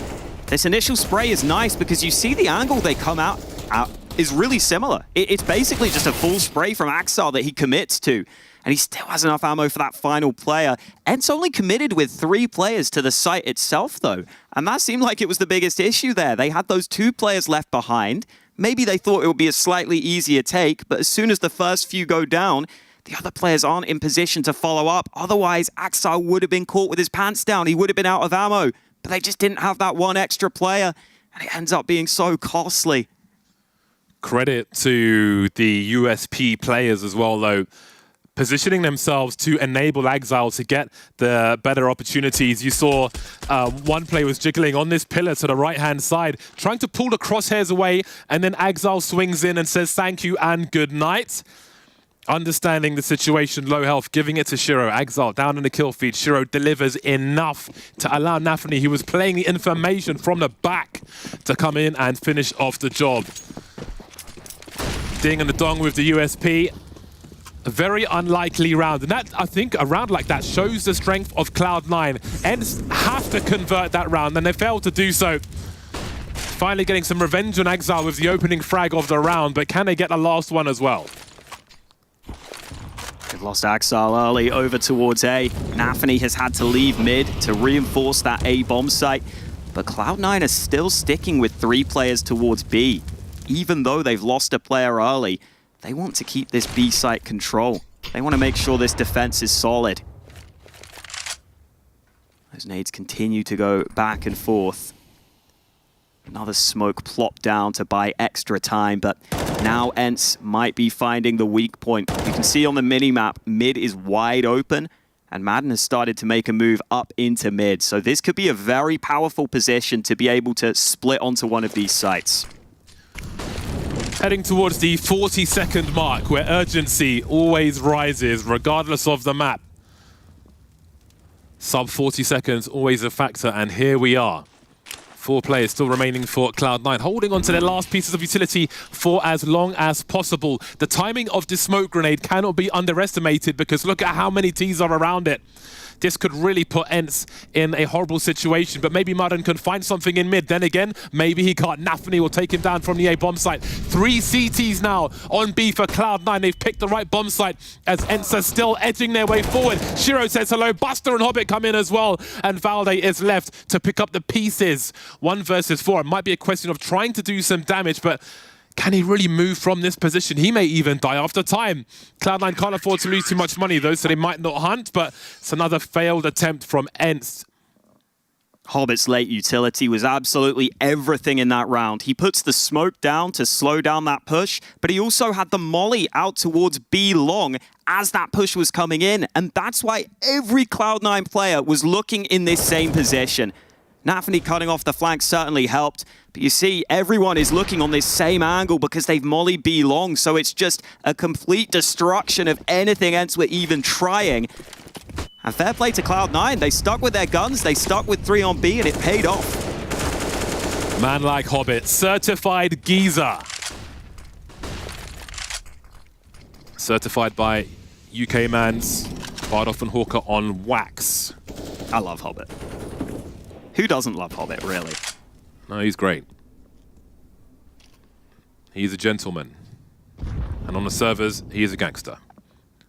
5 versus 4. Cloud9 are playing off each other very well on this CT side, and it looks to continue with the setup we have here in mid. Snappy knows there must be something amiss in this situation. He's got Shiro off the angle, some pre-fire, but Shiro comes back to take advantage of that, baiting off of his teammate there to deliver the frag. Now the urgency's rising for ENCE as they try to make their way in towards A with what remains. They have to swing, they have to use the numbers, but Shiro and Axile will deny them. Shiro is everywhere, and Axile seems to be the last man you want to meet on this server right now.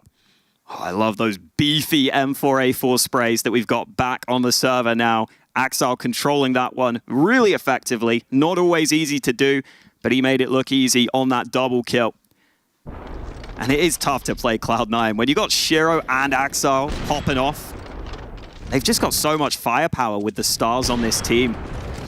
They seem to be very in sync as well. As you saw there, for example, Shiro forced off the angle, but he understands the mission. His teammate is being sprayed through the wall, so he comes straight back. Another fast round from ENCE, and there will be a trade, 4 versus 4, as Buster will spot the bomb. That means full rotation coming through. How much will be needed, though? Valde in the clutch now, trying to find another. Nafany will finish off the job. 3 survive for Cloud9 and deny another fast ENCE push. Yeah, ENCE are going for a couple of these B pops with their low buys, but they just don't have the oomph behind it. After the initial utility is gone, there's nothing else left. There are no further flashes, so Cloud9 are able to pretty comfortably hold on with their crossfires.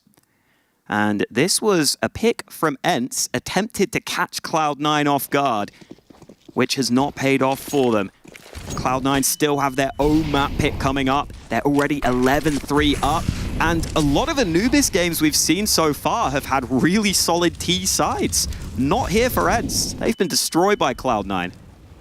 Axile 17 for 7, but now Shiro is 17 for 4, and Hobbit's trying to catch up as well. ENCE are being dismantled like Lego at the moment. Diha, Snappy, and Pyjamas remain, and you can see how desperate things are to try and find something in one of these rounds. Find an opening, find a chance, find a way to pull rotation, something, but they are being denied. All the doors are being closed by Cloud9. Not a fan of exit rows. Snappy and Pyjamas remain, and now it's just Pyjamas with the AWP. Been spotted with the jump, and now he knows his time is limited. The sun will go down early for him in round number 15 as the trade comes in from none other than Hobbit for a monstrous half from Cloud9. It is half time, that means it's break time. When we're back, we'll see if ENCE can bring it back. We'll see you soon.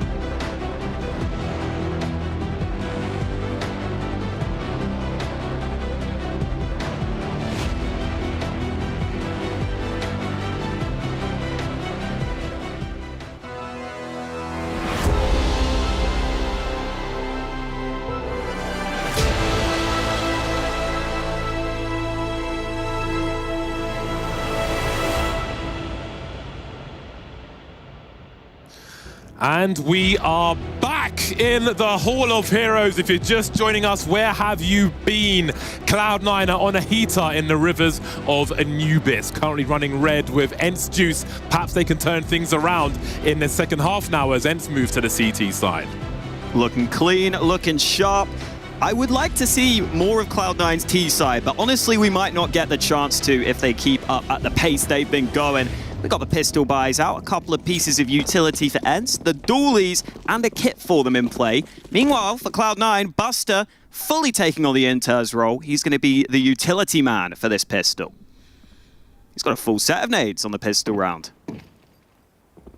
Indeed he does. No P250s or dualies in the hands of Cloud9 for that additional one-shot range. Look at this stack from ENCE. They've got 3 players on the A site and a quick rotate from mid. This could be brutal. Mans, as we say in London. 4-man on road for ENCE in man. the A bomb site, and there's a lot of junk coming their way. But that is a choke point, which may be challenging to defeat. They have to try and abuse those numbers, but they go into the crossfire. And ENCE will have a very good time of things so far. They've got a bomb as well. Those dualies only require 1 or 2 shots from D-Heart, saying Jindobre to Buster. Shiro now has got much work to do. 1 minute to find 4 players. The bomb's committed in the bomb site as well, so he won't be too much of a surprise when he finally appears. We'll see if he can add to his tally. A great start from Enzo, and Diha will deliver. So they take the pistol, much needed from ENCE. Many of these rounds will be. Starters, you mean to go on?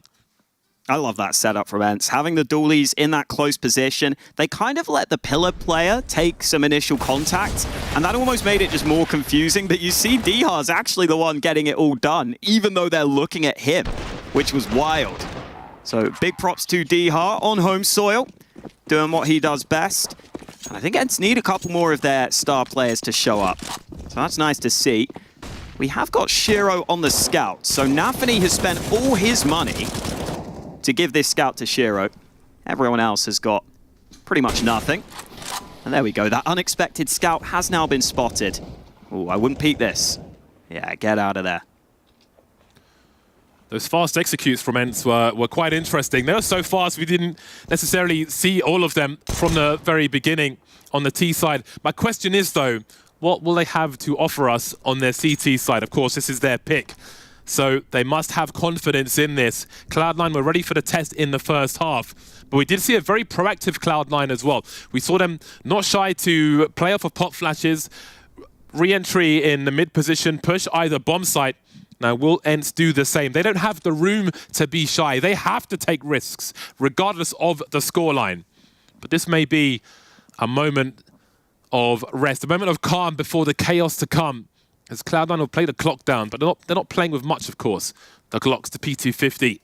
Best gun in the game, if you ask me. And the Scout onto Shiro as well. Value for money on the P250 is crazy.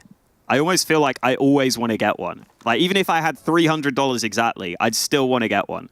Because it feels so much better than the Glock. It's perfect. Ooh, hello, and goodbye to Madden. Oh, and another tag from Shiro. Yeah, things are getting nervous now. 20 seconds on the clock to plant the bomb. Don't see that happening anytime soon, but the damage might be enough. 2 players, they didn't invest too much into that round. Keep the CT economy honest. It's in the right direction.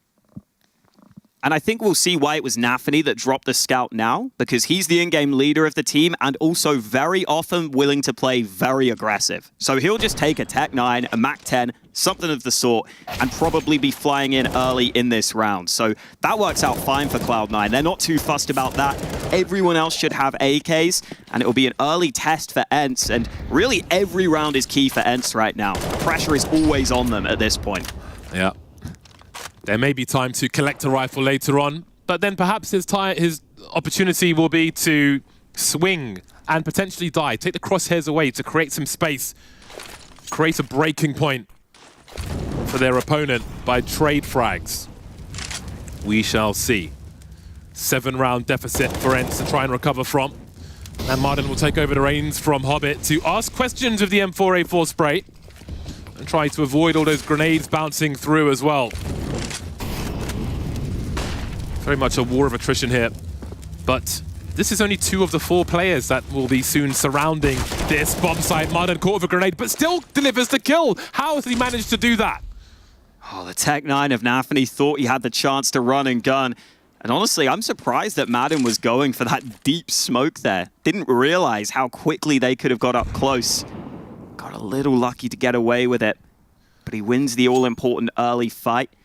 And now Cloud9 have to figure out what is their backup plan, because right now you don't have much utility, you don't have any flashes, and breaching that B bomb site against 3 CTs, it doesn't look like the answer right now, but it's all they've got. 25 seconds. Diha's got more nades. If they need to retake, it looks scary. Got to land that headshot, but now some Pyjamas will just be trolling. Bombs dropped, and I don't think there's anything else left for them in this one. Hold on to what they have. Looks like all events will be surviving and maybe getting some upgrades, which is a fantastic result, especially so early into the half. No bomb plant for Cloud9 as an added bonus. The economy might be a bit awkward for Cloud9 in general when you save 2 guns like this. Hobbit and Shiro both don't get any bonus money as a punishment. So they'll have to figure out, do they want to just buy now and equalize the money? Or would they rather just have those other players save a bit of cash? I think they've gone for the former route rather than the latter. They're going for another buy, but that means only 2 premium rifles for Cloud9. And if ENCE can control this economy game, that is the best way back for them. Extremely limited on utility. It's going to be a lot. Oh my days. Hobbit is absolutely disgusting. 2 entries into the bomb site. Exactly what they needed, but they have lost the bomb. And that could change everything. He'll try to delay with an incendiaries and Pyjamas. We'll see if it will do the job. No, it won't actually. Nathani's collected the bomb and he's collected Dihar as well. The dream is collapsing for ENCE thanks to Hobbit. 4 versus 2 now. What is there for ENCE to do? That is a shell shock of a round. Jumping for information turned into a jack-in-the-box by Hobbit. It almost looked like Hobbit was playing like one of those pre-fire maps there, where you just get ready for the next angle, boom, boom, into the bomb site. No one really firing back at him. It looked like that smoke down onto B long was just a little off. And it seemed like that was almost what allowed the angle for Hobbit initially. And once he gets the first entry, the second player obviously isn't expecting that position to fall so soon. So early. Yeah. Before I could even finish my sentence. Well, we saw those contact points are pretty early on this map if you don't use that utility. Chad showed us earlier in a lovely video. I was about to say, with such little utility, they're going to have to find the entries, and boy, did they do that. Well, the margin for error for ENCE compounds. It gets even smaller every time they lose a round. Cloud9 are 3 rounds away from winning their opponent's pick of Anubis. We've got a big buy from ENCE. The AWP will be out for St. Pius. They've got plenty of grenades as well. But now so have Cloud9. Again, there were shortcomings. Maybe they were solved. Yeah, they've got a tech pause, so this round is not live, as we can see. 13-6. Is there a way that ENCE come back into this game?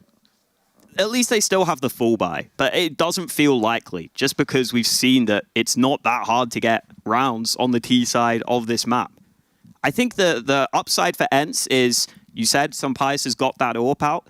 That's always a very good sign, because ENCE have been saying he is the secondary caller for this team since he's been brought in. He's helping out with a lot of ideas. So on the CT side with the AWP, in theory, that's a perfect place to put that to use and to come up with those ideas, try and get some advantages for the team.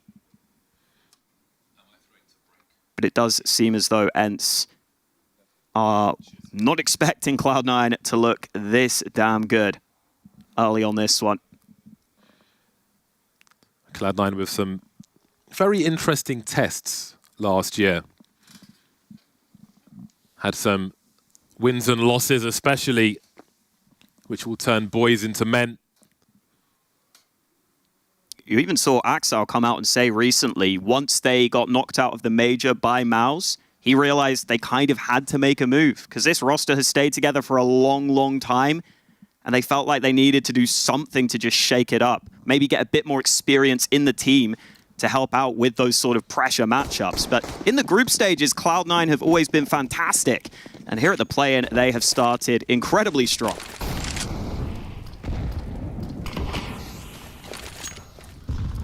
The early utility comes out. St. Pius hunting. Saw one go from right to left. Some cheeky information being sought. Doesn't pull the trigger though. So C9 may not know where the AWP might be lying. I love how short this mid area is. Such an interesting prospect into professional Counter-Strike.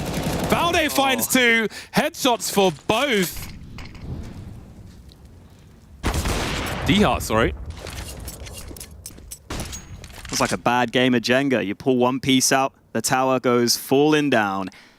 And this might be a bit too much from Valde, but it doesn't matter. He's got another kill. Who am I to complain? I love it. You need to have your guys playing with confidence. Shiro will get an open up, but now it might be a question of damage again. He doesn't have the bomb with him, but if he can find some kills, then as we saw from ENCE, it might pay off later. 44 seconds on the clock, and if the bomb's been spotted, then they won't pursue, I would imagine. as there are bigger fish to fry, and that is a very big fish indeed. A Goliath grouper as far as Shiro is concerned. I'm sure he'll be looking to pick that up a little later on. I think he might have his eyes on that AWP being saved. Certainly no stranger to it. Already saw him save it once or twice earlier when he had the opportunity. ENCE may not let that happen though. As the time is about to run out, you can see ENCE on the minimap. They can't afford really to chase him though. It's tough. It's an expensive risk. Very expensive indeed. So it's somewhat of a rough spot for ENCE to go after this AWP. And Shiro will secure it into the next round. So 13-7. The money is somewhat ropey for Cloud9. And ENCE will surely feel like they're not so far away now. One for Dihar, one for Valde. They'll share the spoils. And I don't think that flash could have been better. Literally landed in the face. Very meaty. Reuben sandwich level. ENCE now. Again, sports psychology. Don't focus on 6 rounds, focus on 1 round 6 times. Could focus on short-term goals, focus on double figures, focus on making it to 10. Opportunity knocks. Taking control of what you can in your life. In the present moment. I'm like a bad guru right now. If you did a self-help audiobook, I'd recommend it. You've got a good voice for it. Thank you. Wow, Madden again. In this similar position. This time they've got the AWP on some Pius trained on the angle early. So this is something we haven't seen before. And it might mean that if Cloud9 come this way, they don't fully expect him. But he is now going to reposition. Cloud9, a team often very happy to play in the default early in the round. I'd say that's actually a contrast between these two teams. ENCE are a team who love their fast plays. Cloud9 much more happy to take their time, play methodically across the map. Now we are seeing them move in towards top mid. And Dihar may have to give up this area of the map. He smoked himself off. Yeah, buys time but denies information, although we can see he's got a gap to try and keep an eye on people making their way over. But as you can see, he has conceded himself further into the bomb site. So ENCE are somewhat blind now. They could be collapsed upon. There are still 2 players towards the other side of the map, so they could be in a lot of trouble here. Pyjamas will deliver first. Dihar having a look. Somewhat blind, but we've got 3 C9 players looking for a plan B now. 16 seconds. Is there time for this? Martin swinging. And he will be traded, but surely they can't make it to the bomb site. This should be 3 kills for Snappy. He just waits until the right time. Oh, he's got to look to his right, though. Hold on a second. This is turning around. They've planted the bomb. 2 versus 3 for Cloud9. Buster and a big AWP on Shiro. Again, they play together. They play for a crossfire. Down goes Pyjamas. The numbers are even now, but only for a time. Valde has to clutch it. How have they done this, Cloud9? From pillar to post, from site to site. They force their way in, use the trade frags, and off they go. Wow, that's a perfect example of Cloud9 loving these long, slow, drawn-out rounds. And the fact that Shiro gets back from A all the way into this position to stop Snappy from being able to deny the bomb is brilliant. And then Shiro's in a post plant on the site, no nades to worry about, just full focus on landing the shots. And I think you can see Madden realizing that right there might have been the map slipping out of their hands because their buy is bad on the ENCE side. How about that for a contrast in body language? That was the hardest face palm I've seen in recent memory. And they know, again, the margin for error is paper thin.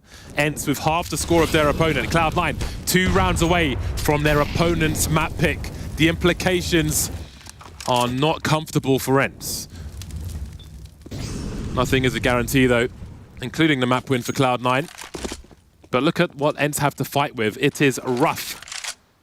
5-7s can be dangerous, but they are far from ideal. Cloud9 with over a minute on the clock here. God, Shiro is such a stats monster. 23-7. He had a couple of games like this at the Major too, where against these lower level teams, he was just dominating. ENCE aren't even a lower level team though. They're a solid squad to go up against. And he's still putting up fantastic numbers. Still hasn't had a negative KD map since the Major. 15 maps in a row, all positive for Shiro. And now Nafany jumping in with a Mac 10, having a field day. This B site has fallen incredibly quickly. I don't think ENCE can do anything about it, but the bomb's dropped. Hang on a second, Diha's got the bomb. And that makes things awkward. What is the bomb doing there? They're so far away from everybody else on the squad. They've got to boost back up. They've got horrible positions to try and make it. We've got a KZ map to try and catch the bomb, and it will be denied. The admin says no. I completely overlooked that that was even a possibility, because it seemed so obvious it was a B play. Well, that is the relief that ENCE needed. That'll give them something. You could see the weakness that Cloud9 could smell with that Mac 10 play. He's going in dry and delivering a headshot immediately. But ENCE are still here. A stroke of fortune in their favor as these teams have been trading rounds for a while. The last 3 rounds ENCE have won have all been by timeout, and no one has won a consecutive round for a while. Wonder if we do see Cloud9 go for a pace change at any point. Maybe not now because you've still got Shiro on the AWP. You don't want to throw him into some chaotic scenarios. Smoke down early. Shiro asking for the boost over the top of it to try and deny the aggression, but it's Snappy pushing through the sewers instead. Ooh, it's not easy to get back from here. Could be the issue for Snappy. Oh! Another smoke. Oh my god. That is painful. That's a lot of damage. It's like being naded in a corridor. Rather you than me, guys. But still, we've got a 5-on-5. Shiro will be less concerned than Axal, who maybe have to fight in the trenches with that Galil. Nafany with the AK, 45 HP for him as well. This could be capitalized upon later on. Cutting noise now, Cloud9. Hence have to wonder what might be happening. Pyjamas could be key here with his position. Heading towards the B bomb site, though. He'll leave mid to Diha instead. So far, so good. Buster dropped. Grenades are being... They're going to cost him his life as Nafany comes in with the swing with the Tech 9. Great timing again. Denial of information now from Cloud9. Does he take the risk and pass? Does he make a play through this smoke? Trying to keep Cloud9 off of game point here. We've got Valde lurking on the site now, and no stranger to clutching. Snappy's here for support as well. 25 seconds, and things are turning around in ENCE's favor. Axal, 1 versus 3, 20 seconds to try and plant this bomb. Snappy creeping and delivering a very big headshot. ENCE are not done just yet. If you're a site anchor, take a look at that round from Valde. Played it perfectly. Got to a position where he wasn't exposed from mid whatsoever. It was going to take them a long, long time to get to him. And he still had his smoke as well. So he just plops one down, plays around it, buys that extra bit of time that ENCE needed to have other players also get in position. And even though this mid play looked pretty solid for Cloud9 initially, they just got slowed for far too long. And then this is Valde playing around this smoke, realizing survival is key. And now Cloud9 don't have much in this round, but they've bought 5 nades. We could be about to see an airstrike onto this A-bomb site.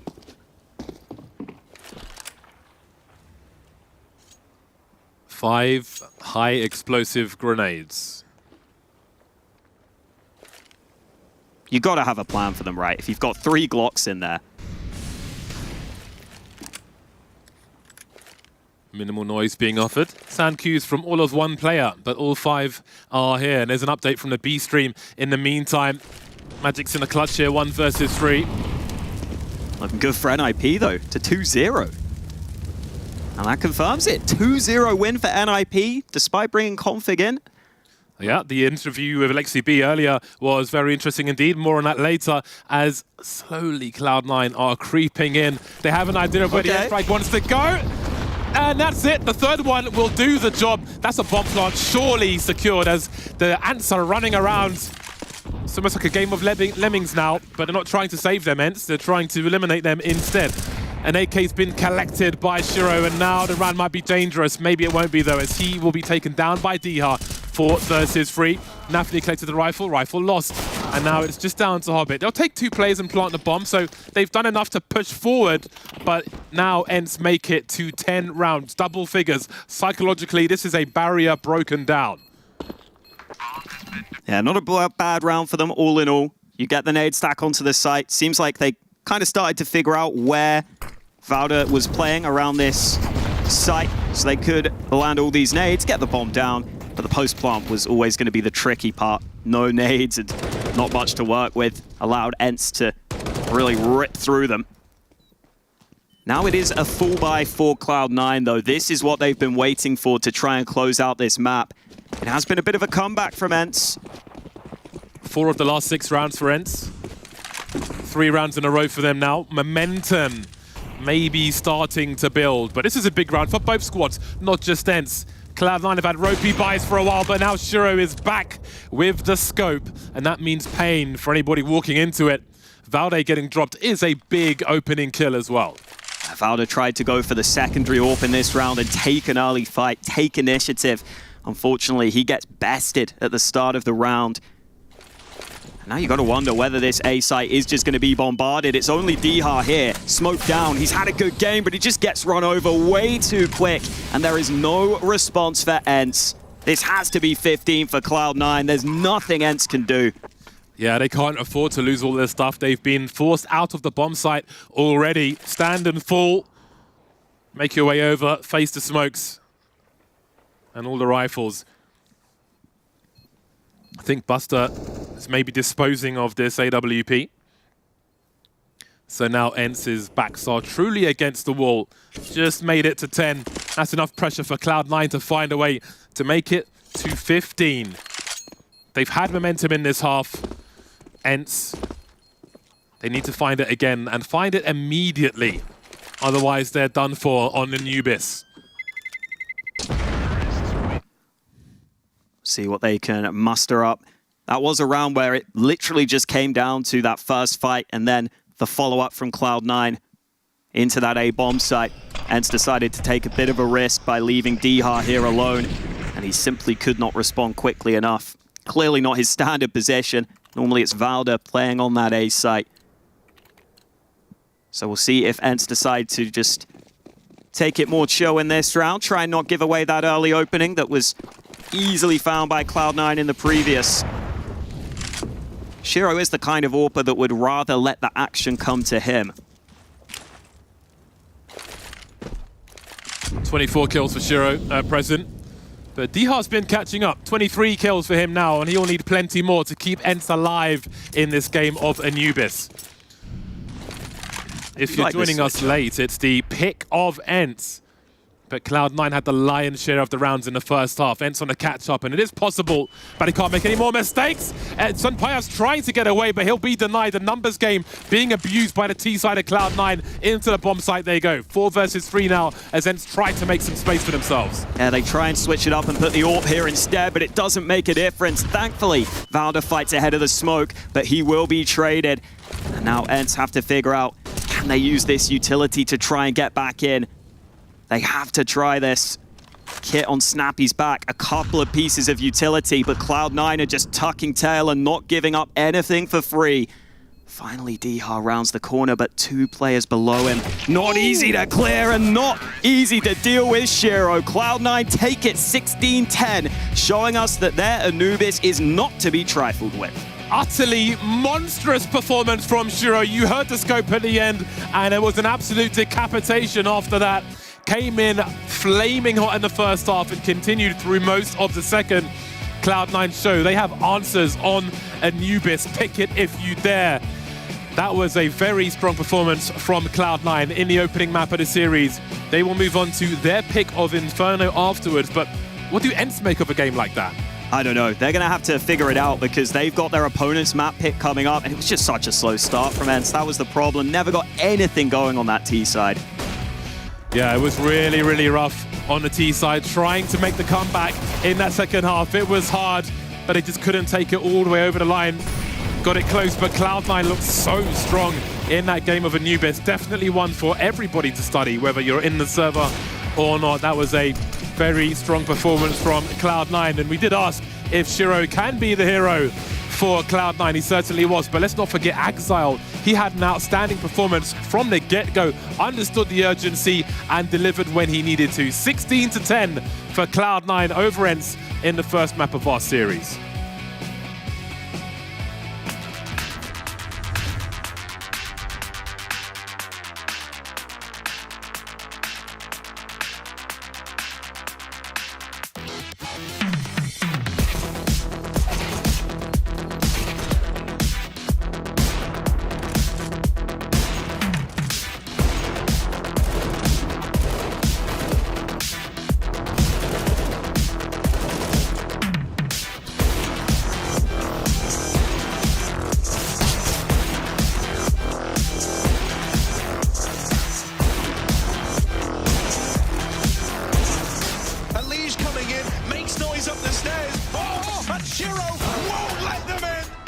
But Apex's flank does look like it's set for an ace. Yes, indeed, Apex! Shiro to come up clutch, and he's hitting everything as well. Shiro and Zywoo then, but 15 seconds of planting now. Zywoo closing the gap. Shiro, plucks his head!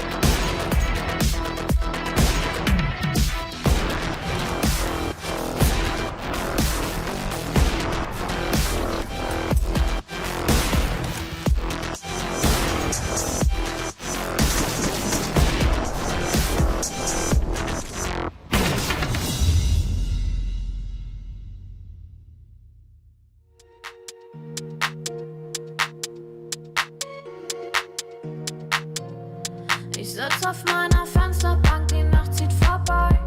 Ich blick über den Tellerrand, trinke Sekt auf Eis.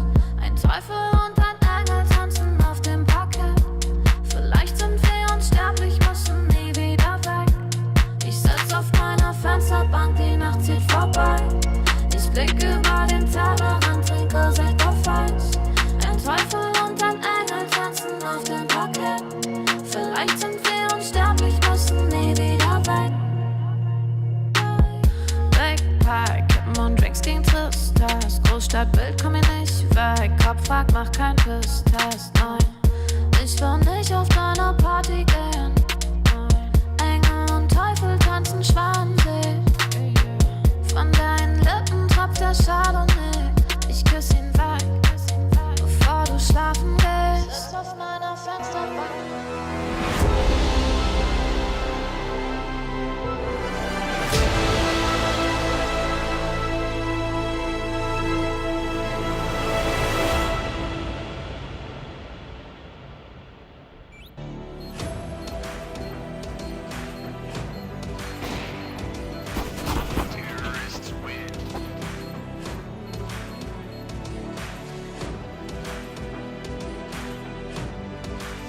And Cloud9 play Anubis for the first time. Just as Cloud9 won, I quickly grabbed Hobbit and had a little chat with him. He was saying actually he didn't expect this Anubis pick to come in from ENCE, but he was glad to see it come through, something to play, you know, get a test going. Then I asked him about what ENCE is doing with Floating Inferno, and he said, to be fair, I didn't expect him to do it against us, but it's a bit of a risk for both teams considering results, and obviously they're still getting used to everything with Buster, so he's not fully confident in the 2-0, but if Cloud9 can play like that, like they just grounded out Anubis, maybe they can get it done.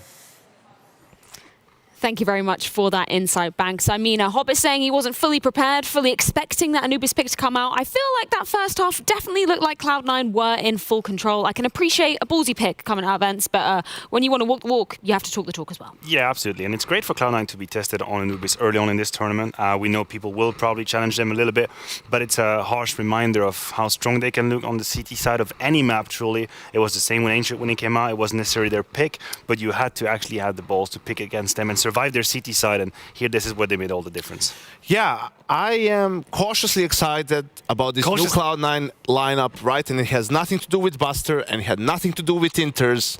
It's because they've changed a little bit of how they play. They've sped up, you know, they've added some variety on that T side. We saw some faster rounds a little bit. We saw some in the first half, mid-round aggression, information plays, right? Being a little bit more aggressive across the board, across the lineup, you know, on both sides of the map. And for me, that was the main problem for Cloud9. It wasn't Inters, but if Inters had to die for Cloud9 to make this adjustment, right, and sort of fulfill their potential, I'm sorry, Inters, it was a sacrifice that had to be made. I wish you the best of luck in your future, in your career. I mean, listen, when you have these two individuals we have on our screen popping off, it simplifies a whole lot of the story for us. The narrative is pretty clear.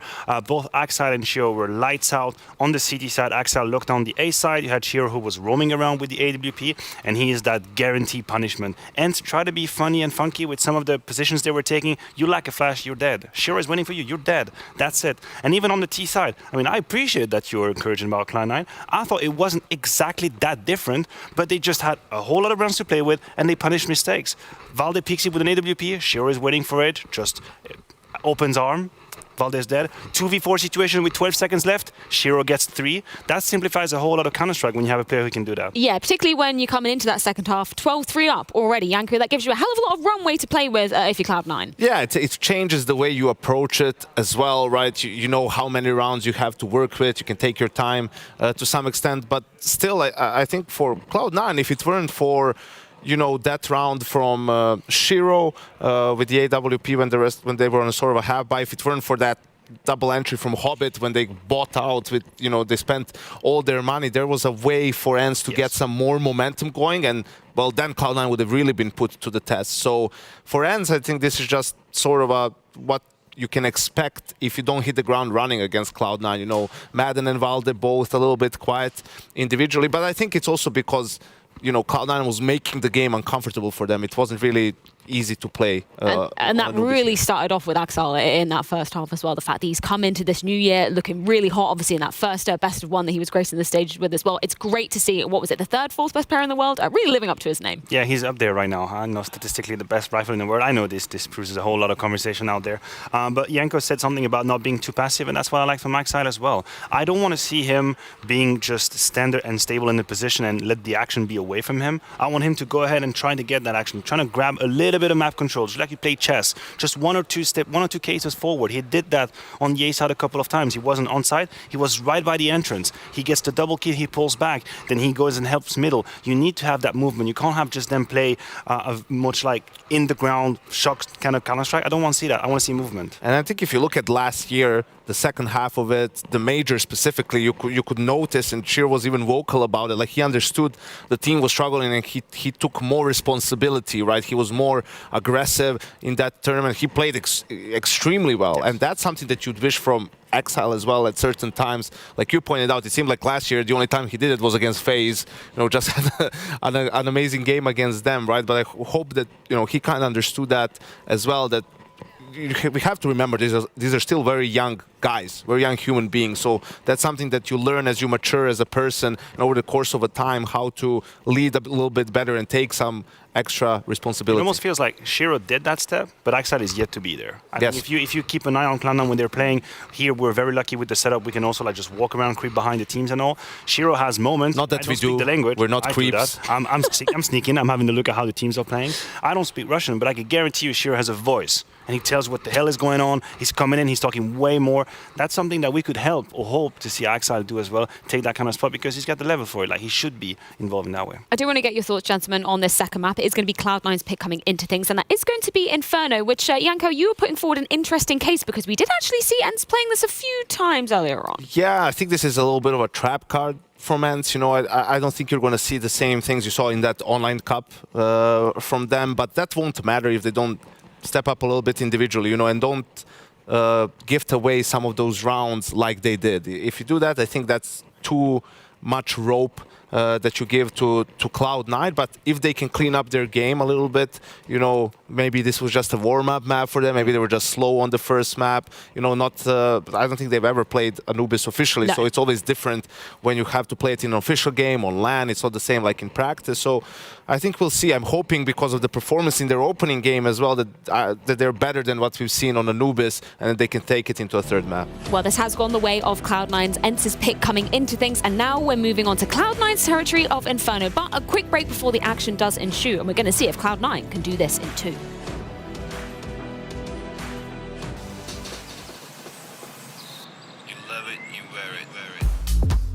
Wear your passion. Share your passion. Wherever, whenever. Gaming is a lifestyle. Get your merch at shop.eslgaming.com.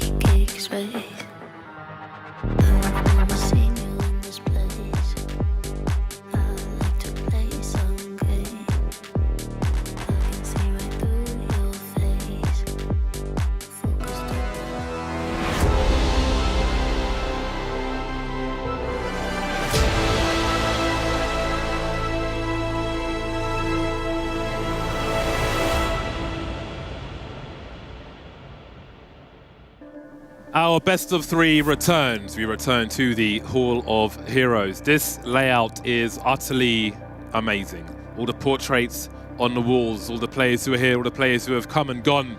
So much history, a rich history of Counter-Strike, a rich history of Intel Extreme Masters. And we're here to witness history, and we will as this series continues. ENCE losing their pick of Anubis versus a very strong-looking Cloud9. Tonk, you might say, if you were on the streets of London. But we move to Inferno, the pick of Cloud9 for our second map of the series. Cloud9 will be the aggressors as ENCE will enjoy the luxuries of the CT side. But who will take the pistol? We have double Julies for the likes of ENCE. Valde and Diha are expectant of something from Cloud9. I think Julie's Aura 5-7 have always been a good option if you're in a position where you might see a rush, like Apartments Balcony, for example. Julie's kind of taking over from the P250s recently. We've got flashes being lined up as well as they start to move forward. Diha and these Julies, he is asynchronous with them. He's looking really good with these Julies in Game 1 and Game 2, but there's more work to be done here. Smoke up on long, but Pijamas is not playing behind it. He is playing from Arch, and he's able to get one. Molly might not do enough here. Snappy and Madden both here to stop the cross. A clean shot from Snappy leaves Buster all alone. The most recent addition would need to ace, and I don't think he's going to be able to do it here. They're surrounding him. They're pushing him from all sides, almost playing with him at the end there as ENCE pick up a solid pistol. Clearly the plan going right early. They are able to deny the early banana play, and then the players on the A side of the map were prepared for the push. They're able to shut it down. Good start from ENCE, and I think that's what they needed. Absolutely. I think they need a little kick of confidence after losing the map pick that they made, as you can see in the top right there. So to start with the pistol on Inferno will be fantastic, a map with so much history itself. If you looked at the previous version of Inferno, some of the locations it's based on in California, people have been married in. Multiple people have been married there. I believe it's a monastery. They won't let me fly drones there, though. I'll tell you that much. Cloud9 will be on Eco in our second round, looking to get something out early. They'll have to bide their time for now. So wait for the real game to begin. Looking to close it out into Cloud9. I always like to see how people at home are watching the Counter-Strike. So definitely use the hashtag IEM. And show us how you're enjoying the action. What's your preferred setup? Do you have a setup of choice? Or have you had any specifically cool places you've watched a Counter-Strike game in? Cool places I've watched a Counter. That's a challenge. That's an interesting question. Okay, so I was once in a motel in San Diego. Oh, a cool place. I was speaking at a Comic-Con panel. All right. I was watching Counter-Strike on a CRT television. Damn. Yeah, so that was probably the most unusual place. I was mostly watching the door to see if I was going to be murdered, though. It's one of those kinds of places. Snappy wants his ace. Oh, Buster denies it. So rude. Picks up the dig briefly, but the anti-eco going about as you would expect. So what's the weirdest place you've... I can't think of any, really. The most interesting place. Yeah, I did like going to Sweden recently and seeing all the esports like venues and bars they have there, which is just not a thing anywhere else I've been to, really, or at least not to the same extent. So those are always cool. Yeah, Stockholm is esports. It's just everywhere there. But now the buy rounds are here, so we'll get back into the game. Early AWP for St. Pius. MP9's been a strong weapon for a long time. Please don't nerf. Love how it is. I'll always head for that rather than a FAMAS myself. Are we going to see a peek? No. Just carefully creeping back. Whew. Warning shot from Pijamas. I don't think he'll be so kind next time. They know where the AWP is now. Yeah, and it's SMGs on B. They actually started with 3 MP9s on B. Now one of them's rotated away, but that means this flash in, you commit to sandbags. I don't know if this is a great spot still, though. That's an important frag from Exile. Looked like ENCE were threatening to try and delay things on Banana. And now a rotation may be required Snappy is almost on an island here on the B bomb site. He still has an incendiary and a smoke grenade, so he can delay for a while. Which one does he go for first? The smoke is in hand. Jiggle peeking as the grenades come through. Putting the molly in front of the smoke, but it seems the push will come in from Cloud9 regardless. They've got the information and soon they'll have the position as well. They don't know if the bomb site's completely cleared just yet, and this may buy time for the rotation, but only now is Senpai starting to make his way over towards B. It won't be completely clear as to what is compromised and what isn't, but a bomb's been planted now.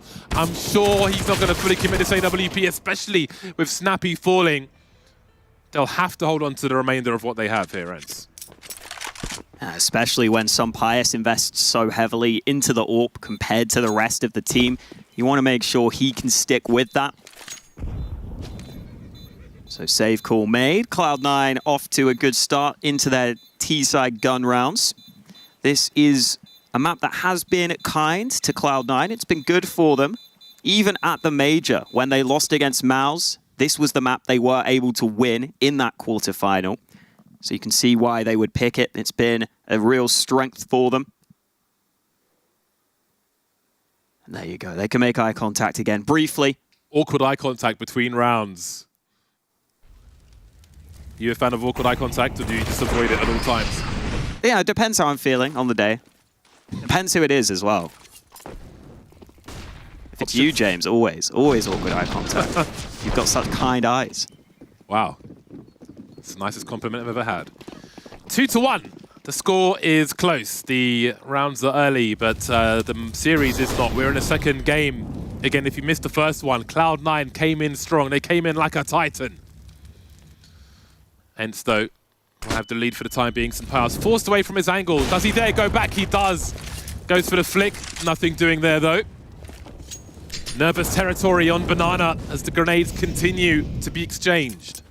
Buster getting the worst of it thus far, but no casualties just yet. No stretchers for the time being. Minute 20 on the clock as Cloud9 consider a re-aggression.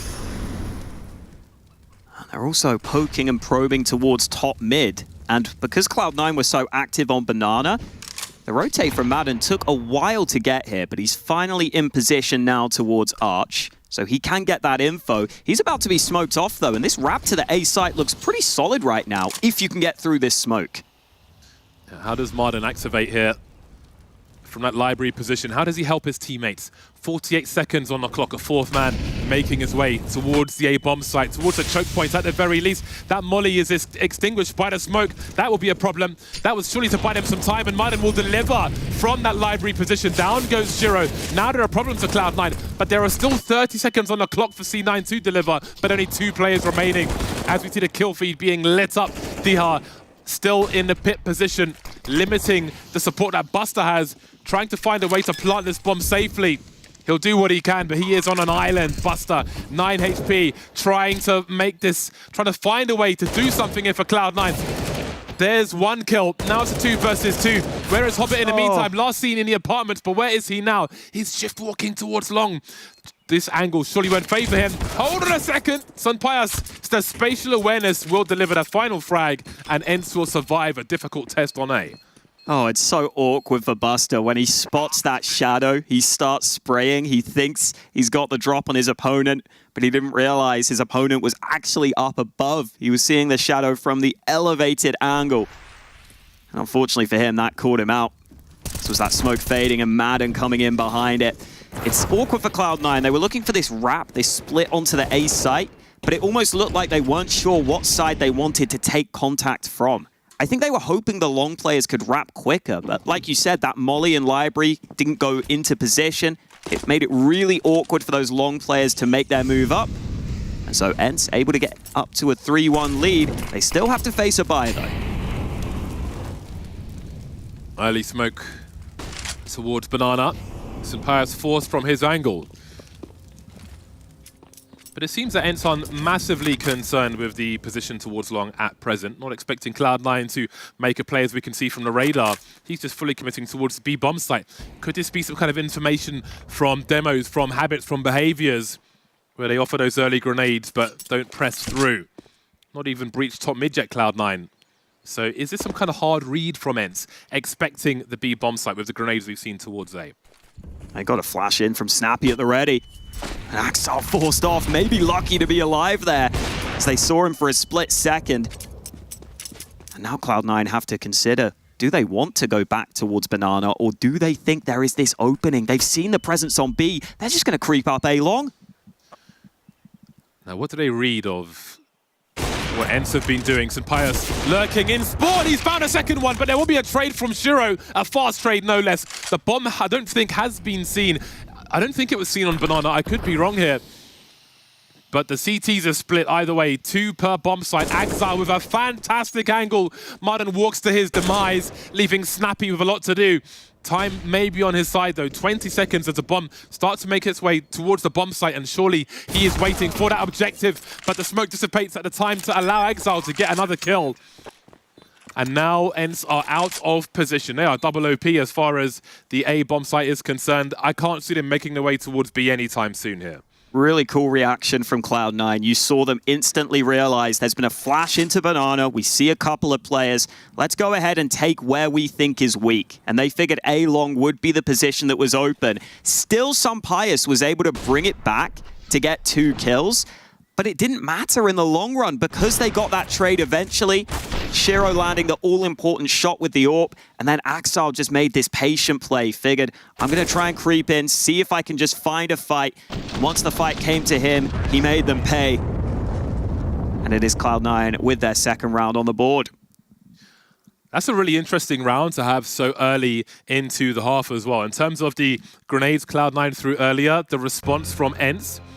Now, Cloud9 having gone through long after a second smoke may wonder to themselves what ENCE might have been doing, you know, with the aggression towards Banana and so on. Was that relevant to what they threw earlier? Will they do a similar start to another round and maybe play differently? Maybe ENCE do something different as well. I think we'll have to keep an eye out for that in the rounds to come, as we are only in round 6. Tactical timeout has come and gone, and we'll soon be back into the game. It also initially looked like Cloud9 were going to double back and go to A for a second, but I think once Axel got that kill, that's when they went back to B. So definitely a really dynamic round from Cloud9 there. Dynamic across the map. Now in this one for ENCE, a couple of weaker weapons in the fray, but not too bad overall. It's going to be Buster leading the way up Banana. We'll touch on that later, as we get the nades exchanged back and forth early. And a very passive setup from ENCE this round, looking much more standard. Apart from St. Pius having the dualies. Not so standard to see in a gun round. Yeah, not quite his usual affair. Towards the tree, oh boy. Exile has been weeded out, and there goes Buster as well. Great round so far for ENCE.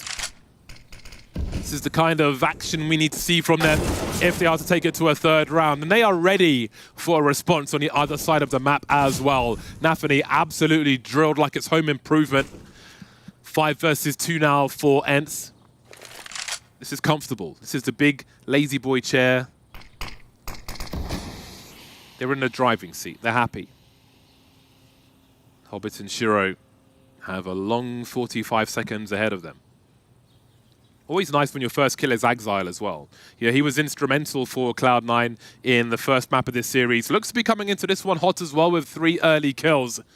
Absolutely neutralized though on this occasion. I think it's worth touching on Buster being the addition to this squad. The first time we've seen him play for this roster here at Katowice, because this is the first map I've seen where they've switched up a lot of positions in their T-side default. So it used to be Axile being that entry man up Banana with Nafany helping him. Now it is Buster who seems to be the space taker on Banana, with Axile playing a bit further back. So those sorts of changes could take a little bit of time to figure out. With Buster being the recent addition, maybe him and Axile are going to have to figure out that chemistry. And now it looks like it's actually Hobbit being the lurker over towards apartments, which is where Inters used to play. So a lot of roles shuffling here. And that means we will get to see a little bit of a test as to how up to speed Cloud9 are on a map that they clearly still think is their strength that they've picked, despite having changed some of those spots.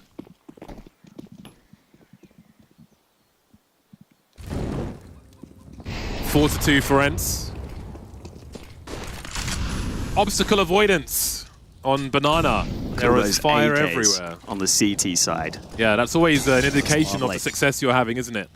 4 AK-47s is great to see for a CT side. Earlier group up from Cloud9 this round. They've been defaulting quite a lot. This time, grouping a bit heavily into top mid. The bomb isn't with them currently, so it looks like this is more just some presence, but there's the first nade. A second one picked up by Pijamas. Not that much damage done, and he could get caught if he's not careful. A surge of Cloud9 players towards top mid. They heard the response in utility on Banana, the takeoff Banana in fact, and they chose to seize the opportunity towards the A bomb site. But can they do more than that? On the sofa, Pijamas will be dropped. 5 versus 4 now as C9 wrap the A bomb site. And it will be cleared, it will be bleached, apart from this position where Valde is in the pit now, trying to stay alive as best he can, looking for another one, but Nafany will just about squeeze him, pip him to the post. An expensive round now for ENCE as Mudden's the only man standing near T-spawn. Not much for him to do versus 4 Cloud9 players. Yeah, much faster commitment from Cloud9. They made up their mind early. They were going to be wrapping this A site. That's a little awkward for Nafany. Didn't realize he had company in the apartments. Madden clearly didn't call ahead of time. Hobbit still looking for his first kill. Kazakhstan's next top roadman, 2023, Hobbit. Saw him flexing his muscles earlier. We did, yeah. Pointing at that bicep. I love me some Kazakhstani Counter-Strike. Always good. Adren back in the day. Ooh. Yes. The Clutch King with 100 ping. I remember. The online era, he played all of the online leagues with 100 ping and still annihilated people. So that was his nickname from me, at least. Clutch King with 100 ping. Shoutouts to Adren. Great player. So much rich history in Counter-Strike. Cloud9 trailing ENCE by 1 round now. We'll still see a buy for ENCE here. There's a mixed bag. There's limited utility. For a CT team with opportunity on a map such as Inferno, to only have 2 flashbangs is not a good situation at all. Ooh, deep nade down mid, lands dead onto Shiro. Luckily, he is the AWPer, so it might not be as bad as it could have been if it was a rifler having to try and take a fight with half health. This stack from ENCE is so heavily focused on top mid. You can see Dihar, also in the mix, is going to watch the apartments, but it's a quick pop play. This might work out for the CTs, surely, because how do the Ts cross to the site if they hold their position, but they don't know the situation top mid? Valde will get shot in the back by Hobbit, and Exile's here to take down Snappy as well. Problems for ENCE. I think they've dropped a bomb, though. Indeed, they have Dihar trying to make things happen for his squad, but he's got to put out the flames first. There goes Hobbit and Shiro. Stereo frags for ENCE, leaving Buster in a 1 versus 3. He's got a minute to do it. And there are 2 players in the red. They'll only require 1 bullet. This can be done. Won't be easy, though. He doesn't know the climate around his position. What lurks behind the smoke on long? 40 seconds now as we have rifle support in the apartments. 35 seconds on the clock. Trying to figure where is out that bomb? Yeah, he can't quite figure it out. Doesn't want to look at the floor here. It is on the bench next to him. There we go. Concealed by the body. Now, where does he plant? 20 seconds, full commit. CT start to move forward, but again, 2 players both in the red swinging out of the apartments. They could both fall very quickly indeed. Buster will see 1, but a trade will be here from Dihar. Another round in the bag for ENCE, but that had to be scary for them. Yeah, I love the way ENCE played that in the 3v1. You allow the bomb plant, sure, but you've got everyone grouped up, coming in from short and the apartments. You've got different angles of elevation to deal with, and you're all just going to be together in that final fight. This was just complete chaos, though, out through the apartments. And initially, I thought once Snappy went through the smoke, it was going to be an issue, because it looked like the site was lost, and ENCE had a lot of problems towards the site itself. But Cloud9 actually had a couple of players come back, and even that player falling through the smoke that ended up being costly. Still enough money for the buy. Here's a run boost. Pijamas wants the early action, and there's no AWP up against him. He's got free reign at long range. Ooh, actually landed that shot, I think, onto Axile, just through the wall. Ooh, that grenade. Oh, man, I thought he had that one. Buster will be traded though, but that's an early disadvantage for ENCE. You can see Cloud9 will try to take the advantage.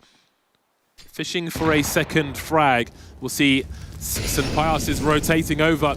He's got a flashbang, not sure if it'll come in time. Now Snappy might be able to bait them forward actually.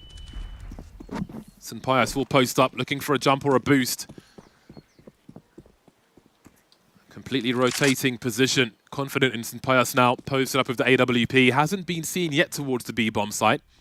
Cloud9 just cutting noise and holding position for now. Hobbit still lurking towards A, but how do they get back into this game? There's been a lot of discussion in the past about Cloud9 being a team willing to go for those dry peaks and whether it works or not. And in that round, for Nafany, it did not pay off for him. He pushed alone, he went down, but Hobbit's position could still be scary. Aggression's coming in. Actually, he hasn't spotted the aggression. Oh, but now he will, and they're both in their backs turned. Hobbit takes down 2, and now they can bring the bomb back to A. 25 seconds to do it. There must have been a sound cue. Unbelievable opportunity. Hobbit's patience pays off, but D-Heart is still here. They might think the bomb site is free. Will they even check it properly? Shiro's running in with the bomb in his hands on double stack, though. D-Heart can do nothing about that. He has to play off of his teammate here. They have no clue. St. Pyjamas has to find something. He's got to find a way. He's got to get close enough. When D-Heart pulls the trigger, down goes Shiro. There's a surprise. Exile takes down St. Pyjamas. 1 versus 2 now. D-Heart touches the bomb. 10 HP. He needs someone to peek. They have to peek him. He will be denied, though. That was a nervous one. But it will go to Hobbit and Exile. Hobbit proving his worth once again. Yeah, doing a great job lurking over towards the apartments. And as I was saying previously, that's a new position for him. But he's just got such a good feel for the game, such an experienced player. It's what he provides to this Cloud9 team. And that really was the difference maker in the round. As soon as he caught these 2 players out, they're able to come back. And unfortunately for D-Heart, even though he was a jack in the box, a surprise that just popped out on the bomb site, he can't line up 2 kills, and so it doesn't make the difference. Mag 7 for Madden might be a jumping shotgun play. I've seen it before. Always got to watch out of this half wall. So rare to see the Mag 7. Fully committed here. Shiro likes a knife ball. It's almost like a love story where they're just stuck on the opposite side of the wall. So sad. A lot of action early on in this game.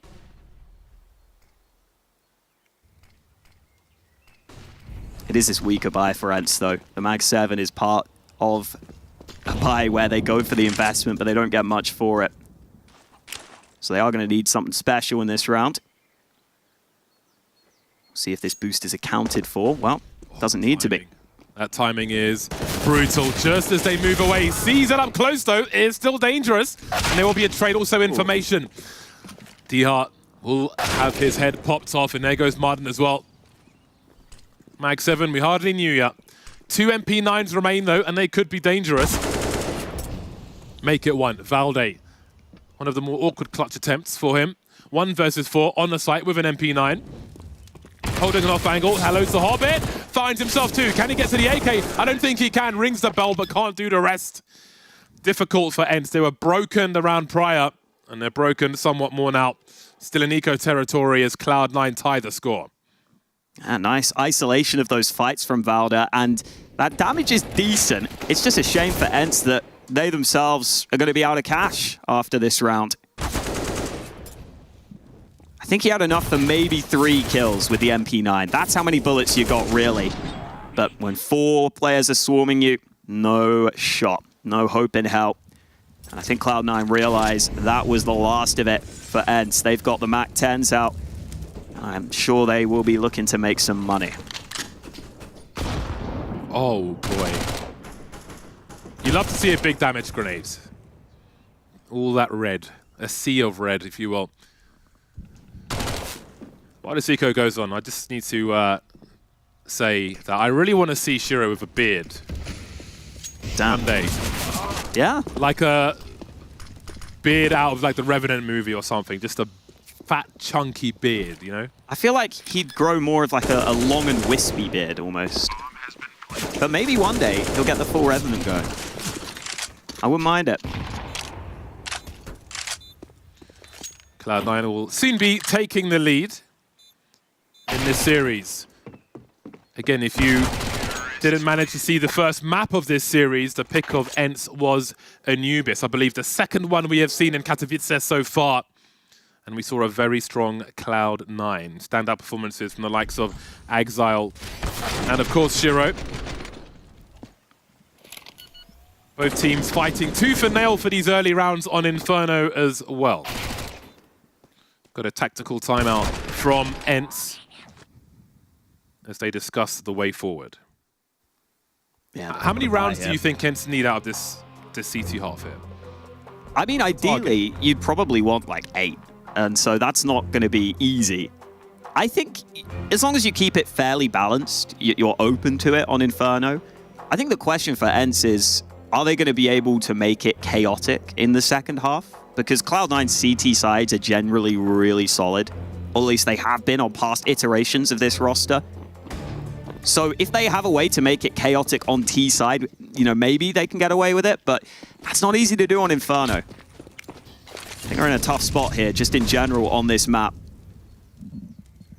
Shiro is picking up that AWP on the T side. Some teams like to rock the full rifles instead on this map. Here's Madden up close, caught in the corner. Buster actually bails on it, so they're going to allow Madden to stay safe for now. And he dodges all those nades really well. Yeah, Cloud9 looked like they thought they were walking into a trap. But they've escaped into a trap of grenades as we see Buster falling. Probably thinking, if he's there by the sandbag, somebody must be around the corner. Disengage, disengage, disengage into the grenades. Nothing but pain can come from that. And yes, the AWP on the T side of Inferno is a lot stronger after you plant the bomb. That's where the real magic happens. And that's what Shiro's so good at as a player, but he doesn't often play for the picks himself. Maybe needs to in this round because they are a man down early. Or maybe it will just be the execute instead from Cloud9, trying to see if they can get him into one of those post plants. He's so insanely fast with the AWP. Maybe we'll see a glimpse of that in the remainder of this round. Pyjamas moving into CT spawn. He's got no flashes to throw from the well position. So Snappy and Martin won't get any help from him. Making his way towards the coffin, so maybe that smoke will be gone soon. Bomb thrown from A to B. Exile didn't realize Snappy was there, and he's really making this work for his team. Finding a third frag as the bomb is planted. They didn't check it properly. A bait setup on the site from the CTs, and that allowed them to win the round easily. And maybe a little surprising because Snappy is normally one of those B players for ENCE. He's normally playing on that side of the map, but I guess they just assumed he had fallen back, maybe into Ruins, maybe into CT, but one lazy clear ends up costing you. And no one else from Cloud9 was in position to push. It was that initial fight. Madden left alone, but maybe this is the reason why they didn't expect Snappy. It looked like it was that player fighting alone. Snappy never really showed himself. Cloud9, normally quite a methodical team. That is how you bait your teammates, guys. That's how you do it. For those of you at home, that is how you do it. Agree in advance. That is a fantastic result for ENCE. But now we focus on round Buster. 13, and Buster indeed. He's got a very difficult job on this game of Inferno, and it will be shrapnel, a closed casket funeral for Buster. Won't be pretty after that damage. 5-on-3 for ENCE now. Very promising start to this round for them. I think when ENCE have challenged Banana, it's been pretty effective for them against Buster and Axel so far. They're almost always getting damage. This time a few players stacked towards B early, get them the advantage. And also, again, got to give a shout out to Snappy, who is top of the board for his team. The in-game leader has been playing well all throughout the day, which is always great to see. Another round where Cloud9 need a way back. Maybe if you pressure this B site, there's a chance Hobbit gets overlooked over on A. He could try and cut off rotations. For now, it's a passive setup. Some noise made, and there is aggression onto Hobbit. So one kill back, but only 40 seconds for Cloud9 to make their minds up. That bomb's still at T-ramp. This might just be Cloud9 calling this off if they're not careful. They've got to get a move on. 30 seconds will feel like forever for ENCE when they don't quite know what might be happening. Although St. Pyjamas' position will be important, but again, the push is towards B. 2 of the 3 players at present. Down goes Nafany. That might be it. Does Shiro want to lose this AWP? A really hard angle for him to re-peek, and I think he understands that. His 6 is covered by Hobbit, and with that, they will fall back. ENCE will move to 7 and take the lead over Cloud9 as we move to the dying rounds of the first half. That's the nice thing for the CTs when there is limited time remaining. You can feel a little more comfortable and confident just swinging a smoke like that. Worst case scenario, you buy a bit of time for your team. Best case, they might not be ready for you. You might just be able to shut it down entirely. But these nades have been brutal on Banana. I have to have a look at just how much nade damage they've done. It's been pretty spread evenly on the ENCE side. So they've been switching it up. A couple of players up towards 100 nade damage. But yeah, really effective in the last couple of rounds. And now Cloud9, 2 safe guns to work with. Let's see what they can do with them. Hobbit wants to get involved. And he nearly had his opportunity there. How do you play Banana without dying to all of this harassment by the tree? And with no nades of your own to try and get them back. Yeah, it's a hero round. Hobbit, he always finds a way. He almost finds a second one through the smoke on Snappy. Feels the urgency, but this time it won't quite work out for him. And he has lost the rifle. Shiro with the AWP now and a bunch of pistols. Once the smoke goes down, they may be forced to head towards A. Perhaps they will consider collecting a rifle in the meantime. How much is there to risk? He's nabbed it. Yeah, he's managed to find it, bust up. So now, everybody but the AWP can swing and try and create some space, at least for Shiro. 45 seconds on the clock. 4 versus 2, wherever they choose to go. As we can see, it's going to be A. It's going to be dry. No grenades, no flashes. Just bodies to create space. And look at this setup from ENCE. Crossfire will be established. Valda should be first contact, and then the player in mini pit can spring to life eventually. There he goes, jumping to his doom for the cause. Shiro, not the fatal connection he was looking for, but now he's got a chance. By the double stack, he spots him, but Valde is fast enough. Even unscoped, Shiro can be so fast to find that target, but it won't work for Cloud9 on this occasion. ENCE now moves to 8. And it is a rare, quieter game from Shiro so far. He normally is a player who definitely favors that CT side for his playing style. So I wouldn't be too upset if I were a Cloud9 fan. But yeah, this is a solid setup from ENCE. They knew exactly what they were doing. Have Valda there on one side, Dihar on the other. As soon as they go into that choke point, they are toast on the Cloud9 side. Final buy, Axel caught out early. It was the nades in the earlier rounds that were doing the work. This time it's the AWP that peaks early, and Cloud9 not ready for it. He took that in the face like it was pie. 4 riflers remain for Cloud9. Last round of the first half. We see 3-man on road towards Banana. Great timing from ENCE. They'll be comfortable in their 3-2 setup at present. Buster's like, please, I've had enough. This time it won't be so much damage. Nafany will extend the bomb over to his teammate. As the point man looking for the entry. Snap smart and looking for the second. There it is. And that might be the shutdown in the last round of the first half. Oh, the one bad smoke from ENCE is so costly. Massive gap for Nafany. He just waits. He figures they've put this smoke down to try and compete. ENCE have to try the retake. But this is not looking good. I mean, how do you win this? I think the answer is you don't.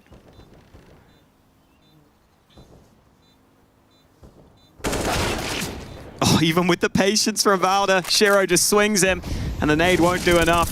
Dihar will get one, but it is a parting kill. It is going to be Cloud9's around here at the end of the half. Slowly but surely, the bomb will tick, tick, tick away.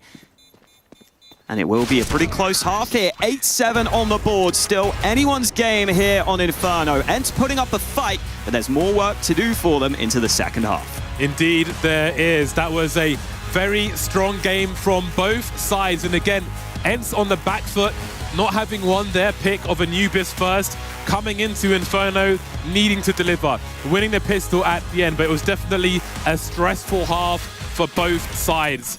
Now the question is, can they keep their heads level and bring things into the second half and take it over the line? Find out after the break.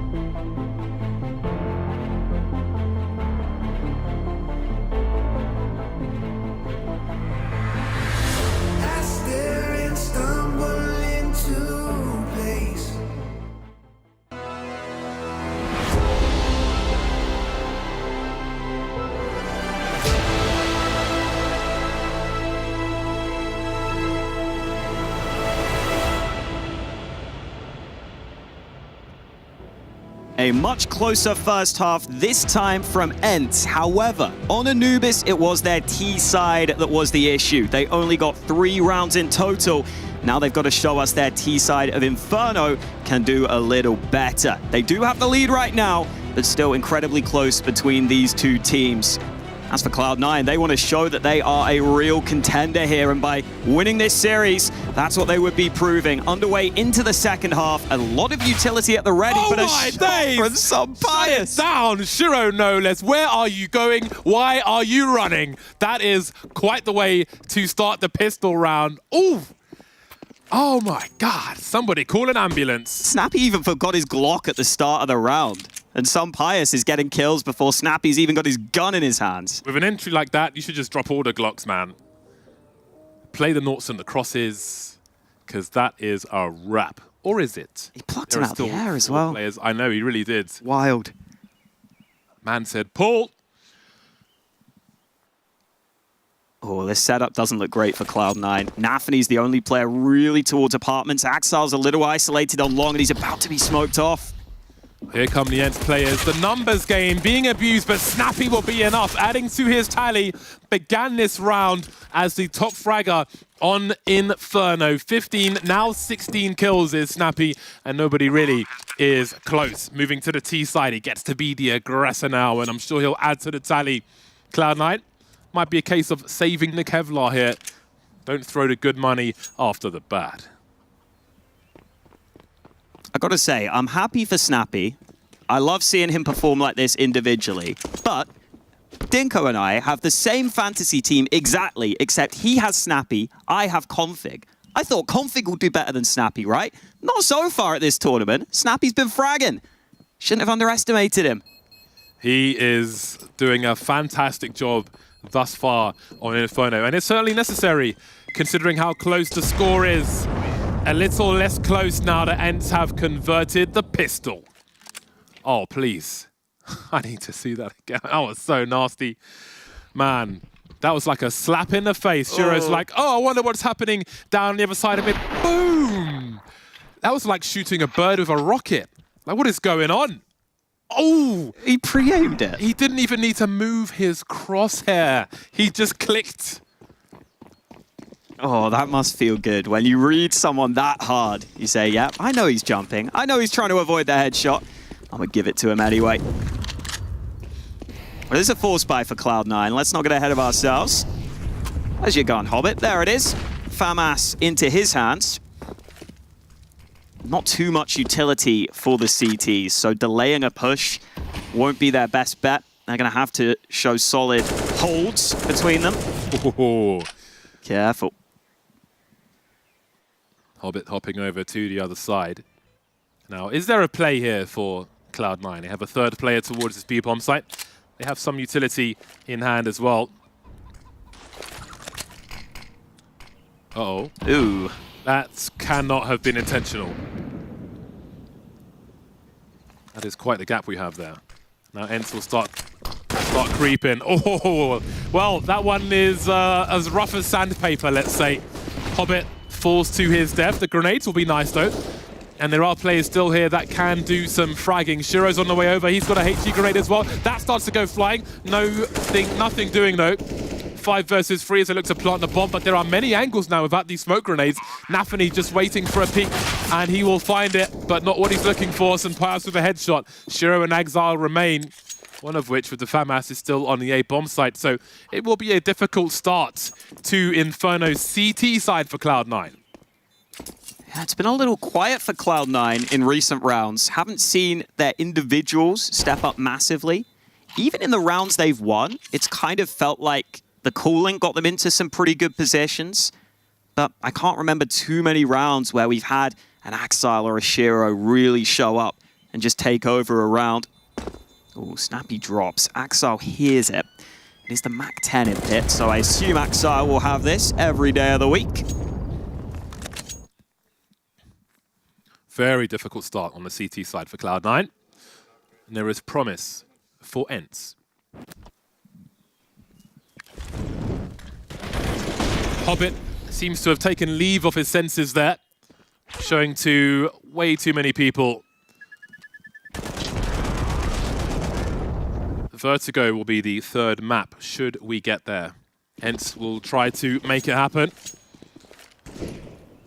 Not doing too shabby in that respect so far. Sunfire's tried it again, I think. Not good this time. I heard the one shot being fired, though, so fair play. Imagine being consistent at doing that. Oh. That would be quite something. You can sometimes see snipers when you do have the AWP on the T side of Inferno, holding that angle, waiting for CTs to jump over. But with the P250, very, very nice indeed. Cloud9 figure they need to take some sort of risk in this round. Currently stacked over towards the A site. Axile with the FAMAS, in theory, from pit, would have a lovely chance to do damage if the play were to come that way. But ENCE are looking at both sides of the map right now, and I think they've realized the path of least resistance is probably towards B. They've got pretty deep up in towards that bomb site, so they will avoid Cloud9 entirely.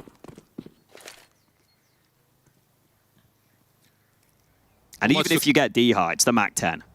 Yeah, there's not much for Cloud9 to do here. Exile wants to save his money, that much is for sure. The rest of them can try to fish for something, maybe play for exits, although without the bomb being planted in 20 seconds on the clock, surely they start pressing the W key here now. What a bizarre round in the last 20 seconds, but a bomb will get planted eventually, and most of the threat has been eliminated. FAMAS has been lost. We'll see if he bothers to hunt for it. Maybe he'll prefer an M4. The money is together, so the FAMAS won't be essential. Yeah, I didn't realize it was Dihar on the T side that had that smoke, the one player away from the rest of the pack. So that makes it a little awkward when crossing to B. For anyone playing matchmaking, if you're ever saving, this is a good spot that sometimes people just never check in this little corner. You can catch people out. Some people don't know it's there. I think at the pro level, you would expect it to be cleared. No one coming Shiro's way, though. So FAMAS will be an option, but Cloud9 have enough money for the buy anyway. See if they even decide to keep it. Well, they very, very focused on the task at hand. That did get a little weird with no smoke here. You could see that the rats were cleaned up by Valde. They tried to hide in the nooks and the crannies. Those were very important frags. That is not where the apple cart needs to fall over for ENCE as they look to build something on their T side. But now the big guns are out for Cloud9. Shiro, of course, will be on the AWP, and they'll need to identify where he might be. This is always an interesting smoke as well, because there are variations of that smoke that create a gap. So the T side have to be real careful about that, and it can just slow down certain timings that they may have had in mind. Creeping through the halls now, as we can see. Banana is secure as well, with little damage early on, so ENCE have a lot of opportunity. They may look to identify the climate of the CT setup before they press onto something. But they've been given a fair amount of real estate early, because you can see they were poking and prodding in the apartments earlier. They seem to have abandoned that for now. Oh boy, this is far forward from Hobbit. He hasn't got any help right now. A rotate is coming. He's got to be careful. He finally tucks back into the corner, but the rotate won't arrive in time. It's Hobbit who has to do work, and he does get a double. Bomb site will be falling shortly, but now the CTs start to arrive, and that bomb still needs to go down here. Waiting patiently for the smoke before crossing. That makes a difference for ENCE. 3 versus 4. That clock is ticking, all coming from CT. That is not known just yet, though. Got Dihar trying to keep Banana honest, but he's close enough to the side to help out. That is quite the grenade onto Snappy, though. 23 HP. There is an incendiary to be thrown by Nafany as well. When does the push come from Cloud9? That is the question. Nafany's one of the kits, so keep an eye on where he is. He's the one who has to get on this bomb as well. Buster dropped. Here is the trade, though. Down goes Axel. Nafany's still standing for now. There he is. There he goes. And it's too late for Shiro to clutch this round. He will die to the bomb. Can he take anybody with him? He can, but they will lose everything as ENCE win the round. Yeah, Cloud9 here, almost going down in a whimper right now. They were competitive in that round, but it's just suddenly gone so wrong for them. It was a close first half. ENCE were able to bring back the momentum a bit at the end of the half. And here in this one, Hobby gets 2 on the hold, but unfortunately, Shiro's AWP never really getting involved on the retake. Some decent utility still available for ENCE. They're starting to run away with this one. And for Cloud9, I think they need to figure out what is going wrong. Maybe it is some of those role swaps or those position changes that are causing some of these issues. But normally, this is such a good map for them. And it's looking a little disjointed now. ENCE have won every round in this half so far. They are rolling.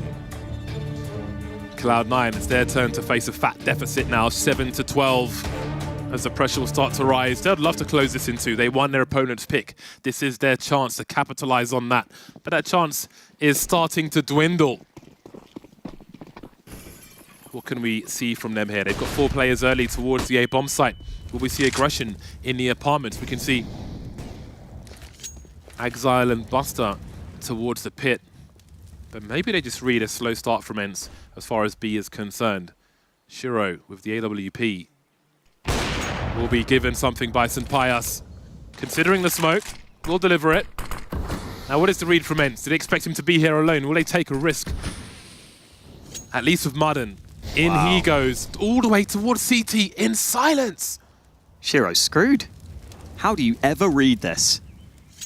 Okay, he might get to a slightly safer position, but I don't think it's much safer. Madden's got him.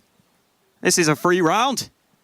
Is he going to knife? Surely not. Just take the kill and take the round with it. Cloud9 aren't even responding. They realize they can't even rotate. They didn't think ENCE would take such a big risk, such a big gamble. But that's how ENCE like to play. Up in your face, never letting you breathe. Nothing else to be done there for Cloud9. I think after they saw the smoke, ENCE knew he was likely rotating his position, Shiro. They took a risk. There were only 2 players on Banana, the second of which was the bomb carrier. So Martin was sent in alone and did the job. 13 rounds for ENCE. Again, they have not conceded a single round in this half yet. They are storming all the way to Vertigo, and Cloud9 do not seem to have an answer on their CT side. I think from Cloud9's perspective, Shiro took a shot towards Banana early, just trying a random wallbang. So I assume Cloud9 were thinking, okay, we've shown presence with the AWP. It's likely that ENCE will think there's more than one player here with Shiro on the sniper. They would have assumed that the B anchor was still in position, but ENCE were one step ahead of it. They realized it was completely clear. And Madden can often be a playmaker for this ENCE team. Made the perfect play in this round.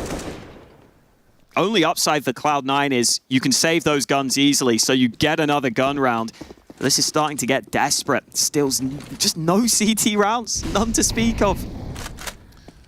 No AWP in round 21 for the CT side, but maybe that puts them in a position where they will find a more successful way to secure the round. They've got the utility to do it. Maybe it will encourage them towards some different plays. Hobbit won't be alone on B early on this occasion, but you can see ENCE are changing the pace, trying to avoid grenades at least in that banana position.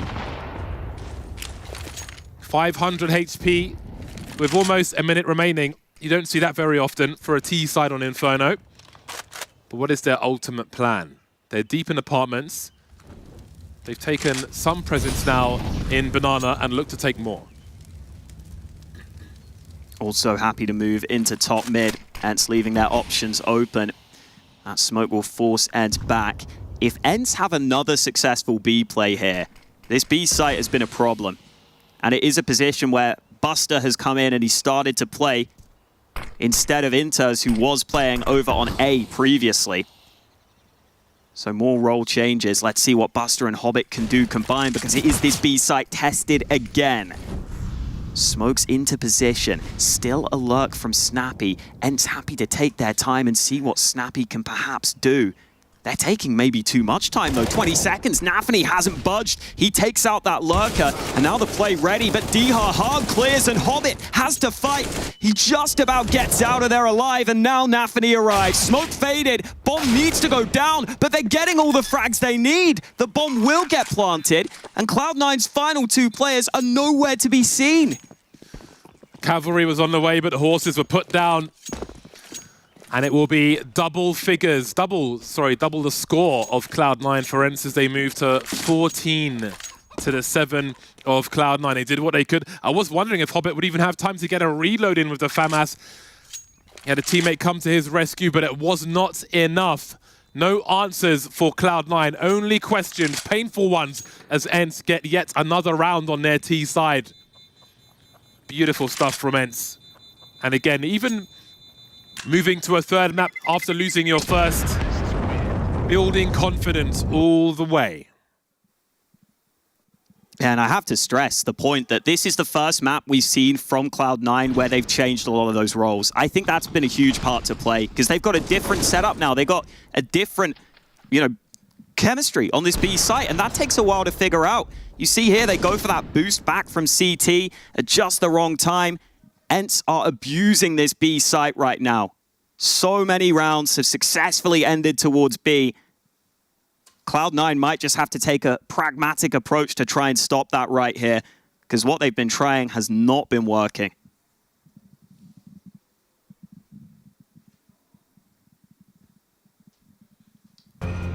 A moment to reflect.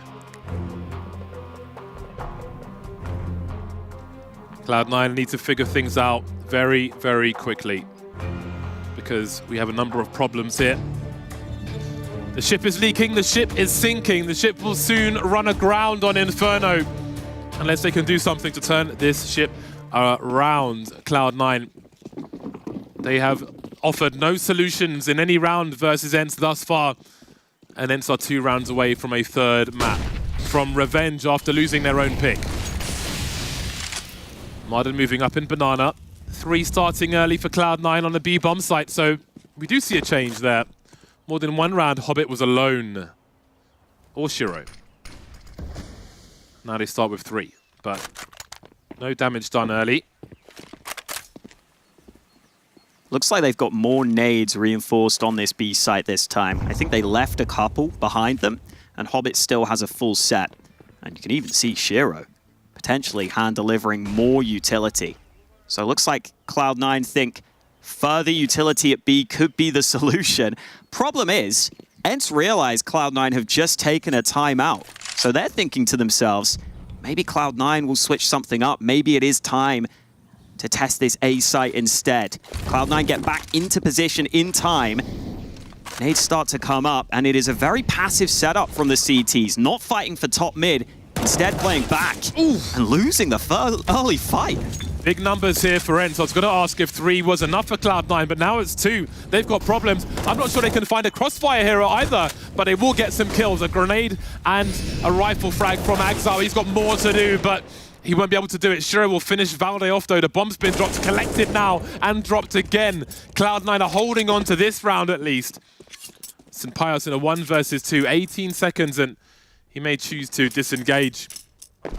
Well, that's the first round for Cloud9 in this half. The first of many that are required.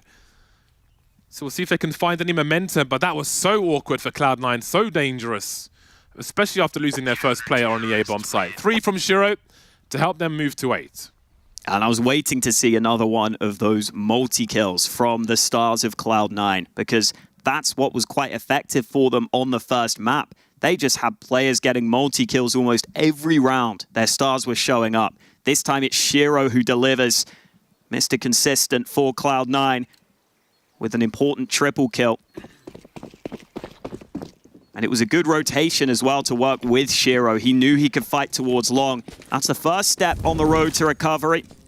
A lot more to go, and ENCE have been showing up so far on their T side. Chance for some Pyjamas, not made the most of this time. Was not an easy shot to land though. And the nades continue back and forth on Banana. Buster always seems to be getting the worst of the nade trades. And with the utility back from ENCE, they'll take that Banana control.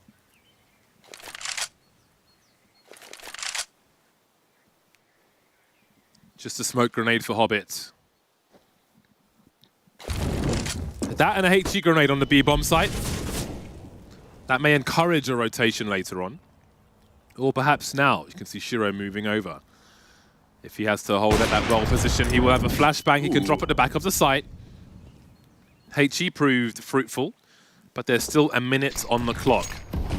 He's held on to his smoke grenade for as long as he can. They can hear the AWP being reloaded. In terms of sound cues, actually, maybe something that we haven't thought about so much. That could be quite interesting. Looks good for Cloud9. They've got 3 here and the AWP, and the lack of utility against them. Shiro's AWP could be massive on the hold. He needs to puncture more players as they start to move through. He has a little space to work with, but down he goes. Buster can't find the multi-frag. And surely Cloud9 have to go for this one, even though they're rotating from A. Nafany up Banana, Exile and CT, 2 versus 3. St. Pyjamas post-plant AWP, rather you than me for Cloud9. They don't have a kit either. So many things are not in their favor in this situation. Nafany creeping slowly. Maybe there's a kit on the site. What can they really do in this situation? This is horrible for them. Yeah, maybe if Nafany got the nade in sooner and got a kill, it could have been a chance, but there's no time. It's playing for exits. Yeah, nothing they can do but make their way to the site and die. ENCE move to game points on Inferno. That was a shame for Shiro because there was only really that one piece of utility for ENCE, the molly towards triple, and he kind of ended up moving towards where that one piece of utility was.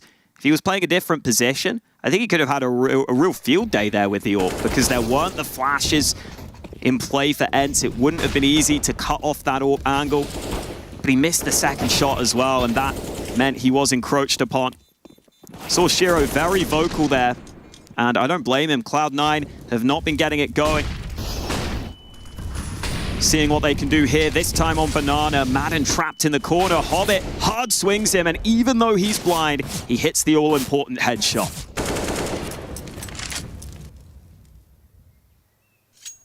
That's a little more decisive from Cloud9 on Banana. Maybe that's the switch up they called for, with this B site being such an issue for them. Just take Banana early instead.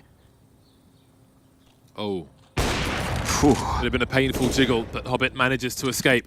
He has a flashbang to his name. Inferno has been unfriendly to the CT side of Cloud9. ENCE will give no sound cues away. Now, Cloud9 still have control of top mid, sorry. And they've got 4 players towards the A bomb site. Maybe with that, they're starting to wonder. No sound cues at all. And not 1 but 2 players will start a rotation towards this B position. Now, do ENCE understand the trajectory of that smoke grenade? Does that mean that more players are coming in? Reinforcements are coming in. Does that matter? 35 seconds on the clock. No lurker towards A for ENCE. It's going to be the B bomb site here. Nafany has that flashbang. Here it comes, there it goes, and it was too early. They're not pushing in just yet. Now the T utility comes through, and that will do the job. Down goes Hobbit, completely blind, but there are more to deal with. Nafany will be dealt with as well. Buster, is this the end of the line? He's dropped a bomb in the pool, actually, so maybe there's something to be done here. 8 seconds, but they can't find an angle to stop this bomb plant. 2 versus 3. Shiro grenades at the back of the site now. He has to clutch it just to stay alive. 1v3, bomb planted, no kit. Shiro just waiting for the smoke to go. So frustrating for him. Walking into a crossfire. Scoping in. Does he find the first one? No. Valde with the swing, and that will be that. ENCE take Inferno, and they force Vertigo versus Cloud9. Good, solid game from ENCE. They absolutely bombarded that B site round after round. Cloud9 never had an answer. And now against the odds, ENCE win their opponent's pick.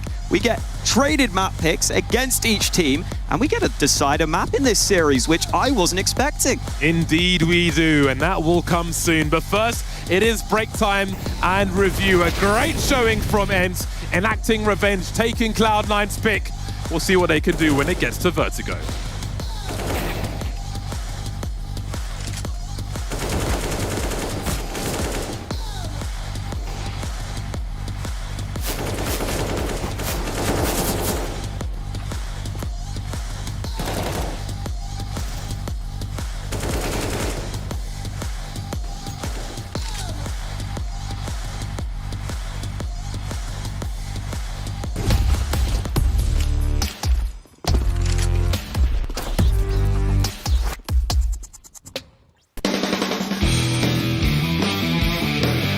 Future Pros.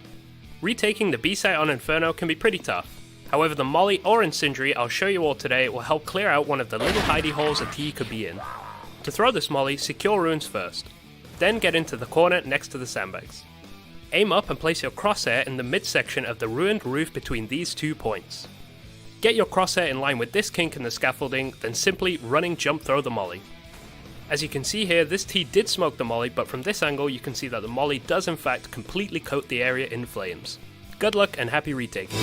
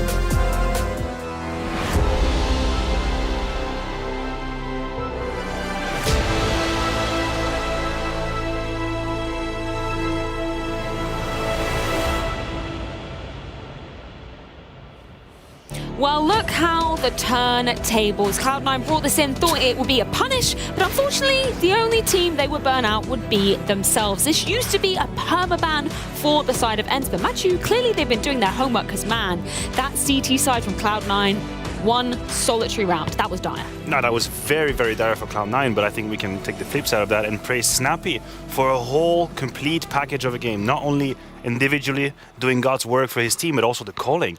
Like, he out-called Nafany on that T side, made him look like a so difficult to do. I mean, oh, you're joining the Maui Snake gang? Are you also part of that gang? Dude, I mean, I was gonna, if I had to replace one player, I would have cut him and kept Tinters, but that's a whole different conversation. I think for this particular game, you know, ENCE's trap card has been played perfectly. I think this was probably an even more dominant win than the scoreline shows, I want to say, because in the first half, they had a couple of opportunities to run away with it or to really take control of the economy, right? But 2 times they lose a 4v3 situation. First time was when Exile sneaks through the smoke, catches Madden off guard on B, gets another kill. Cloud9 takes the side. The second time around was when Hobbit was just, you know, creeping in boiler, heard 2 guys who pushed mid. Finally, I think while they started running a little bit too soon towards Banana, and Hobbit got the Q and then peeked, killed 2 guys in the back, and they won that round as well. I don't know what Dika was doing in the side, letting them plant. That was a pretty weird round, but despite that,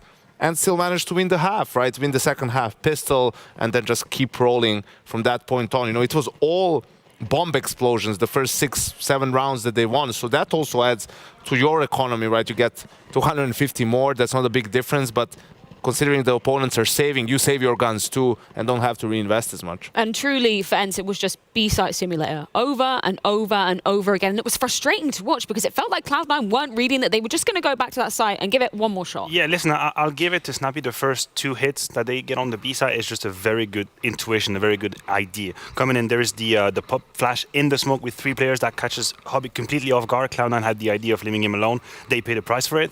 Then Cloud9 adjust. They put Shiro. He gets the first kill, and then Madden sneaks in. Good instinct, catches him off guard. That's already your second weapon round. But after that is when a reaction is supposed to happen from Cloud9, and they waited so long. And even when they had 3 CTs on site twice, they still lost 3-1 trades. I mean, this is a game of very quick mathematics. If you have 3 CTs on site, you get only 1 kill. Definitely something is going wrong. And the conversation of Buster Inter is kind of dying already now. Like there's not going to be a much improved output individually. He didn't do much in that half. He was pretty much a non-factor on the V side. Yeah, I'm cautiously pessimistic about Cloud9 after the second map. No, but I mean, it's a strange game of sorts, right? I mean, Snappy stopped fragging for ENCE, you know, in a comfortable win. The players, like you said, you know, 3B, and you can't get, you know, can't twice make anything happen 2 times, right? Also strange. It's pretty basic setups and pretty basic way of playing off each other. Even Shiro missing that shot that you see him hit pretty much every time, right? So it was a little bit off for ENCE on map number 1. Same thing happens to Cloud9 on map number 2. I think they were a little bit too timid. Like the things we praised them for on map 1, we didn't see that happen on Inferno. It was mostly down to going for those blind stacks, right? And you said one time when Madden managed to sneak through the smoke, Shiro was alone even in a 5v4. So I always prefer to be more aggressive and go for more information plays, because then you know what's happening. This way you're just hoping that you gambled correctly, right? And that always feels like you're at a disadvantage when you're playing that style nowadays, at least. Well, that does push us to a third and final decider map, and that is going to come down to the grounds of Vertigo. But before we do preface that one, I want to check in with Banks on the sidelines. So I've got myself back in the player lounge, and I'm going to go and bother the teams that are waiting. They're eagerly watching ENCE taking on Cloud9, as they've got more things to do down here. And we've got the Fnatic boys by the side. Mr. Fasher, how you doing? Doing great. Just watching, waiting, eager to get started on your next game? Yeah, unfortunately this goes to 3 maps, so we have to wait 1 hour more. So You're not playing some like hockey, I don't know, table tennis? What's your preferred fun bit to do in between? well, we played some table tennis, but I was in the car thing, if you know what I mean. Like that one. Okay. That was pretty fun. Okay. Who won? We didn't race, we just tried it out. Just play it, just having fun. Simonsons, you've been here so many times. How you doing? Yeah, I'm fine. How are you, Banks? I'm doing very good, man. I'm doing very good. This waiting for the game to go on, right? What do you tell the team? What do you tell them to do? Honestly, the waiting is the worst part. When we are like 20 minutes left, guys, then you know everyone is focused. You start to do the prep. That's when you're like really go into it. But now it's just boring. Just watch some CS and wait, honestly. Counter-Strike's never boring. What are you on about, mate? Now, for Fnatic, though, Katowice is a very special event. Yeah. You guys obviously want to keep the streak going. I think we won it 3 times. And obviously we're aiming for one more. So what was that, Crims? I have won. Exactly. So 4 times? Yeah. Yeah. You feeling that confident? How are you liking it with these young guns? I mean, they're not that young, honestly. He's not young. No. I think it's only Nico that's young, but he's pretty old as well, so. Oh, wow. So, okay, old man Fnatic, then that's what we're going with it. Kia, I've left you to be quiet on your own, sat down there. That's what you want, you just to be left alone? Yeah, I just want to be left in peace, watch a game, and you can disturb them. Oh, okay. Well, I've come to disturb you because it's just more fun, you know, to bully my friend over here. You enjoying Katowice so far? Yeah, it's been pretty fun. The first day's always a bit stressful when you have to play 2 games, but it is what it is, and we're just kind of eagerly waiting our game. Now, did you sit opposite OG just to kind of like stare him out, mind game him a bit? I think we both just want to watch this and see it fucking get finished. I probably shouldn't say that, but... Well, I think I'll get finished and leave him to it then. Cheers, boys. Man, Kia getting absolutely savage there. I mean, they call that boring in there. They got pinball, they got snacks, they got air. And they're playing it like I can hear it because our room is right next to it. So all the time I hear pinball, I hear someone racing, I hear a dog barking, I hear a guy with a chainsaw also playing. So I'd like to watch the game in peace and quiet as well. So can we get this show on the road, Fred? Let's bring that passion, Janko, to that 3rd map. It's going to be Vertigo. We've already seen ENCE playing this once more earlier today versus Pain, and they had a pretty good T side. How would you kind of summarize that showing for them?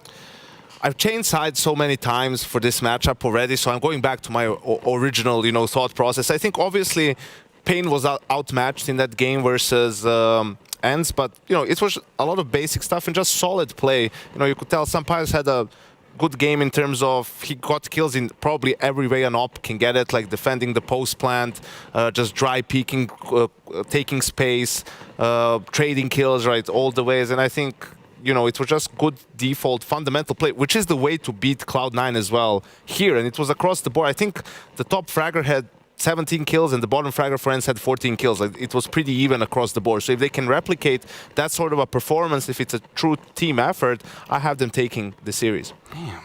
He's going for ENCE. Yeah, listen, I haven't really been finding the clues I wanted from Cloud9 so far. I was kind of looking for possible changes, structural implications of Buster coming in. What I'm seeing right now is Cloud9 of old. It's just a different nickname. Instead of interns, it's Buster. I think like the pluses I've seen before are still here and the minuses are definitely here. So I'm a little bit underwhelmed by the Cloud9 we've seen. Granted, the sample size is tiny, but it hasn't really given me a lot of hope. Well, we're going to see exactly how it is going to be going down as we are into Vertigo as our 3rd and final deciding ground between ENCE and Cloud9 to see who will be going through to the group stage of IEM Katowice. Don't go anywhere.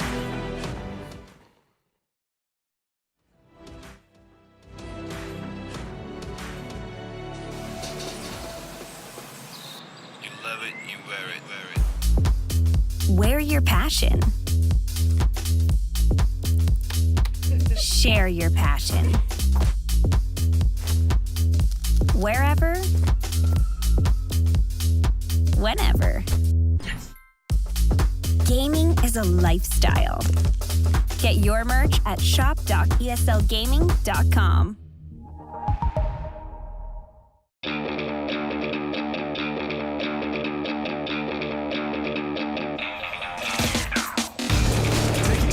Taking some aggression! No way, Anthony! How are you doing it? How does it look so easy?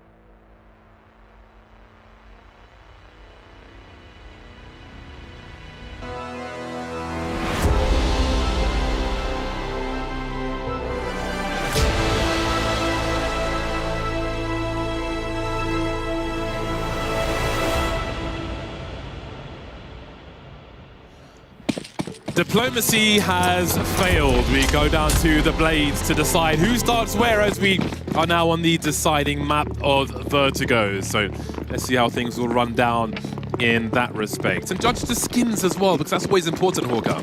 Always important. I'm not much of a skin man personally, but I can get behind it. I can see why if you're spending so much of your time on this video game, you want something nice. Oh, I didn't even see how it finished. I'm just seeing Snappy's lovely little face. He looks happy though. Oh, maybe he shouldn't be happy. C91, I believe.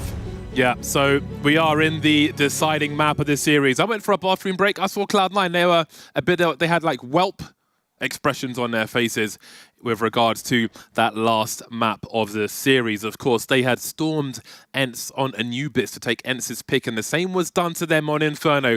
Barely a round win on Cloud9 CT side. They went missing back at the milk carton. They'll have to turn up on Vertigo because there is so much on the line. This is an important series to win, and both teams will be looking, but only one team can press on forward and make it to groups right now. The other one, losers bracket for you, buddy. ENCE will be starting on the CT side. That's an instant pop from Snappy. That's a great start. He'll hear the legs going up those wooden planks as well. And that means reinforcements. We see a second, third, fourth man heading towards the A-bomb site for ENCE as Cloud9 start to build the wall of smokes. We're going to see that a lot in this game of Vertigo, excuse me. And Cloud9 not dissuaded by the fact that they lose that first player, sticking with the plan. Fake Plant comes in to potentially bait out nades, but we've got a flash from Madden. I wonder if ENCE want to fight for this. There's the flash, and there is the swing. So far, so good. Balde delivers the headshot, and there's more to come. Advantage ENCE, and they are really taking this by storm. Buster's got so much to do, trying to isolate fights here the best he can, but Dihar coming in again with the Julies. He's so comfortable with them, and that will be a strong pistol round taken by ENCE. Yeah, I like the way ENCE played that retake. They're still playing it as a retake setup, but they're playing it pretty proactively, especially after the bomb gets faked. They realize those smokes are going to fade soon. There's a player stuck towards the site who will want to reposition, so they come in as Cloud9 are still setting up their post plant. Makes it much more awkward for Cloud9 to figure out what the hell they want to do. Really well played by ENCE, and now we'll see if they get to benefit even further, as they should have a much better buy here. It's actually full M4s for ENCE in this second round, perhaps ready for the force buy of Cloud9 after they got that bomb plant on the T side.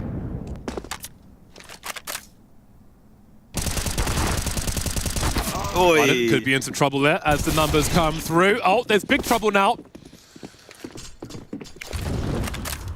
One more player remains on this bomb site for the CTs of ENCE, and Pyjamas will be traded. 2 versus 3, heavily tagged Cloud9. It's winnable for ENCE, but it's already a scenario where they've taken too much damage. Valde's turn with the grenades now. Or is it? Dihar finds 2. Where is Exile though? Often the sorest pain point. Delivering the frags for Cloud9, starting to swing now. Finds the first headshot. He has the 1v1 he was looking for. Goes back to the wall for Valde as well, and he is delivered in the clutch to steal the round away from ENCE. Beautifully done from Exile after Dihar did so much work initially. Dihar's shots looked fantastic as he came back into the bomb site. These were the first 2 kills. Both players on this similar angle were hoping that they wouldn't see the second man. But then Exile did so well in the clutch because he made that noise to drop down and then instantly came back up. You wonder whether that was heard, whether that made any difference. Either way, it is ENCE who are forced back down to the weak buy.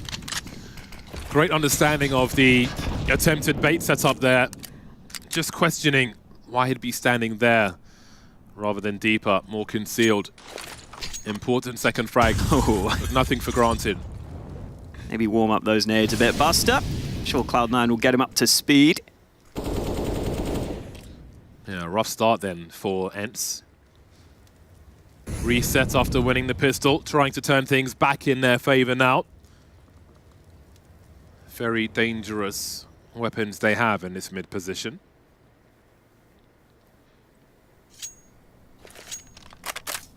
Cloud9 taking their time, cutting noise, waiting for ENCE to make a play. Number of places where they could go for a swing with a pop flash. They don't have one, of course, but Cloud9 don't know that. They'll take their time. Hobbit is the expendable person with the MAC-10, looking for the info now, starting to swing, but Valde will find him with the Desert Eagle. So an early man dropped. And again, these 5-7s, the armor penetration is significant. They try to play off of Chaos here on the B bomb site ends. Cloud9, 35 seconds. So, oh, Bastard, as soon as he pulls a grenade out. There are big problems here for Cloud9. They've really got to find some kills before they plant this bomb. Oh, Nafany eventually spots that back of Snappy, but it's still a 2v2. Axar might be bailing them out, though, with a couple of kills. And Valda's position was spotted previously. Still damage done onto Axar, but that bomb has been recovered, finally committed to. Valda will use that chance to close the distance. He has to figure out where both these players are, and Nafany just swings him from the site. Scary scenes for Cloud9, but they overcome it. A dicey affair at height for both these squads so far. Really uncertain which way that one was going. Oh, they did well to get the kill fast enough there from that angle. And the timing for Buster was brutal. Everybody on the scoreboard apart from 2 players. One for each team. Hobbit and Maiden Marden. You a Maiden man or a Marden man? Oh, I think I switched, but probably Madden more often. Maiden, Madden, Marden. I don't mind. It's free. Too many. USPs are out for ENCE. Things have not gone their way. Essentially fisticuffs in a round such as this. Shiro is there to clean up, get that bonus money for the AWP. D-House got no choice but to eat that grenade. He'll eat some Glock action afterwards. Well, things have stabilized in the short term for Cloud9, but we are heading towards that buy zone now for ENCE. I thought you was talking about the Bison for a second. And I was Bison. like, surely not the Bison from ENCE. Surely not. You never want to see the Bison. No. You don't want to see the Bison, and you don't want to see the revolver. 2 weapons near the bottom of the list, that's for sure. It will be a full buy for ENCE. Maybe missing an AWP, maybe missing some nades. No kit for them either as we get back into the server. But you don't need a kit when you get an early kill like that. Axar caught on the edge of the smoke. And now Nafany also wants to make a play back for Cloud9. Ooh, that timing's fantastic. Madden completely caught out. That shows some promise. D-Heart won't get traded in mid either. Snappy is here as well. And Hobbit finds himself versus a great many opponents. He does not have the bomb, but really he needs to try and find some kills here. Down to 12 HP, gets his bell rung. And it looks like this is going to be a tooth and nail fight by both teams on Vertigo, at least for this half. The money will allow Cloud9 for the most part to have another buy. But Hobbit could do with holding on to this. I mean, with all of 12 HP, he may not feel like he has much choice, but his choice is maybe taken away by D-Heart. Also in the red, though. Man on the run. Well, consider it a tactical timeout. Time to discuss the next round. I don't think this is a very safe house for a man on the run. Not a roomy one either. Oh. Okay, you take that, but you get traded. Pretty good round of Counter-Strike, but I want to say that was a fantastic round of observing. I want to give it a shout out, because damn, we caught all those kills. There was action all across the map. That was the initial frag. Then Nafany tried to make the play back on ramp. And once ENCE lost that player, they go for counter-aggression on mid at just the right time. D-Har meets them head on. That was the decisive factor in that round. You can see some neighboring players focusing on the action as well. It was Fiku popping his head over, if I'm not mistaken. Cloud9 with a tactical timeout now. Lots of discussion to be had. Don't know that either team feels like they're fully in control of the proceedings right now. And that's great for a deciding game in a series. Who's taking this one, Hawker? Tell me right now. I still think Cloud9. They're normally pretty damn good on this map. So it ends to be fair, but I just think Cloud9 overall should be the better team. More well-rounded, more skill on the roster. So I'm saying Cloud9, but I'm not saying it with my full chest. not full confidence. Who do you side with? Do you want to be a contrarian and go with ENCE? Sure. See, now ENCE are going to win just because you so blasé said, go with ENCE. I put passion into mine. I like to be unpredictable.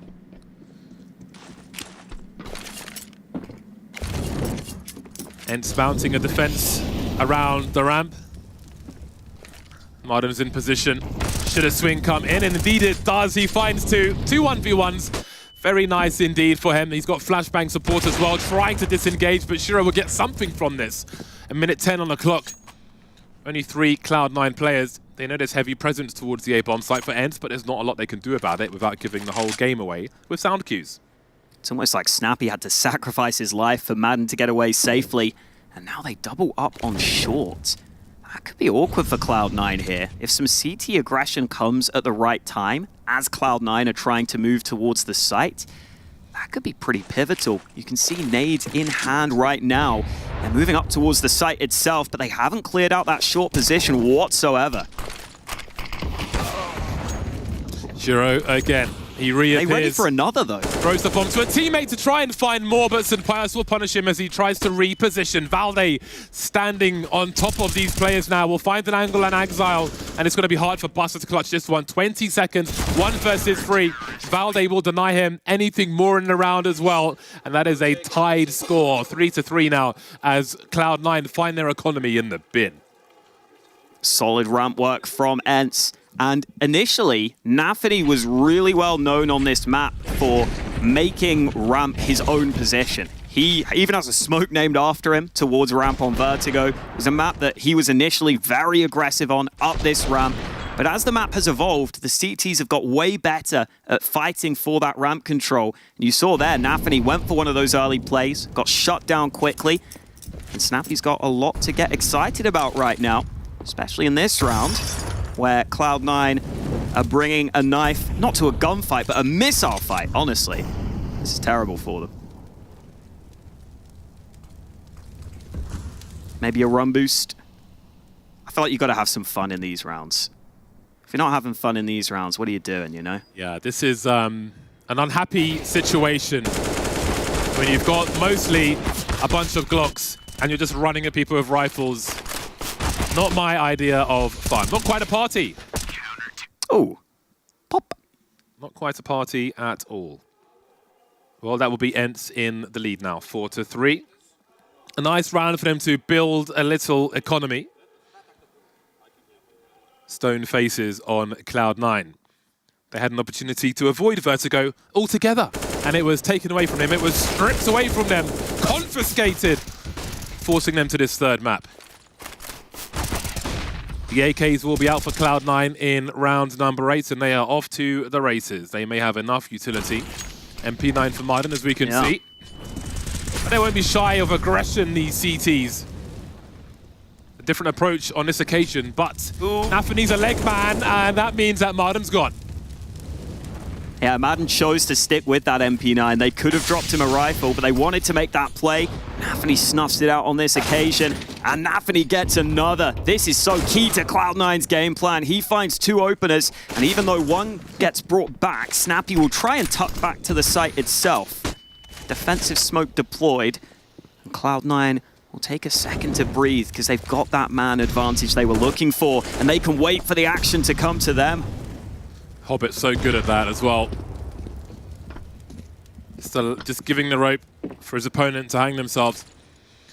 And it happens once more. 4 versus 2 now. And so desperate to find an opening, they give Cloud9 an even bigger one. But that bomb's not planted just yet, and Valde is still waiting. Here's the beeps though, and there's not much he can do about it. DR will try to clear some angles for him. But what is the plan? 2 versus 4. They have 2 smoke grenades. Valde has a kit. But it seems it will be disengaging. The numbers are too low. The chances are too low. Opportunities, personnel. The battle of power swings back and forth between Cloud9 and ENCE on Vertigo, as the score will be tied once again. Shiro currently 8 frags, but Dihar currently with 9, just about leading early. pendulum swings back to Cloud9 in this round. And you see the value that Nafany can bring as that in-game leader who's willing to go aggressive. If he has a good feel for a position he thinks he can get an opening in, he can call for that play. And once the first frag was found, he was much more comfortable because there aren't as many other players you have to be concerned about. You figure there's only going to be so many players on the other side, so he can isolate a second fight, and getting those openers put them into that advantageous position to win the round. That was a round where ENCE took that risk though, going for that aggression with the MP9. Now it is a proper full buy, where ENCE are less likely to give away that early fight like they did in the previous. They've actually gone for some B aggression on the ENCE side, getting a player dropped down early. Cloud9 themselves more focused elsewhere though.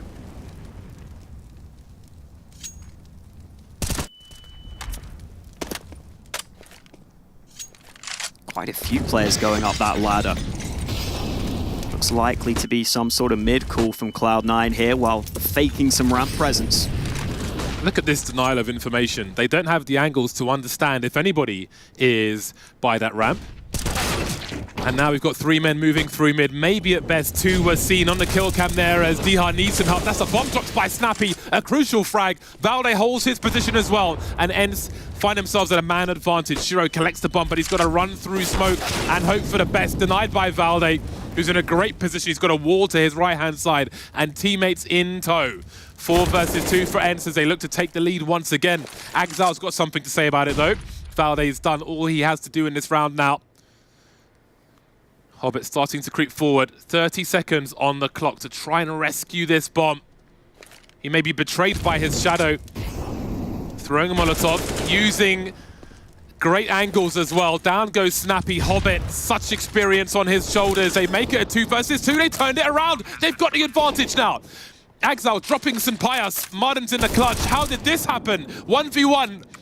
Hobbit half health. Madden almost full. Hobbit has to be careful how he moves again. Creeping, but Madden is ready for it. What a back and forth. Every round is so close in this game.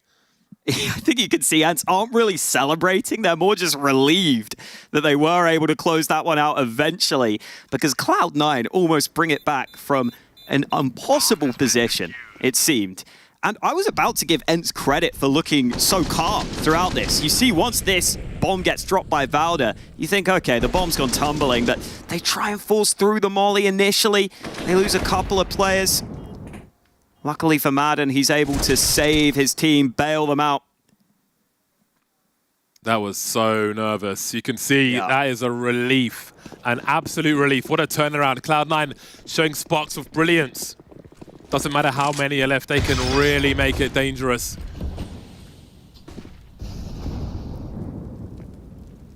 I think that's an important round for ENCE because it could be a real frustrating one if you lose it. So credit to Madden for pulling through. Valde on the aggressive angle with the AUG. Has got an incendiary which will buy him time to escape.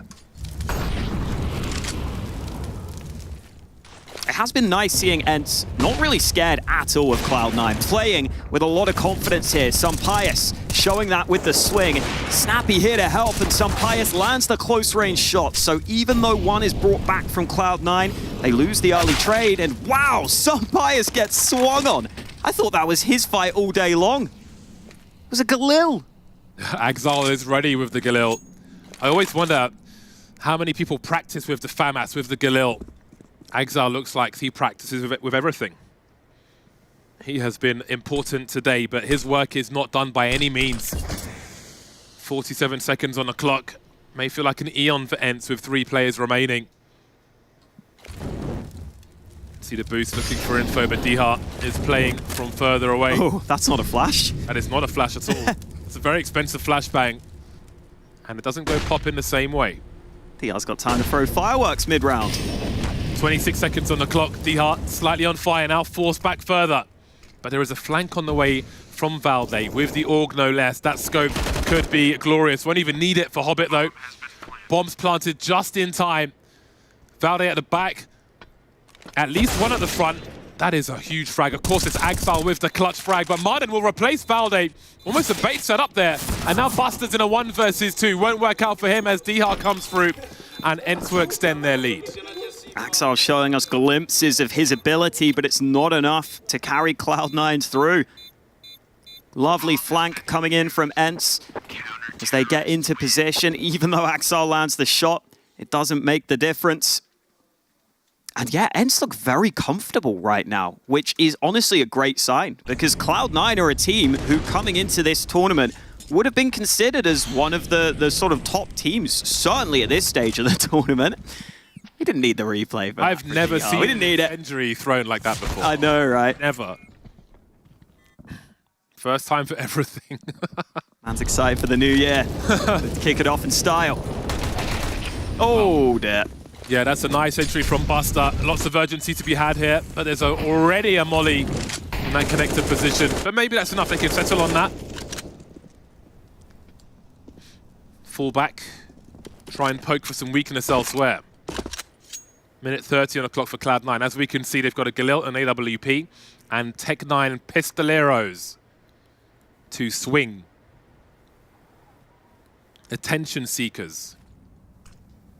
3 Reddit posters running around. Ooh. With the AWP and the Galil in the back. Cloud9 messing up that boost, making a bit of noise, and even though I don't think it was heard, they don't know that. They could have thought a player close by heard the noise and would have rotated. So instead, Cloud9 group up elsewhere. Still wanting to use these Tech9s as strength in numbers. This is a nice information play from Valde. He'll see that mid is clear, but it might make him further away on the rotate. If ENCE could delay on this A site, though, there's a chance he might flank down in behind. Nice ladder work from Valde, but they have already climbed to the top. Cloud9 on this bomb site. Dihar putting in work. Martin's here as well, traded by Shiro. Have they done enough, though? 2 on 2. Yeah, Dihar should just survive here. Valde's flank looks so strong. Yeah, susceptible to a flank once again. Will they be ready for it at this timing? Oh, he's run out of bullets, I think, Nafany, and there goes Shiro as well. Dihar with a number of kills. 4K for Dihar in this round. Flank not even needed. Not sure how he managed to get all those rounds. Bit of jiu-jitsu involved, but ENCE seem to be growing again. Another dangerous round from Cloud9 up close with the Tech9s. Dihar was ready for it. Yeah, look, Cloud9 are happy making this round scrappy. Could have been awkward there for Dihar, but he wins the first fight on the little hop, skip, and jump initially. But now Cloud9 have got to get their heads in the game here. 4 rounds secured on their T side, but that was a streak early in the half. The recent gun rounds have gone against them. Nade down early, does a bit of damage. What's the target number for Cloud9 with what's remaining in this round? That's a good question. I think you want 6, maybe 7, and you're okay. Thing is, normally Cloud9 are pretty damn good on their CT sides. So I don't think they need too many.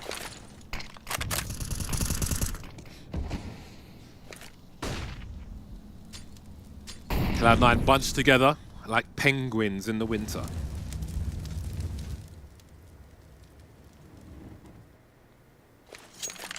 Suddenly it goes quiet. Once the Molotovs have gone, but there are more to be deployed, and here comes the swing. Snappy's ready for it though, hiding behind the flames, now falling behind them as the trade is there. But Axal is carrying the bomb with 20 HP. That is big information for ENCE. Maybe reveals the intentions of Cloud9. We can see on the radar the rotation towards that A bomb site. Valde and Pyjamas are here, deploying utility, trying to slow Cloud9 down, but will they commit?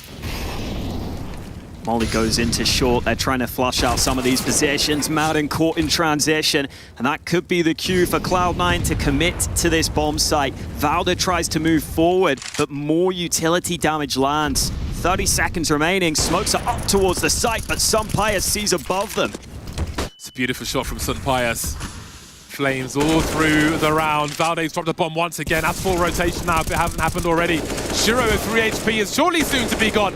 2v2, 12 seconds to bring that bomb to the site or find the kills. Surely it's got to be the kills. Buster understands the urgency. Shiro's on the way, but he can't take a single bullet. Look at the swing from the CT. He's trying to defend, but he can't do it.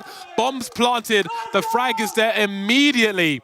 And now we see smiles on the faces. It's been a high-pressure game of vertigo, but ENCE surely feel a little more comfortable now. Yeah, this is sometimes the issue you have with Cloud9. I think when they get uncomfortable, they default back to a lot of these very slow rounds. And ENCE aren't proving to have any issue with that. They're happy in these late round scenarios. They're happy getting down and dirty late on, where individual fights can be so important. They're keeping their cool right now, keeping their composure. And you think back to the earlier round with just the pistols, where Cloud9 went a little quicker towards that A site. That was fairly effective for them. But there in the gun round, they decide to take it much, much slower. Ends up going against them. Tight round, but ENCE had the upper hand at the end. And Groove will have a chance to talk to his team in the midst of the timeout. Diha is firing on all cylinders right now. We've got a great highlight package from him with the kind of with the kills that we have been seeing. And hey, maybe if you saw an incendiary flying in the air like that, you might be confused for a second, and who knows? You might think this guy's a madman. He'll do anything. I don't know what to expect. Style points for the incendiary flying into the air. The launch program for the incendiaries there. 8-4 for ENCE. We're in the dying rounds of the first half, and there's a big buy here for Cloud9, but they are lacking in round wins in this first half. It is another default early for Cloud9. We'll see if there's any decisions made a little earlier in the round this time. The ramp control has also been slight bit of an issue for them, but this time the shot lands from Shiro, even if it's not lethal.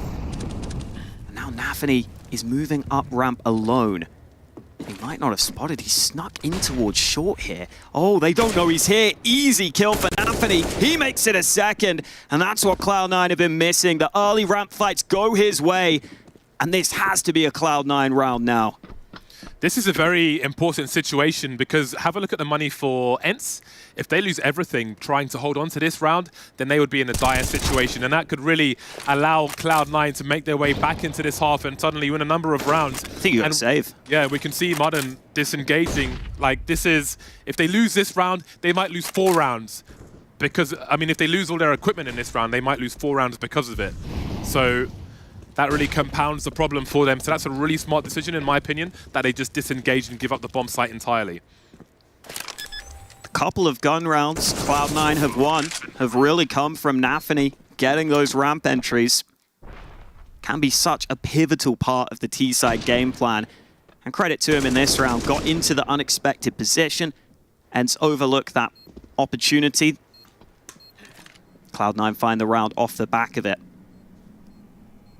But you want Cloud9 to find some other ways to win rounds too, because that's not always going to be able to come through from Nafany. And Cloud9 are actually hunting. Their money isn't great either, but they want to see if they can take this away from ENCE. Yeah, maybe they smelled the weakness. I think so. There were grenades being thrown and so on, and suddenly there was no challenge into the site. What does that mean? Oh, the wallbang. Oh, he got it! Oh, that's significant. That is significant. It's the one low health player sitting behind the little wooden wall as well. Why not put him in a safe place? Oh, man. He's moved into the angle just to avoid the stairs. The brutality, the sheer brutality. There's a big difference between 2 saved weapons and 3. Let's see the result of that as we move into the next round. Round 14. There will be MP9s in play. Tactical timeout being called by ENCE. So far, so good, maybe. 8-5. I think ENCE are still pretty happy with this, but it is a lot of pressure on this next round. Because now if Cloud9 win this one, there's a reasonable chance they can get 70 rounds. At that point, I think Cloud9 are probably slightly happier of the 2 teams, considering how this first half has gone for them. In case you were wondering, Nafany has been involved in 7 opening duels so far in the first 13 rounds. He's won 4 of them, only lost 3. So he's been doing okay in some of those early fights. We normally see a lot of impact frags from Hobbits, but in this half, he is almost at the bottom. He's got 5 kills. Buster with 4, both with 10 deaths. I think you are seeing Buster play a little more on the extremities in this map. Also, hasn't been in as many action positions, so understandable as to why he might be a little lower on the board. Yeah, we'll hopefully see more from him and Hobbit as this map goes on. Diha's got the MP9. He's been killing it so far. Maybe the MP9 will still work for him with how he's been playing. I think he could use anything right now.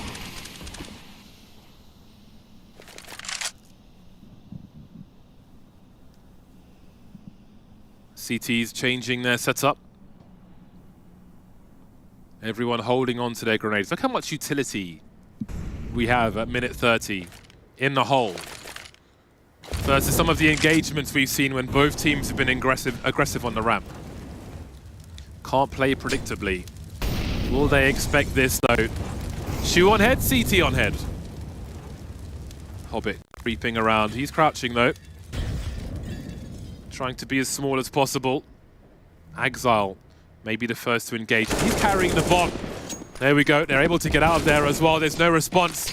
Oh no! Oh. He's hit his teammate with the grenade and that's done a chunk. Nothing too devastating, but they've lost a player and they were unable to trade despite all the players you see here on the ramp.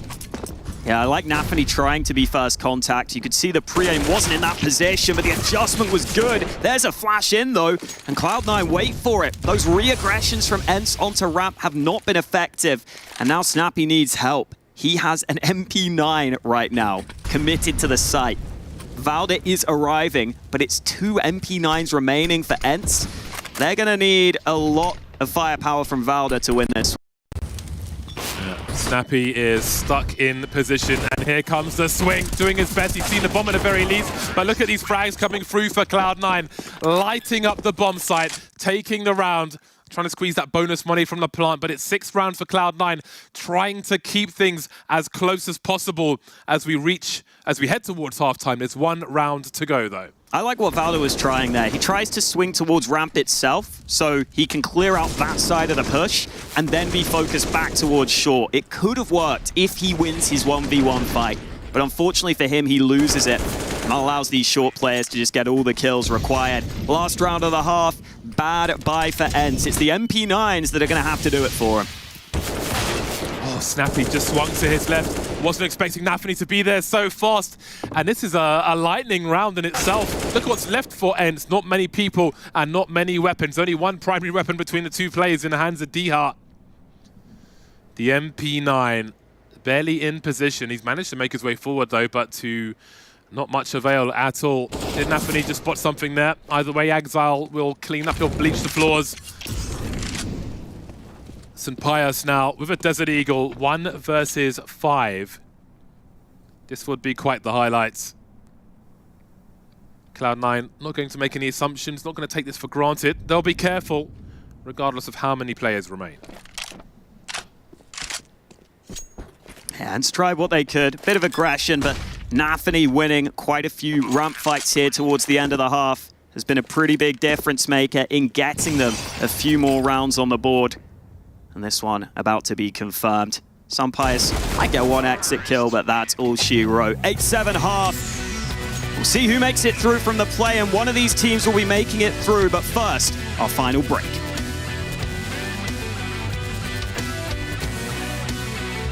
I'm behind you. You can play. Belmont dead. Quad inside. You can play. Wait a bit. Sixer and tower probably. Sixer and tower. Tower, pushing you maybe. Tower. Half HP. Nice, boys. Bro, sick. I was so sure.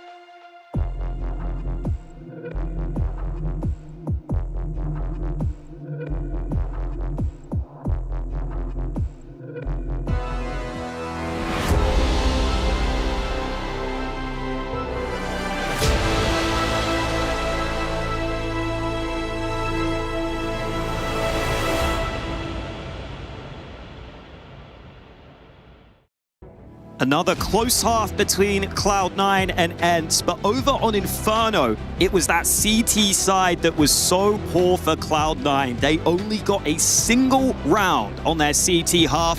They're going to have to prove they can do better than that here on Vertigo, our third and final map of this series. Winner goes straight through the play-in into Katowice. Let's see who's going to get it over the line. A couple of dualies in play for Cloud9. ENCE have got a fair bit of utility themselves. As Snappy breaks those windows, might be where he puts that utility into.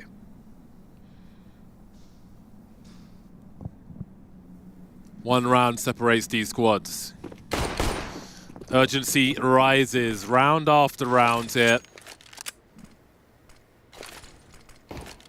Very important match to win. Ooh, throwing those road for the others. Decoys at sandbags, maybe hoping they can hear if it hits someone. But no one there this time, so they're assuming it's clear as they go for this A play. Retake territory for Cloud9. They've only got a flash though, no smoke grenades. Nafany with that one flash, and they've lost Shiro early. Two pairs of dual Berettas or dual elites, depending on when you start playing CS. You can see it being lined up there, but they're going to have to wipe out the defense of ENCE here, because otherwise this is not happening. The dualies get nothing done. Buster patiently trying to find these headshots. There's one, but there's so much more to do. They don't have a kit for this defuse, so this would be absolutely wild. But now it's just down to the last Glock-wielding player, and he's being baited, he is being delayed. They won't let him get around the corner, but will there be time to find the defuse? Mullen is being teased, and they'll just about get there. No kit, no smokes, no worries for Cloud9. Oh, it's not easy playing Retake without that kit, but huge credit to Hobbit. We said he was a little quiet in that first half. He came around that scaffold side and made the massive impact play. He got 3 kills from that one side. They didn't seem to realize he was coming, or even if they did, they couldn't stop him. And that is a massive pistol round win for Cloud9. Should give them the chance to get off to that good CT start, assuming they can beat back this force buy of ENCE. 3 rifles on deck. Uh-oh. I don't know if they saw Axo. Sound cues from his teammate above him. They may run distraction. He's got to pick the right time, though. He knows 2 are there. Oh. IRC is creeping. He's been spotted now. That's very painful indeed. Painful existence. 1 for 1, though. Ideally, as a CT, you want to find 2. There's some information, but that information can get old with the time on the clock that ENCE have afforded to them. I was a little worried that it was the AK dropped, but luckily ENCE can get that right back as Cloud9 evacuate. Still a decent amount of utility for ENCE. Definitely enough for a site execute. But they've made most of their presence known towards ramp. And Cloud9 had Buster aggressive on B previously. Now he's moving back to cover off mid. But they're comfortable sticking with quite a few towards A. Now that adjustment starts to come in with 35 seconds remaining, just as ENCE start to make their presence known towards this A side of the map. So Hobbit will come back, and he should get back in time. 25 seconds. Teams here in Katowice are not shy of a late play in a round. Ooh, another nade. Need another nade. That grenade sailing in, but won't do enough damage. Bomb has been planted, and now the onus is on Cloud9 with 0. No utility whatsoever to find 4 kills and defuse the bomb. I cannot see another 10-second defuse coming through. They surely have to find the kills here. But look at the numbers coming in from ENCE. They're all going to pick together, and they will win the trades. 3 versus 2 now as Shiro and Buster remain. It's a dire situation for Cloud9. All they can really do at this point is try to fall back with what they have. If they're lucky enough to do that, Shiro will be denied as well. Bit sloppy on the frags there from Cloud9, and ENCE are back in the lead. And you see Cloud9 willingly playing that retake setup without the kit. And I think it's more doable in the pistol round, where it can get very funky towards the end. You don't have a spray into a smoke, maybe, of a rifle to deal with if you're trying to get a defuse. But here against the decent buy from ENCE, does not work out for them. Unable to really have favorable fights because of the time pressure. And that puts Cloud9 back down into the dumps. I'll buy what they can, but it's not pretty.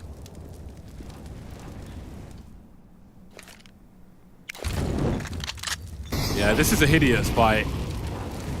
This is a Mingers buy for Cloud9, but they are without choice. Now, what we can study here is the anti-force buy approach from ENCE, because it may not be the last one they do in this half. There's a trade by Nafany. Now, what does Modern do? That's an awkward angle for him to commit to. You don't know what's around the corner. Indeed, 2 CTs lie in waits there, but at range, Hobbit will be dropped. So he's found another way, another opportunity, Modern, and he's been popped by Shiro. Back and forth we go, 3-on-3. Still a dangerous round for ENCE. Oh, I thought Nafany had that one kill dead to rights. Not meant to be. Maybe a chance for the native Buster. But I don't think the player planting is low enough, even with the damage done. Buster hoping for a miracle through the smoke. Oh! Okay. I was going to say Dihar doesn't need to fight, but Dihar fights when he pleases. He's got 19 kills now. Really pulling away at the top of the board. You love to see the confidence plays, even if it isn't necessary. I think personally I'd rather a player play confident and deliver the frags than be a little more conservative. Meanwhile, on the B stream, we can see Furia at game point in the first map here on Anubis.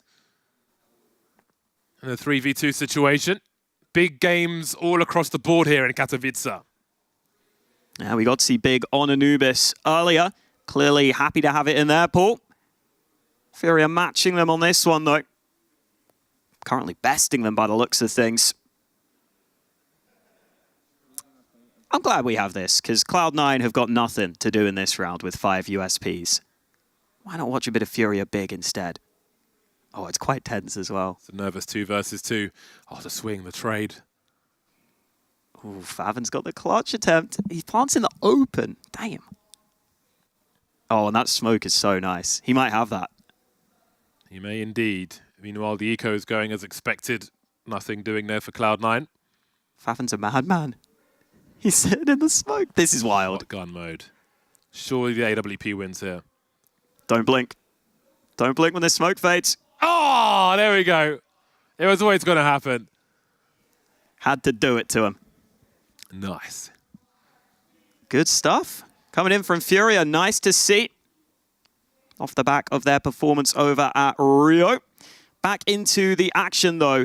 Cloud9 had a terrible CT side on Inferno. Now they've got a gun round again. We've got to see them step it up here. That is the best use of a USP round, if you ask me. Oh, absolutely. I love it. 3-round lead for ENCE, 11-8. All of these rounds, even in the first half, they've felt really, really tense, even as a viewer. But now we're in the second half. Now we're at the deciding end of the entire series. That tension is rising by the minute. Mac 10 in the hands of Snappy, looking for close quarters engagements. Nice opening from Marden, delivering grenades in the right direction as well, but no one's checking after that molly is thrown. But the trades will continue in favor of ENCE, 4 versus 3.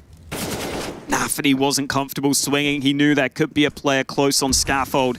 And it is Madden who might try and hunt him down. Flash was good, but Madden can't take advantage. Eventually, he finds the fight, though. ENCE dismantling the ramp play from Cloud9.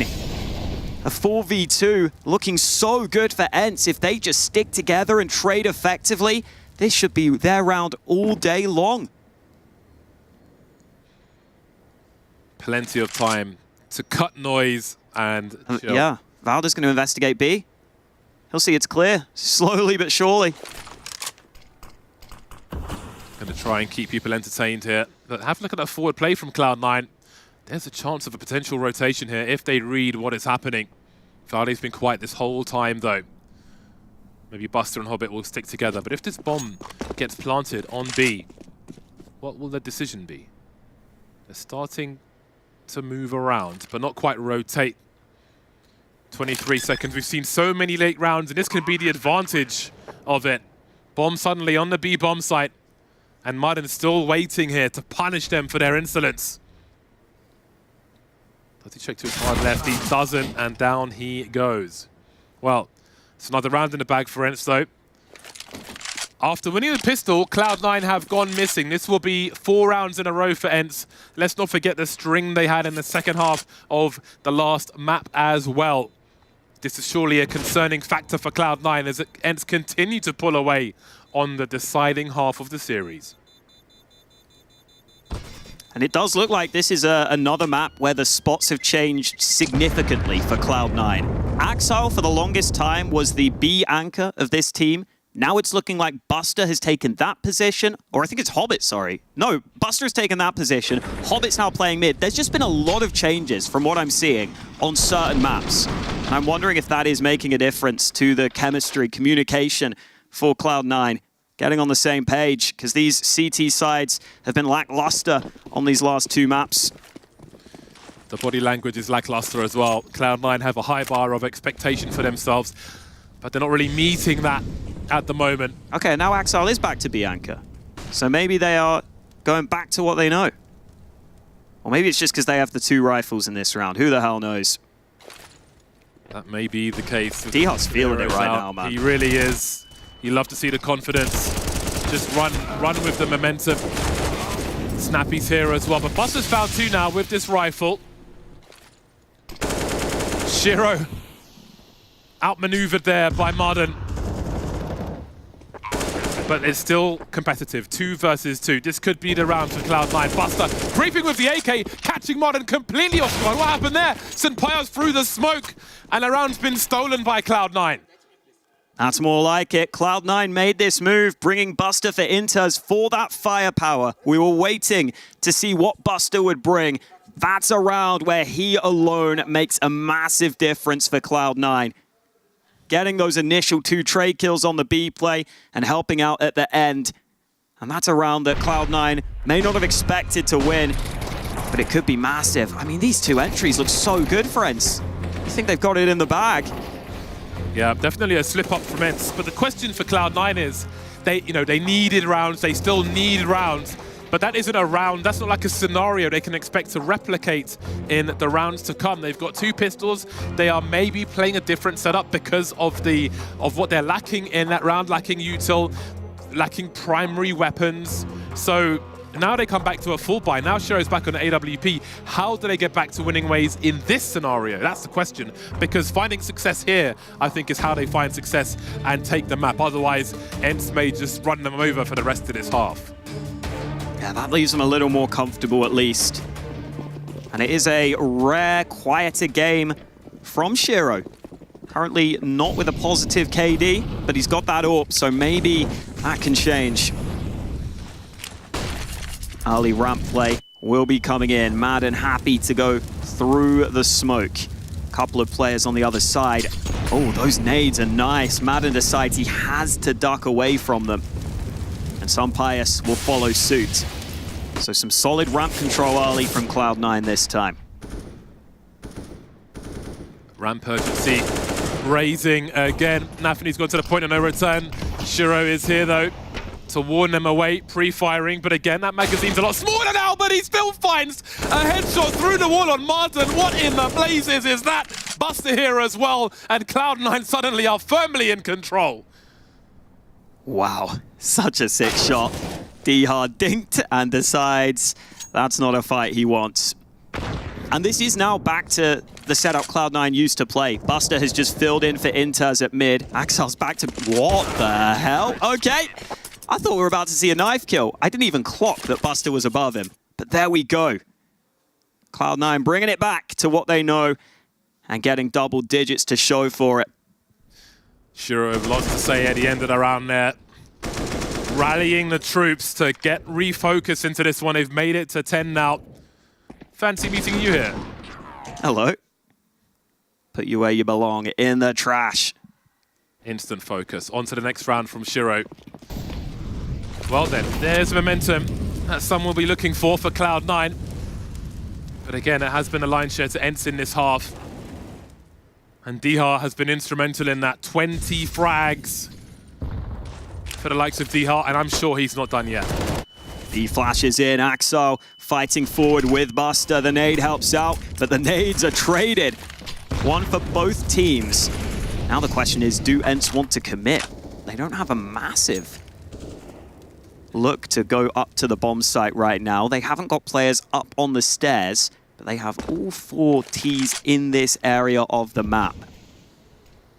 Cloud9 boosting over the top, so they will see if anyone crosses. And ENCE staying compact. Looks like they do want to try and sneak up to the site. Hobbit avoids the flashbang, seeing the T's now, sees the bomb, finds himself 2 on the boost. Beautiful from Hobbit. Cloud9 coming back with a vengeance now. Might have been only good for 1, and Hobbit finds 4 on the bomb site. Devastating response from Cloud9 there. And suddenly the gap is reduced to 1. A late resurgence coming out the Lazarus pit, Cloud9. Yeah, it's just looking so much more comfortable now for Cloud9. Ever since they've gone back to these spots that they used to play, they seem very happy to work together.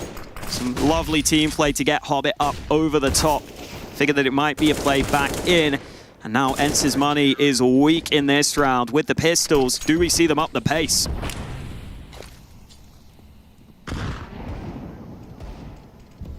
Haven't even got the flashes on the ENCE side. You'd want 1 or 2 flashes to just pop with. But how do you go through this smoke without one? Man, this round is so dry. Their lips might be cracking on the ENCE side. Moving up the ramp though, they're closing the distance. Nafni, just enough time to reload. Team for the most part playing with some distance, but that's being closed now by ENCE. They're taking losses as they try to make their way forward. A war of attrition that will surely be won by the Cloud9 squad. Valde has the bomb. Maybe waiting for the smoke to go, looking for some more kills.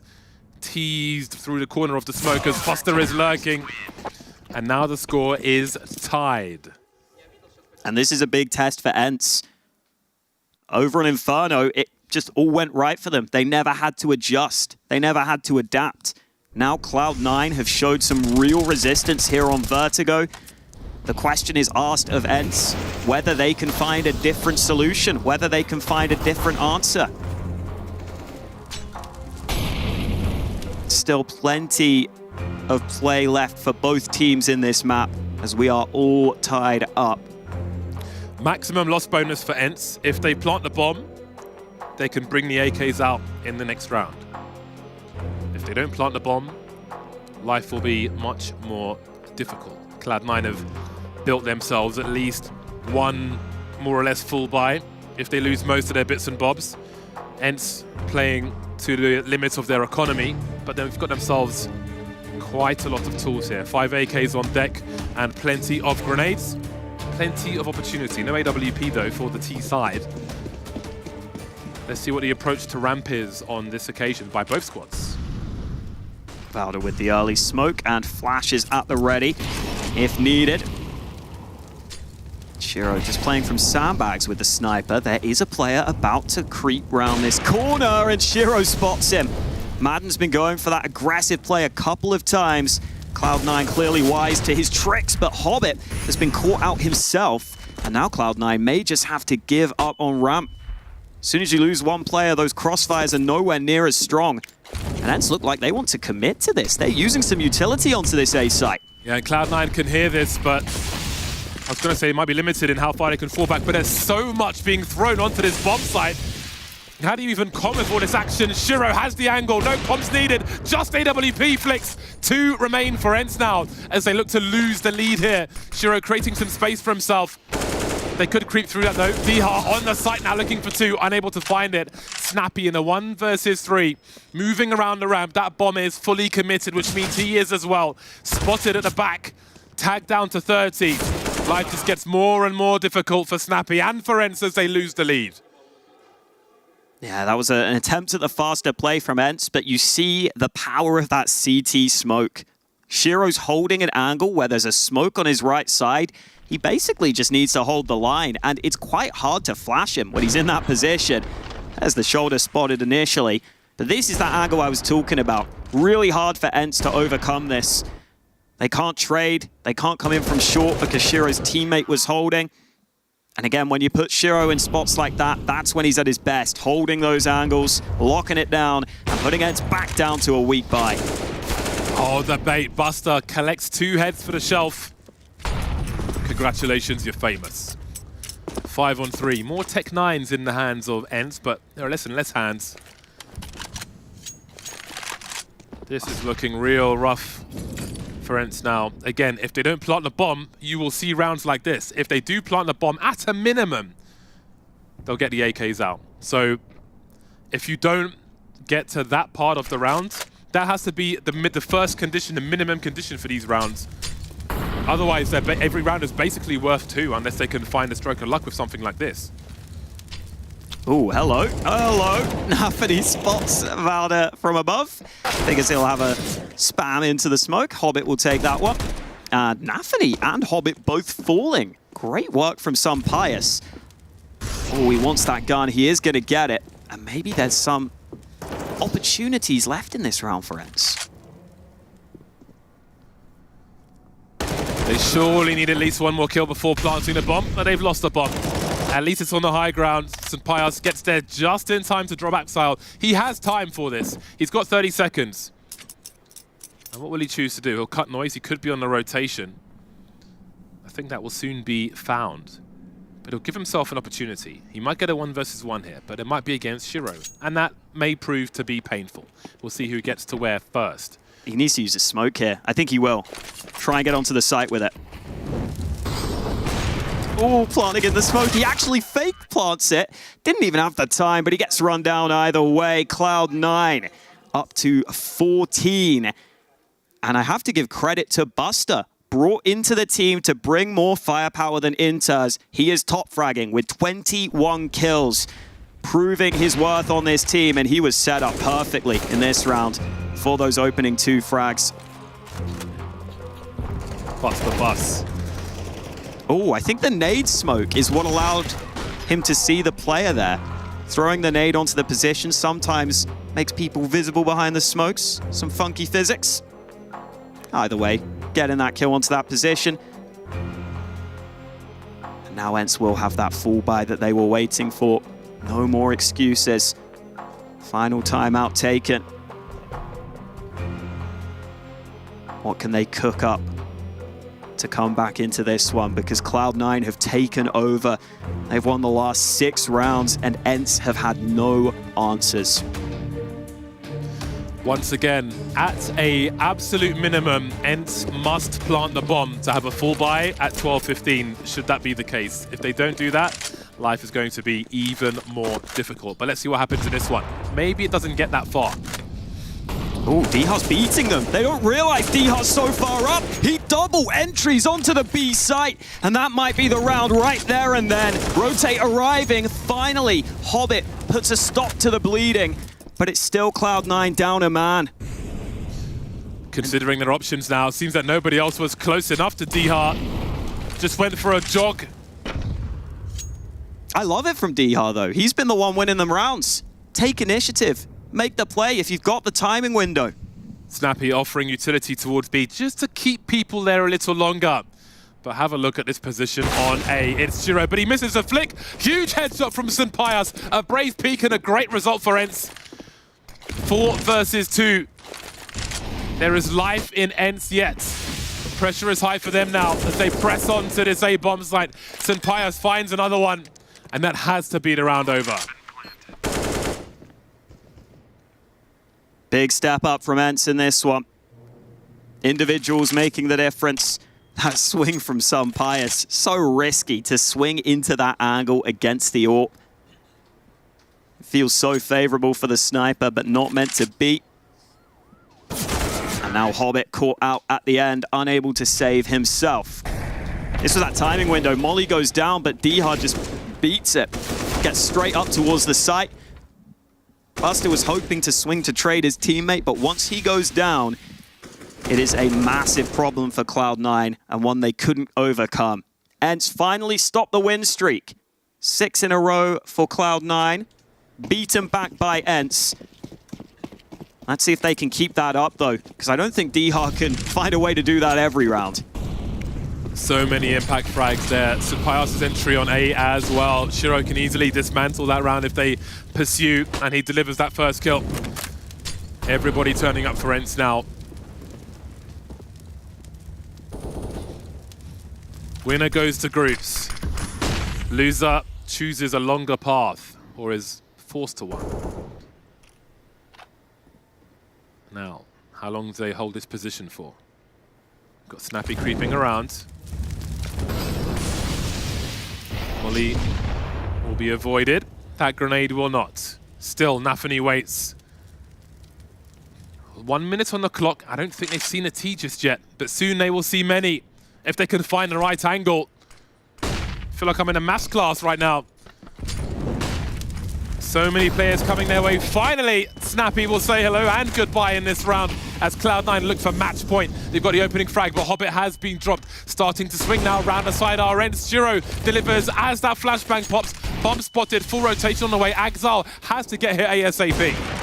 Shiro still on shore, eventually goes down. That's the frag they needed, but they need to know there's one more man there. They've got him trapped in, but it doesn't matter. Buster comes up onto the site, and Pijamas might simply have to watch. It's a 1v3 to try and bring it back, and only 22 seconds to do it. There's the first, but two separate angles. Surely the trade comes in. He gets the chance for the second, but Axile confirms 15 for Cloud9, and 2 chances to confirm their spots at the IEM Katowice group stage. An expensive round, but they did what they needed to do for match point, Cloud9. Now let's see what their buy is looking like. We can see a French gun coming out for Hobbit and one for Nafany as well. Double FAMAS for the CTs. That was somewhat new to their ability versus an M4 or an AK. But perhaps it will be enough. The utility somewhat limited. ENCE now, they need 2 from 2. Snappy fast towards A. Buster staying close to the A-bomb site as well, so there are 3 players if required. But for now, it'll be the grenades doing the work. Cloud9 still competing for ramp, but ENCE are about to hit them. Oh, and Hobbit just swings with the FAMAS. Huge fight to win. Nade finally finishes the job. But it's a man advantage for Cloud9. ENCE using a smoke to that right side. Do they want to commit off the back of this, though, because the CTs are still stacked here? Exile's made his way over as well. So on the bomb side, we have a 3-on-3 situation. Exile trying to stay alive here as Valde finds angles. Plenty of time on the clock, but the urgency will feel very real. Buster dropped in isolation, smokes up bomb getting planted now. Grenades flying through, and so are the CTs. No bomb plant for you, say Cloud9. Second attempt from Valde, inviting a peek. Have a look at this boost from Shiro, though. He's almost in the ceiling, even though there is none. Valde 1 versus 2. They're lining up for him, and Shiro's here to trade. Cloud9 make it to the group stage of Katowice.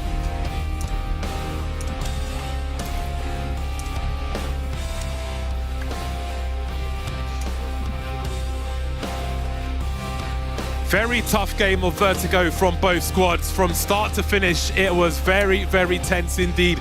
Going down to the wire towards the end of the series. Down but not out, the road is just longer. Yeah, and good to see for Cloud9 that they are able to adjust throughout that second half. It looked like it was starting off slow for them, but they're able to put themselves in a position where their stars do show up. And a great map from that man, Buster, as well. Coming through with some extra firepower. And for ENCE, it feels like the story of this team is they keep coming to so close, they can't get it done. It's Cloud9 to get the win. And we have an interview ready. Now Cloud9 have made it all the way to the main event, and that was one very tough game, Nafany. But how did you feel after that? Because that was drawn out and it was very close. Of course, we're happy that we managed to play the main event right now. So everyone in team is very happy. We have some extra time to prepare some things which goes, let's say, not the best way. So yeah, I mean, this series was pretty tough. We expected, and yeah, we did what we did. Now I've got to talk about Anubis, because obviously they picked it against you. They seem to be taking some risks as well, recently letting the Inferno be picked as well. They're playing around with their map pool, but you guys seem very ready for Anubis. You enjoying that map? I like this map a lot. As Vertigo, for example, I like every new map. So I'm really happy that we played it today. We win it, obviously. Yeah. So yeah, with a bit let's say we expect a bit different game at Inferno. We failed a lot of things which we prepared, and we didn't show like a lot what we prepared. Overall, I think this result is okay. We have like new player. We didn't prepare like everything what we want. Okay. It's a bit different game right now with new player as well. So I mean, I will say not even a bit. It's a huge difference between Cloud9 with Interest and with Booster for me. So yeah, that's it. Can you talk to me about what those differences are? Because you just said about like not having time to fully practice what you wanted just yet. So when did you come back to practice? How much time have you spent on the server with Buster? I think it's obviously that with new player we have for now more space to create some new things. We can switch on a lot of maps. We did it already. So I hope that everything will be fine in future. So yeah, and the main difference I will say that Interest, it's a guy who making his work. And he was doing like great job, but Buster, it's a player who bring us a bit like let's say fresh air. He can fix some gaps on some maps for us, so it was necessary to change player because of like we played in previous roster like 2.5 years. Yeah, it's a huge time. So yeah, that's it. And what's his voice like in the team? How much does he have a say in things? We have some struggles in like TeamSpeak, let's say. Okay. Because it's not even because of new player. It's more about like me, Hobbit, and Shira. But I can't say a lot about that because we still don't really know how to use it like perfect, let's say.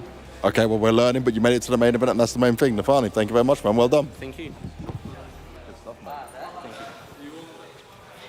The bounce back is complete as Cloud9 move into the group stage of Intel Extreme Masters Katowice. They make those crucial adjustments, as Hawker was just aptly talking about. We don't see the same CT side playing out as what we saw on Inferno. And Buster, man, he was having a game of his life there. Yeah, that's a very good sign for him individually. We talked about this trade-off Interns Buster, and we said individually we hadn't seen much so far. This map he answered the call, but I think it's the thread for Cloud9 is that individuals have bailed them out of this series, looking at the CT side, and it's not truly about reading the opponent or having an incredible, I guess, aggression or being, it's just about individuals being extremely strong. Shiro twice with the double kill with the AWP, Buster twice with double kills as well, Hobby towards the very end. It's a bunch of individuals, very skilled at that, saving them out. Yeah, I think also I would point to the round, the score was 12-8. There's 2 saved AKs on Cloud9 side, 3 guys half buying, and you know, End just sort of rushes the situation after they go B and get the entries. I felt also in the end in the 2v2, both players, the bomb has just been planted and they're going somewhere. Like, where's the rush? You know, you can just be a little bit more patient. I think that round flipped the game on its head, right? It's such a momentum swing. I mean, we were talking in the green room about the economy and how ENCE has 8K in the bank, and, you know, Cloud9, at some point, yeah, you're saving and looking at after your own money, but, you know, you need to win 6 gun rounds in a row. Even on CT side Vertigo, that's going to be a little bit difficult. Of course, that's the moment when they win the half buy. What you need to understand, it's not just about winning the round. Like, those players have already 2,000, 2,500 in the bank and some guns. So at that point, they're the ones who have all the guns and 3-4K. So you have to win a couple of gun rounds in a row against them. And I think ENCE also, it seemed like that, you know, took the wind out of their sails, so to speak, because they were on a roll after losing pistol, winning second round, started to come back. It seemed like it was going to be Inferno all over again, and then Cloud9 says no. And I feel like it's not the first time we see that from ENCE. Like, if I dig down deep in my memory, I've seen series where when the third map gets a little complicated, it feels like either there's an individual who's popping off and is just taking over the momentum, but if Snappy isn't on a roll individually, massively on the T side, sometimes, just sometimes they struggle to see the last solution. We could see in this sea of blue rounds we just had from Cloud9, the only round they find at the end is D-Hell with a massive double entry kill on B, but it's kind of the tree that hides the forest. Right, that's one thing to find around like this, but truly there was no tactical solution towards the end. I want to get a first kind of taste test, if you will, from what we've seen of Cloud9 thus far, obviously just in a best of 1 and a best of 3. How were they sitting with you at the moment, gentlemen? Because obviously we had some questions in terms of Buster coming in. We've seen some role switch-ups as well, sometimes working out, sometimes not so much for them. The chair is very flimsy, Freya, as of yet, but, you know, it's in the early stages. of the carpenter doing his own. I don't know. I was going somewhere. I like that. I was going somewhere. Where, And then the saws it needs started some playing in your repairs. head and- It needs Some like more some. nails It needs some extra. It needs a little bit of polish. It needs some paint. Maybe it needs a new leg. We'll have to wait and see. But for them, it's important that they got to the group stage early on, right? And they get more experience. We heard it from Nafani. They're still trying to figure things out. Buster, obviously being an experienced player, probably more vocal than Inters was and has some good reads, but you already have Nafan, you have Hobbit, you have Shiro. There's also a case of too many cooks, and you don't want 4 players to talk at once and give ideas, right? I mean, you're just giving ideas all the time. You need to know who the boss is and so on, and I think they'll just need more time, more official games to figure all that stuff out. Yeah, I was standing behind Cloud9 during the end of the last few rounds. Oh, what were they talking about? Buster. Well, I cannot tell you what they're talking about. I can tell you who was talking. Like, I would lie if I said I knew what they were talking about. To that point, you're on money. I mean, Buster has a very high communication, very efficient as well. And I think for him to provide all that he needs, it's going to take a little bit of time. They need to figure out, the balance, how much he should be talking or not, how they want to use that experience, and also just not destroy everything they had, all the plans they had before. Yeah, certainly. Of course, we'll be seeing a lot more of Cloud9 going through to the group stage side of things. Not down and out for ENCE just yet, but they will just be taking a longer path if they potentially want to be making it there. But plenty more Counter-Strike on the cards tonight, and one more team will be awarded a spot in that group stage. It's OG taking on Fnatic after this.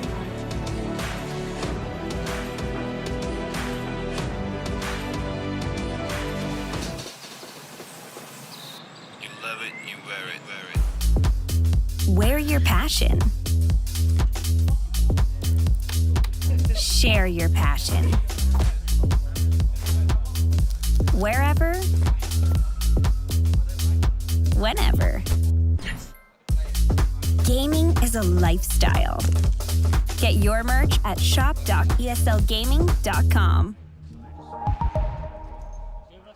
Here we are in the snowy but adorable Katowice in the underhang around the Spodek Arena, and this is where all the madness will kick off. And when we talk about madness, of course, another synonym for that has got to be Fnatic, right? And Fnatic are a team that we love to talk about because they have had a revitalization of their roster, and they proved it in their result at Rio. They got to top 8, and they actually only lost to the eventual winners in Outsiders. They are now led by UK's finest, Mezzi, who has made a name for himself suddenly as an IGL, even though he was sort of a jack of all trades, and the rest of the roster behind him is also quite compelling. They've got the Roy and Nikadas combo, most importantly from Copenhagen Flames, and both of them have done exceedingly well. So we're going to see if Nikadas can hang with the best operas, because that's going to be the conversation, I think, for Fnatic coming into this event, as well as watching for Mezzi as an IGL. I'm joined here by Mezzi, just talked about him, UK's finest, the best IGL, one of the best IGLs in the UK. Just behind Max, I think. Max. Yeah. Well, Rio was I talked to you at the beginning of Rio, the first lobby, and it was really great. You guys obviously did such a deep run. Were you pleased with Rio when it all ended? Yeah, I think, the CS we played wasn't the best, but I think we played pretty confident, and I think against a lot of teams, that's all sometimes you have to do is play confident. So pretty happy with where we placed for our first majors together as a team. Stock is high for IGLs these days, and so you've made your brand as now an IGL when you were kind of a jack of all trades. Are you warming up to the role? Do you think this is what you were born to do? I think it's something that's always a work in progress, but I think it's definitely improving after each tournament and each game. So hopefully it can improve, and getting a lot of help from the team and feedback. So I think it'll get better over time, but Expectations for Kato? To win, of course. To win, of course. Okay. And final question for you, Mezzi. How can you give sound advice to your teammates when you walk with right-click mouse? I try to advise them to walk with right as well, but they don't want to do it. Almost half of us are doing it. Fash is doing it as well, and I don't know. I can only try and lead by example, but they don't want to listen. So I thought he was the normal one. Thanks for joining me, Mezzi. Appreciate you. Good luck in the event.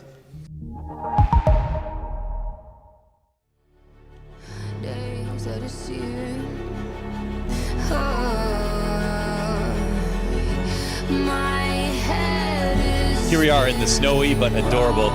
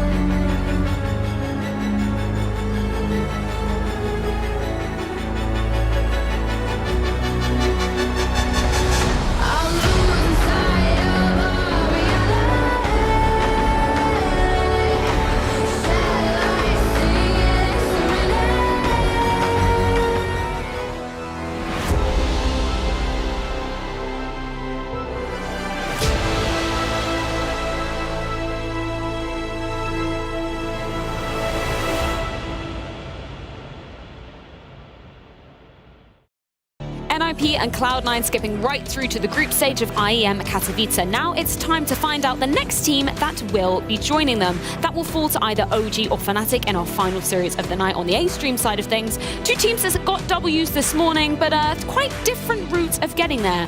But when we talk about heroes, when we talk about legacy, there is one man that definitely stands out on the server. Man, Crims, once again, back in Katowice. He's literally never missed a tournament here, Matthew. Talk about a wave of nostalgia on the set here for you. I just realized the first time he won Katowice, I was still playing. Damn. That's how long we're going back. Vintage. Vintage Crims here in the building once again, and he's got the chance to qualify for the group stage. The Viking, the bold truth, as Janko would like to allude to him. Much respect to Crims. We love that. And we do have a picture of him from that He's throwback. probably everywhere. I mean, 2018. He's probably everywhere there. Yeah, he must be gracing basically every single year that we can see in the Hall of Heroes here. Peacemaker, thank you so much for joining us up here once again. You were tuned in to that Fnatic game earlier. Can you give us the takeaways of what you saw them do versus EG? Yeah, pleasure to be here with you guys again. And yeah, out of all the games, it's been a long day of Counter-Strike with a lot of interesting matches, but you know, I didn't get to watch the Fnatic game live, so I was re-watching it now. And out of all the games that I watched, the Fnatic one was the one that impressed me the most. Just the level of Counter-Strike that they're playing right now, and you know, they played against EG, and even though, you know, maybe they could have played like underestimating them a little bit, but no, that wasn't the case at all. They played like to perfection the Inferno game. I was really impressed with the level of Counter-Strike that they played, based on fundamentals, like not really overextending. You know, they had really good setups on the CT side, basically, which was the reason why they had such a dominant CT side. And yeah, I mean, Fnatic right now, I think they are very under the radar for some of the teams, and I think people need to keep an eye on them. So it sounds like you're saying that Fnatic had a bit of a tempered, bit of a measured approach. Is that what you would expect coming out of this iteration of Fnatic? No, I think Lewis is on the money, right? They play a fundamentally good Counter-Strike, and I'm not exactly sure why, but they are, for my money, underrated at the moment, right? You look back at some of the results in the last, let's say, 3 to 6 months, and there is a case to be made that they're in the top 10, and I don't think people consider him as much. I think making the playoff at the major was not regarded as some crazy feat. It's probably because of the teams that made towards the playoff, and it kind of influenced our opinion on it.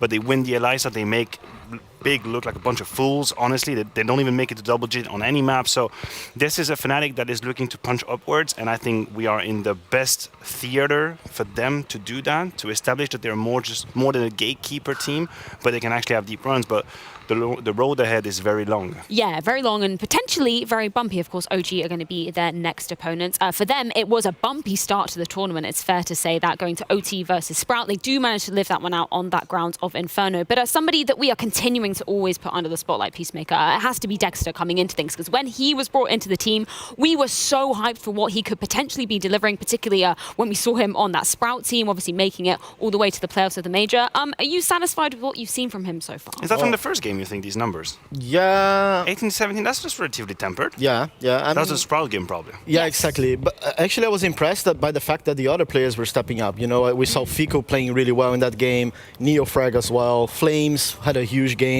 So, I mean, yes, Dexter, the past couple months, has been performing extremely well for OG. Basically, like, pretty much carrying them over. If you check the stats from him in the past 3 months, it's actually insane, the amount of impact that he has, especially on the city sides. So it is great for the rest of the players to be stepping up in their first game here in Katowice.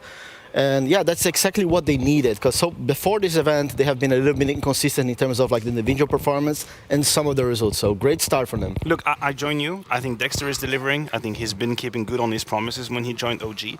I think the downside for them is that some of the players probably had to take a step back to give him the space he needs, because Dexter is a playmaker and he needs to have autonomy, he needs to have freedom. And now the challenge for OG is not really to maximize what you get out of Dexter. I think you're probably very close to that point, but it's to try and help the other players somewhat find a zone of comfort and have a bit more impact that they do. Well, we'll speak about other players. You mentioned Fiku, so let's get him on the mic, courtesy of James Banks. OG got off to a good start in that overtime game, but now you're just one match away from qualifying to the main event. But I want to ask you, Fiku, as a Polish player, a young Polish player, what does it mean to you to potentially have a chance of getting into the Spodek here at Katowice? It's really amazing feeling if you will get to it. If we will manage to go to the Spodek. I know by myself that I really want to go there. I know that my friends are coming here, my parents are coming here as well, so I don't want to disappoint them. And so I really hope that we will be able to go there, and I hope that we're gonna beat Fnatic 2-0 as well. Hell yeah. And is it a dream for young Polish players coming up? Because if you just think back to 2021, you were just playing in some of the Polish leagues with your previous teams. Now you're on a tier 1 team with a chance of doing well. Yeah, like it's insane. Like I want to repeat what Virtus Pro did, right? I want to win in Katowice. Unfortunately, it's not a major, but still, I'm Katowice, I will take. This is a major level though, right? We talk about legacy, and for Fiku, it means so much more coming into things. Obviously, he is playing on his home ground, and as he was alluding to just there, the men that we see on our screen right here, those were the players that he was looking up to. And it's been a minute since we've seen Polish players at the top. I love that vintage throwback, but Fiku's, he's got a hard job to do if he wants to replicate. Yeah, absolutely. He's definitely got a role. A shout out to Taz, which is currently still on the running to qualify for IEM Brazil. Yes. He is not done quite Hell yet. no. We love that. Here I am. I just gave up. You know, I just put my weight down. I said I'm going to come down to the desk, but no, Taz is still rocking. So shout out to him, of course. But Fiku is just page 1 of a maybe long book. Who knows? Yeah, potentially. Let's bring up the map videos to see exactly what is going to be going down in this best of 3 series. Of course, slightly different to what we saw going down earlier in those best of 1s. Any expectations, gentlemen, or are you just ready to be shocked in this? Oh yeah, that's my my mindset. Yeah? Shock me. Shocked with Overpass or Mirage? No? Are you That shocked? makes sense. Not really. I right think with that Overpass has been historically a good map for Fnatic, so they just went for the comfortable pick. And, well, they... Wait, okay, no, I'm shocked Should for be. you. I'm going to be honest Yeah. with you Oh, so because Mirage, right. because if OG actually picked Mirage, if we have Mirage as third map, Are these new rules maybe Maybe coming it's, into now play? I don't know. that is a curveball. But You if think that's that- because I said I wanted to be shocked? Yeah, if logic does prevail, that does mean Inferno is somewhere. So hopefully we'll get confirmation from production as to exactly where Inferno is going to be. As Elementary what's WhatsApp, Anyway, let's start off by talking about Overpass. That's Fnatic's pick coming into things. I mean, what can you contextualize in terms of how we know this team to be approaching this map? I think that Fnatic Overpass, I think they have a great mixture of like good aggressive setups, especially with Roy on the A-bomb side. I think he's really good at like setting the pace at CT side. And just in general, it is a map that favors Dexter as an AWPer as well for OG. Same goes for Nikodas. So it's just in general a good map for the AWPers and for Fnatic. I think that in general they're just really good at playing off of each other and having a couple good setups to, you know, set up each other, which is exactly what they did on the Inferno game earlier today, and that has been working really well for them. If you make a comparison, I like where you're going with this Dexter Nikodas. I feel like Dexter will be creating something out of nothing, a bit more chaotic, a bit more out of the setups, a bit more in your face, and I think OG needed. Whereas Nikodas is a bit more systematic, a bit more following the plan. But that's great because they have this balance with Roy, and I think Roy might be a little bit underappreciated because of the role he's having. But he's so out there, he's so in your face, he's making so much difference, he's taking so much risks, and of course your numbers are gonna pale a little bit because there are moments where it doesn't work, so you don't get to just rack the easy kills. But that's where they have this balance. Nikodas doesn't have to be crazy erratic because Roy is creating the chaos. Nikodas can just be systematic and punish. Well, you talk about the risk. That certainly paid off for Roy earlier. He was top fragging by a country mile versus EG. Yeah, and I think that's important for him, right, to get some confidence going. I think during the major, for example, I don't think Roy had one of his best tournaments. And for him playing all these star roles and impactful roles, it is important that he gets the momentum going on his side. He feels confident on his plays, because that's exactly what they need if they want to beat OG. I'm going to pause you right there, Peacemaker, because that noise means only one thing. It does mean it's time to get the game started. Overpass is our first map coming up in this series. Fnatic's pick. Hawker, Bardolph, take it away. Great series of maps, if you ask me. My favorite map of Overpass up first, and one of my favorite organizations in Fnatic, who recently sent me their New Jersey, actually. I make it look very good, and their players do too. What do you have? Who do you reckon is going to win this series? I think this veto is very good for Fnatic. Overpass is a really good map for this team. Pretty much everyone on this team, I think, loves Overpass as a map. And I just think Fnatic are really solid all round. There's no weaknesses, so I'm with them on this one. See if OG can prove me wrong, though. It is Fnatic all going to be early. This looks like a quick one. See that running smoke grenade for the balcony position, but they might not even get through the tunnel. Actually, they will, because Krims has got the Glock and he's got himself 2 headshots as well. Fasher, his job is to jump in and find the information. Then Roy will come through to trade the frag, leaving Neo frag needing 4 because he's alone now in that short position, smoked off. as we wait for the bomb to get planted. Waiting for him to appear, in fact. Mezzi, UK man's on deck with that last shot. Shoutouts to Keita as well. Doing great work in the background. Yeah, good start for Fnatic. Nice to see Crims getting off to a great start with those 2 entries out through Monster.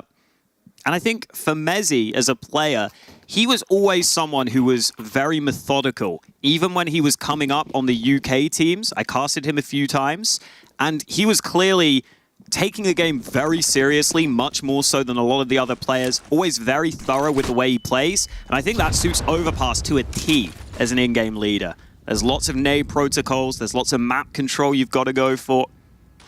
So for Fnatic, this map suits their style really well. Beautiful delivery of the HE grenade on T-ramp.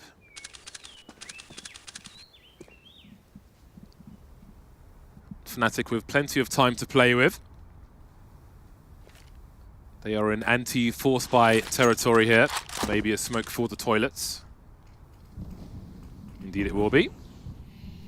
Look out in the buy rounds when there's an AWP for a Molotov towards that divider position as well, just to take some added angles away. Neofrag says hello. Fnatic slowly creeping towards the site. We'll keep an eye on the clock here and see how they clear things out. At this point, they've got 1 Molotov in the hands of Mezzi. How will they secure the bomb site to secure the plant? Being very careful, but all this time leaves less time once you get to the bomb site itself. Yeah, 35 seconds to make that happen. Issue for OG is the rotation isn't exactly quick on this map. If you come back from that B site to A, and as it stands, Neofrag all alone, and the timing goes against him. He gets swung from the side. Roy, who oftentimes loves to be a space taker, an aggressive player, is the man in first. And really for OG, you probably do want to save here. If you lost your guns, you would have to full eco the next. So through the monster tunnel they go, hoping to live to fight another day. Fnatic come into this series in much better form than OG, are currently on a 6-match win streak. OG have had a number of losses, Astralis FaZe and FaZe again of late. So they'll be looking to right the ship in that respect. Fnatic have been looking in very good form indeed. We'll see if that carries through. In terms of the timing of this anti-force buy round, the late play into A means confidence for Fnatic. They believe in themselves. And OG will need to do the same if they are to prove victorious in this series. Oh, fist bumps or high fives is the question. You've always got to make sure you know which you're doing. There's a top-down fist bumps rather than the usual side-by-side. What can we read from that, Hawker? Oh, I think we can read that, you know, they're not feeling too good about this round. What does it mean? But they're going to get the side-on fist bumps for the next, I think. That's what that's all about. For now, they will relax.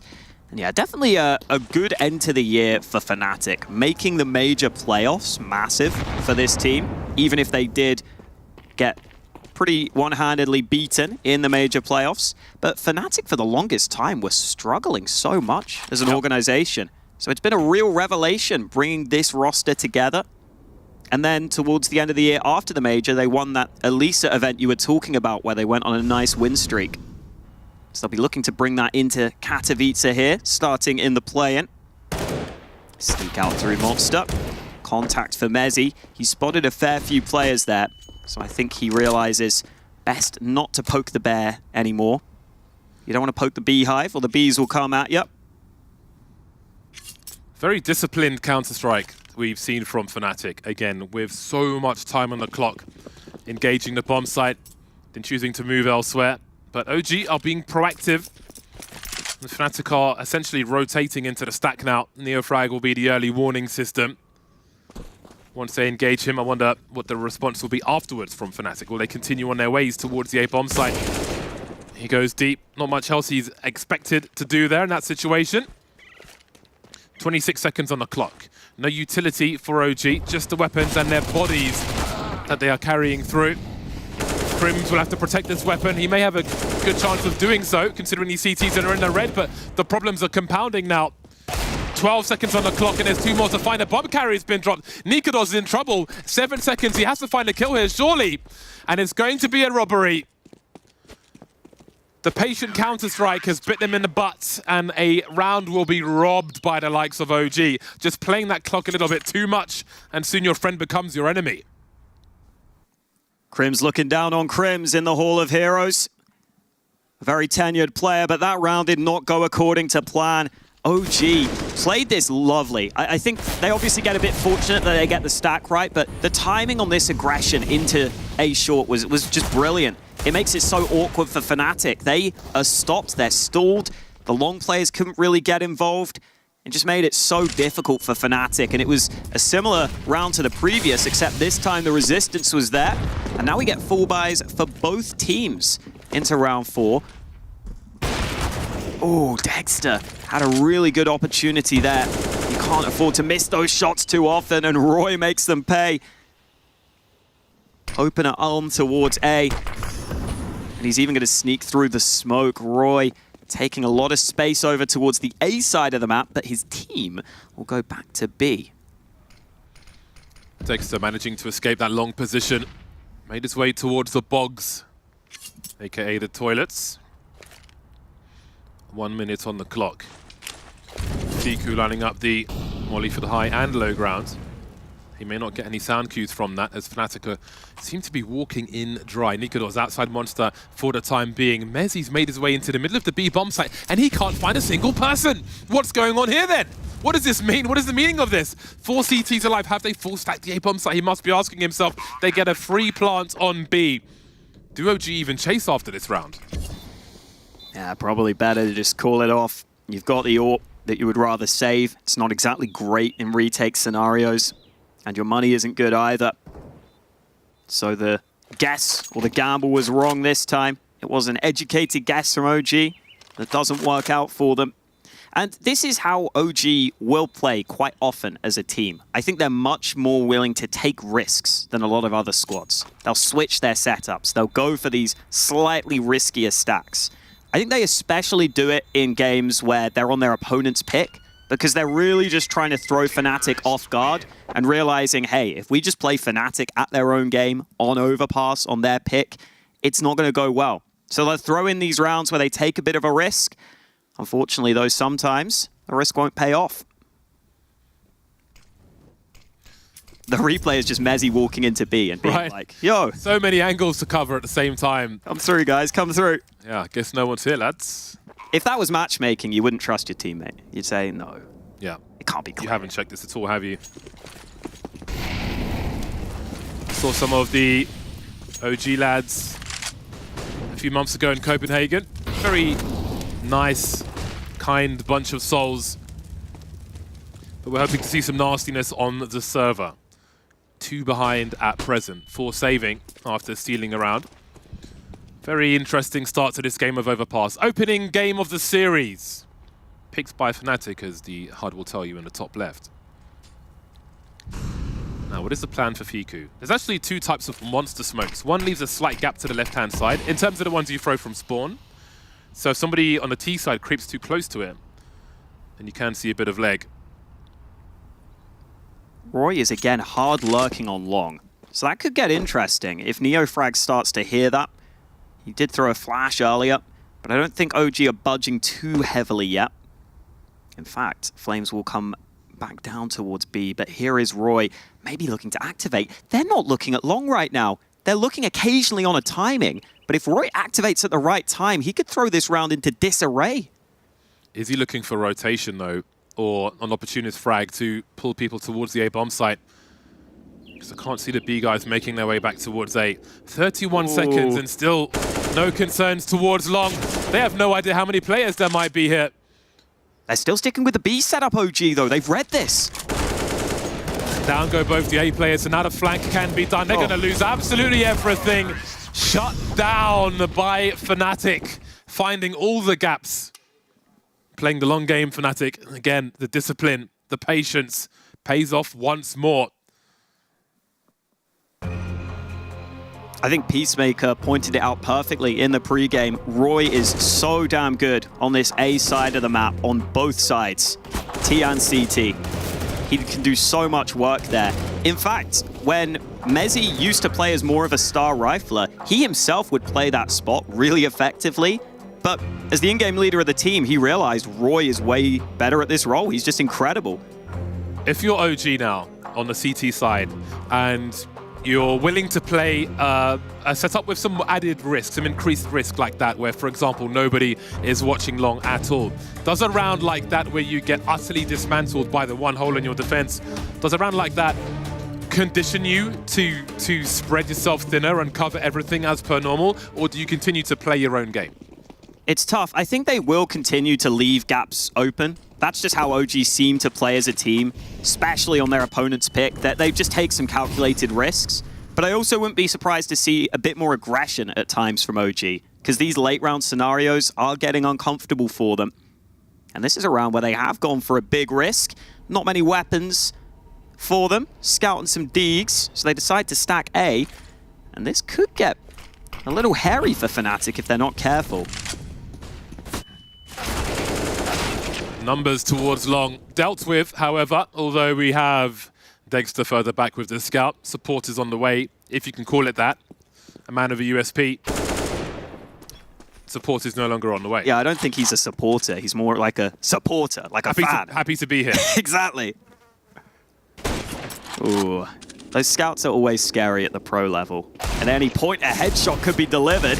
The Deeg is the same. Flames finds one. Bomb dropped. He almost swings for the second, but Nico does, keeps it cool. And they will stay in control as they move back to B. I do think Dexter is the man to watch for OG.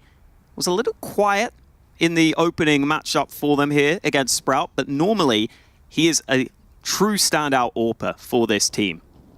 Oftentimes it feels like he has to activate to give OG that opportunity. Won't get the chance in this one, but he saved enough cash to have that AWP in the next. I think this could be where we see a bit of aggression from OG, because so far, the slow pace from Fnatic has been really punishing. Yeah, mid to late round, we haven't seen those proactive CT plays that we have seen in some matches prior today. That might be opponent-based. We'll see if that evolves over time for OG. But as you mentioned, the money is here now. The AWP is out for Dexter. The early grenades towards T-Ramp will be here as well. Going for some cheekiness early, Fnatic, but nothing doing. It's a pain when the door's been blown off there. It can be difficult for the T side because the CTs can creep around and find angles. You've always got to watch it after that. OG will show some presence in the connector position for now. 5-1 for Fnatic as Dexter will be flashed off of his angle. Chooses a secondary one, but he may feel compelled to fall back to the side. He doesn't really have a lot in the name of support at the moment. And he's going to find himself in all kinds of trouble. Down he goes. Now OG will have some issues towards A. Fnatic know there's a CT around that connector position. Flames will have to find two, and he'll do exactly that. That's the bomb on the floor as well. Neofrag activates in connector, and suddenly things turn around. Flames know his days are surely numbered in that corner. He'll buy as much time as he can. Smoke for Crims is really helpful. And elsewhere, Nico does catch his players in transition. That means he can't help on the bomb site yet, but he has to look at connector. Knife out at the worst time. He's just stabbing the air. He might have had time to get his gun back out even, with how long it took Nexa. Less than ideal, to say the least. 25 seconds on the clock for Crims is the play to save the AWP at this point. Or is he going to try and race towards the B bomb site? Does he read that Nexa is near? He would be right in that respect, but that's such a tough angle to find a kill on. Have a look at this action again. Flames, they lined up for him. Very hard position to deliver from. Stuck in the corner. Hey, you're going back out, mate. Oh, dear. No.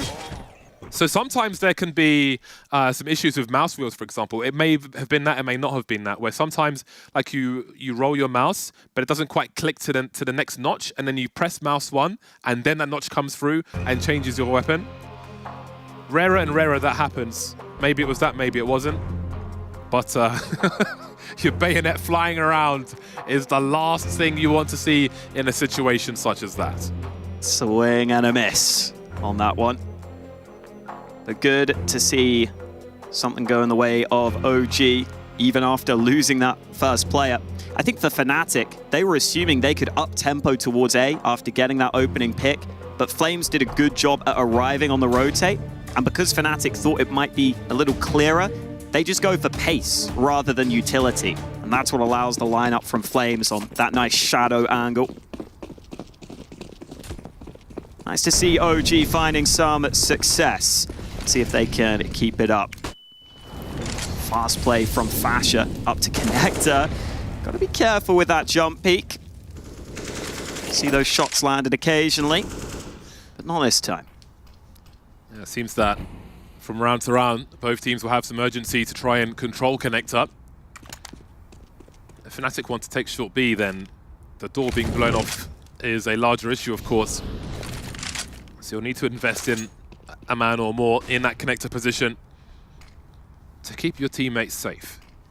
Heard the Des talk about how valuable the AWP can be on this map. That got taken away from Dexter, so they don't have that AWP towards A this time. Neofrag tries the duel with the rifle, loses out, and now Fiku might be tested. This crossfire on Monster could be good for the CTs, though.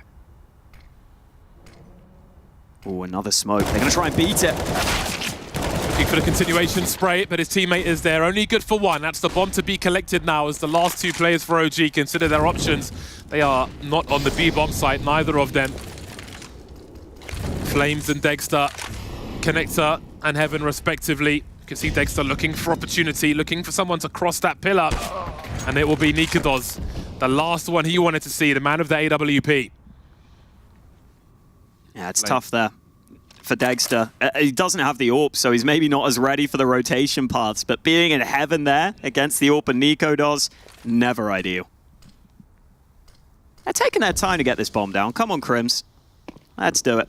You're safe, I promise. Very high levels of discipline here from Fnatic.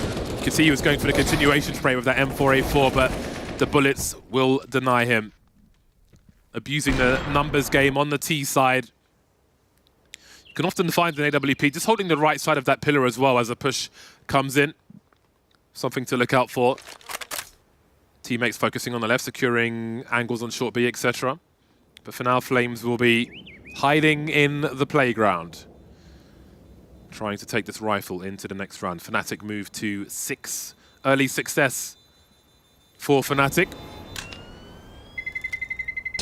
Flames was in really solid form in the opener for OG. Ended up being an incredibly close game, and Flames had a big part to play in that win for OG. He has continued to play pretty well here at the start of Overpass, but it hasn't translated into too many round wins. Staying nice and hydrated. Another sip. Damn. He's thirsty. Thirsty for rounds, perhaps. Catering here is actually fantastic as well. If you want to eat clean food, reasonable levels of energy, everything is available. Really good facility here in Katowice. Well furnished with water, coffee and the like.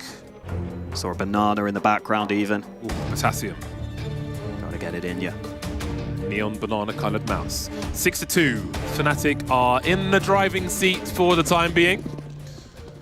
And indeed, Roy has been very instrumental. 8 frags at present, top of the scoreboard. Mezzi lining up some grenades as Fnatic are going for a faster round here. Shokanora, Surge into the B-bomb site. We've got chain flashes as well, but they won't save Crims.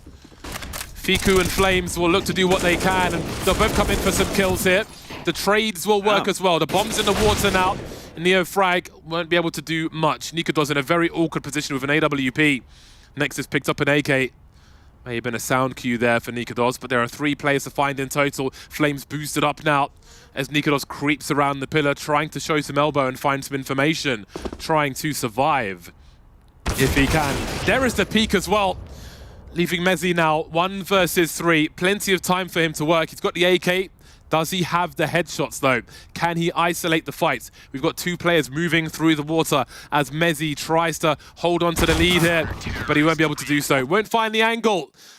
OG find a much needed third round to the 6 of Fnatic. It wasn't even a good buy for OG. They didn't even have that much to work with in that round, but Fnatic trying up the pace. Crims looked like he was about to farm with the MAC-10, but Fiku landed a fantastic shot with the D to stop him in his tracks, because OG weren't ready for the rush. They were positioned so far back at the bomb site, but because they get that first kill and tuck into water, it makes it awkward for Fnatic to clear those angles. A lot of props there to OG for winning that one. And maybe they can use that momentum to their advantage. Crims defaulting out towards B, thinking of going for the opener, but that nade does a whole lot of damage and makes him think twice about his aggressive maneuver.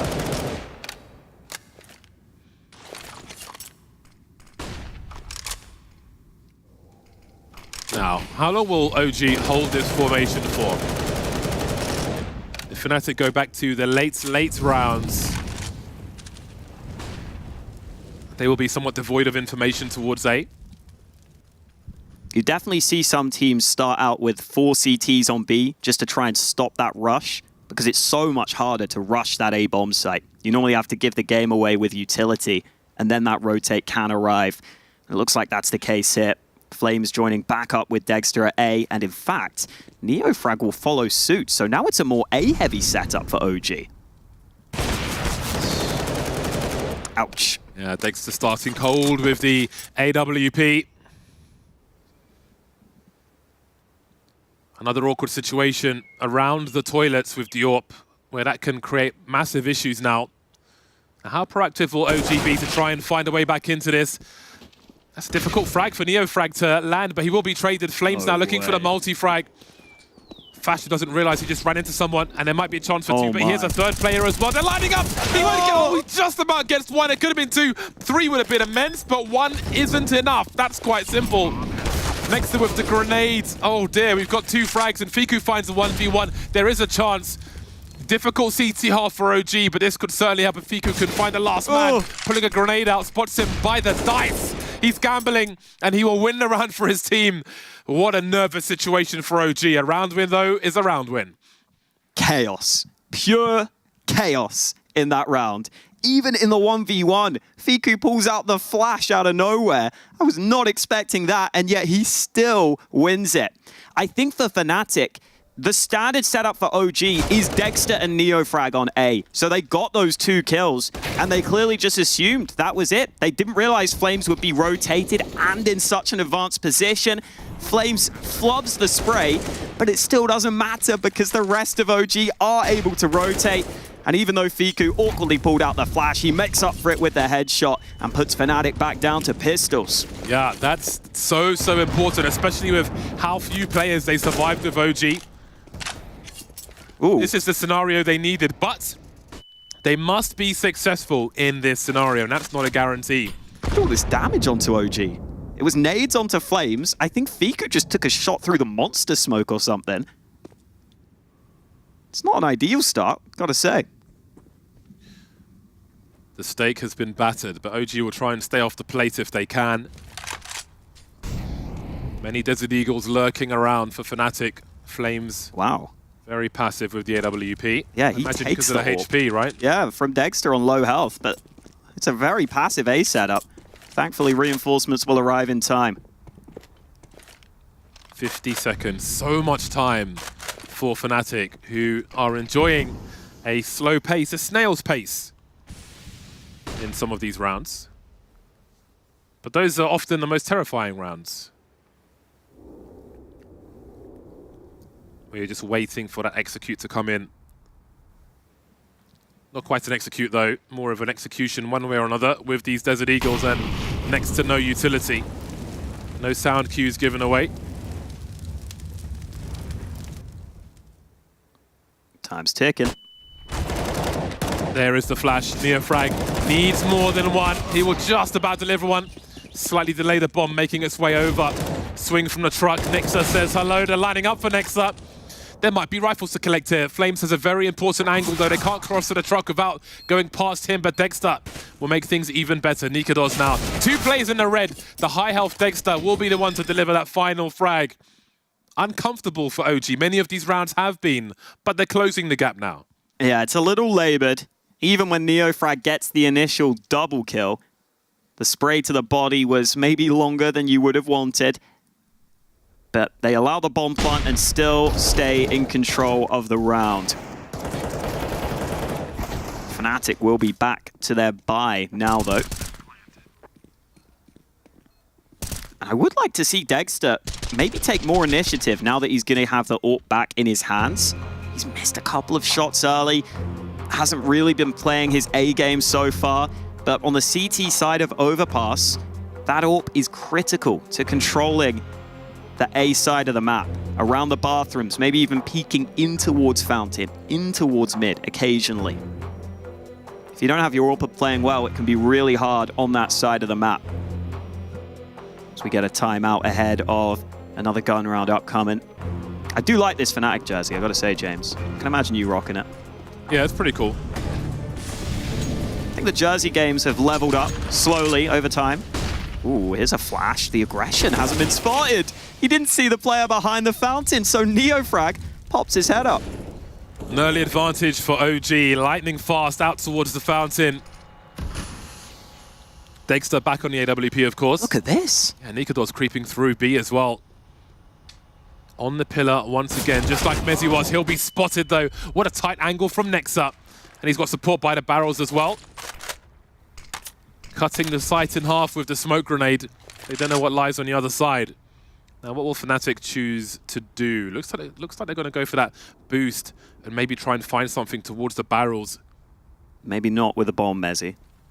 Or does he just do it? Maybe he doesn't give a damn. Oh, okay, maybe... Oh, they're still doing it, even though they made the noise. Oh. And it should have worked. He had to get that one. He was so urgent. I think he was conscious of the sound cue he made earlier to try and find a frag as fast as possible, but there will be a trade via grenade. 2 versus 4 for Fnatic. Oh, walking into that one, that's half his health gone. He doesn't even know where the, well, he knows where the player is, but he hasn't seen him. Things go from bad to worse for Fnatic now. So many players swarming, lurking around. Crims in the clutch. 1 versus 3. 20 seconds to find at least 2 of the players. I think he might have to find all 3 at this point, but it won't happen. Nexa shuts it down, and now the score is tied. A little bit of a looser round for Fnatic, giving some liberties to their players to try and make individual plays across the map. Initially, it was Roy just getting caught out towards mid, but then they're willing to let Nikodos try and make the play, and he got a good timing window towards B. Just didn't work out for him. And then down in the 3v5, if only that boost would have worked out cleaner, maybe there's a way back for Fnatic. But without that clean kill, it goes against them. And this was a really strong start from Fnatic, but fair play to OG. They've righted the ship, even though the rounds have been awkward. It's pistols again, but it is an early dink onto Neofrag. Yeah, trying to get out of there. Awkward. He just took the Tech 9 to the jaw. And he will be on AWPing duties now. To be honest, we haven't seen too much in terms of successful AWPing duties towards the A-bomb site. But with 2 HP, he might get killed by a smoke grenade. He'll have to be really careful in the angles he holds. And we might see a surge on this B-bomb site. Have a look at all these Fnatic players in that short B position with the Tech 9s. There's another headshot from Crims. Down he goes, and Mezzi as well. But they may have created enough space to plant the bomb. 3 on 3. Roy's found himself a rifle. That molly's not spread to him. Oh, maybe it did. Indeed it did. That's a lovely penetration kill through the wood there with the AWP. That'll make life easier. Fasher and Roy remain. Will there be some 1-deeks? Who engages first? Roy can show some presence. Fasher will try to capitalize. Not happening for him now. Roy in the clutch, but not for long. OG prevail once again. They'll rescue the AWP and take the lead 7-6. Another decent switch up from Fnatic. Even if it doesn't work for them with the pistols, I like that they went for presence towards A and then more of a mid-round call quickly towards B, which they haven't done too often. The presence towards A kept enough players there so that they could swarm that B site. But unfortunately for them, they didn't have a massive deal of weaponry for that post plant. And Roy was attempting the big reposition there in the 1v2 to try and catch one player out, but Dexter was having none of it. So it's OG into the lead. And a solid win streak for them. Fnatic were pretty heavily in the lead. They were 6-2 up. So OG have done well to bring this all the way back. If OG were able to pick up Overpass, as far as the recent stats would say, that might be huge for them because their pick of Mirage, in their last 8 maps, they have won 2 of them. So things could get a little dicey. I thought this was a slam dunk pick for sure. Honestly, this felt so good for Fnatic, but OG's showing us it's not so easy. Yeah, we are still in the first half, but it's always good to look at the numbers. Dexter with a more aggressive pick, but no one is showing here. Oh, Crims a little bit stuck there. That was very awkward indeed, but he's able to hop through the barrel and get back out of there. He's a lucky boy to get out of that one. I thought the spray was going to come into Monster, such a tight choke point. But the angle not quite right.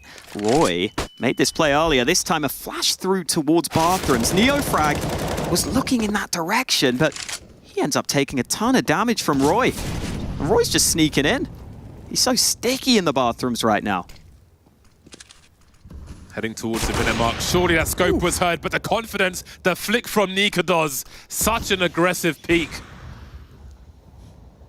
Lovely kill. Now is the time for OG to try and be proactive. They're poking through the monster tunnel to their demise. That has not gone the way they were hoping. And the B bomb site's been compromised now. And Dexter's kind of stuck.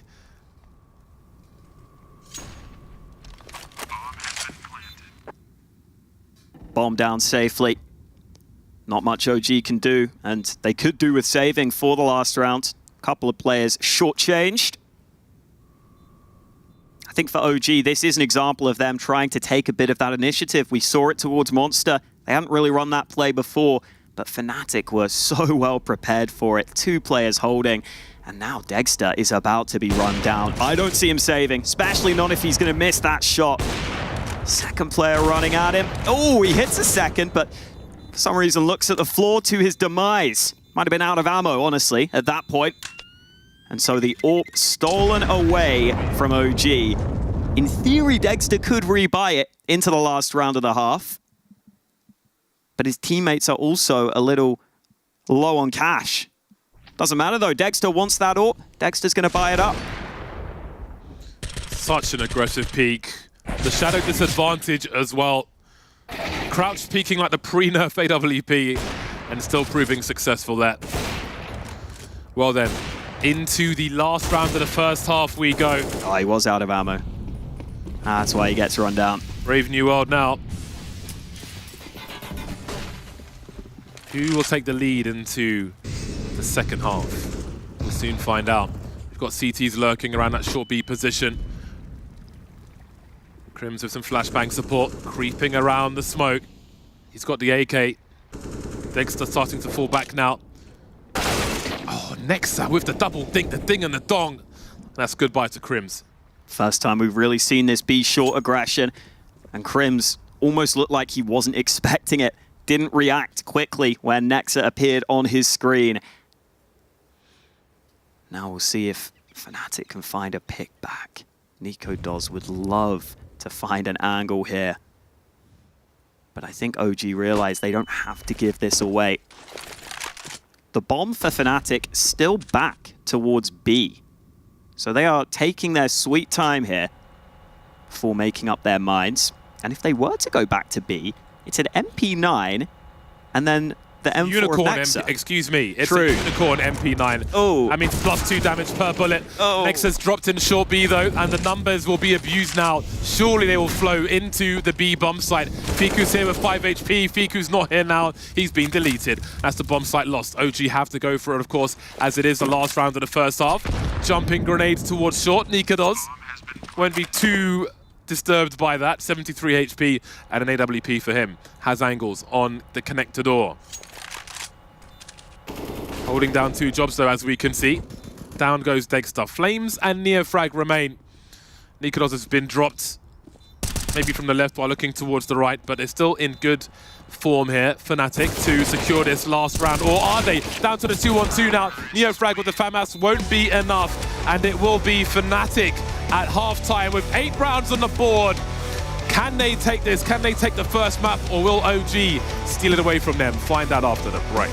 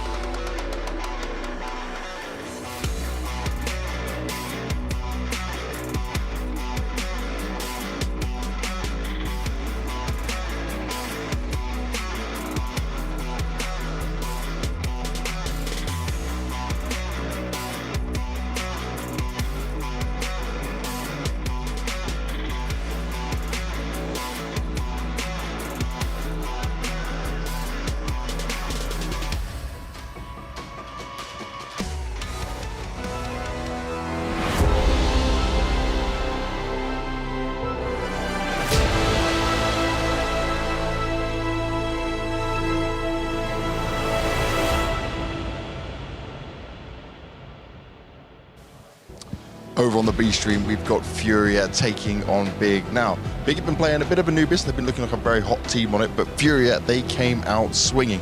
And we actually saw Safe join Quesawara and doing a huge amount of damage in order for them to get the win. But these map pools kind of work for both teams on this, because then it went to Furia's pick, and they went for Mirage, which has been a tried and tested map over and over again for Big. And Quesawara, he wasn't there when Furia needed it. Big, they fought their way back, and now we're going to Ancient for a decider. It's still all to play for, there's a lot on the line, but this OG bringing it back in that first half, keeping it close against Fnatic. Now we'll see what their T side has to offer. A close score after the first half. It is going to be Fnatic switching to that CT side. No kit for them, but they've got the dualies dropped over to Fasher. And an early fight for Flames. That P250 looking to work at range, but Fnatic also aggroing up long. Nikolos, P2000 Enjoyer, a rare bird if you will. Almost extinct these days. Communicating by way of pistol fire around Monster, OG and Fnatic, but surely he wasn't expecting that, or has he conceded the position to hold on to short? Either way, he's got to be gone. Fast shot, down he goes. There's the opening frag. OG are all over this B bomb site. They are swarming. Fiku holding connector for the rotation, but they're all coming from CT at present. 4v4 as the bomb looks to get planted. Dexter down to 12 HP now. Got to be real careful about how he proceeds. Roy 6 HP at the same. Who swings first? Flames with some patient pops, finds 2. And things get worse for Fnatic now as they try to get the opening round on their CT side. Mezzi and Roy remain 2 versus 3. Roy on the high ground trying to find opportunity, trying to find something. He's the last one remaining, last one to fall. Score is tied once again. OG take the pistol. Flames activating again for OG. Normally their 2 stars are Flames and Dexter. Dexter hasn't really been here, but Flames certainly has, delivering huge impact with that double kill in the post plant. And that was really important for OG, getting that T-side pistol round win. They have got to go up against the force buy of Fnatic though, and back at the Major, Fnatic were winning so many rounds like this. They always have something cheeky up their sleeve, something cheeky in mind to try and win these rounds. Let's see if they've got a plan for this one. It starts out with the 4B stack for them this time. Sleeves of Wizards. Oh, this could be a brawl. A big brawl on the B side. Yeah, this is going to be a gamble now, up close against these force buying players, but so far so very good indeed. Flashbang was on point, headshots from Flames on point as well. Not much for Nikados to do here, but twiddle his fingers on long. Maybe faster than they would have expected on a round such as this, but very successful for OG as well. I feel kind of bad for hyping up the Fnatic force buys now. They got rolled over. I mean, the call wasn't too bad. They had 4 on B. They just got demolished by Flames. Had a chat with No Tail and Seb recently. CS players themselves, CS enjoyers. Okay. They'll be happy to see this pistol round, but what about the overall result? That'll come in a few hours. Score still close.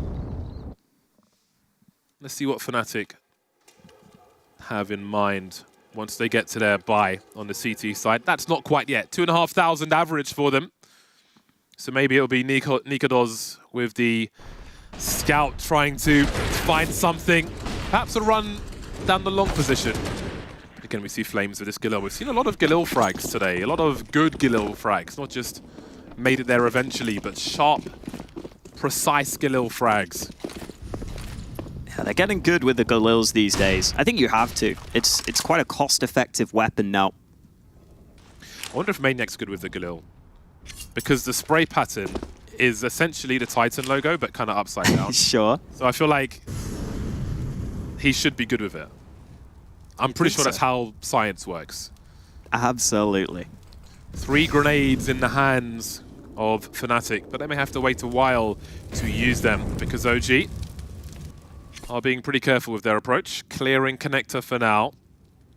Definitely didn't get next day delivery on these nades. Gonna have to wait a while. I think for OG, the T side, in theory, should be a fair bit harder for them on Overpass. It's not easy to have a lot of simple plays on Overpass. You can maybe go for a B rush with some pretty simple utility, but anything towards A, a lot of map control protocols are needed. So when teams don't play Overpasses often, that can be an issue. Here's the scout of Nikodos, feeling it. He might go for more. Chances, yeah, no. The chances have been taken away. Utility will solve the problem. Speaking of, though, the nades. Oh, he's waiting for it. There come the lineups. Baited them out. Very nice work from Flames. These CTs are waiting to essentially run to their doom, and they'll do exactly that. Great presence of mind there from OG. Not to make any assumptions. Give them the sound cues, fall back, let them make their play, then capitalize afterwards. OG make it to 10. Fnatic now will finally be on the buy, their first buy in the second half. No more scout for Nikodos, it will be the AWP. think if I'm Fnatic here, I might even go 4B early, just to make sure there's no B rush shenanigans from OG, because there's a chance they would have keeping some of those weaker weapons, including the MAC-10. But it is actually 3A for Fnatic. They want to take ground here instead. And NeoFrag has to be very careful. Caught out by Roy. Maybe OG just respond with a B play now, because they have no control towards A. Yeah, I don't know how much information they really got from that. Bearing in mind we saw an engagement round the fountain on the first half and it was a 1 versus 1. They don't know that that was a 3 versus 1. We almost have 2 CTs on the A bomb site, and the push into B does not go their way either. Crimson, Fasher, both delivering support flashes from Nikados. And there's no answer from OG to the aggression that we have seen early from Fnatic. You see how important the utility is on Overpass. The nades there not really effective for OG as they try and pop out through Monster. And this is always the worst feeling as an AWPer. You get that AWP into your hands, you're excited for your first gun round, and you get left in a 1v5 where your best bet is genuinely trying to save. Hexer doesn't seem interested though. He wants action. Oh, what? X-Star! That is stupid. It was a frag in vain, but what a frag it was. That's good to see. That shows promise for the rest of the rounds. Oh. That was such a wild flick. I'm almost offended by how outrageous that was. Didn't even look in control of it at all. It almost just looked like a, okay. Hopefully this hits.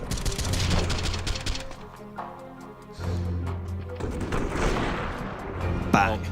That was quite an interesting first round from Fnatic, but sending it with 3 players in the upper areas. Now the question is, how will their CT formation change from round to round? What will they look to offer on this occasion? OG have not made their buy just yet. What is that? What is the meaning of that? Disgusting. That's what it is. Look, he's not even in the crosshair at all or visible, and he's like, yeah, no, I'll just do this. Had to be Crims as well. Crims is like, back in my day, no AWPers hitting that shot. What the hell? Maybe Kenny. Hey man, he played with JW. True. Can't forget about JW. Similar setup from Fnatic. Again, going aggro into Fountain. Hopefully NeoFrag's aware of that this time. But he is still on an island. Nade stack to B gives away that there are 3 Ts on that side of the map. So Fnatic could have taken more initiative if they wanted to, but they're happy with this setup over on A. Yeah, they've rolled with essentially the same thing, but again, they may understand that only 1 player was spotted by Fountain, so why not run it back? They will do exactly that. There's the flick from Nikados. Now, how do you respond to that? You can't really. You can try, and you'll lose more players. Now, OG are not in a position to respond elsewhere on the map. They've lost a bomb now as well. And it seems that this entire round may play out around the playground. That's just brutal. And again, you see how important the protocols are. Having a bit of utility there can make a big difference. Or just making sure you have early info if there has been that aggression, so that you can be ready to try and counter it. But instead, they walk into what they didn't realize was a setup. Yeah, not much to do here, but just bide your time. Admire the barrel and the dirt. Wow, just really admire that barrel. Ooh, look at that grey, look at that crust. You a barrel crust man? You look like you are. Very rusty, I gotta say. Very rusty. Very rusty indeed. What is that, a cooker? Yeah. Who knows? It's a bit There's all rough sorts. out here. Our old studio in Culver City had a river which often looked somewhat like that most days. Last time I was there was actually running water. I was impressed. Oh, wow. Yeah. There you go. Anyway, 10 apiece. OG have painful lessons to learn from the aggression that we have seen from Fnatic, but now the whole setup has been seen. Surely this time we'll see a different formation from Fnatic indeed. It might be... Ooh. There will be 3 players over there at least. This is a very last second call from OG to buy. NeoFrag's only just leaving spawn 10 seconds into the round, but they have decided to fully force. So I feel like OG maybe didn't have a massive plan for this one, but they've got to come up with one now. And at least Fnatic aren't taking away A entirely from them. Instead, it's the B short aggression, which looks good for Fnatic early. Nice bit of info. Now that AWP gets the line of sight onto Connector, and this is hard to overcome. You need utility, really. Otherwise, it's an easy pick for Nikodos. More power of the lack of door for a CT squad. Now that AWP has time to rotate, but OG could opt to go down later on. Jiggling their way towards the A-bomb site. At some point, these pistols will have to swing and create space for those rifles.